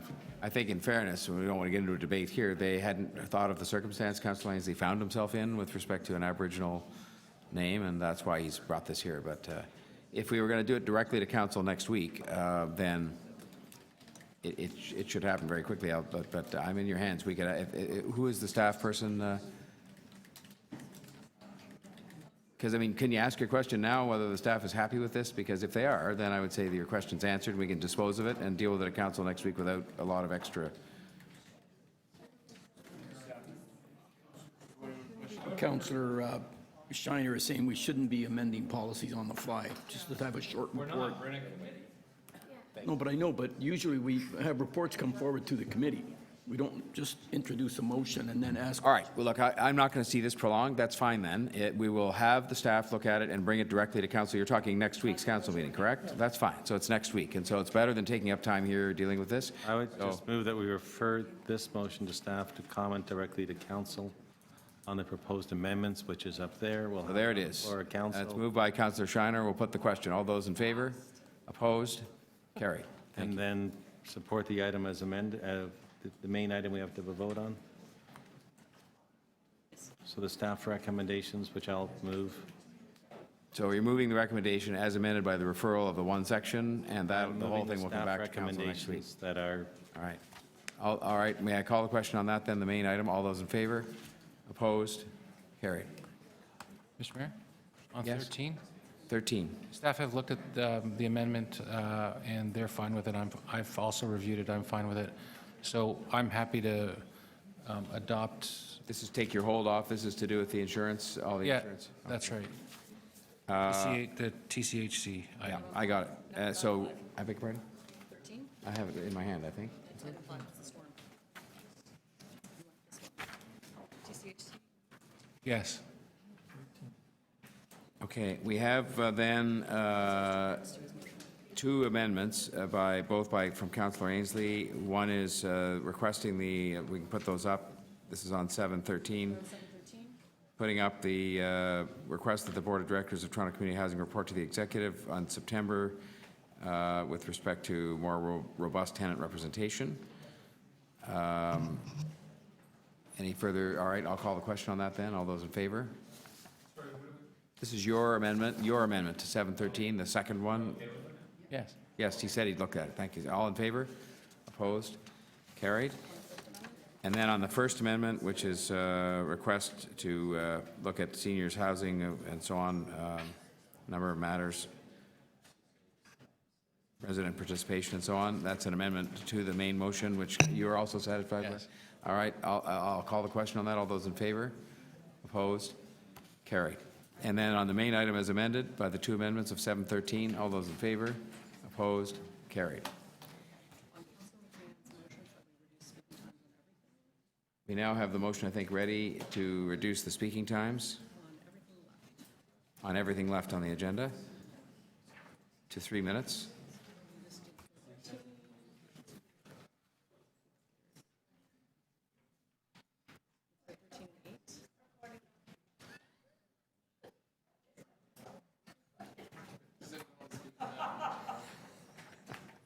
I think we should have questions of staff on it.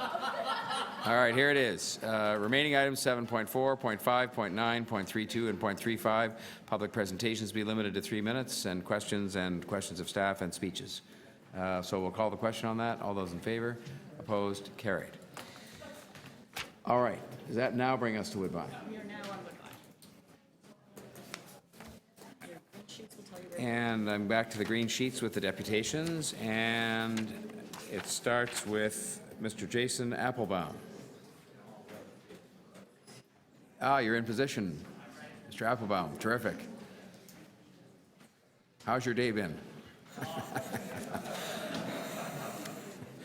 So, sir, pursuant to those rules, and we'd already actually passed this earlier this morning for Woodbine, you have 3 minutes.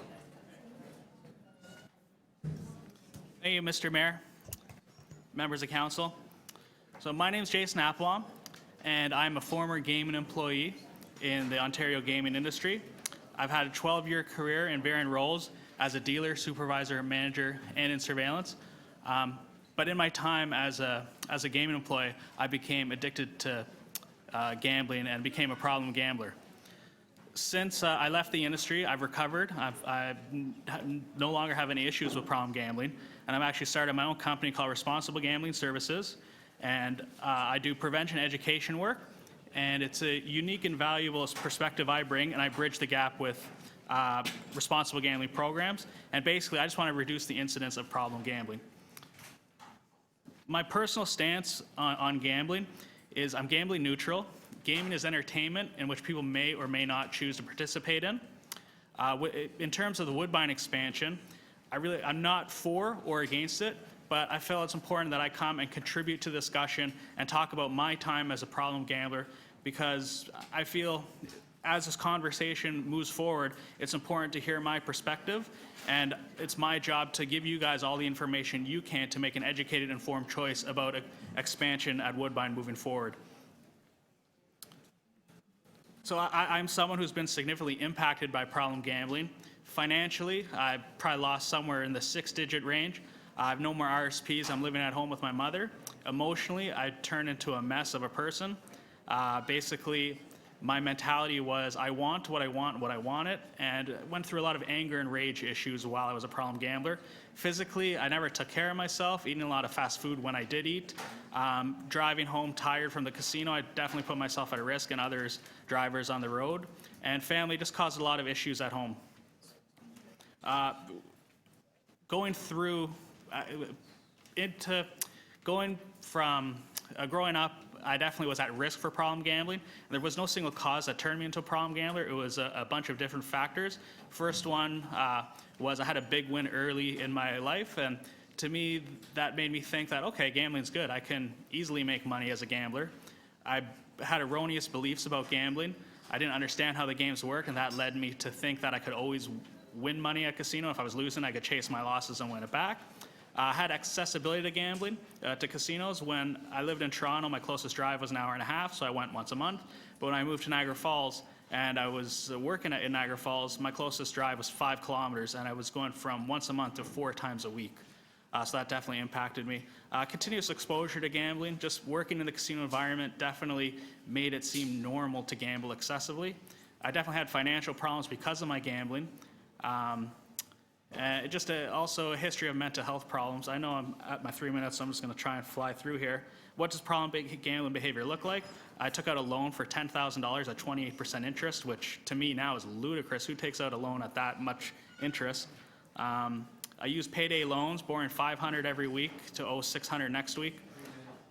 I also lost equivalent of 6 weeks' work in 2 days, which really made me realize when I gamble, I'm just in the zone. I'm so focused on gambling, nothing else matters. And basically, this picture of the gentleman with the horse blinders, that's me when I gambled. All right. I'm afraid I'm going to have to stop you there because you've been 3.5 minutes, and perhaps if there's somebody that wants to ask you a question, but we've just got so many people to hear from on this that, and I don't want to minimize your story, that you were courageous enough to come out to tell us today. Questions of the deputant from Councillor Layton. And just with respect to the committee, I will try to limit my number of questions to all of the deputants, but I think this one in particular has some evidence that we could really benefit from. One, so you can confirm this notion of that proximity to a casino actually encourages more gambling and more problem gambling? I can only talk from my own personal experience, and when I was living far away from the casino, I didn't commute as much. However, when I was living in Niagara Falls and it was just a 5-10 minute drive, I definitely increased my gambling to a good 2 to 4 times a week. You are aware that within the report from the medical officer of health, it does highlight that the research suggests that proximity drives addiction. Yeah, I'm aware of that, yes. And also, you had mentioned also an observation from the Toronto Health Report that you can firsthand that workers in casinos are particularly vulnerable to a higher level of addiction? Yes. Okay, thank you very much. Well. Thank you, Councillor Layton. Councillor Karygiannis, questions of the deputant. Thank you for coming, and really want to appreciate what you've gone through. I've got a particular problem that I've got a large community, which is one of the communities that gambles. And I've got buses that come into the malls, and you can see them every hour and a half. They come in, and they take them down Niagara Falls, they take them up to Aurelia. And people get on, go, and come back at night, and they probably lose a lot of money. But it's like prohibition. I mean, you prohibit it here, they'll drive somewhere else to go and play. We prohibit it in Canada, they'll go to Las Vegas. So, I mean, proximity I understand, but prohibition did not work in the 30s. And I'm just wondering if what you're suggesting would work, because if, you know, the farther away it is that people won't go. No, I'm not taking a stance on for or against expanded gambling. I'm just here to share my story about problem gambling. I agree if there's a casino somewhere, people are going to go. But moving forward, knowing my story, what can we do to prevent problem gambling? That's what I'm interested in, preventing problem gambling. you know, the people that are actually doing the tours in my area, they're the Taipan Yep, I'm group. aware of Taipan. And not only that, but they also turn around and give funding to agencies that are looking into broken homes and looking at addiction. So on one hand, you got Taipan saying, well, we'll drive you, and on the other hand, here, we're going to help you. So for one, I mean, I think the problem stems of people wanting to gamble. And if you got a problem on gambling, you will go and gamble, doesn't matter where it is. I mean, whether it be Niagara Falls, would be in Aurelia, Las Vegas, Atlantic City, you will find a way to go and gamble if you're in addiction. And do you agree with that? I agree with that, but in taking that observation one step backwards, for people that haven't been exposed to gambling or aren't gambling now, what can we do to prevent how can we prevent them turning into problem gamblers? Because at one point, I was not a problem gambler. What could we have done in my situation that would have mitigated the harm? Will you not agree that we need education versus prohibition? 100% we need education. Would you not agree that not only do we need to, be it that we've done something in Woodbine or somewhere else, that the casino operator should also have a program in there to assist people that are addictive gamblers? I think they should have a program to assist addictive gamblers. I think they should have a program to have outreach to gamblers that aren't problem gamblers yet, that are at-risk gamblers. And I think they should have a program for people that have never come into the casino and educate how the games work. So they have, basically, we want access to information so they can Last make question. educated decisions. Last question. How early should we reach out and start educating people? 10, 12, 15, 20? When should we start the first move? There's a problem here. You should stay away from it. Sorry, I What missed the age? question. What age should we start educating people? Well, considering I made my first bet at 8 years old, and I don't think much has changed, and from what I hear, a lot of kids are gambling younger, so I think one of the first steps, have an education program in the schools. You have one in junior high school, and university, and give them access to accurate information, so when they decide to gamble, they can make informed decisions. Thank you, Councillor Karygiannis, and thank you, there may be other questions for Mr. Applebaum. Other questions for members outside or on the committee? Yeah. Councillor Thompson? Oh, Councillor there's one over there. Oh, I'm sorry, I didn't see you there, Councillor Crisani. Okay, go ahead, please. Thank you, Mr. Mayor, and thank you very much for coming in. So I just wanted, a couple of things I want to clarify. So did you say that your position is neutral with respect to? Correct, yes.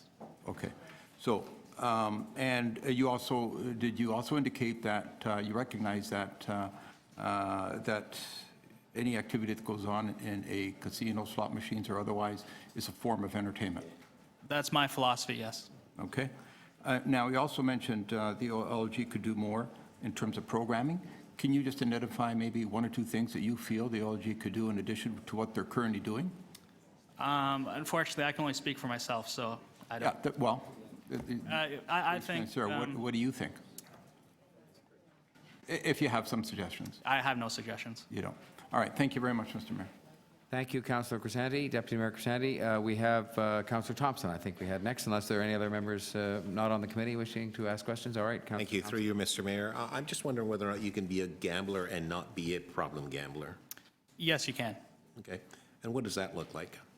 Does that person look like who is a gambler but not a problem? It's, to be honest, it's hard for me to say because it was not me you? about 15 Okay. years ago. Right. So, you know, in the work I do, I have a philosophy that gambling is entertainment. Yep. And what I see a safe gambler being these days is someone who understands the business, and the business's job is to extract revenue, and understanding that when they gamble, the gambler's there for entertainment, and there's a cost that comes with that entertainment. Right. And they're going to come and lose, and they understand how the games work. So once they lose, they're not going to keep playing to try and win their money back because they know they can't win their money back. So given your knowledge of the industry, having worked in it for 12 years and so on, some of my residents have said to me who are supportive of gambling and so on, have said to me, look, I go with a certain amount of money and I basically decide this is what I can lose, and at the end of the day, if I lose that, I'm fine. If I win something, I go. Is that your understanding in terms of how some people actually participate in gaming, if you will? In my time, no. I mean, as a gaming employee, you get to know your customers, Right. and you don't really get to know the casual customer. You get to know your regulars, and you just see them coming on a more frequent basis. What's your perspective with respect to the notion of personal responsibility in terms of one taking responsibility for their actions? And what's your sense of that?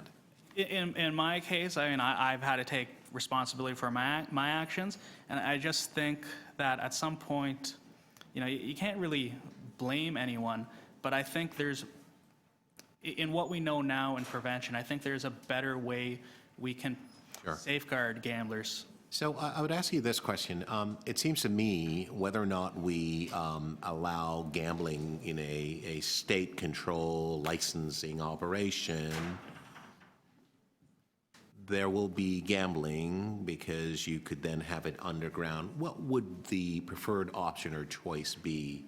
The state control where there is system measurements in place, as well as, for example, the ability to help those who become problem gamblers, obviously not that they want to, or would we want to see the more underground types of engagement in gambling? Yeah, well, being a patron of both, I would obviously much prefer a licensed establishment where there's protection and government regulated. Right. So let's just talk about other amenities associated with gaming and gambling. I mean, I go to Casino Rama. I don't gamble, but I love all the other things around it and so on. What about those choice and options for me as a person who would want to go to Woodbine? Would you support that? Would you think that's an enhancement element as such? Again, I really don't have an opinion. You didn't participate in those things. You just gambled when you attended. When I went, I gambled, but I also made use of the free dinners and the free shows and the free hotels rooms. But basically, when I went to the casino, it was to gamble. It wasn't because of those things. The other amenities. Okay, great. Thank you, Mr. Thanks, Councillor Thompson, and thank you again, Mr. Holland. Applebaum, do we have other members of the committee wishing to ask questions of Mr. Applebaum? All right. We will thank you very much for your candid presentation to us today. And we will move on to Mr. Rob Simpson. Rob Simpson still here? He's coming. I just there he is. This computer thing. Set up by my no problem. Here. Yeah, I don't know what happened. It froze. Close it down. Could I just ask while we're waiting? I see here there's like 3 people from OLG, and then there's 2 people from the Problem Gambling Institute, 4 or 5 people from United here. Were they all intending to be listed separately, or were they intending to come sort of as a group, but just the names got listed? Because it will shorten up the list of our deputants considerably if they appear as a group. I just didn't know whether that was what the intention was. For OLG, were they intending to appear together, the names listed? Okay.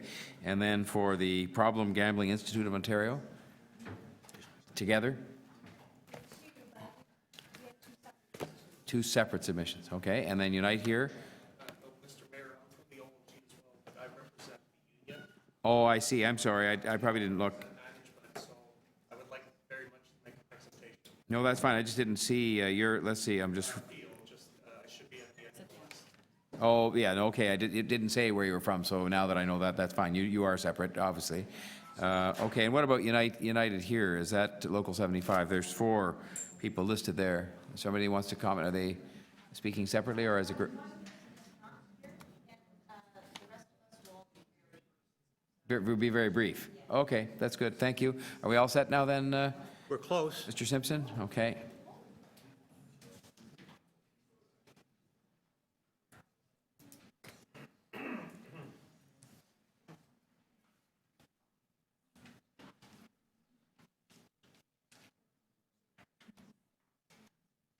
Aha. Okay. Welcome, sir. Thank you. Mr. Chair, members of the Executive Committee, I'm going to go very quickly. This was a 20-minute reduced to 5, reduced to 3 presentation. I've provided you with notes and all of the calculations for reference with respect to what I'm going to be saying. Currently at Woodbine, about 2,700 slots. They generate $593 million in 2011 and 12. That's the largest revenue venue in Ontario already before we talk expansion. Each of those slot machines generates about $219,000 a year. The proposal is to add another almost 3,000 slot machines at $219,000 per. That's $504 million new dollars per year from slots alone. Then, and this is the sly part of it, to introduce 300 tables. That's double any other casino in the province, with 8 positions each. 2,400 table positions will be introduced, and I estimate that that'll come to between $219 and $329 million new money per year. Add them together, we're talking $723 to $833 million new revenue per year. New revenue equals net gambler losses, and it equals money extracted from the local economy. The impact on problem gambling. Let's not talk about lotteries or bingo. The two major types of gambling at a casino are slots and table games. 5.5% of slots players, 1 in 12, are high-severity problem gamblers. They generate 31% of the revenue.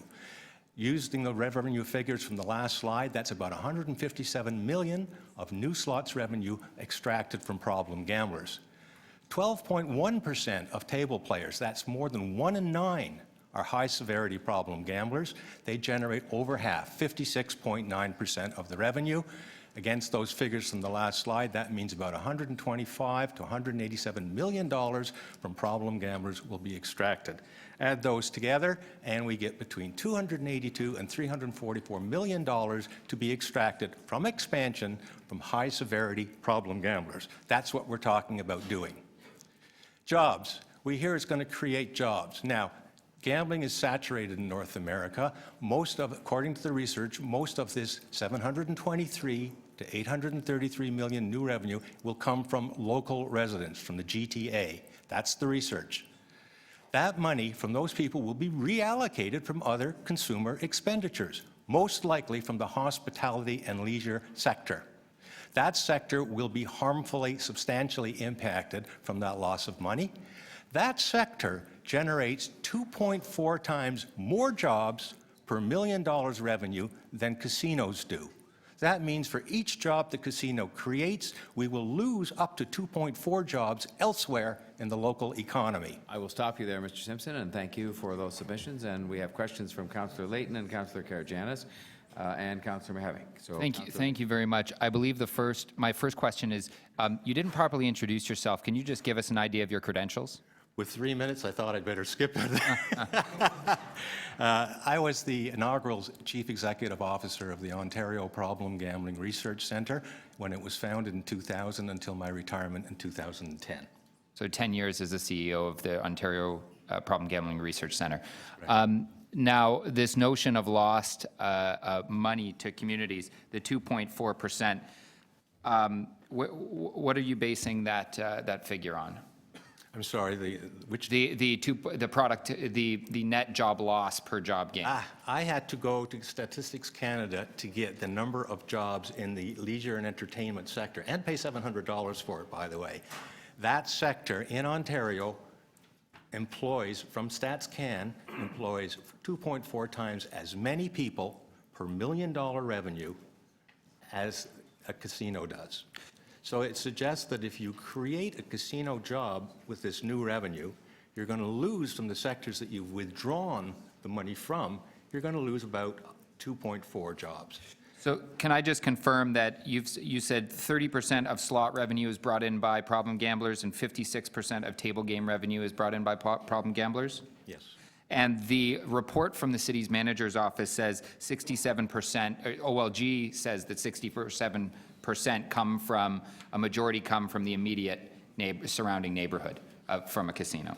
Well, the research says that in a saturated market like this, almost all of it, close to 100%, will be from GTA residents and the GTA economy. So close to 100% of the $700 to $800 million that you've estimated will come out, that will come out of the pockets of residents in the immediate area around the casino. Yes, and we've been told that we're going to bring in tourists and conventions. All of the destination gambling places in North America are losing money right now. Now let's go to the slide that you have on the screen there. 65% of the operating costs, 65% of the revenue that comes in will go to operating costs and only 35% to government revenue? That goes to the provincial government. You folks are going to pay about 100% from GTA of the revenue, and you'll get 2% back. So we'll be paying for it out of other job loss elsewhere in the economy, and we'll get 2% back in return. That's the way I read it. Now, the data in the report from the city manager shows that the portion of the money brought in by the casino is actually decreasing the portion that goes to Toronto. Can you elaborate on why that's the case? I think the new rules that have been brought in have allotted a lower amount of money. It's just an imposed rule. Rather than pay out what used to be paid out, they're going to pay out less.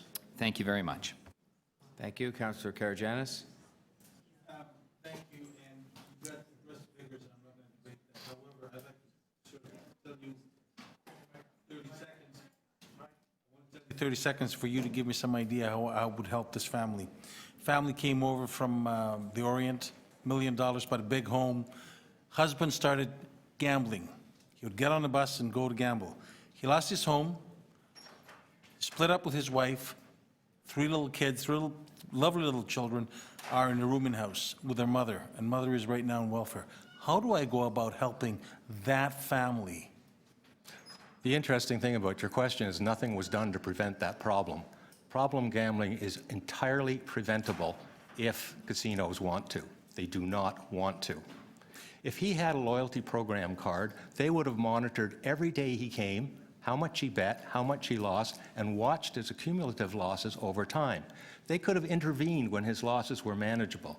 They could have come to him when he lost $25,000 and talked him out of it or helped him to withdraw himself.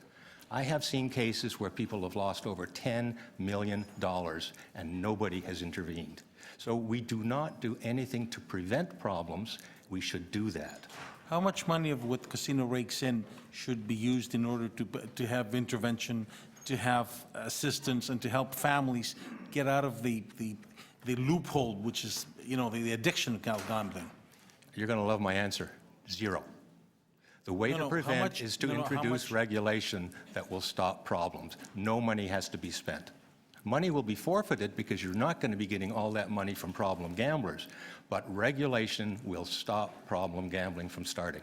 But if you stop somebody, which is like you can monitor somebody up in Aurelia, you can monitor, the same thing does not happen in Niagara Falls, and the same thing does not happen if there's one in Woodbine.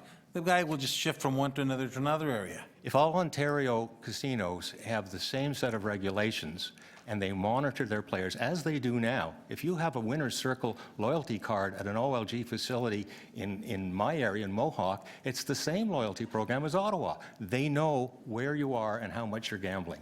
We need a single loyalty program for all casinos, and we need to monitor and we need to intervene before problems get serious. What about educational programs? Waste of time. The casinos are so constructed that they completely negate any educational messages. They have all kinds of characteristics that take people away from applying the education that you've given them. They undermine education and they defeat it. Don't you think it'd be worthwhile for us to educate kids in high school and in grade school and say, look, gamble with responsibility. This is what can happen to you. It wouldn't be my first priority. My first priority would be to make gambling safer by stopping the kinds of characteristics of casinos that cause problems. Education would be nice, but it's nowhere near the top priority. Thank you. You're welcome. Thank you, Councillor Karygiannis. Councillor Mihevc. Yes, thank you very much. Do you have any, over here? Okay. Thank you. I think I remember you from last time as well. I looked a little younger. Yes, it kind of feels a little bit like Groundhog Day. Do you have any evidence on impact on local community? We're hearing some stories that we need jobs in Rexdale. We need jobs in Rexdale. What will, in your view, be the actual real impact on the local area community? Well, I think I tried to cover that maybe too quickly in my presentation, but you will create jobs when you open the casino and generate that new amount of revenue. But that new revenue comes from other expenditures that will be withdrawn.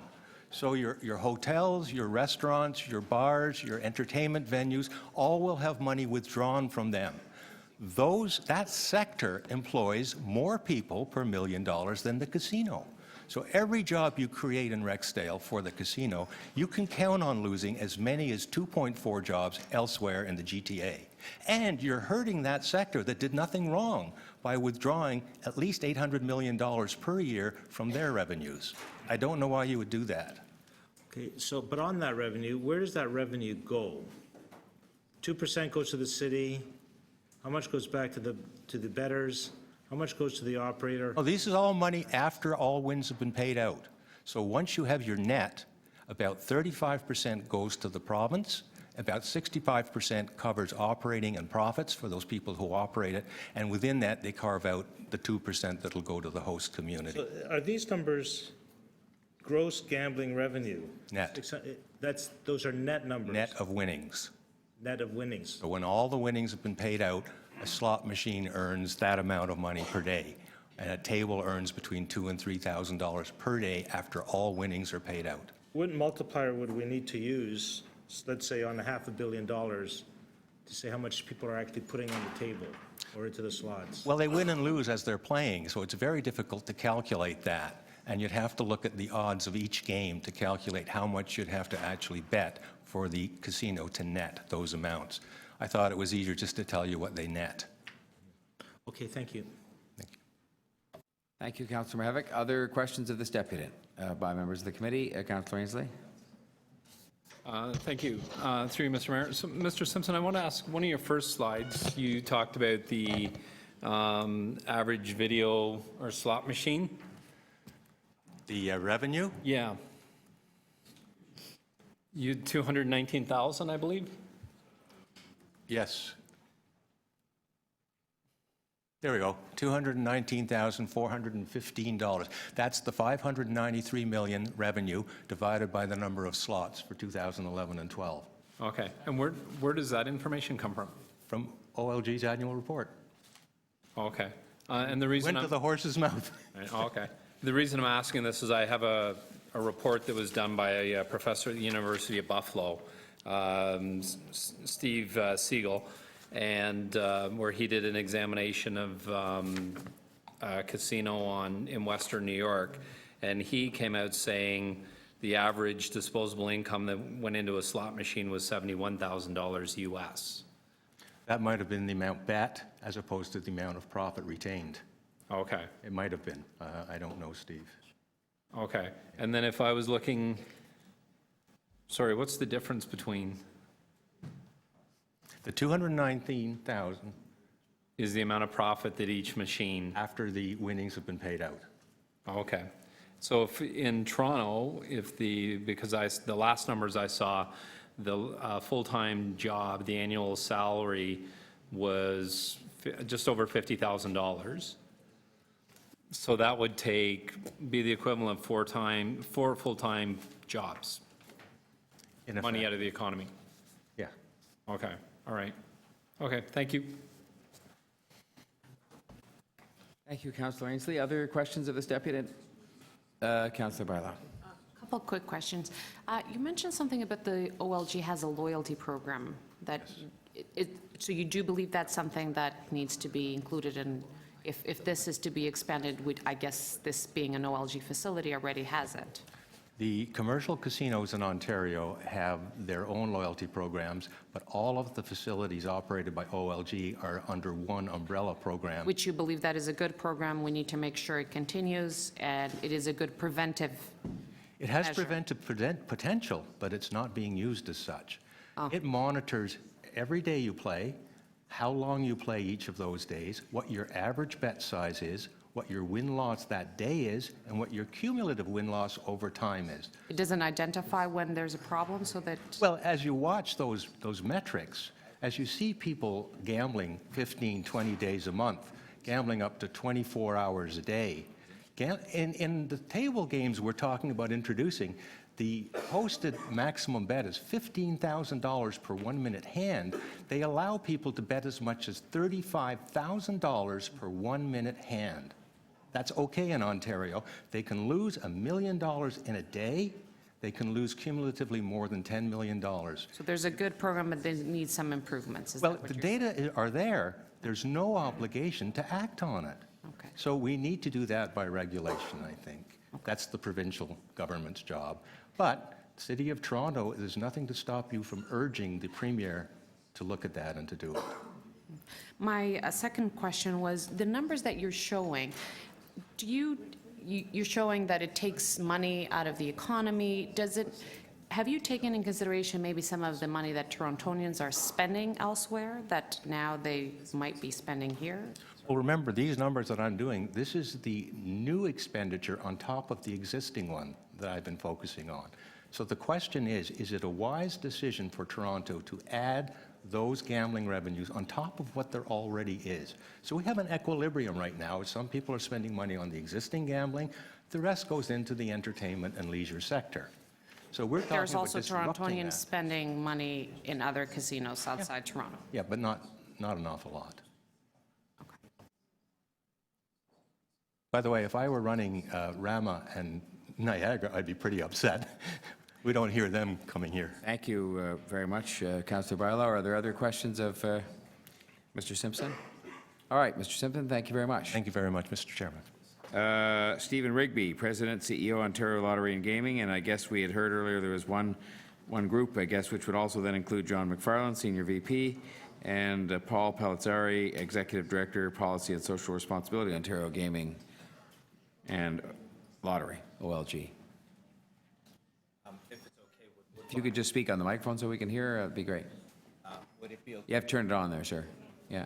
Sorry, Bill Ford from Woodbine. Would it be okay for Woodbine to speak next with the OLG's consent? Sure, I suppose, yes.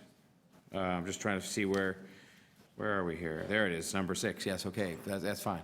Thank you. So for the members of the committee, we're just substituting one for the other. They're right next to each other in the order, and if they want to change the order, that's fine. Okay. Thank you, Your Worship, Executive Committee, City Councilors and staff. I'm Jim Lawson. I'm the CEO of Woodbine Entertainment Group, and I have Bill Ford with me. Bill is the Vice President and General Counsel for Woodbine Entertainment. Bill is also a registered debutant, so I am going to speak, hopefully I will speak within your time allotments for both of us. If I can proceed, and then we'll answer your questions following that. I'm new to the role of CEO at Woodbine Entertainment. Before that, I was honored to serve as the chairman of the board for Woodbine Entertainment since 2012, and have had the privilege of being in horse racing my entire life. The business I grew up in is very different from the business today. In fact, across Ontario, there are 55,000 people directly affiliated with the horse racing industry. Their livelihood across the entire province depends on its stability and secure future. The heart of this industry is not in rural Ontario. The heart of this industry is at Woodbine, in the community of Rexdale, our home. With this in mind, I hope to highlight 3 things in advance of the decision you will make today that your vote has a direct impact on. Firstly, to protect the horse racing and breeding industry. Secondly, secure existing and future jobs and revenue.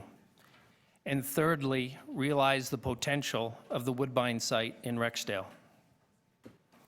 Today, you are being asked to vote on whether Toronto will allow expanded gaming at Woodbine, including the introduction of live table games. Certain of the conversation today and the focus is necessarily on gaming. Yet for us, gaming is not our core business and is just part of this story. For us, expansion of what we have today is the catalyst that will transform Woodbine site into a leading entertainment destination and community that will be the heart of economic activity and new jobs in Northwest Toronto. This is our vision, and this is what your vote means to us. First, to the horse racing and breeding industry. For our part, all of Woodbine's net proceeds are reinvested back into the industry, our facilities, our employees, and our local community. Our industry has been built on and is now dependent on receiving strong and predictable revenues, as this secures the operating costs, including purses, in order to draw and house top equine talent for 12 months of the year. We are internationally recognized as a leader in the horse industry.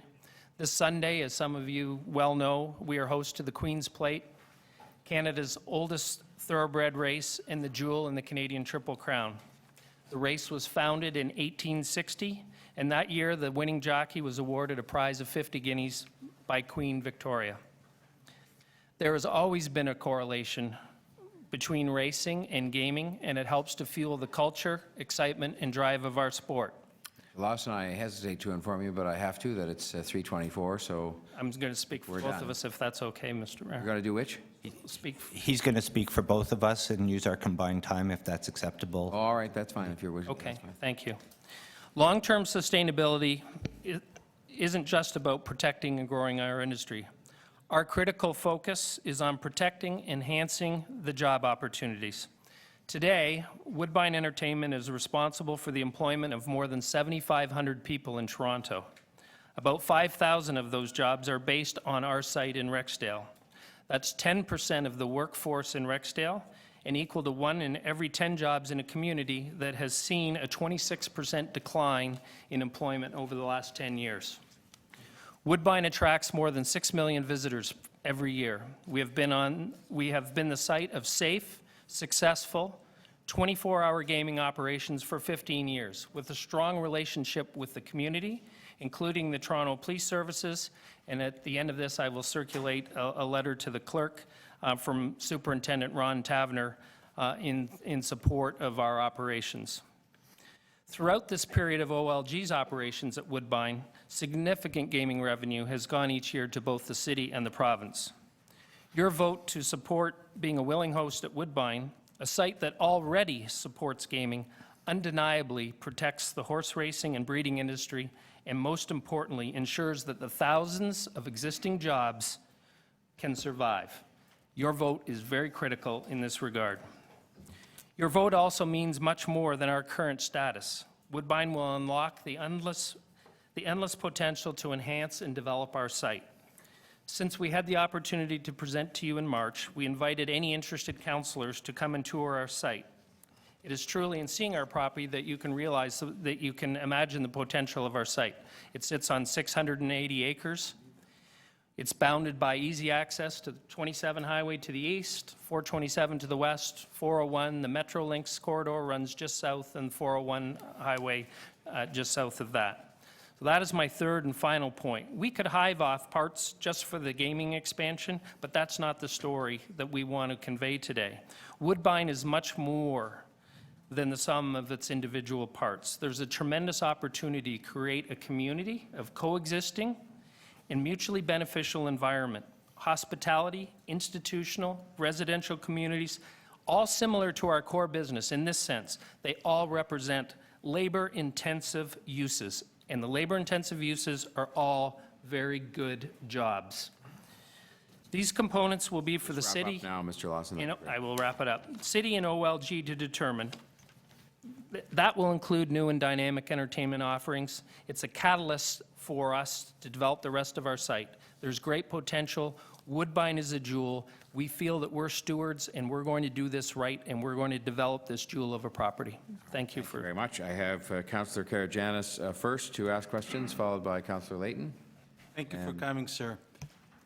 I'm going to give a 30 seconds preamble into the question. Sure.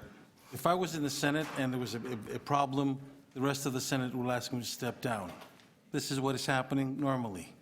I just read an article and there's some difficulties there. Would you not say that you have to do the same thing? Sorry? It's an article in the Toronto Star. Oh. Sorry,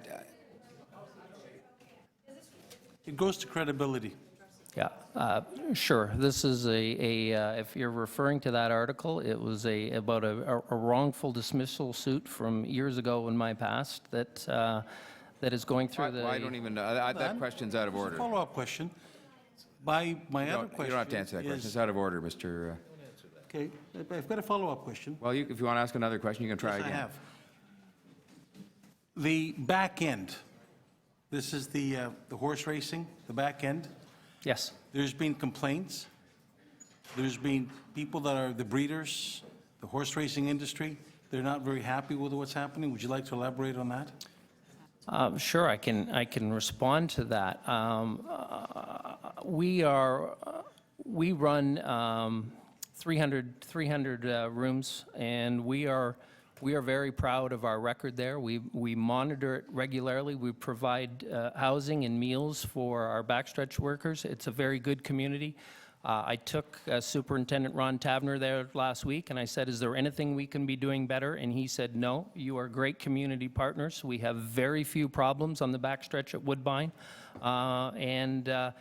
He's very pleased with the way it's run, and I can tell you that people who come into our backstretch and live there think it's one of the best in the world in terms of how it's run. So I'm surprised that I don't hear those problems, and I go to the backstretch just about every day. What is the intention? Is the intention to keep the backstretch and to keep racing alive, or is the intention to shut it down and either build high-rise or build more casinos? Our sole mandate at Woodbine Entertainment is horse racing. We will be in business 30 years from now, 40 years from now, and we will do what's right by the horsemen. All of our net proceeds, as I said, are reinvested in our business, in our community, and this is all about the people. This is all about the jobs. And that backstretch will exist, and we have one of the best racetracks in the world, and we continue to keep it that way for decades. What do you say to the people that's spoken before and said that it's addictive and we should have controls? Well, first of all, certainly from a personal standpoint, I have sympathy with that. I do think that we at Woodbine Entertainment have a strong, responsible gaming program, and in particular, we work closely with the OLG, and I think it's, you're going to hear from OLG, but I have great confidence in their responsible gaming program. Much, Councillor Karygiannis. That brings us to Councillor Layton. Thank you very much. My first question, perhaps you can enlighten us as to what happened with Woodbine Live. And I've got two questions. So in two and a half minutes, what happened with, under 2.5 minutes, what happened with Woodbine Live? Why didn't it work? Woodbine Live, a couple of reasons. I think as we probably everyone in this room experienced, Woodbine Live was kicked off in 2005. In 2007, we all experienced a terrible recession across the world, which had a number of impacts. One, the financial model did not work in terms of foreign investment, in terms of leasing rates that I think the former group could achieve. The Canadian dollar spiked 20 or 25 cents over that period from 2005, 2008. It was a perfect storm, I think, for things to go wrong. I do think it's certainly something that's predicated, would have been predicated and is predicated today on bringing that catalyst for entertainment activities. We in the horse racing industry want to bring people to the site, and that's what Woodbine Live was intended to do when we have a great opportunity to develop this site and create jobs as we stand today. So the retail complex and the hotel were just too much of a gamble for the investment to be made at that time? There was not a hotel contemplated. It was just the retail component? It was a retail and entertainment component, but in large part, in addition to the problems that, as I said, we experienced with the worldwide recession and the exchange rate fluctuation with the U.S. investor, I do believe the delay in bringing gaming expansion to the site was probably related to that project not going ahead. I appreciate that the OPP doesn't keep statistics on why, and this is based on a comment that you made around the site being safe. And you may not be able to answer because part of what goes on here is actually the OLG side rather than your particular side of the equation currently at Woodbine. And I do appreciate if you don't know the answer. But the OPP and Toronto Police don't track where suicides originate, the cause of suicides. But are you aware of any suicides that have taken place on the Woodbine site? Yeah, my counsel here is telling me there was one years ago, but I personally was not aware. Can you tell us how many years ago? over 5 years ago at least. All right. That concludes your time, Councillor Layton. Thank you. Next would be Councillor Crisanti. And thank you, Mr. Mayor, and good evening, Mr. Lawson. Thank you for coming in, and Mr. Ford.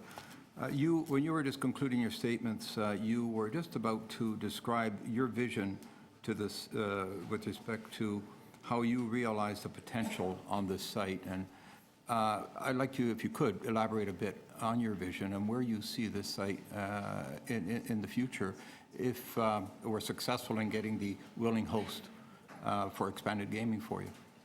Sure, thank you. First of all, I have no question, as I've said during my comments, that the expanded gaming is a catalyst and trigger to bring entertainment uses to the site. Our vision is really, as I look at the sports and entertainment world today, we're in a very competitive world. The horse racing world is very competitive, and we need to find new ways to attract the next generation to our site. The way to do that is to make it a hub of activity and bring people flow to the site. And so we see live entertainment venues coming, Councillor Crisanti, live music in particular, theater, complimentary food and beverage. That is really the first phase the second phase that will be triggered after the gaming expansion, and we're excited about it. We are stewards. I feel myself in my role today, I am a steward of, we are all stewards of a jewel of a property situated in this city that we need to plan and do the right thing by. And the vision is to plan complementary, mutually beneficial uses that will work for the local community of Rexdale. We've proven ourselves over the years to be great community partners. We will do this the right way. We will plan it over the long term. There's 350 acres undeveloped, and the vision is to advance it with entertainment uses, culinary uses. We're hugely in the food and beverage industry. I can see a vision of institutional uses, working with Humber College, as we're already doing on culinary school. Humber and Guelph University are combined. There's a potential there. There's a world of opportunity here that I'm urging you that we need to take advantage of. This is a great thing for this city. Okay, thank you very much. And so I'm running out of time, so I'm going to ask my next two questions combined, and then I'll wait for your answer. So first of all, for those who are skeptical, how can you assure us that this development, in fact, is going to take place and the investment is going to be a reality for this site? And also, what does it mean to Woodbine? Should you not get that willing host status and the expanded gaming approved? What does it mean in terms of to the horse racing, to Woodbine, and to the horse racing industry at Woodbine? Council, I don't want to sound too dramatic, but I think tell us straight what's going the on. horse racing industry, we are in real trouble without our relationship with OLG. We have formed a partnership over the years. We've built a large infrastructure. We've changed the way we've done business. It's a dynamic partnership, and in order to compete in the world that we've competed in today and employ the 7,500 and 15,000 people in the GTA, it will have a dramatic impact on our ability to sustain what we have today. All right. Thank you very much. Councillor Crisanti's time is up, and then we go to Councillor Mihevc next. Yes, thank you very much. Over here. I'm just wondering, you run a 24-hour operation now? OLG runs a 24-hour operation now, yes. Would Woodbine be open to mandating a 6-hour closure as recommended by the Medical Officer of Health to control problem gambling? I think it's really a question for OLG in terms of the operations and ultimately the operator. As we see it today, we have run, as I observe it today, as a partner on the site, they have run very successfully. I think jobs are important here. I think there's a potential impact on jobs. for sure. I've talked to Ron Tavener about this, and you'll see when you see his letter, he does not agree with the reduced hours. He is very close, Superintendent Tavener, with the local community, and in particular, the Woodbine community, but it's really a question for the OLG people who I know will be speaking. Okay, my second and last question is, so explain to me why the situation right now with the horsing industry, with the horse industry, you get a certain take of the table of the slots right now, and a certain take from the betting on the horses as well. Is Yes. that not enough to sustain your current to sustain the current needs around the horse industry at Woodbine? In our current position today and the number of jobs we employ, in our operating model, it is not. We've just been through the cancellation of the slots program, as you're all well aware, and we have changed the way we have done business. We don't charge admission.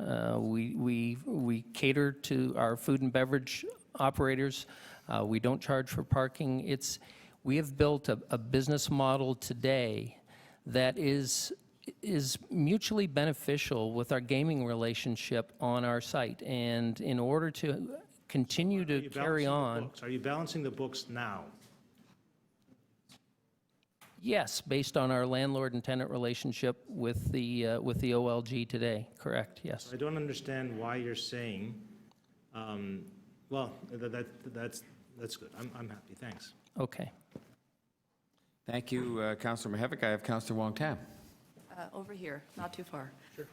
Thank you very much. I want to understand you mentioned that you provide free parking. What other incentives do you provide to attract customers and clients? What are the incentives? I know if I go to a casino, I get free food, I get free beverages, they'll give me a loyalty card or the Player's Advantage. What are you folks offering?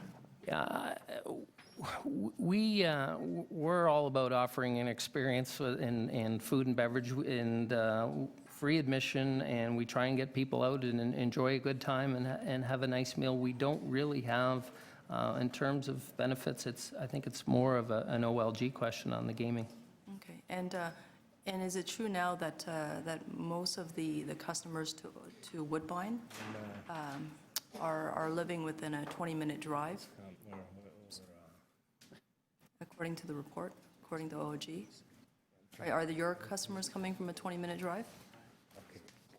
It's hard to measure exactly. Within a 20 for the horse racing component, we're running two racetracks, of course, and there's a big rural component to particularly our standardbred, our harness racing community, which is based a lot in southwestern Ontario and the Kitchener and also Kitchener-Guelph area. So I think I don't think it's fair to say necessarily that they're within 20 minutes. We draw because we have a world-class horse racing product. I think we draw from large reason around the GTA, certainly probably beyond 20 minutes. I couldn't tell you. I couldn't delineate that line for you. And so if you mentioned that this is all about jobs and the people that you're working with or you employ, what are the number of new jobs that will come through the expansion of this casino, like turning this into a full-fledged casino? How many new jobs will be created in your particular division?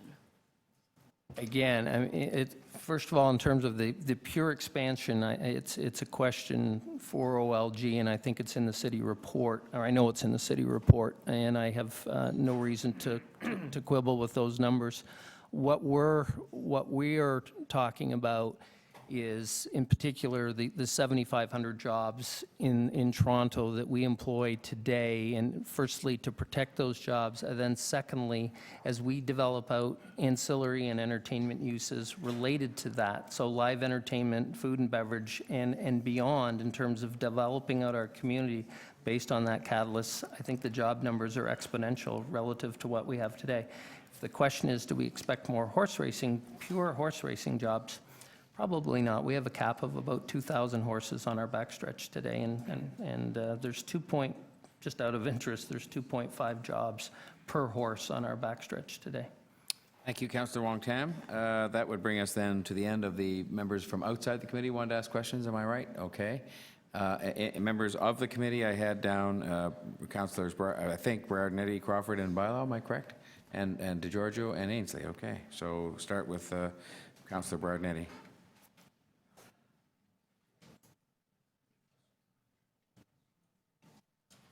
I'm okay. Is she okay for now, all right? Councillor Crawford. Pardon me? Councillor Crawford. Yeah. Thank you for coming. By the way, I want to thank you for the tour. I did take it last week, and you have an amazing backfield there. You're definitely supportive of non-gaming and gaming expansion. You've already stated that, and you are supportive of an integrated entertainment complex expansion, correct? Yes. Okay, now when you look at that, I mean, I sort of look at, things, definitely casinos a component of that, entertainment center, retail space, a potential hotel, even convention space. So when you're looking at what we're looking at doing or what we're approving, you are supportive of all those sort of amenities that would come, and of course, at the end of the day, be supporting the racing that I think fundamentally is what you want to ensure that racing continues. It'll continue, but with an expanded integrated resort, you will have more opportunity to be more to attract people to our site. Okay, but you are supportive of when you're looking at sort of the investment that we're looking at doing. If we go, reasonably, even if we're looking at a casino similar to, I guess, Casino Niagara, with a hotel component of 400 or plus, that is something that would be reasonably suited to that site, along with an entertainment complex, retail, and everything above that.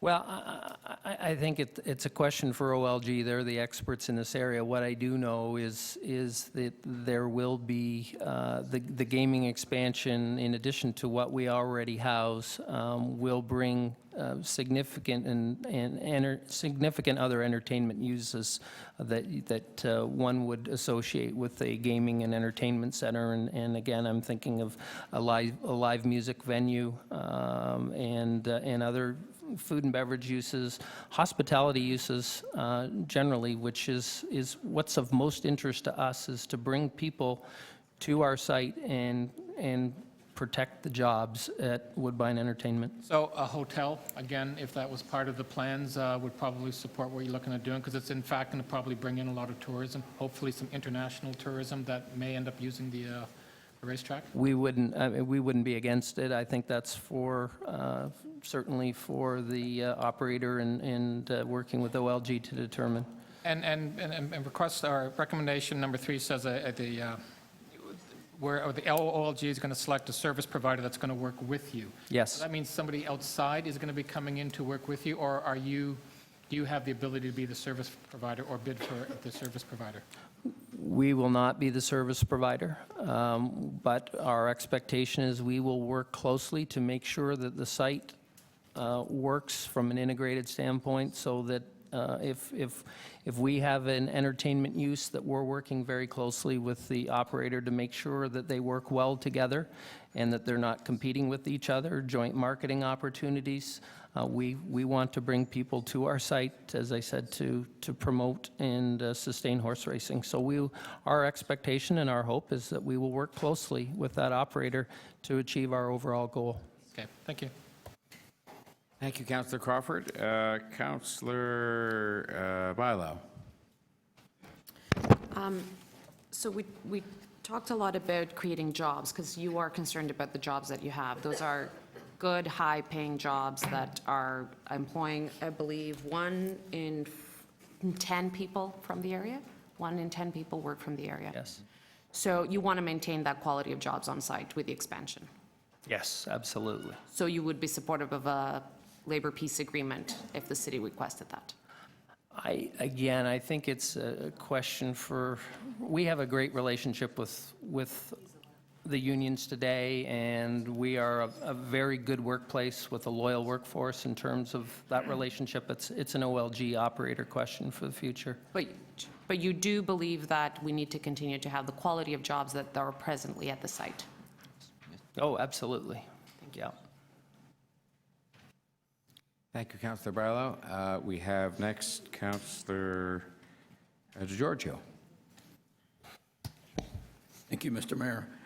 Mr. Lawson, based on the expanded gaming that is before us, Yes. is there a likelihood that, in fact, we might have to look at even more expanded gaming in the future? Or is this adequate to do the kind of, you called it a catalyst, to sort of leverage and get the synergy of redevelopment of the site to get a more comprehensive development there? From our standpoint, the excitement from the Woodbine Entertainment standpoint is to take this as a catalyst and develop the community out in a way that we will work with the city, we will work with the local community in Rexdale. So it's not part of the vision from a Woodbine Entertainment standpoint to look at additional gaming. Our vision is to develop a community that is safe and friendly and works well for the community of Rexdale and the city of Toronto, and we intend to be stewards and do that the right way for everyone.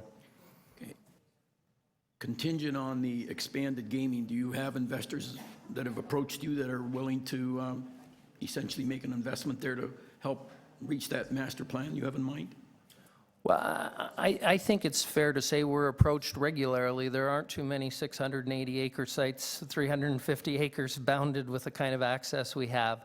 I would say that we are, as I said, we consider ourselves stewards of this land on behalf of Rexdale, on behalf of the city of Toronto, and we will do it right. Sure, we're approached all the time, and we have not. We're going to take our time and do this right for people of the city and create the community that this vacant piece of land deserves. Is it your intention to retain ownership of the land, or are we likely to see some? I think there could be multiple models of ownership ultimately. The preference, once again, coming back to my steward comment, may well be to ground lease it out, but joint venture, possible sale, I think it would depend on what portion of the property. So we're going to be careful, but ultimately we want to make sure that we have control and do the right thing by the community. If I were to look at it from an optimistic point of view, how many years out do you think we might be looking at before we get a sizable investment there to complement the expanded gaming? I think, firstly, the catalyst is going through that OLG process, which you're about to hear about. And our vision, and I preach this to our management team, is 5 years, 10 years, 15 years, 20 years. We will plan this so that we don't misstep and all of a sudden take one of those developers that comes along and says, we want to do this. We won't react to that. We are going to consult. We are going to work through the city planning process, and we will do it right. And I couldn't give you a time horizon.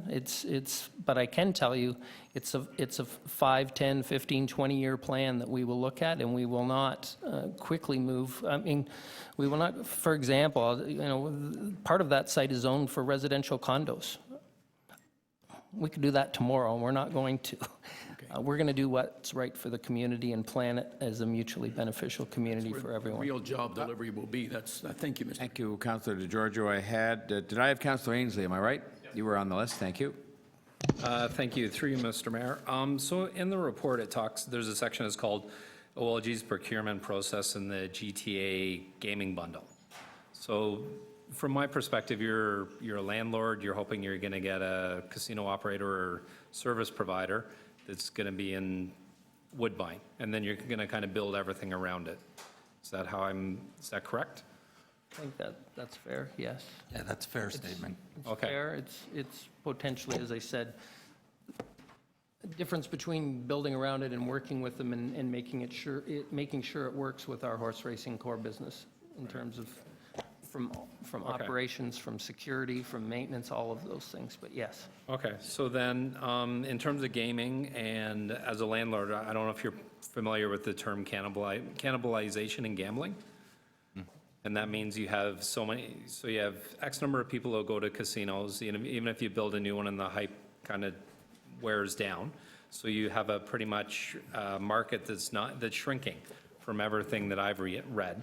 So you have different zones are looking at in this report, one in Woodbine, one out in Durham, and potentially expanding the Zone 8, which includes the Blue Heron Casino near Port Perry. So do you not worry that you're going to have something like what's happening in Atlantic City? You're going to bring in a casino operator or a service provider. This cannibalization is going to happen, and you're going to end up with the middle of your wheel is going to be empty. Yeah, again, you'll have an opportunity to ask OLG that in terms of the question. Our vision is more in line with gentrification of downtown districts. So we've looked at various models across North America, Kansas City, Gulfstream Park in Miami, where they really are entertainment destinations where people can come out and go out to dinner, food and beverage, music, theater. That is the vision we have in terms of how it relates to our expansion. The other is a question for OLG. Okay, but so for you as a landlord, though, if you put all those components together, yes, you think they can successfully operate without a casino? I think the trigger to get people to have investment in those ancillary uses is certainly expanded gaming, yes. Right, but if you don't have that expanded gaming, you wouldn't put all those other components together. I think it would be extremely difficult, and we haven't got there today because what our vision again is to bring people to the site. And the level of investment that we're talking about will certainly trigger that investment. Right. So thank you, Councillor. It was 2 times. It was past 3 minutes. So yeah, I stopped it. Didn't stop it at 3 minutes, but it's now 3:54. Okay. Thank you very much, Councillor Ainsley. Councillor Berardinetti took herself off the list, and so we have Councillor Thompson to ask questions. Thank you very much, Mr. Mayor. Through you, what's your plan B then, please? Our plan B? That's my question. In terms of the lack of gaming expansion? Yeah, if that's not approved by council in terms of allowing you to expand, you've indicated to Councillor Ainsley, I mean, that's an integral part in terms of your expansion plan around gaming. So if gaming doesn't occur, what would you do then? Well, our single mandate is horse racing, so we would potentially attempt to carry on, but on a far different scale than what we see today. Reduced people, reduced number of race dates. We're obligated today to run 133 race dates by the provincial government and 223 standard-bred dates by the provincial government. That live racing is what employs all of the people. Sure. And really, we're talking about the 40 to 50,000 people in this province that are employed without Woodbine leading it, which So can you help me to understand why then the province has actually reduced its funding, or in fact looking at withdrawing its funding to racing if it's that important to the province? I think we have a renewed relationship with the province. I think there was, I think that has dramatically changed. It's taken 2 to 3 years. Why do you need gaming resources to continue to expand your programs?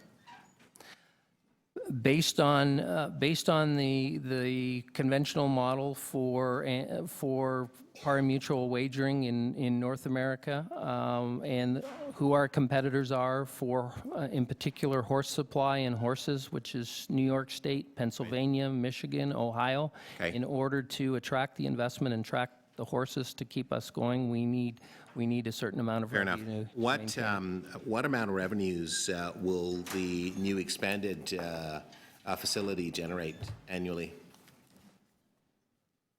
Sorry, are you having a problem hearing me? No, just hesitating because of clarification. What revenues will it generate? Yeah, how much money will you make annually on the expanded program? Yeah, we're currently waiting for the RFP process. Well, I mean, we were told by one of the presenters who presented numbers. Do you agree with those numbers? I understand from from Yes or our no? studies, no, I understand from our studies that the potential for the site. Let him, if your time was up. No, it's running, and I've got more questions. No, I'm just saying, that I understand the potential for the site is in the range of 1 billion to 1.3 billion. As Okay. to how that relates to us ultimately, that's still to be determined. Okay, thank you. Thank you, Councillor. Who else do we have? That exhausts the list of questioners that I have for this deputant. And if that's- Mayor Tory? I'm sorry, David Shiner, Councillor David Shiner. When I heard yours before, am I correct that the entertainment complex and those amenities would be built after the expansion of the gaming? I think, no, I think that there's potential on the site to do many additional entertainment amenities after, and maybe not after, concurrently with and possibly before. Okay, so then- From a Woodbine entertainment perspective. So the Sorry. So what I'm trying to get at is, if the city was to support the expansion, you're going forward with a plan to expand the gaming, and if you were successful in getting it, how would we be guaranteed that there'd actually be any other benefits between the expansion, and how do we not know that you'd be building it concurrently instead of at a later date? Twofold. Fully expect that OLG will address that question in terms of the type of investment and the type of amenities that they will expect in terms of their process.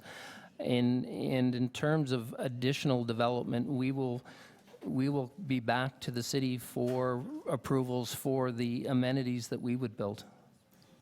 Okay, but I don't mean to be repetitive. Yeah. If you were to be successful and if the city was supporting it, it's all based on the premise that there's something similar to what the proposal was for Woodbine Live before. An entertainment complex, amenities, everything you spoke about. Yes. But what I heard you say is that would be after. How could we come back and say, no, we want that at the same time? If you're building casinos, you're building the rest, or a good portion of what rest, you've put as part of the plan, because I don't think that my colleagues and I are supportive of just seeing a casino go in without a guarantee that there's some hard benefits that are going to come through it to the residents of the City of Toronto besides cash. And we are totally aligned on that. For there to be gaming expansion at Woodbine, our interest on behalf of the horse racing industry is to make sure that those entertainment uses and ancillary uses, the food and beverage that they will need to do to attract their gaming customers, that they will do. And that will be a question for OLG. In terms of our interest is developing the site beyond that, and we think this is a great trigger in order to do so.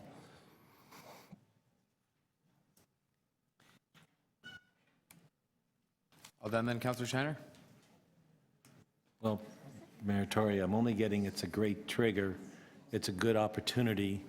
I'm not getting anything that I understand to be any type of guarantee that anything beyond gaming would go in there.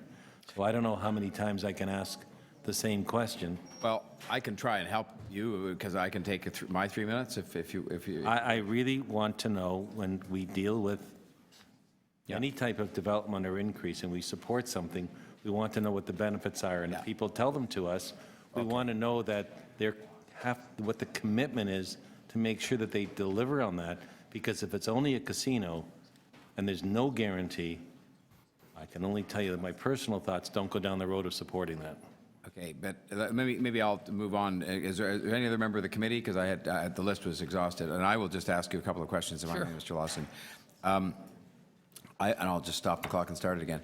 I won't put it quite the way Councillor Shiner just did, because there are no guarantees that people can make in business. But I'm sort of coming from the same place he is, and I've said this very publicly, that I'm not interested, especially if it's some sort of shed that somebody builds at the back of the existing building to put in a few tables, and that there's a lot of revenue reaped, but mostly by government for that.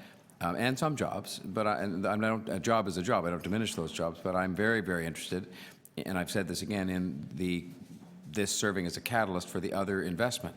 And while I know you can't come here and say, well, there would be this many hotels and this many convention centers and this many office buildings and this much retail, I think what the committee members are looking for, including me as the chair, is some greater sense of assurance than I guess we're getting, that you really believe that this can be done, not on the Never Never plan, that, you know, there would be some start to this and some proposal that you have.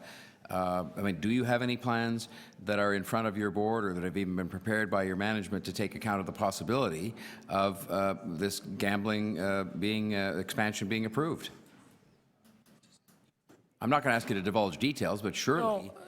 Certainly what we've taken to our board is a vision of, that we've done a study as to what works for the site and what the highest and best uses are for the site. The RFP process, the RFPQ process and the RFP process that the OLG will go through will actually guarantee those additional uses and build out of the site. And I think that's what we need. That's the missing link in this discussion right now is the OLG RFP and RFPQ and RFP process, where they will actually be submitting plans to the city for the development and in order to generate the type of activity that we talked about earlier. It will I think you'll hear from the OLG that they will guarantee those types of additional build-outs, and we have asked, from Woodbine Entertainment's standpoint, we have the same question, and we're comfortable that it will generate dynamic entertainment uses, which really is a trigger for the All rest right, of those. so that then we all understand, do I understand you correctly to be saying that you're not the ones that would provide those guarantees, and I don't even like to use that word, but that you're not the one to provide those assurances, that in fact would come from OLG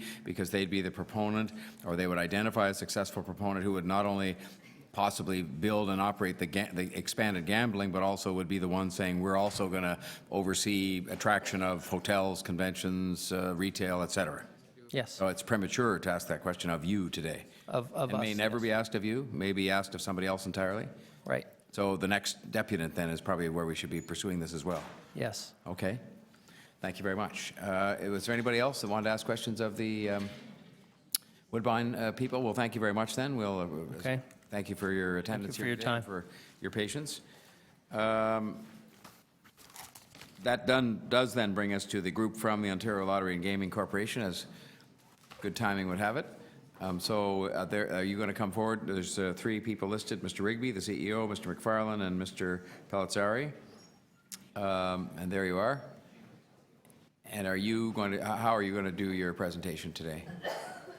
Mr. Mayor, what I would propose, we're all registered as deputants. That said, I will try and curtail my remarks to approximately 3 minutes, if you could give me just a slight bit of leeway. Sure, I'm happy to do that. Okay, please, go ahead. Thank you very much. Mr. Mayor, councillors, thank you for seeing us this evening. It's a pleasure to be here. We truly value the positive working relationship we've developed with the City of Toronto, and we are also a proud member of the Rexdale community. Expanding gaming at Woodbine would lead to more local economic development and significant job creation, in our view. We estimate that between 1,000 and 1,400 new direct jobs related to the gaming portion of the facility would be created, and there may be additional jobs created based on non-gaming activities. The Woodbine facility, as well as every other OLG gaming site across Ontario, has a responsible gambling resource centre. At Woodbine, the centre is staffed by representatives from the Responsible Gambling Council. We have developed responsible gambling training in collaboration with CAMH, and this training is mandatory for all 6,000 gaming staff across the province, including all gaming staff at Woodbine. The training is refreshed every 3 years, and we have enhanced our self-exclusion programs. And we support these programs with facial recognition technology at all gaming sites, including Woodbine. We have extensive player education programs to help people play safely and understand the resources available to those who may need help. And in fact, there are 52 counselling centres in Ontario, staffed by professionals and funded by the province. These centres provide counselling support free of charge, and we are constantly reviewing our responsible gambling program to look to ways to improve it. This week, for example, we are beginning a pilot of a new gaming management system, or GMS, at our slots facility at Georgian Downs near Barrie, Ontario.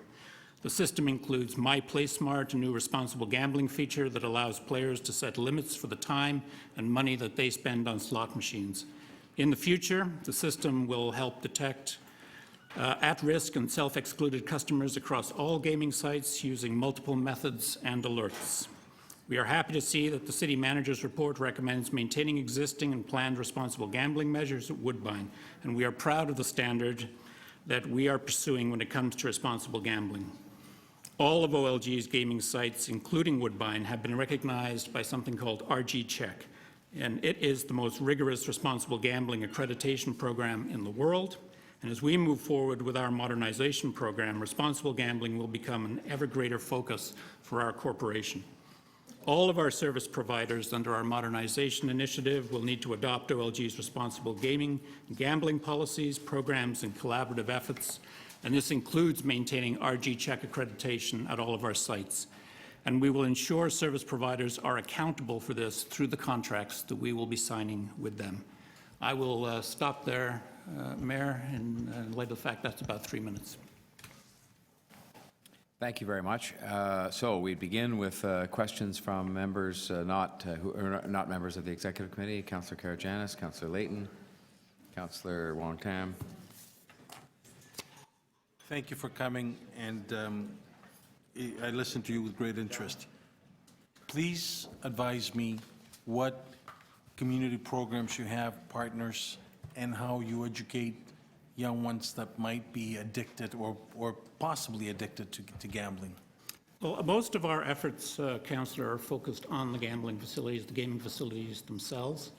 But we work extensively with a number of professional associations, particularly CAMH, as I indicated to you. Our efforts, I think, as I have suggested, are amongst the best in the world. There might be more that we can do, and I'm signaling to you through my remarks this evening that as we move forward, particularly with modernization, we're extremely sensitive to the way in which we continue to evolve and embed our responsible gambling commitments through the provision of new services and the service providers that we select. What outreach programs are you doing to high schools, to grade schools, in order to teach the kids and the young ones that if you're going to gamble, gamble responsibly? Let me refer to my friend here, who probably knows a little bit more about this than I. Hi. So Ontario dedicates approximately $40 million every year that comes from OLG's revenues. Sorry, I apologize. $40 million comes through OLG revenues. That money goes through the Ministry of Health and Long-Term Care. Approximately $28 million of it goes to free treatment. $5 million goes to prevention efforts, including youth education efforts. What programs are you dedicating to young ones in high school and grade school? And that's not what you're answering me. The Responsible Gambling Council, which receives that money, educates middle schools, high schools, universities, and secondary schools. They're an independent agency that gets that money, and they do that. There are also YGAP programs through the YMCA that are funded for youth education. So in our schools, there exists a program that teaches children not to gamble or to gamble responsibly. The YMCA through YGAP teaches different levels of students, and the Responsible Gambling Council, as I said, goes to different levels of education with education efforts on gambling. How many hours a week will a teacher utilize or apply in order to teach the children to be responsible gamblers? As I said, there are independent agencies that carry out education initiatives. I have 5 daughters that are teachers, and I asked them that question last night. They haven't heard any programs regarding responsible gambling. So either my daughters don't know what they're doing, or I'm not hearing the right answer from you. Which one is it? It's not the Ministry of Education that does this. There are independent agencies that get money from the Ministry of Health to carry out education programming. By other words, non-existent. Thank you. Okay, thank you, Councillor Karygiannis. Next, we have Councillor Layton. Thank you very much. Just first, City Council requested that you share gambling data from Woodbine with the Centre for Addiction and Mental Health. Why wasn't that done? OLG works with researchers, including researchers from the Centre of Addiction and Mental Health, on a regular basis. Well, but the City Council's decision in its last council meeting requested specifically you share data from Woodbine so that we could determine what the local impacts were. Why wasn't that done? When we get requests to share data, we share data. Was it done in this case? There was no specific request for specific data That will to be be a shared. big question for staff then, why that request wasn't made, considering council asked for it. How will you guarantee that this will be more than a casino and that it will have this wider entertainment complex?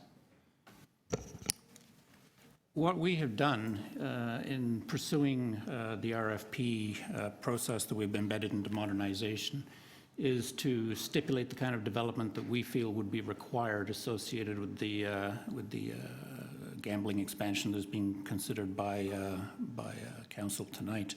So if an approval is granted, we would put that into the requirements that bidders would have to bid on, and we would obviously consider all of the proposals as we're examining them as we go forward, and we would build in accountability sessions and accountability requirements into the requirement for them to meet the sorts of things that they would be committing to in their bids.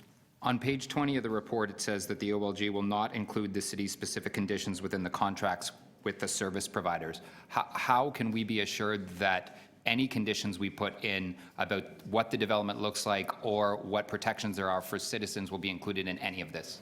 A number of things I think that would be in debate there, Councillor, would be a direct conversation between the city and the selected proponent, and we would vacate that space for that conversation to occur. Things that would be within the purview of OLG to stipulate in the eventual contract, we would guarantee.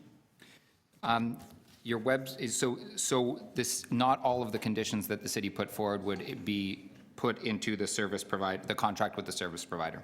We would make obviously all of the provisions known to the service providers. You would make them known, but would they become part of the contract with the service provider? Let me just ask my friend Mr. McFarland to comment, just so I get a correct answer to you. No, the intent would be that OLG would put the city resolution in the data room that we provide for service providers.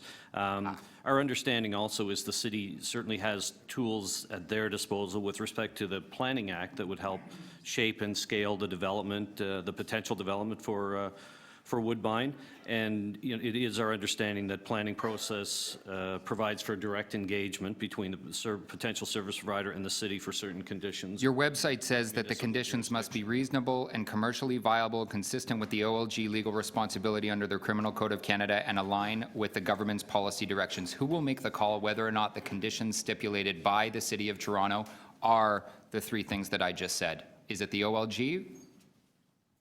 At the moment, Councillor, the conditions have not been adopted. So obviously, as we look at whatever the decision of council is tonight, we'll consider that question. All right, thank you, Councillor Layton. Councillor Wong-Tam. Thank you very much. What does OLG consider a full-time job? How many hours per week? 40. 40, not 24 hours per week. No, I would stipulate that small correction to city staff report. I believe the report indicates 24. It is in fact 40. It is 40 hours a week. And how many, what percentage of the patrons do you anticipate coming to your facility are with a 20-hour, a 12-minute drive? Right now, the statistics... Is it a majority? Or do you have a percentage? The larger percentage, probably around 80% today, come from the GTA region, writ large. I couldn't actually stipulate how many of those are within a 20-minute drive. I don't know, John, if you'd have anything further to add. But you've claimed in the past that the large majority of patrons are from a 20-minute drive, so they're local residents or local to the neighborhood. They are GTA residents. Yeah. Okay. But I can't comment on... I live in the GTA. I live right downtown. You're not a 20-minute drive from me. No. I'm simply indicating that the larger proportion, probably as much as 80% of the current patronage at Woodbine, comes from the GTA region writ large. And so I want to ask a question about responsible gaming commitments or responsible gaming checks. In the Chinese community, in particular, we've got about 5 Chinatowns in the GTA, and I see these very large buses in every single one of our Chinatowns. And I see them in front of our senior homes as well. And they're all taking our community members to casinos. Is there a specific targeting of the community in that case? No, I'm aware of no targeting of any community. And do these casino buses, do they sit in every other community? Like, so for example, Little Italy, Greek Town, like Little India? I'm not aware of that. But why am I seeing them in 5 of the Chinatowns across the GTA? And in front of senior homes, too. Well, Chinese senior homes. The busing program comes from various areas around the city. With respect to targeting, I would only echo Mr. Rigby's comments. We do not target specific customers. They are customers. They're free to come to our facilities if they so desire, or if they're free to stay away, obviously. The responsible gaming commitments, or checks as you call them, RGCs, are they provided in multiple languages? Yes, we have all the material that would be at Woodbine is in many languages, between 8 and 12 languages. And so would I be able to access those services, the RGCs in multiple language outside of the facility? Because by the time I get to your facility, I've already lost my impulse control if I am a gambling addict. So our prevention and education materials are available in different languages, as I said. I've never seen it in Chinatown, but I've seen the buses. The locations, there are gambling counseling agencies around the city, including Chinese Family Services, that would have those materials in their languages. Okay, thank you. Thank you, Councillor Wong Tam. Councillor Mahevi. Just based on Councillor Wong Tam's questions, who pays for the buses? Who supplies the buses? Well, they would be coming from various of the casinos around the province. So are they OLG buses? Not directly, I don't believe. No, there are private operators that run the busing programs. And how do they get paid? They're contracted through the casinos. The casinos, so the individual operator? Individual operators, we have resort operators through the province at Casino Rama, Niagara, and Caesars Windsor, and also we have the OLG facilities. I see, so it's part of their operating agreement. So OLG has no say in that. It's basically each operator basically says, I want 5 buses, and they contract with people to bring gamblers to their facility. No, OLG does have a say. We play the role of conduct and manage with our resort partners, so we're the operating mind of those facilities, and we approve all of their programs, their budgeted expenditures on an annual basis. Do you do an analysis of your customers in each location? I'm sorry, could you repeat that? Analysis of people who attend casinos in each location? So would we be able to get, and I understand that staff has asked for that information and that it wasn't passed on, do you have an analysis of your customers? I'm not sure I'm following you with, sorry. Age, demographics, where they live, income level, religious background, ethnic background, how much of their income they spend. So with respect to folks who do sign up for a player rewards card, we certainly are aware if they volunteer information such as address as a requirement, birth date, but we do not request anything related to their income. That's proprietary information for those individuals. Does OLG do a market analysis of its potential customers, of its customer base? We market to our customers, absolutely. Who are they? So do you have data on who they are? And is that available to us? We have data on who our customers are, the folks that choose to sign up for a player rewards program. Not everyone who comes in our facility possesses a player rewards program. We have folks who just walk in. Loblaws does market analysis. Shoppers Drug Mart does everyone does market analysis. Yes. Do you do market analysis? It's a very simple question. And I've responded, yes, we do. Okay, so do you know the income levels of people and the quantity of money, say between 40,000 and 50,000 income earner, that how much the average person spends at a casino in Ontario? Final question.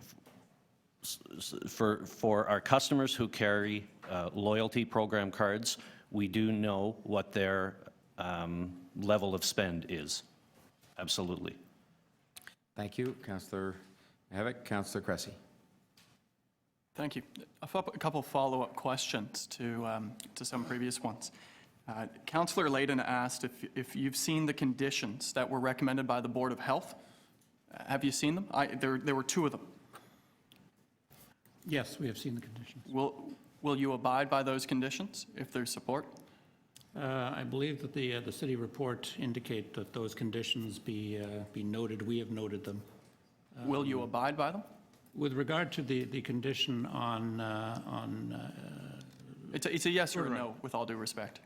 we will not make them a condition of issuing the contract to the service provider, no. Well, with all due respect, Councillor, those are not conditions. They're conditions that have been set out by the Medical Officer of Health, but not approved by the Council or this committee or any Correct. other. I'm just asking if they would be willing to abide by the conditions by the Board of Health if they are approved by Council. If you would like, Chair, I can amend it to that. If the conditions approved by the Board of Health are approved by City Council, will the OLG abide by them? Obviously, if those are the conditions that are set out by council, we will only go and conduct ourselves in a manner that is approved by the respective municipalities. So yes, in that case, we would. It is my understanding that they have not, at this point, been adopted by council. So the question, Councillor, I believe at this juncture. Okay, thank you. I believe I phrased the questions here, not you, but I do appreciate that. The OLG data on problem gambling at Woodbine that was requested by council to be provided to CAMH. Did you not receive that request? Is that what you told Councillor Layton? OLG does not track data on problem gambling. OLG cannot diagnose a gambling problem, and we don't have data that says who the problem gamblers are. But what I can tell you is we have launched a new technology supported at Georgian Downs that has voluntary time limits and money limits that are going to change the gambling experience in the slot machine. A subsequent phase of that initiative is going to have data analytics that include risk analysis. We'll not be diagnosing a gambling problem, but we'll see low, medium, high risk, and we'll be able to inform players and interact with them on that basis. We've already launched this kind of a platform on our Play OLG internet site. Thank you. So I heard in a previous question you mentioned that a full-time work week is 40 hours, not 24 as in the staff report. Can you confirm that only 40% of current employees at Woodbine are full-time? No, that's not correct. Approximately 55 to 60% employees at Woodbine slots are currently full-time. Full-time at 40 hours a week? That is correct. There are actually 2 individuals who are working 32 hours a week that are considered full-time, but the absolute rest are 40-hour-a-week employees. All right. And now, right now, the OLG is the employer and the workers are unionized, right? There are 3 different unions that represent employees at the casino at Woodbine. Will the new service provider provide unionized jobs with benefits and a pension? There will be no choice for a service provider. When a service provider takes over the facility, if there is a collective bargaining agreement in place, it's incumbent upon them to assume the obligations under that agreement. Thank you very much. Appreciate it. Councillor Cressy, and that exhausts the list. Oh, I'm sorry, Councillor Grisanti. Thank you, Mr. Chair. You currently operate 24 hours, correct? At Woodbine, you're currently operating on a 24-hour That is 7 days? That is correct. And so what components are important to you in terms of Woodbine's competitiveness and ensuring that I have an operator's interest? Are there certain restrictions that you've read about in the report that, should they get approved, may not work well for your business model? Well, to be honest, Councillor, we might have some issue with a limitation on 24-hour operation. Right. From a responsible gambling point of view, I am not persuaded that a cessation of operations for that 6-hour period would have quite the effect that some might argue. Again, there are lots of reports to be read on this sort of thing, but there are indications, for example, that people who might have a gambling issue might increase their gambling before the closure, might increase it upon re-entry into the casino when it opens in the morning, might adjust their life to come in and, gamble around the times that we're open. So I would have some concerns with that from an RG point of view. There will also obviously be an impact on both Woodbine, the return to the city, and the overall attractiveness of the package if we have a different operating time model. So an operator may look at another site more favorably. They might. Versus Woodbine. They might well. Correct. So then we could lose the potential for the type of development and world-class type of development that we're looking for. I think it could be a question that would be in play as people examine the potential, yes. Okay. Earlier, did you hear the comments made by the deputant, Mr. Simpson's deputation? I did. You did? Okay, and he also made a comment with respect that, I believe he said that OLG does not intervene. I'm wondering if you could just elaborate on that and maybe some other comments that he made, but the intervention part, if you could just comment on that. Let me ask Mr. Palazzari to comment. So OLG has, all of our staff are trained, and then they don't diagnose gambling problems, but they can look for red flag behavioral signs. So if someone sees someone who's playing for an extended period or has fatigue impairment or is making certain kinds of comments, there's an escalation procedure where they interact with those players, and we take a range of actions from suggesting someone take a break, suggesting that someone go to the Responsible Gambling Center on site that has independent staff who can provide a range of information referral and assistance. And we are going to build on this basic platform that we've created by using technology. So in the future, our staff will be able to see risk of players and be able to interact on a more personalized basis. All right, thank you. And you also mentioned earlier that responsible gaming improvements are coming in the future. Any timelines on that, and what are those changes? So our program is based on continuous improvement. We're constantly evaluating. We look at the research. We work with other independent experts. As I said, the technology push is a big change for us. We're also increase the culture at the site. So not only do we train our staff rather, we track their interactions through database. We have RG champions at sites. We have site teams that reinforce and make sure the training is actually getting done. We're also looking at social impact measurement. We want to make sure that what we're doing is effective for players, and so we're looking at different ways that we can measure that and ensure that our programs are having an effect. All right, thank you. Thank you, Councillor. Okay, that's the outside members not of the committee. Are there members of the committee who wish to ask questions? Okay, okay, we have Councillor Ainslie, Councillor Barlow, and Councillor Crawford. Councillor Ainslie. Okay, thank you, Mayor Tory. Gentlemen, thanks for coming in this evening now. I wanted to ask, I was reading a study about a comparable sized casino in New York State, and it talked about complimentary rooms, hotel rooms, food and beverage, and other merchandise. Would that be tracked if this casino was put into Woodbine? Would that be allowed? It certainly would be tracked. It's part of a casino's loyalty rewards program where they would provide complimentaries dependent on a patron's play. Okay. We have obligations under the criminal code for conduct and manage, as it's called. And so obviously every year when we deal with casinos around the province, we set their budgets, we look at the kind of investments they're going to make in that. So we have. And are those that comping, as it's called, is that reported publicly? If we put a casino in Woodbine, could I look that up somewhere to see what was given out complimentary each year? I don't believe that we report that as a separate item in our annual report, but if you asked for it, we could see what data was available, yeah. But you wouldn't give that out publicly on a regular basis? No, I don't believe we do. No, we do not. If I'm wrong. Okay. And I asked Woodbine earlier about the concept of cannibalization, in particular now with online gambling, and you're looking at different zones set up. And I have one quote here from a report on gambling in the States. It said, anyone who's ever wanted to try a casino has tried a casino. So you don't worry about cannibalization in the GTA? No, in actuality, we believe the GTA is a highly underserviced market with respect to casinos. Currently, if you have an individual who wants to play a live table game, they have to go to Casino Rama or Niagara to play facilities. And if you go by Woodbine on a Friday or a Saturday, Thursday, Friday, Saturday night, there are a lot of customers, and we have more customers than we do slot machines. So Okay, all right. with respect to cannibalization, we strongly believe GTA is underserviced. All right, and if you had a service provider or a casino operator at Woodbine, are they obligated to post a public filing on their finances, on their revenue versus expenses?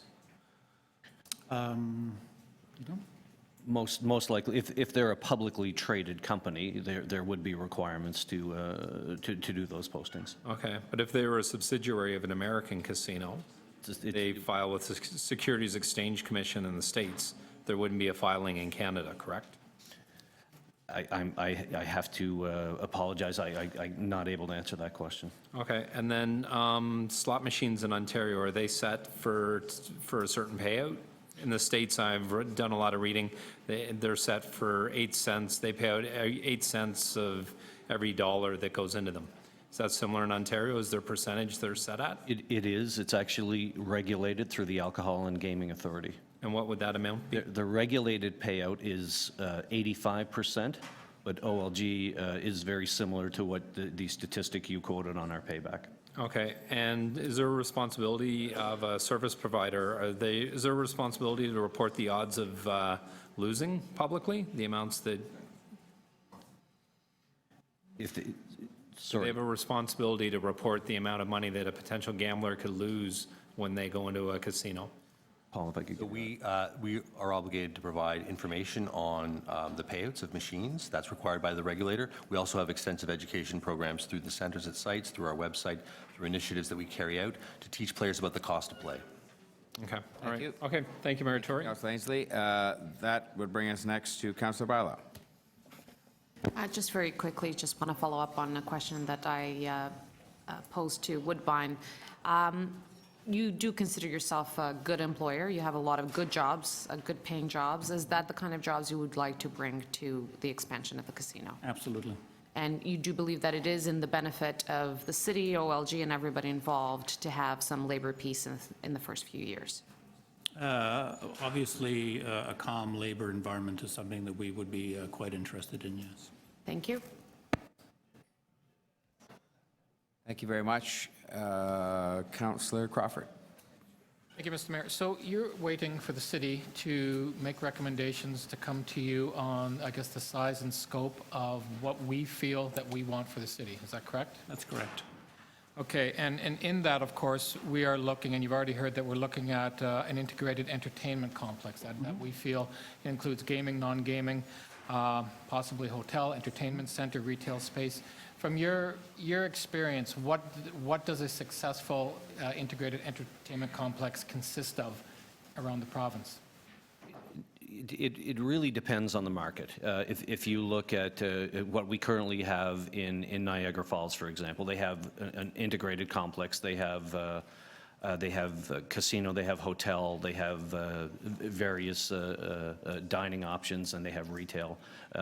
Not dissimilar to the properties that we have at Caesars Windsor and Casino Ramos. Okay. Now, when you're looking at Toronto, which is, of course, a different market. It is. Would you assume that the market that you're looking for in Toronto be larger than, say, Casino Niagara in what they're giving? It's difficult to put a framework around it. It's really going to be with respect to what the service providers are going to bring to the table from their proposal side. It's a procurement process that they'll be participating in. So. Okay. Now, with regard, when you're looking, I'm sort of looking, when you look at something like Casino Niagara, I think back in 2000, it cost about $1 billion to build 400 hotel rooms. In today's standard, that's 1.9, actually almost $2 billion. So it's not unrealistic when we're talking about an entertainment complex, that we probably want something bigger than that. We want more than just a hotel. We probably want an entertainment center that is above that. We're looking at the retail space. So when you're looking at the kind of investment that we would expect, and in fact we would want, because we're saying that we want an integrated entertainment complex that meets, sort of maximizes the return for the city, maximizes jobs, that it'd be reasonable to assume that we're looking at probably something considerably larger than something like Casino Niagara. Again, I'd have to default to my earlier comment where we're going to be looking hard at what the potential service providers are going to propose during our process. Okay, thank you. Could I just follow along on that? First of all, I think I've understood you correctly in answer to some of those questions, including Councillor Crawford's, that you will be putting in your RFP or competitive documents, inviting people to bid, requirements that there be investments that go beyond the mere casino itself, correct? Yes. What there will be is a requirement to bid on the running of the Woodbine Casino, if that's what council approves.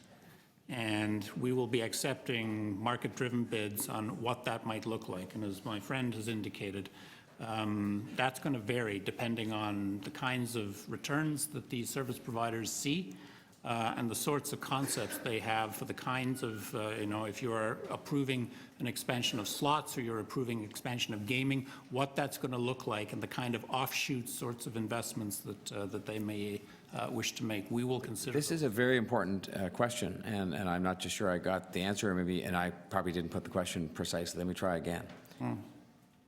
If we are interested, as many of us are, in having something that goes beyond the casino and saying we want to have additional investment, which could include any and hopefully all of hotel, conference facilities, entertainment, other entertainment facilities, retail, even some residential office buildings, are you prepared to indicate, without even, let's not go where Councillor Crawford was going for a minute, but say that you will say that bidders would be required to set out plans they would have and commitments they're prepared to make to invest substantial sums and leading to the creation of significant additional employment beyond casino gaming in those what I'll call ancillary purposes? Yes, we will be asking them to make proposals for the creation of an expanded gaming facility, if that's what council is approving tonight. Including these ancillary things, if that's what we say we want? Correct.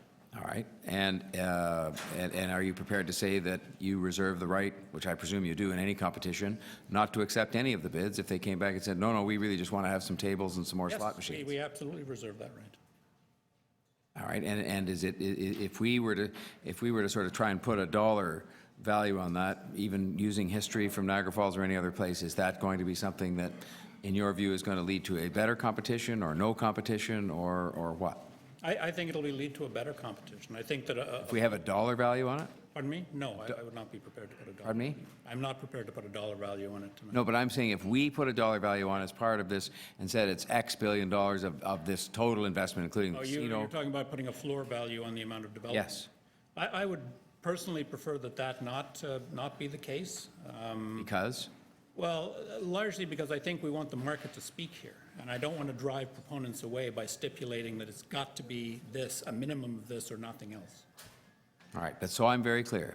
You will put into your documentation if the city says that's what we require, a requirement that bidders indicate beyond the casino itself. We would put that in. What else we expect to have done there over a period of time by way of additional investment in other job creating and businesses. Yes, Martori, that is the case. I'm sorry, I just can't. That is the case. Yes, we would. All right, Forgive me. Other members of the committee who wish to question the OLG? Yeah, Councillor Thompson and Councillor Shiner. Yes, thank you, Mr. Mayor. I just wanted to be clear. You talk about the service provider in terms of going forward on the expanded gaming. Currently, the provider is who? The provider is us, OLG.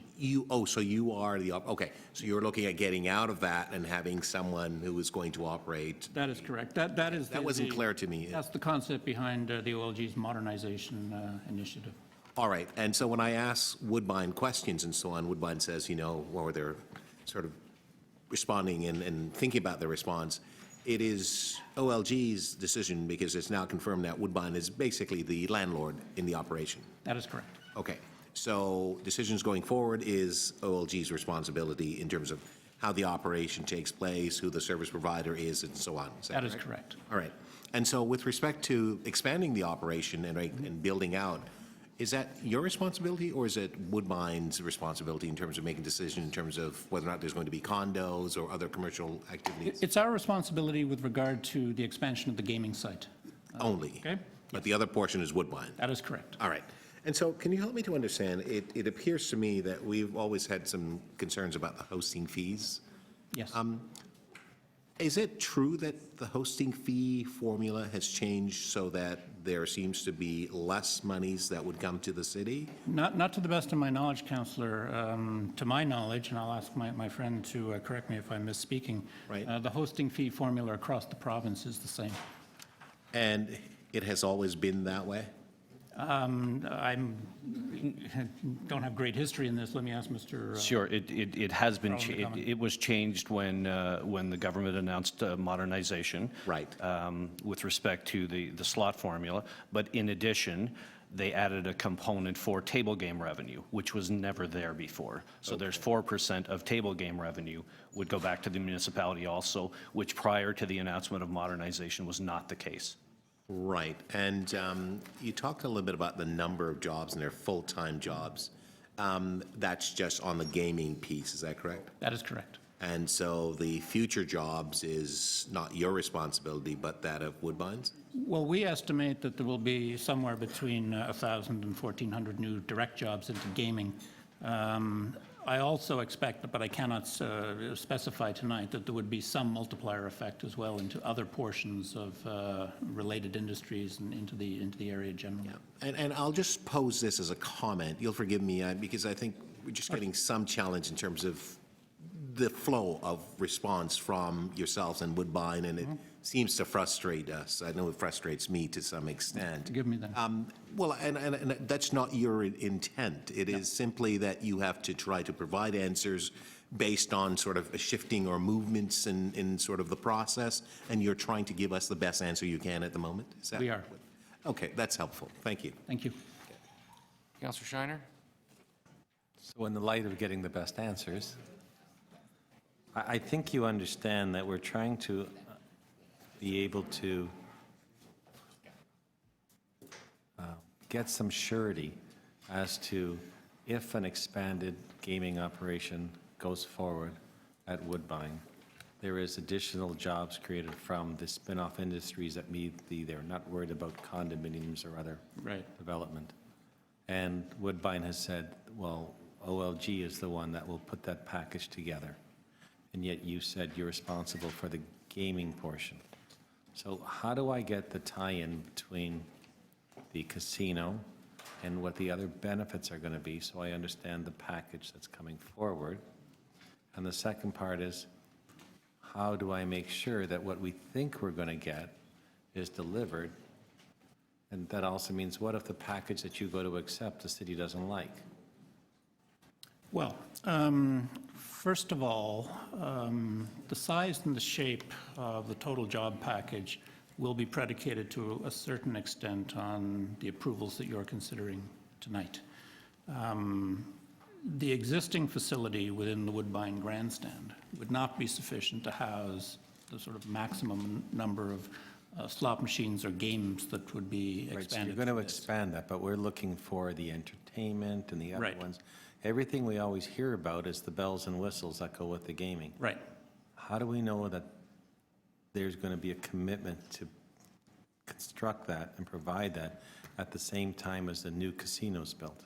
Well, as I indicated to Mayor Tory, we would obviously stipulate to the service providers the kinds of packages that we would be expecting from them in their bids in terms of what the expanded facility would look like. The size and the shape of those proposals, Councillor, will obviously drive the ancillary industries, the food and beverage, the hotel rooms, et cetera. So the final numbers will be dependent on the You would bids. only accept a package with the requirement that the operator build it all? Well, we will accept the optimal package that the marketplace is going to dictate. But that package will be both the entertainment along with the game? Yes, we would expect it would have all of those features embedded. What if at the end of the day, the package you had was a package that the city, as the host city, wasn't satisfied with? Where does the city stand then? Well, I'm trying to contemplate what that might mean. You're describing a situation where the city mean- thought it was too small? I have 20 seconds left. It might mean that there was an awful lot of gambling, but not much else. You know, Councillor, at the end of the day, we're looking for a situation where we, the service provider, and the city are going to be satisfied with the outcome here. So if the city was significantly disappointed with what we were looking at, obviously that would be a topic of discussion. That was your last question, Councillor Pasternak? Yeah, thank you, Mr. Deputy Mayor. Just want to make sure I understand the estimated summary of revenues. Councillor Thompson touched on it. It seems to me as a percentage, based on the chart that we've been provided by staff, but they cite you as the source of these numbers. The actual percentage of the city's share, should we go to a total expansion, actually drops. Now, they've got 2.6 on the current, and the total expansion would go to drop to 2.3%, and that would be city share. City share hosting fees, obviously, as a number would increase, a gross number would increase, but also if you looked at even at your rosy scenarios, you're dropping from 2.6 to either 2.4% or 2.5. Do these numbers ring a bell to you? So are you talking on a percentage basis? On a percentage basis, in other words, the more we give, the less we make as a percentage of the gross revenue. Am I reading this chart correctly? The formula is consistent across the province. In actual dollars, we're anticipating the MCA payments would be going up anywhere between $7 and $11 million. Right, but as a percentage, we're actually dropping. We're actually working our way down the corporate ladder. I would have to double check on the percentage numbers, but as I said, the MCA formula is consistent from one end of the province to the other. Right. Do you think Toronto is the same as Windsor, or not? With all due respect to these other centers, do you think Toronto is on a par with Windsor and Ottawa and Niagara Falls? We're all the same. When you say the same, in what sense? We're just all the same. We're the same, have the same economic vitality, gross municipal product, same number of people. We're on a par with Windsor and Niagara, and we should be treated the same. You want me to? Toronto is evidently a larger market, Councillor. Whether or not, you should all be treated the same or differently, what I can tell you is that if we were to create a separate category of treatment for Toronto, we would instantly hear calls from the other centres for similar treatment.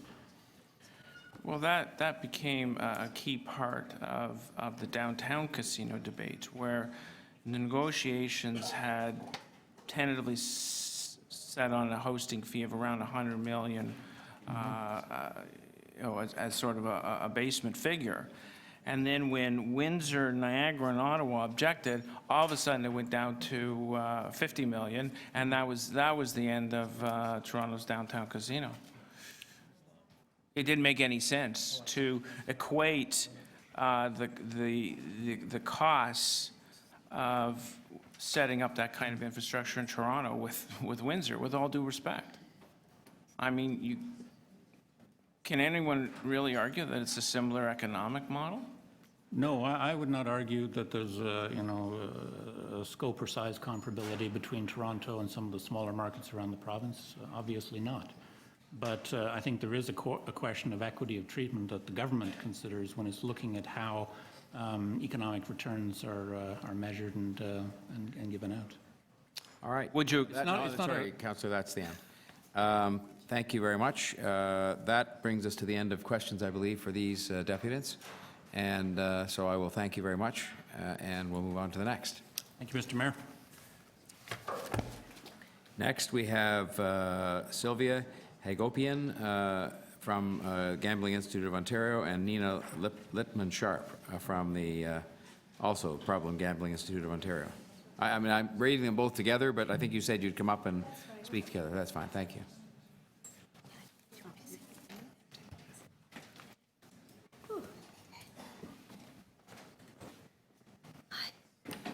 Thank you for your patience. Please go ahead. Thank you. Hello, my name is Sylvia Hagopian. I'm a member of the leadership team of the Problem Gambling Institute of Ontario at the Centre for Addiction and Mental Health, also known as CAMH. CAMH is the largest addiction and mental health hospital in Canada and a teaching hospital fully affiliated with the University of Toronto. We are also committed to the development of evidence-based solutions to gambling-related problems through research. Many individuals in Ontario gamble. Most do so without causing harm to themselves or others. But about 2.5% of Ontarians have moderate to severe gambling problems.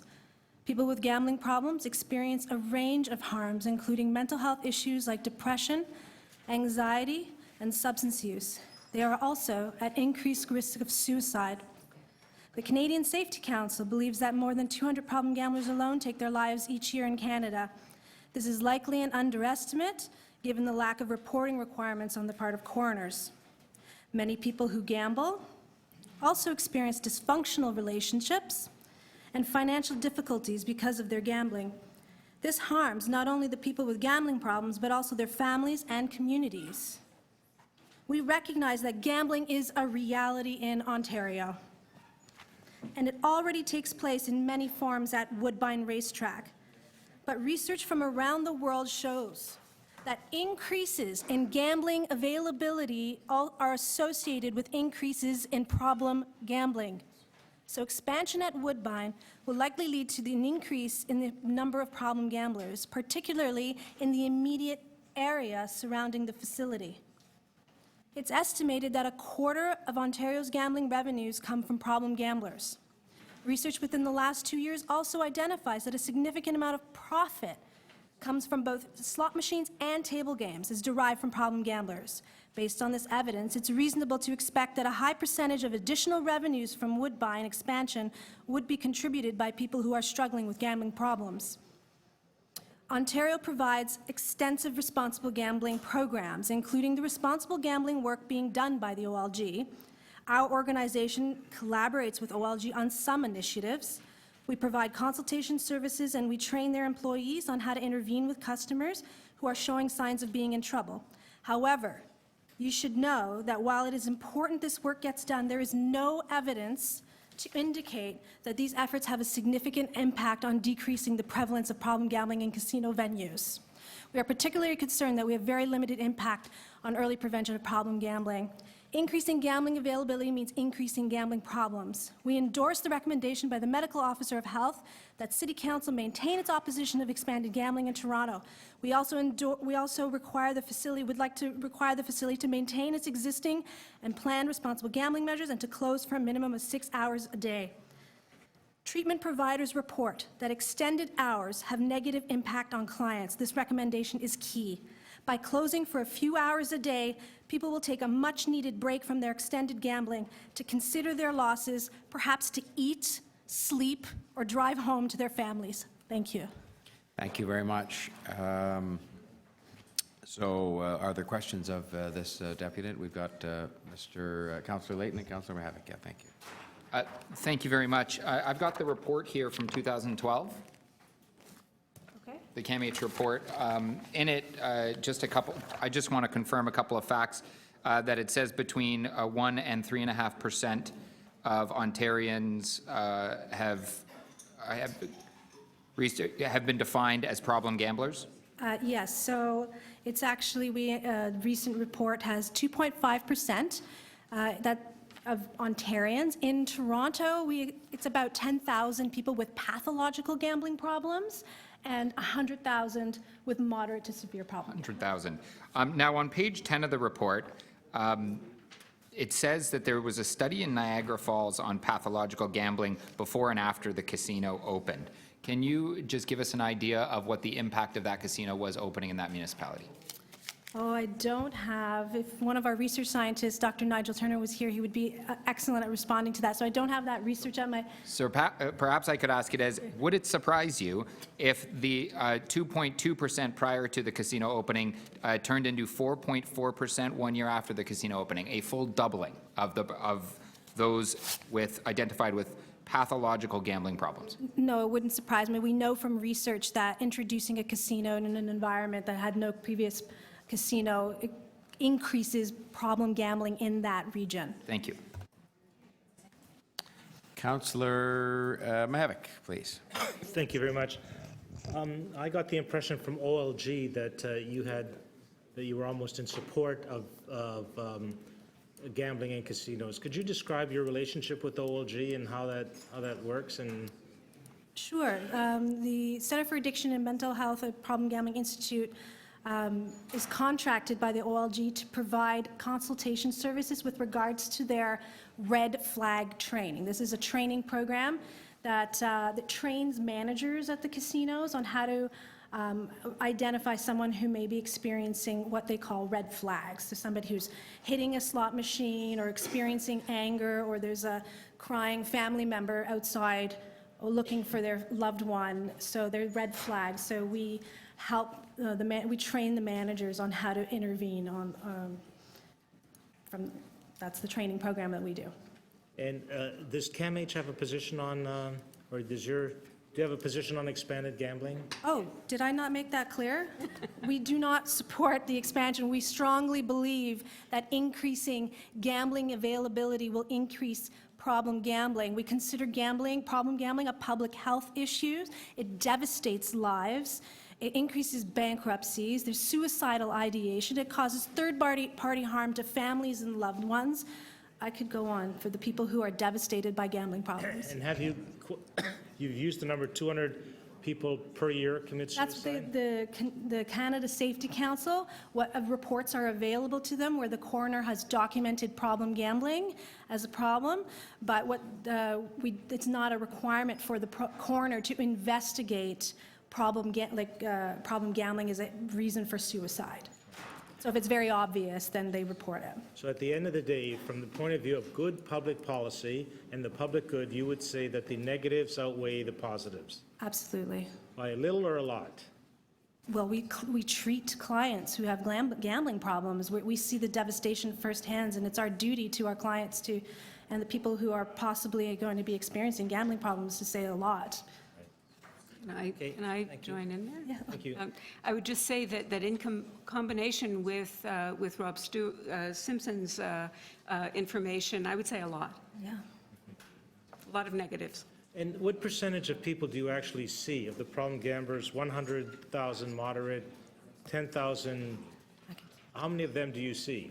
Very small. Very vast majority of people with gambling problems do not surface into treatment. CAMH does try and develop other tools, self-help, anonymous online tools to attract people to get some help, self-directed help, but the vast majority do not surface in face-to-face treatment. We've been treating problem gamblers for 20 years, and Nina's going to speak a little bit more about her clinical program. Thank you. Thank you, Councillor. That is the end of speakers from, or at least questioners from inside the committee. Are there those outside the committee or those inside the committee who wish to ask questions? Councillor DeGiorgio, did I see your hand up there? Okay. So my question is, do you get involved with people who gamble online? Do we have clients who have? Absolutely, yes. They come to you with problems? Yes. Some of our clients' main problem What is percentage of the people that gamble online would come to you? the majority, and Nina can speak to this as well, the majority of people we see are slot players. However, about 45% of our clients are also table game players. So it's not just slot machines that are problematic. Maybe Nina knows about percentage of online gamblers. It's, in terms of the percentage of our clients that are online gamblers, it's fairly small. It's moving up, but it's fairly small, maybe 5 or 10%. It's not like they're just pure online gamblers, right? They also do other types of gambling. Some yes, some no. Do you have any research on if people are prone to gambling, let's say, do they gravitate to some other vice if you take gambling away from them? I don't think you're going to be able to take gambling away, but if you were able to. That really, it's certainly an issue for many, many people that if they, we see many people who used to have a substance use problem, for instance, and now they have a gambling problem. They have problems that they haven't resolved, and they're using one thing or another to make themselves feel better. So yes, people can drift from one addiction to another. So gambling isn't really the culprit here. I'm sorry? Gambling isn't really the source of the problem. It depends on what it is. If somebody is drinking, for instance, they may be able to use quite a lot of their money, but they can't actually, they're not likely to completely bankrupt themselves in the kind of time that people can. The financial devastation is very different. Okay, so gambling bankrupts them a lot faster than some other vice. Oh, boy, does it? If you had, yes, yeah. And the vast majority of people with gambling problems suffer from trauma, anxiety, depression, and other co-occurring mental health issues. And Nina's going to talk about the zone and Jason Applebaum talked a bit about the zone as well. So just so we can deal with that, whatever the percentage was of problem gamblers, there are, excuse me, 90%, maybe 95% of people who go through the recreational aspect of gambling, and we don't really care about whether we provide them with any kind of service. We're actually concerned about prevention for them. Obviously, we don't want, we want the very minimum number of people to get into trouble. Oh, I understand that, but what I'm saying is the large majority don't get into trouble. No. Right, And we by- understand By that. not allowing the expanded gaming, you're taking away that opportunity from those people who can very well handle it. The city anticipates about 14 million in revenue to come in, and 2/3 of that they anticipate to come from the local economy, from the local residents. That's increasing gambling. We know it's going to increase. I can assure that everyone's asking about assurances. It will increase problem gambling. All right, Thank you, Councillor DeGiorgio. Other members of the committee wishing to ask questions of these deputants? Okay, well, I will thank you both very much. Actually, Nina has his. Yeah. Okay. What's going to happen now? I have my own. Oh, okay. She took, I assume she was speaking for both of you? No. She came up together, and so we'll have to, because I let her have 3.5 or 3:45, so we'll give you, 2.5 minutes. Okay, I'll try and And talk. then we're not going to, well, all right, I don't think we'll go through a second round of questions, because you both answered those questions. Right. So you go ahead then. Okay. I'm Nina Littman-Sharp. I'm the manager of the Problem Gambling Treatment Service of the PGIO at CAMH. Our clinic has been in operation since 1995 and has treated almost 8,000 problem gamblers and their family members. The gambling issues we see at our clinic have changed over the years. When slot machines came into operation in 1998, they rapidly became the chief problem for our clients. Many people engage in more than one form of gambling, but what we got is about 58% of the problem gamblers are addicted to slot machines, 45% to table games. I want to give you an idea of what a problem gambler looks like. I'm going to describe a typical client. Let's call him Mark. Mark is 68 years old, retired after a successful teaching career. He began going to the casino around the time his wife became terminally ill and had to be hospitalized. Mark was stressed by his wife's illness and grieving over her imminent loss and the loss of a happy retirement they had planned together. When she died, he was lonely and depressed. The casino gave Mark somewhere to go. He started out playing blackjack, then he sat down at a slot machine and found that his grief and sadness were suspended. He felt hypnotized by the repetitive nature of the game, a bet every few seconds. Hours would go by without him noticing. Gamblers sometimes call this the zone. Clinicians call it dissociation, and dissociation is not a good thing. Slot machine manufacturers and operators do their best to get their clients into the zone. Machines are deliberately designed to maximize profit by keeping customers playing as long as possible. A bet can be placed on a slot machine every 3 to 6 seconds, and people bet as quickly as the machine allows. Mark often played through the night. No one was waiting for him at home, after all, so at the height of his gambling, he would stay at the casino for 24 hours. This is fairly typical. The more tired he became, the deeper into the zone he would go, and the less able he was to think rationally about what he was doing. Twice he fell asleep at the wheel on the way home. Drowsy driving is a very common problem for gamblers. Some research indicates that problem gamblers are 10 times more likely to have accidents than the average person. So this is just one example of how gambling can have a negative impact on vulnerable individuals. For many people, gambling can be entertaining, fun, social, but it can also cause harm to people who are vulnerable due to age, losses, or other addictions, or mental health problems, or other circumstances. gambling can also trap otherwise healthy people who have an early big win. All right, I'm going to ask you if you'll conclude now. Thank you. Sure, that's fine. So basically, same endorsements as Sylvia. Thank you. Are there any further questions? I think we had, both of these deputies had a chance to answer the previous round, so we'll move on with thanks very much for your Thank you very much. contribution. Then, we have Mark Holland. Mark Holland? Okay. We then have 1, 2, 3, 4 people, and we'll get the rules of the road up front here. We have Liz Pimentel, Guled Warsami, Joanne Brown, and Melita Sanabal from Unite here, Local 75. I don't believe Melita is here, so there's just So the there's three three of of you. us, and we're You're going to try you're to knock almost this welcome. out in 5 minutes. Beg your pardon? What did you say about you're trying to do it in 5 minutes? And Yes, that's for between the the three three of of you, and us. then we can have some questions? Yes, out of respect for your time. Well, It's been a and long yours. day. But we thank you for your patience today, so you please go ahead. I was going to say good afternoon, but I think more appropriately I should say good evening, Mayor Tory, and members of the Executive Committee and visiting councilors. My name is Liz Pimentel. I'm the president of Unite Here Local 75, the Hospitality Workers Union in the GTA. It's a pleasure to be here again talking about this topic. We were pleased to see the report about Woodbine expansion. But I must say that after hearing the deputations today, I feel even more convinced that conditions are very, very important. There are two things that we are very, very concerned about. One is the quality of the jobs, and we think it is absolutely critical that the expansion comes with good jobs, not just any kind of jobs, but good jobs. And we've spoken here before about requiring a labor peace agreement that would allow unions to organize and make sure that we maintain the standard of high-paying jobs and good benefits and job security that have already been established at Woodbine by numerous unions, not just us. There are a number of unions already there. So we want to keep that going. I think that there's some language that is going around, there, and there's some that we submitted last time, and I'm happy to submit it again. The second thing is that I think that we all would like something more substantial than just a slot box with a food court. And forgive me for being crass, but that's what we call it in our union.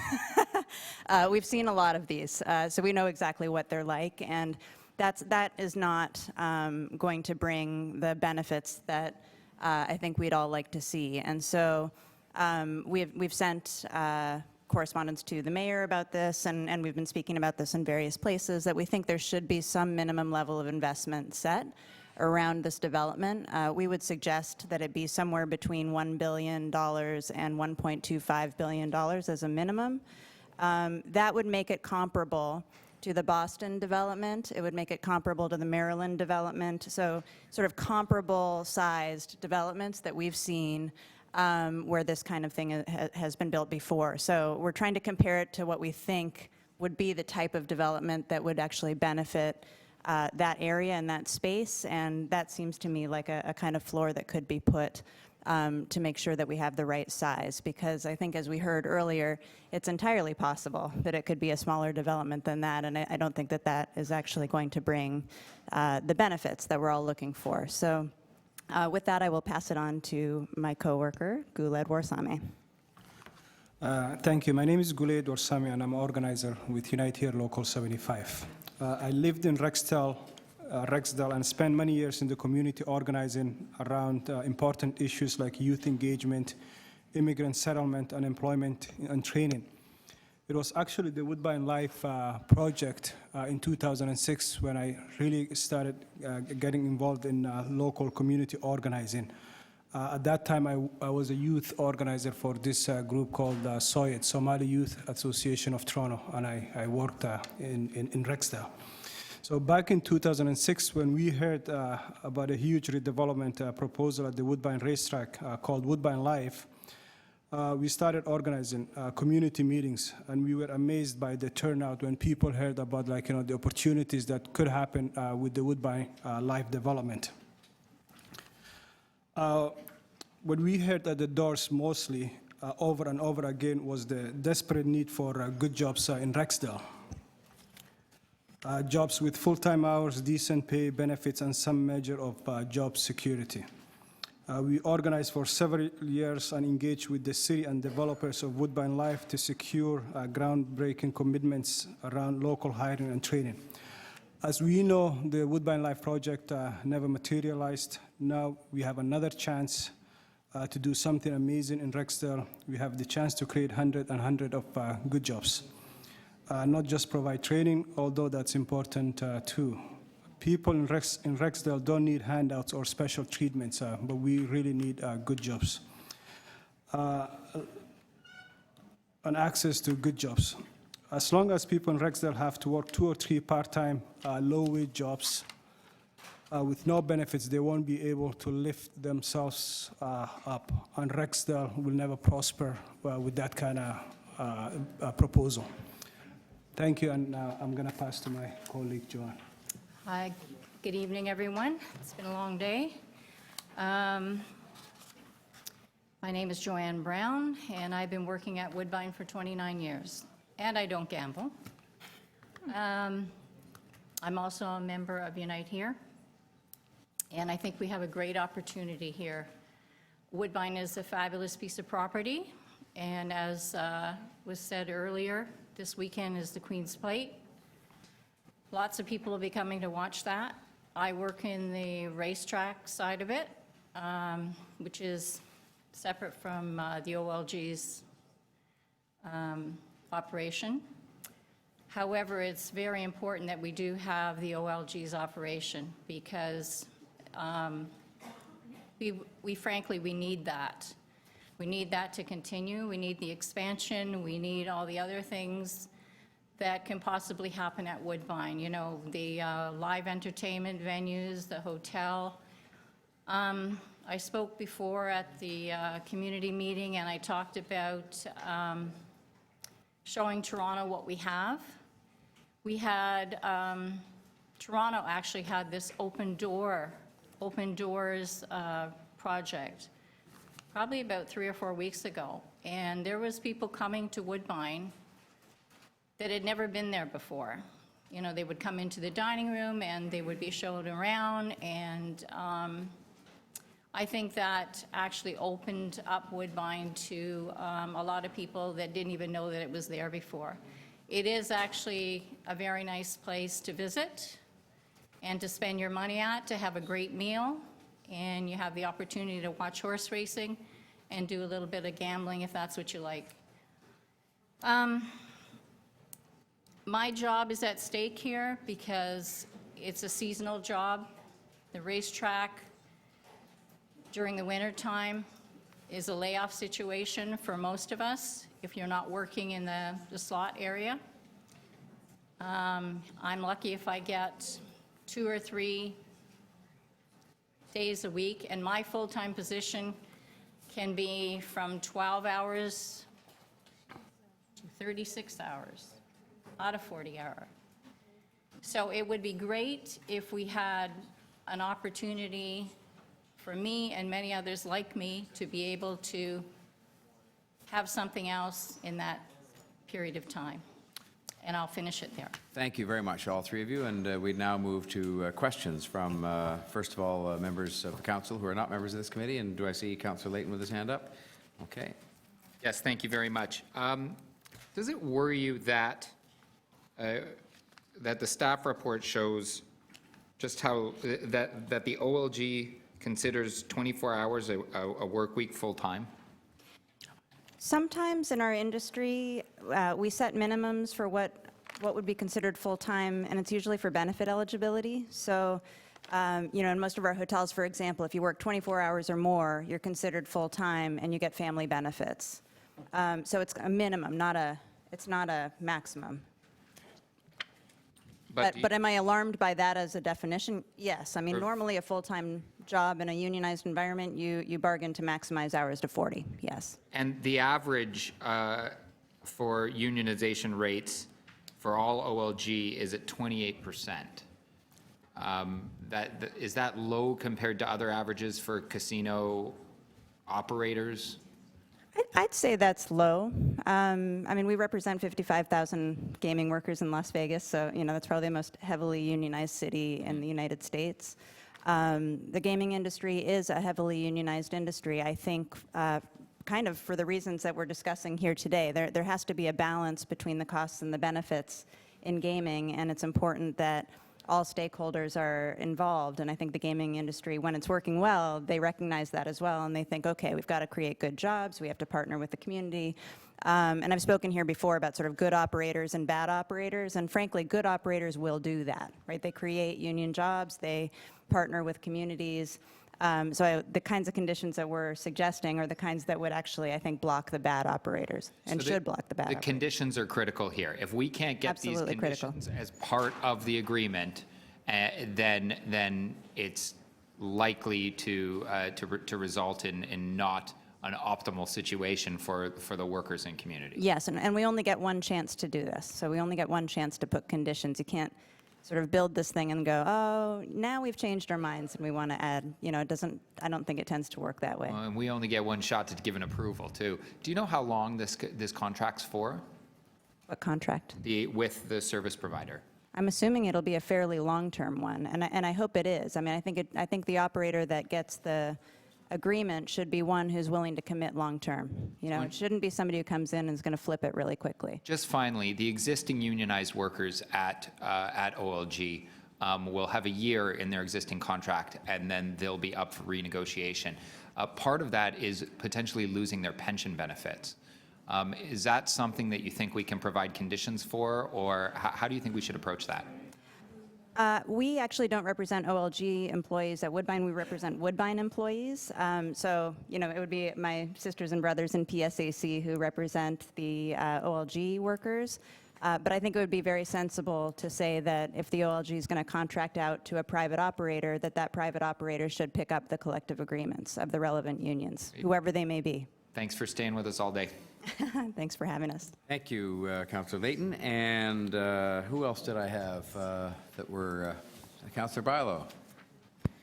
Just very quickly, you probably have noticed in my questions that we're talking about peace labor agreements, and this is done throughout North America and in other cities, correct? Yes. So it's become kind of the gold standard at this point. So it's the law of the land in the state of New York.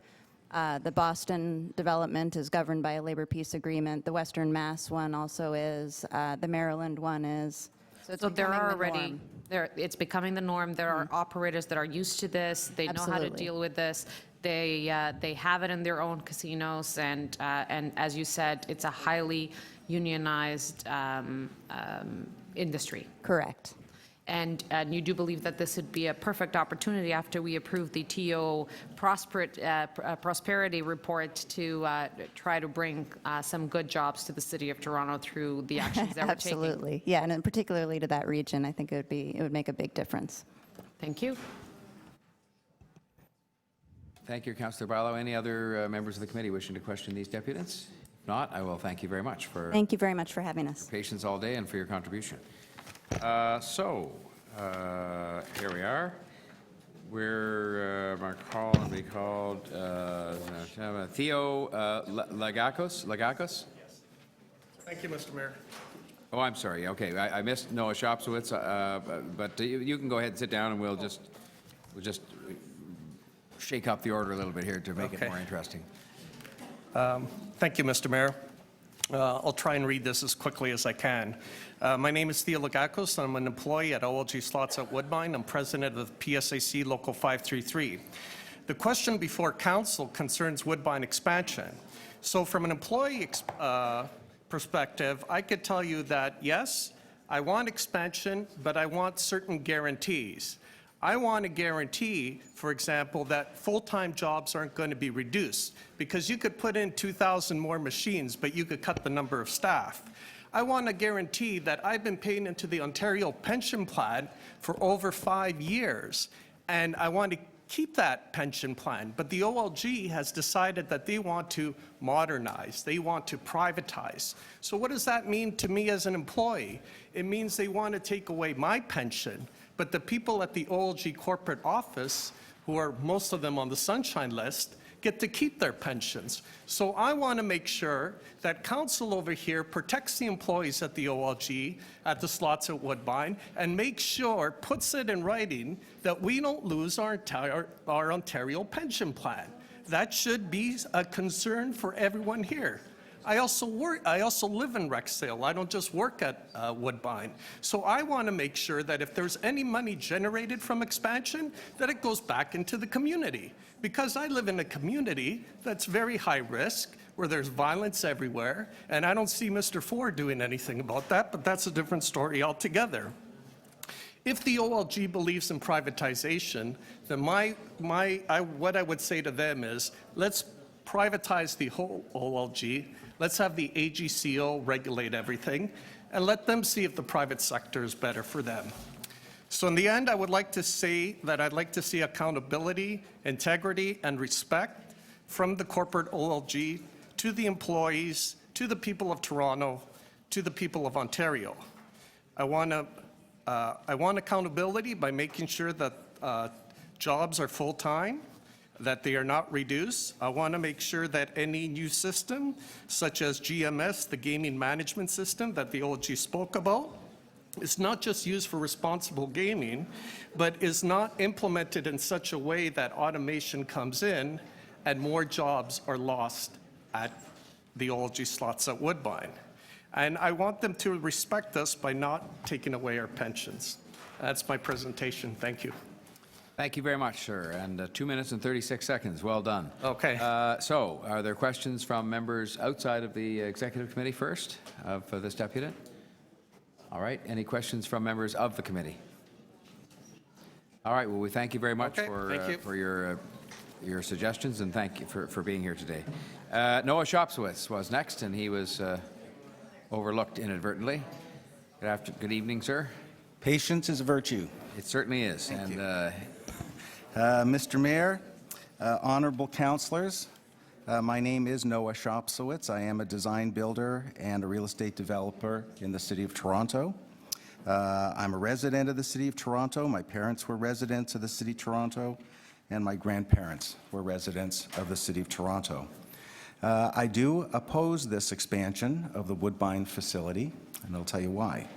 In 2013, Premier Kathleen Wynne decided that Toronto did not deserve a downtown casino by virtue of this conflict that was created with the hosting fee.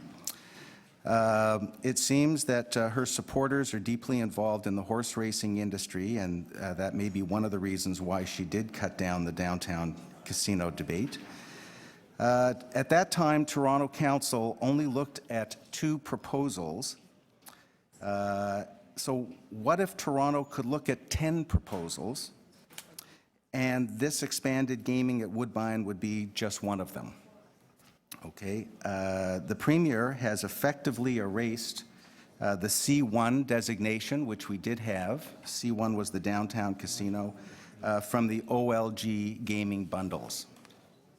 Okay. There seems to be perhaps some favoritism that might be distorting her decision. Woodbine is now bundled with Pickering, which is a project called Durham Live. Durham Live, in my estimation, will suck dollars out of Toronto, will cheat us of our jobs, and encumber our future economic prosperity. Okay, the financial numbers supporting the Woodbine expansion don't make a great deal of sense to me compared to what was being discussed as far as a downtown casino location. Gaming in Toronto is a big deal. It's been a very sobering discussion tonight, and there has been a lot of discussion around the casino in Toronto. You may recall that in 2013, the city manager asked for the $100 million hosting fee for the downtown casino. The yield from Woodbine would be a fraction of what the city needs. Mayor Tory, you'll recall that in this first year of your administration, the Premier didn't come to the aid of the City of Toronto, and you had to plug a $90 million operating deficit with funds from capital. What will this council do next year? Okay, the Premier has effectively neutered City Council. I believe Toronto's a great city. I believe Toronto deserves a deal more than the tail wagging the dog. Just to prove my point, at this time, there's not one of those council members who did support the Toronto Casino on this executive committee. Okay, I'll have to stop you there. That's 3 minutes, Mr. Shopswitz. All right. Yep. And so we'll thank you for your submission. Are there any members outside of the committee who wish to ask Mr. Shopswitz any questions? Any members of the committee who wish to ask Mr. Shopswitz any questions? Well, hearing none, we'll thank you very much for your patience and for your submissions, and wish you well. We had Mr. Lagakos already, so that would bring us to Alistair Matheson.